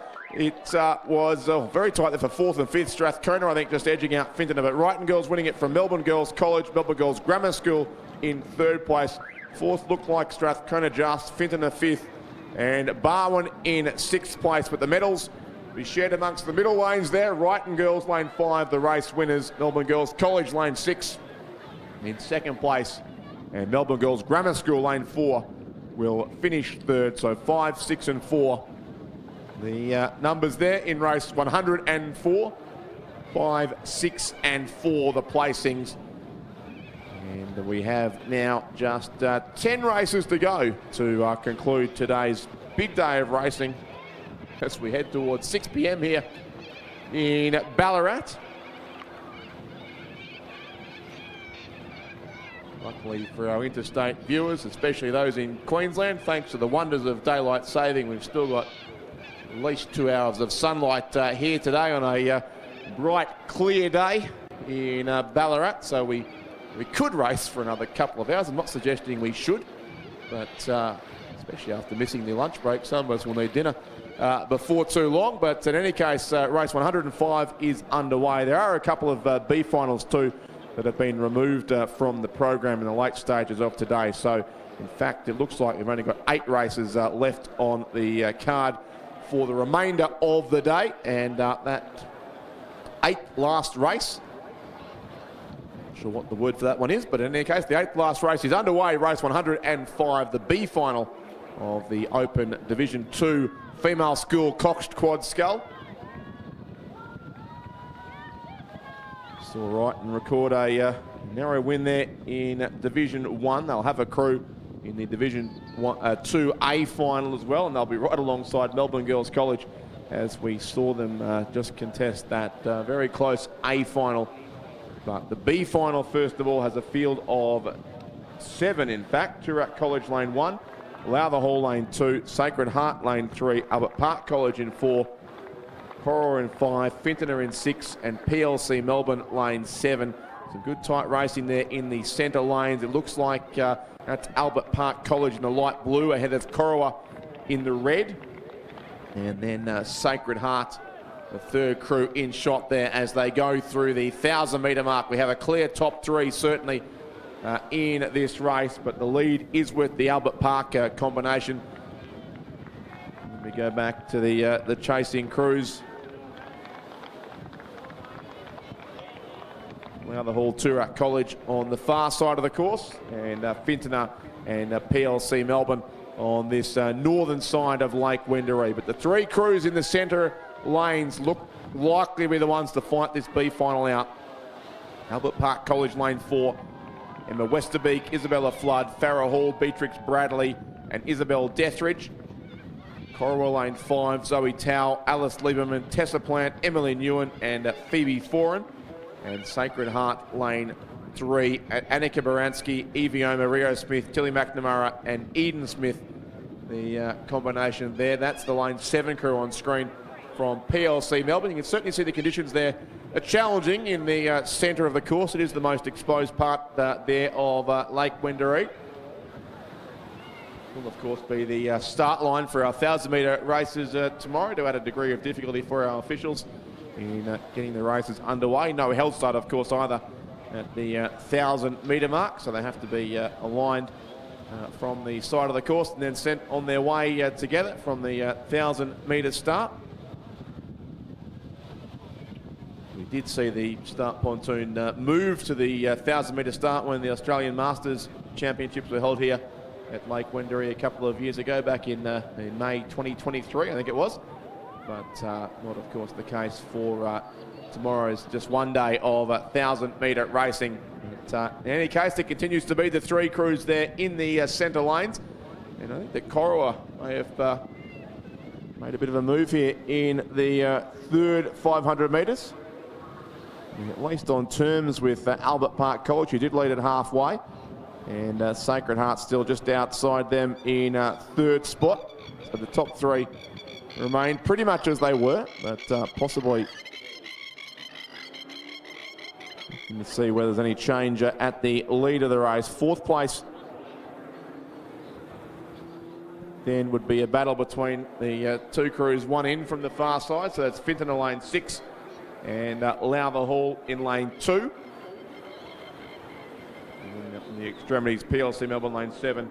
And Toorak College lane 1, of course, as Lynn Charge mentioned earlier. Toorak College now located in Mount Eliza. For those who know their Melbourne geography, that's quite a distance between those 2 areas, but I understand Toorak College was originally located in Toorak, hence the name, but did move to Mount Eliza some years ago now, but maintained the Toorak College name, I think just to confuse people like me. But in any case, they sit in 6th place in this race, the Toorak College crew, ahead of PLC Melbourne. But behind this field, coming down in pretty close to the arrow formation you'd expect, but it is possibly Corowa just ahead of Albert Park College here. So the leaders at halfway being very much challenged over the second 1,000 metres of this race. Sacred Heart still there in 3rd place, and 4th also remains a tight battle between Lowther Hall and the crew from Fintona. That is Albert Park College in the light blue colours with the yellow A on their backs. Sacred Heart alongside them in the blue and black with the white stripe, but the red colours just out of shot there. Potentially our race leaders still from the Corowa Anglican Girls School, but maybe Albert Park's now responding to that challenge from Corowa in this B final of the Open Division 2 Female School Coxed Quad Scull. It is Corowa and Albert Park College, the 2 crews now pushing down towards the closing strokes of this race. The lead does look to be narrowly with Corowa, But Albert Park may be a chance for a final surgery. They're clear of Sacred Heart now in third place. And Albert Park might be getting their boat back in front here in the final strokes of this race. Albert Park and Corowa, and the win will go the way of Albert Park College in the centre of the course. They win it by a canvas, so a narrow win, but a great win there to Albert Park. A very strong finish from both those crews. Albert Park first, lane 4. Corowa second, lane 5. Third will go to Sacred Heart on lane 3. Fourth place then to Lowther Hall, lane 2. Fifth will be Fintona. And sixth and seventh still to come home, the crews from Toorak College and PLC Melbourne on opposite sides of the course.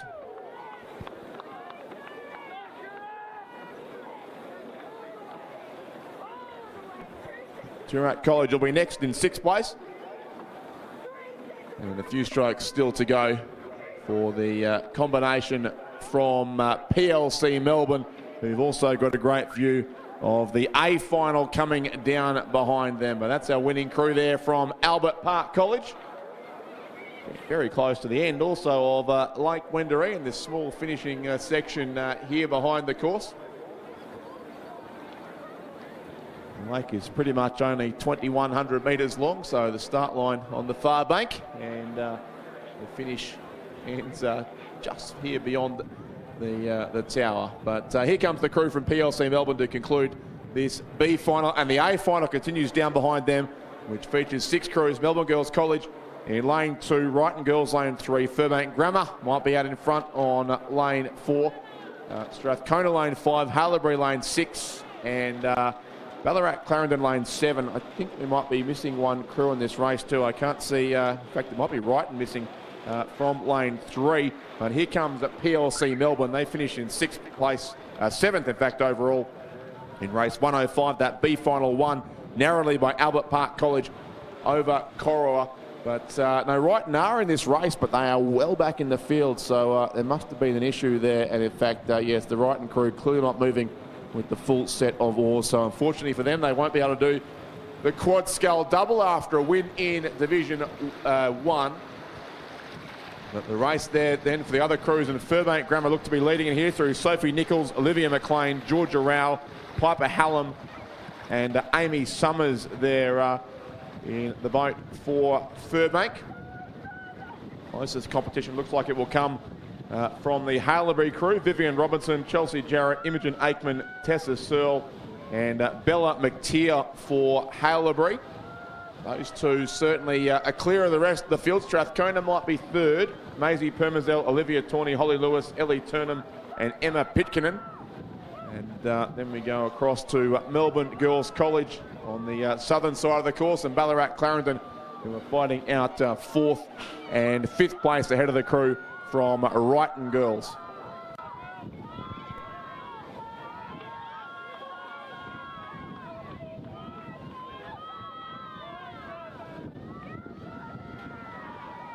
$100 metres to go now. Our narrow race lead is still over Melbourne Girls College on this northern side of the course. So the top 2 crews still fighting out towards the line here. Close for the bronze medal too, with Strathcona and Melbourne Girls College. Maybe Melbourne Girls, in fact, on the spectator side of the course.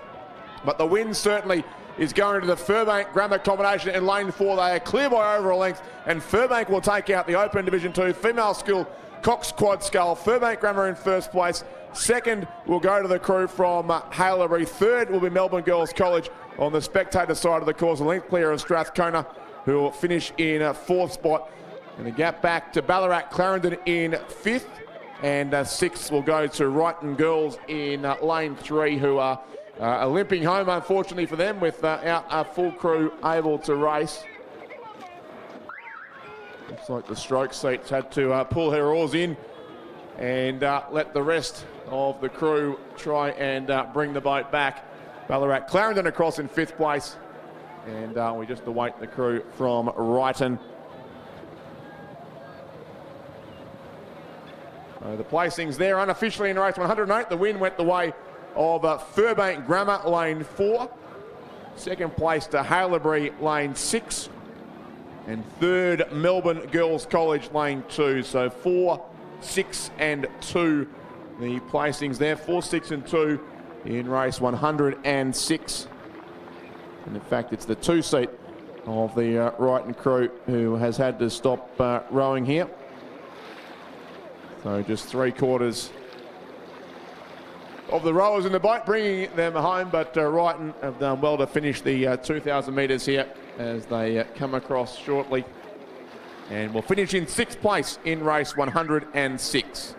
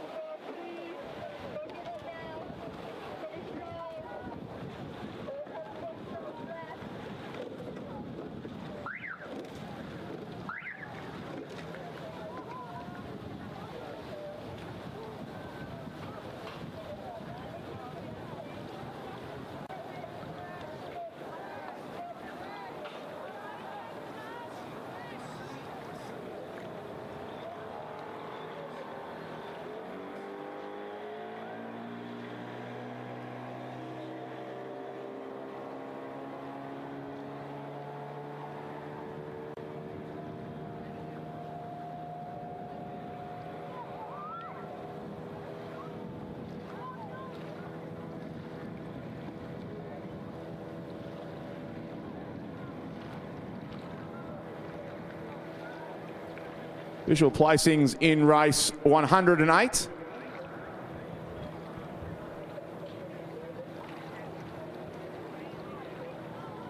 And we may have been just off for a few seconds there, but hopefully the sound coming through again now. Race 108 was won by Strathcona ahead of Wrighton Girls and Lowther Hall. So Strathcona lane 4, Wrighton lane 5, Lowther Hall lane 6.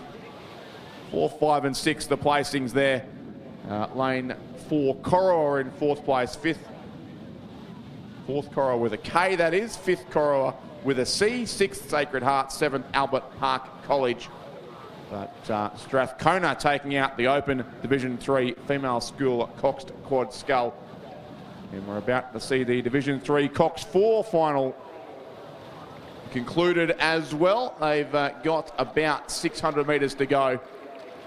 The field of 5 here: Ballarat Grammar School lane 3, Ballarat Clarendon lane 4, Loretto Ballarat lane 5, Toorak College in 6, and Carey Grammar in lane 7.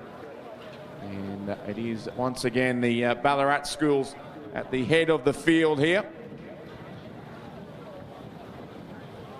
Loretto in the centre lane, and Ballarat Clarendon alongside them.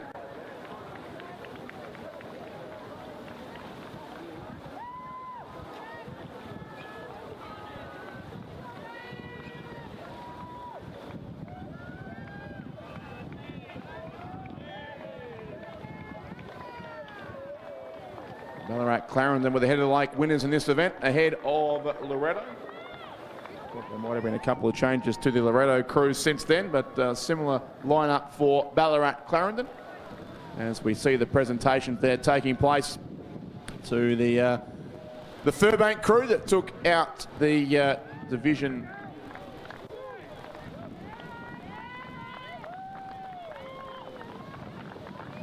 2 quad scull a couple of races ago. Furbank Grammar there ahead of Haileybury and Melbourne Girls College, receiving their medals. And some more medalists about to be decided here. Ballarat Clarendon leading it narrowly, it seems, from Loretto. Those two well clear of the rest of the field. So Ballarat Clarendon lane 4, Isabel McRoberts, Bridget Wise, Georgia Miller, Marley Ewanjit and Isabel Channon, coached by Claire Boatman. And Loretto lane 5, Mia Woodburn, Jessica Main, Neve Griffiths, Charlotte Pecker and Grace Bales. Those two well clear of a race for third, probably Carey at this stage. Lucy Berglund, Taya Wagner, Miller Kepich, Madeline Spano and Abigail Wolfe. And Ballarat Grammar School, the far side, certainly a chance of a bronze medal as well. That's Heidi Torrance, Emma Ferguson, Sophie Collins, Daisy Walsh and Elspeth Hope, coached by Caitlin Grieve. The Ballarat Clarendon combination remains in front here. They beat Loretto at the head of the lake by 7 seconds, only 6 days ago. And they're going to do a similar margin here, maybe not quite as substantial, but it'll get out close to 2 boat lengths in the end. So it probably will be on terms with what they did last Sunday. So Ballarat Clarendon will win the Victorian title in the Open Division 3 female school coxed 4. And they do win that in the end by a bit over 2 lengths, so may even beat that 7-second margin. A strong finish there from Ballarat Clarendon. Loretto Ballarat across in second place. Third will go to Ballarat Grammar, so an all Ballarat podium coming up here in race 109 in the same order as they were just under a week ago on this course. And fourth place then will be the Carey combination in lane 7 as they come across the finish line now as well. And fifth will go to Toorak College. Lane 6 combination with a few strokes still to go to complete the course. Pia Gibson, Jenna Campbell, Nadia Walland, Kayla Bode and Emily English for Toorak College.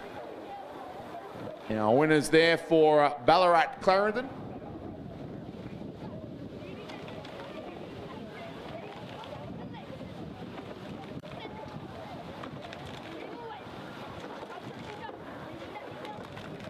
And Toorak College about to cross now in 5th position in the Division 3 coxed 4. Division 4 quad scull is the next final with just 3 boats to fight this one out. Melbourne Girls College lane 3, Strathcona lane 4 and Corowa lane 5. Through the first 1,000 metres of the race, and not too much between these 3 crews it would appear. I think Strathcona in the centre might have a narrow advantage, but it's only just that. Race for lanes earlier this afternoon for these three crews. With Strathcona coming out on top in that race. The crew is Lucy Gratian, Olivia Giles, Sophie Norman, Zoe Fotheringham and Cleo Tawney, the crew from Strathcona. Closest competition looks to be coming from Corowa with a K, lane 5, the Corowa Anglican Girls School. Natalie Smith, Olivia de Rosario, Daisy Marchant, Chloe Agars and Emily Bucket, the cocks of that boat. And it may well be now Corowa moving their boat certainly on terms with the crew from Strathcona. Maybe even slightly ahead now. In fact, the crew there in the red colours from the coral and blue of Strathcona, and the darker shades of Melbourne Girls College on the far side of the course, or the southern side of the course at least. That's Martina Fan, Minty Corrigan, Lily Bartram, Eliza Johns and Sarah Wills in that boat for Melbourne Girls College. But a good close race here with this three-boat race. Maybe a couple of lengths from first to third, but the lead certainly does seem to be with the Corowa crew closest to the Judges Tower side of the course. The distinctive red blades there of the Corowa boat as well. They look to be trying to just extend their lead out to about a boat length now over Strathcona, who look to lead in the early parts of the race, but are now under siege from Melbourne Girls College too in a race for second and third. Of course, with just three boats in the race, only gold and silver medals would usually be awarded, so they need to beat someone to claim a medal, and Melbourne Girls College trying to do that late in this race, going out after a tiring crew from Strathcona. But it's Corowa who lead it in the red colours on this Judges Tower side of the course. They look set to claim the gold medal. You would think Melbourne Girls College certainly coming home like an absolute train here. They have gone past Strathcona, there's no doubt about that. They are also giving chase to our race leaders from Corowa, but the finish line will come too soon for the crew, and lane 5 will go across and take the win by just over a boat length in the end. So it's Corowa who take out the Open Division 4 female school coxed quad scull. Corowa in first place, and Melbourne Girls College, a great finish from them to take second by about a third of a length in the end, ahead of the crew from Strathcona in the centre of the course. But the win there goes to the Corowa Anglican Girls School on lane 5. They've won the Division 4 coxed quad scull. Some very distinctive ribbons there in the hair of the Corowa crew. Great to see them all wearing the same colours too, in line with the uniform policy. So Corowa the winners there, lane 5 taken out. Melbourne Girls College finishing second on lane 3, and Strathcona lane 4 will finish in third place. So 5, 3 and 4 the placings there. So we're on to the anti-penultimate race of the day. The race before the second last race is well and truly advanced. This is actually 3 races in one, and if it's anything like the race for lanes, it will be an absolute St Patrick's-a-thon. They took out the top 4 spots in that race for lanes, but because these are combined events, there's actually 3 different races within it, and there's a very good chance St Patrick's could win all 3. But Division 3 of the Open Cox 4 is being 14 lanes 2 and 3 between Ballarat Grammar School and St Patrick's. Division 4 in the centre lanes, lanes 4 and 5, is meant to be between Ballarat, Clarendon and St Patrick, but I can't see the Ballarat Clarendon crew there, so St Patrick's certainly are going to win that one. And then lanes 6 and 7 see the Division 5 crews, which are both from St Patrick's College, so this will make our presenters very busy. They're going to have to hand over 3 sets of medals in quick succession, and they'll all be going to crews, I would think, from St Patrick's College, who start this week off in fine style back on Sunday with their head of the lake results, and they're continuing them here through the state championship regatta as well. So leading the race overall is the St Patrick's Division 3 crew: Joshua Roberts, William Charles, Harrison Grant, Cooper Neal and Charlie Geddes, coached by Dean Catelti and Bryn Evans. They're leading the crew from Ballarat Grammar School in lane 2 of Archie McIntyre, Max McGee, Marco Chimolero, Finn Buchanan and Will Beachy. Division 4, there's only one crew in it, and it is St Patrick's. That's James Hunt. That's in fact Luke Severino, Joseph Elliott, Jack Williamson, Paddy Bennett, and Lucas Pickles, coached by Alex McPherson, Gordy Lukic, and Nick Moran. And Division 5 looks to go the way of St Patrick's as well. Lachlan Warland, Brendan Hackwill, Jet Florence, Callum Mong, and George Muller, coached by Nicholas Frisho. So St Patrick's here are going to get at least the first 3 crews across the line in this combined event. And in doing so, take out wins in Divisions 3, 4 and 5 in extremely quick succession. So St Patrick's dominate the open coxed 4s. Once again, the first crew across is the lane 3 combination. So they take out Division 3, and the race overall, it will next be lane 5, the Division 4 crew. So they'll be second in the combined race, but winners of the Division 4 gold medals. And then third across the line, and winners of Division 5 will go to the bow numberless crew, which I think will be St Patrick's lane 6, who will finish in third place. Ballarat Grammar School, I think, will be next across just to break up the run of St Patrick's crews, and they'll finish second in the end in their event, Ballarat Grammar School, but fourth in the overall race. Second in Division 3 behind St Patrick's. And then St Patrick's lane 7, the 5th and final crew home, who will finish in second place in their Division 5 event. But what an effort there from St Patrick's. Great depth, of course, in rowing at that school, and they have taken out each of those 3 races. So St Patrick's winners of Division 3, Division 4 and Division 5. And each of those crews, I expect, will be able to have a gold medal presentation coming up shortly. So St Patrick's lane 3, winning Division 3. St Patrick's lane 5, winning Division 4.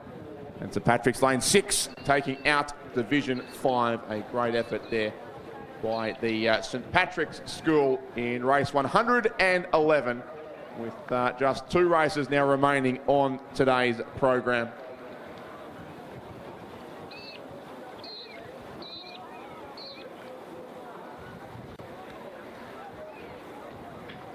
And we are just racing now too in the penultimate race.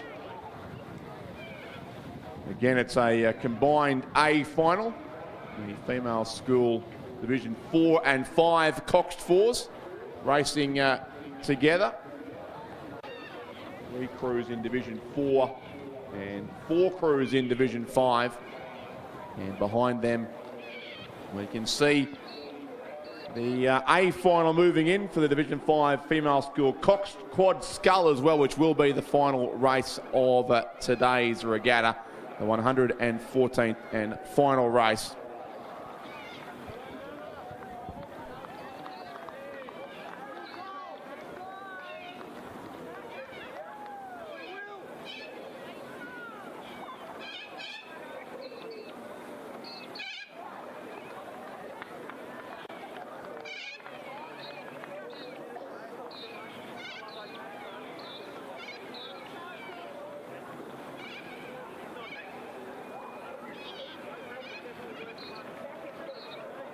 To get a big third day of this regatta taking place still tomorrow. We had 114 races today, give or take a few that were eventually removed from the program, and there are in fact 94 races scheduled for tomorrow, so only a slightly shorter day. The main difference, of course, is it's a 1,000 metre racing tomorrow, and predominantly club and grade events throughout the day.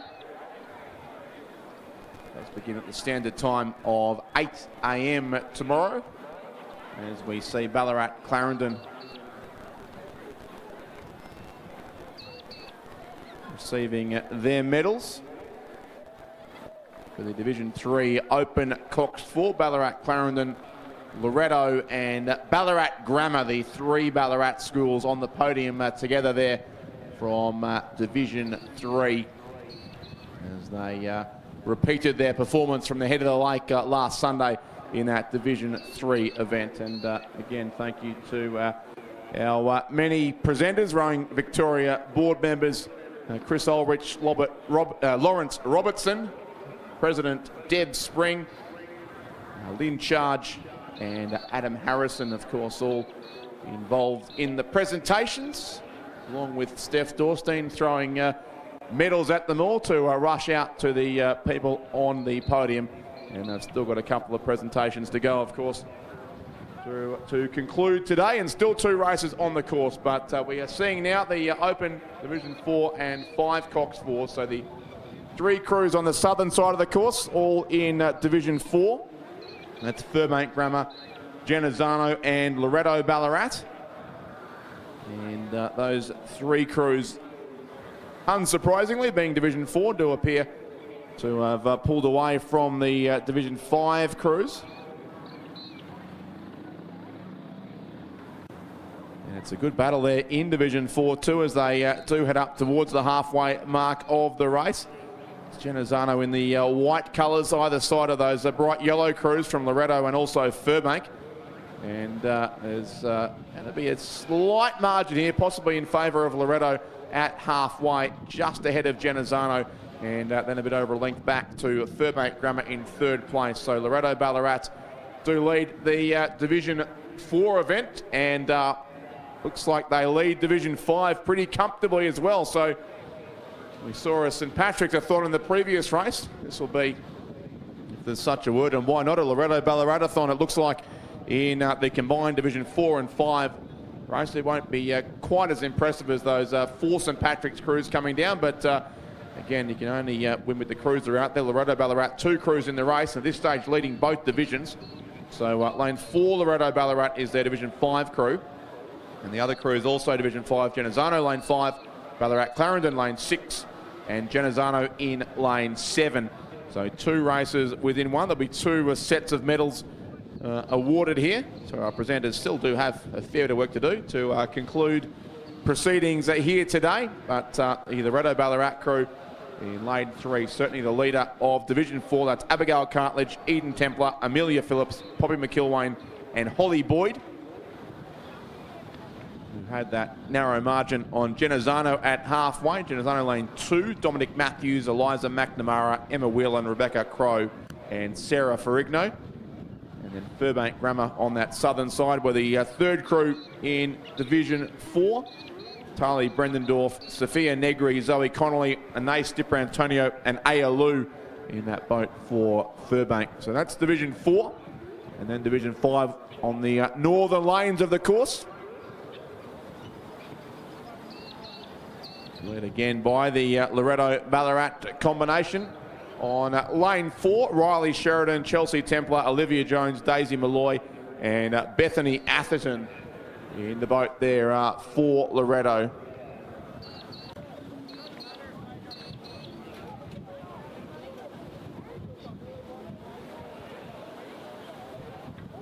It looks like Genazzano is the closest comparator to both of those Loretto crews. Division 5 to the, well, it's in fact 2 Genazzano crews in Division 5. So lane 5 is Phoebe Houlihan, Hannah Courtney, Sophie Redmond, Kayla Collier and Akira Little. In lane 7, Molly Collins, Molly Pitson, Daisy Wang, Talia Middleton and Zara Lenane. And then there's a crew from Ballarat Clarendon at the back of the field. Jonquil Querum, Guangji Lee, Marnie Cook, Mabel Goss and Pippa Miller, coached by World Junior bronze medalist Lucy Richardson and also Hamish Richardson. The Ballarat Clarendon combination. It's great to see athletes who've recently finished the school coming back to involve themselves in coaching the program as well. But I think it's going to be the Loretto combinations here who end up with potentially a couple of wins in very quick succession here. And the Loretto Ballarat Division 5 crew, in fact, has a good chance to beat the Furbank Division 4 crew, I reckon, in the closing stages of this race. So it's going to be, I would suggest, a good finish for very much the home school at this regatta, with Loretto Ballarat crews racing towards their main school campus here at the finish line of the Lake Wendouree course.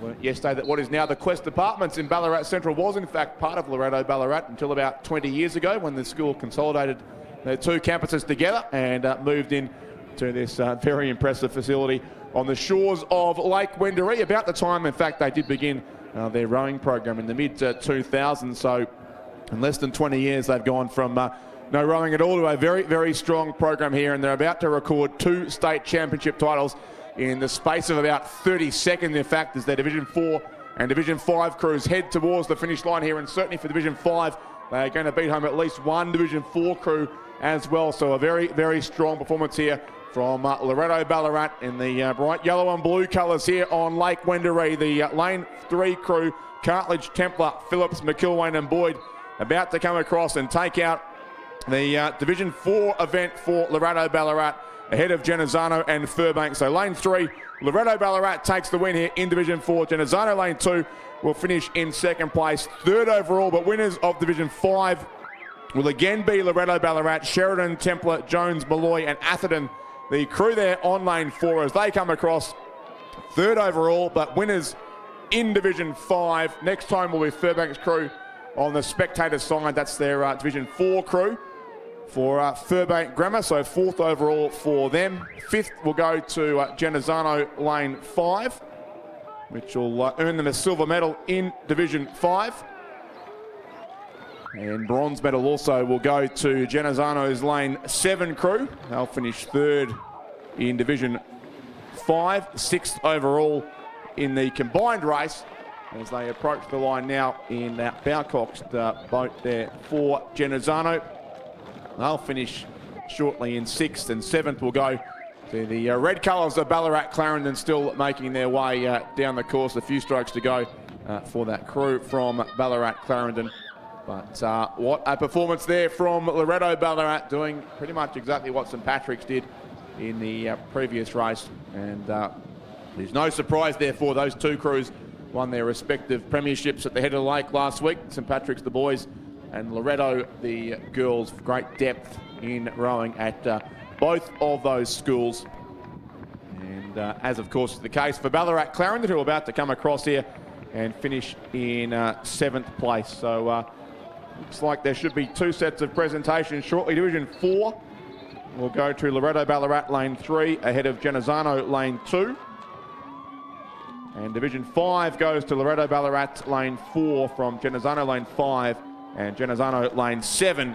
And here comes Ballarat Clarendon 2 to complete the penultimate race of the day. But back down the course, the final race is underway. We've made it all the way to race 114 at only 6:35 p.m. on this wonderfully sunny afternoon here in Ballarat, and they are into the third 500 metres of this race. The A final, the Open Division 5 female school coxed quad scull. And it's a big race to conclude the day. A full 8-boat field here right across the 2,000 metre course for the last time at this state championship regatta at Lake Wendouree. All 8 crews certainly there and accounted for. They are a little bit spread out in a few instances, but the centre lanes, we see the blue boat there of Loretto Toorak in lane 5, and beside them, leading them would be Ballarat Grammar School in the white boat in lane 4. That's the crew for Ballarat Grammar of Charlotte Armitage, Kate Mitchell, Clara Watson, Eliza Draffin and Holly Brodie. We've been talking up St Patrick's and Loretto in the last couple of races, but chance here for Ballarat Grammar School to take a win in the final race of the day, and they are certainly very well placed ahead of, I would think, possibly the a couple of Strathcona crews. 3 in fact in this race, lanes 3, 6 and 8. But the lane 6 crew from Strathcona in a battle with probably the lane 3 crew for a medal, you would think. Here, Strathcona lane 3, Millie Beaton, Harriet Atchison, Alice Malloy, Leah Kitchen and Sophie Baker. Lane 6 is Christina Zhang, Grace Beaton, Sarah Stone, Alexia Keenan and Charlotte Pippett. And in between those two sits Loretto Toorak. Lane 5, Peyton Wu, Alessia Morello, Sarah Tanner, Sophie Hannon and Millie McLean. Coached by Angus Farrer, who is the Open coordinator also at Loretto Toorak. And doing a great job there with their large fleet of Open crews at that school, which has such a strong rowing program. Quite a small school comparatively, Loretto, but a lot of rowers amongst their numbers, and huge numbers, of course, in the junior program once again this year. And the other crew to watch is Toorak College Lane 7, Ruby Bowen, Molly Hughes, Alexis Hudson, Aspen Kelly and Willow Hughes there in the boat for Toorak College, who sit at this stage, I reckon, provisionally in the bronze medal spot in a good race with Strathcona, certainly in lane 3. I think those two will fight out unless the Loretto Toorak crew can really fly home and pinch a medal late there in the centre lane. But that is all academic to our race leaders, soon to be our race winners and our final Victorian champions for day 2 of this regatta. And it's going to another of the home schools here, Ballarat Grammar School, who've done a great job with catering today. We thank them again for their work in that regard, and they're going to score a win here in race 114. Ballarat Grammar School will take out the Open Division 5 female school coxed scull, and they win this by a long margin, about 5 lengths to the B, back to the remaining crews. So Ballarat Grammar, lane 4, across in first place. Strathcona just holding off Toorak College and also Loretto Toorak in the race for the bronze medal. Silver certainly will go the way of Strathcona on lane 3. It's getting close for third, but Toorak College will hold on. So Toorak College in lane 7, finishing third place. Fourth then goes to the Loretto Toorak crew, just under a length between those two on the line. Fifth spot will be Strathcona, lane 6, about 2 lengths further back. 6 on the far side is going to be the Corowa School, lane 1. And then 7th and 8th, a couple of crews a fair way back down the course. Strathcona, lane 8. And Melbourne Girls College as well, still to come across the line. And still, in fact, to come into the final 500 metres of the race. So there may have been an issue there for that crew from Melbourne Girls College. But Strathcona with 3 crews in the race. And a silver medal to their lane 3 combination.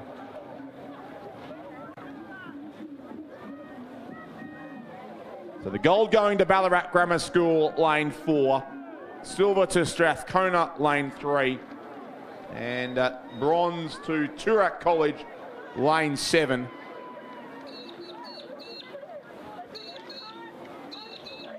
So 4, 3 and 7 will be the placings in the final race of the day. 4, 3 and 7. Strathcona about to cross also in a 7th spot with their crew in lane 8. And great depth also from Strathcona with 3 boats in that final.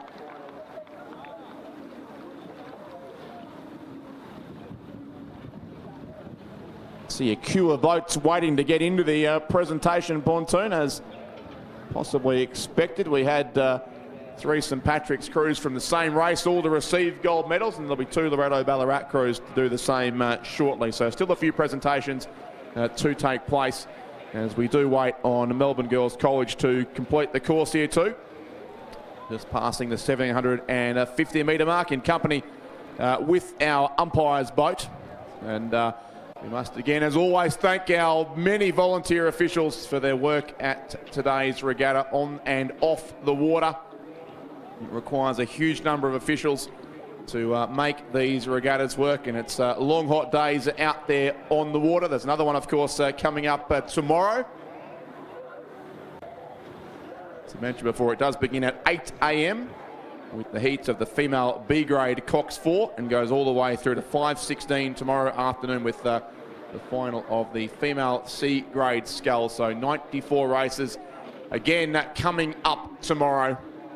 Here comes the crew from Melbourne Girls College. No signs of any serious equipment issues there, but possibly something happened early in the race that saw them detached from the rest of the crews in the race. But they are going to row out the 2,000 metres and conclude race 114 in 8th position. It will be in the Open Division 5 female school coxed scull. Melbourne Girls College come across and complete race 114 in 8th position. And well done to all our crews there on the water. Ballarat Grammar School, the winners of that event, make their way to the presentation pontoon, or at least the queue for the presentations, along with Strathcona and also Toorak College, the place getters in that event.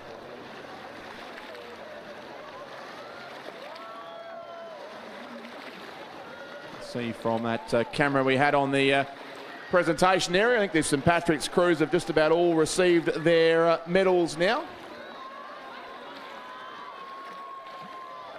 In fact, there's a Genazzano crew that is coming in, so we'll move on to the presentation soon for the female school Division 4 and 5 coxed 4s. And then the Division 5 quad scull will be the final presentation of the day. Final reminder, please, to return your bow numbers. Please ensure that all bow numbers are returned before you leave the venue today. And for those leaving boats overnight, ensure you do not block the path. You must have your boats behind the red painted lines in the boating area. Does look like a few gaps already appearing in the boating area. I know a number of the schools especially leaving Ballarat today, and some club trailers will come in and take their place for tomorrow's 1,000-metre regatta. So some action still going on in the presentation area. For those here at the course and watching on the live stream, we hope you've enjoyed a huge day of racing here at Lake Wendouree, which is stretched out, I think, over about 11 and a quarter hours now since we began at 7:30 this morning, including just before 6:45 here in Ballarat. So I hope you've had a great day and enjoy your Saturday night. For those staying here in Ballarat, racing to resume at 8 a.m. tomorrow for the third and final day of the 2024 Rowing Victoria State Championship Regatta.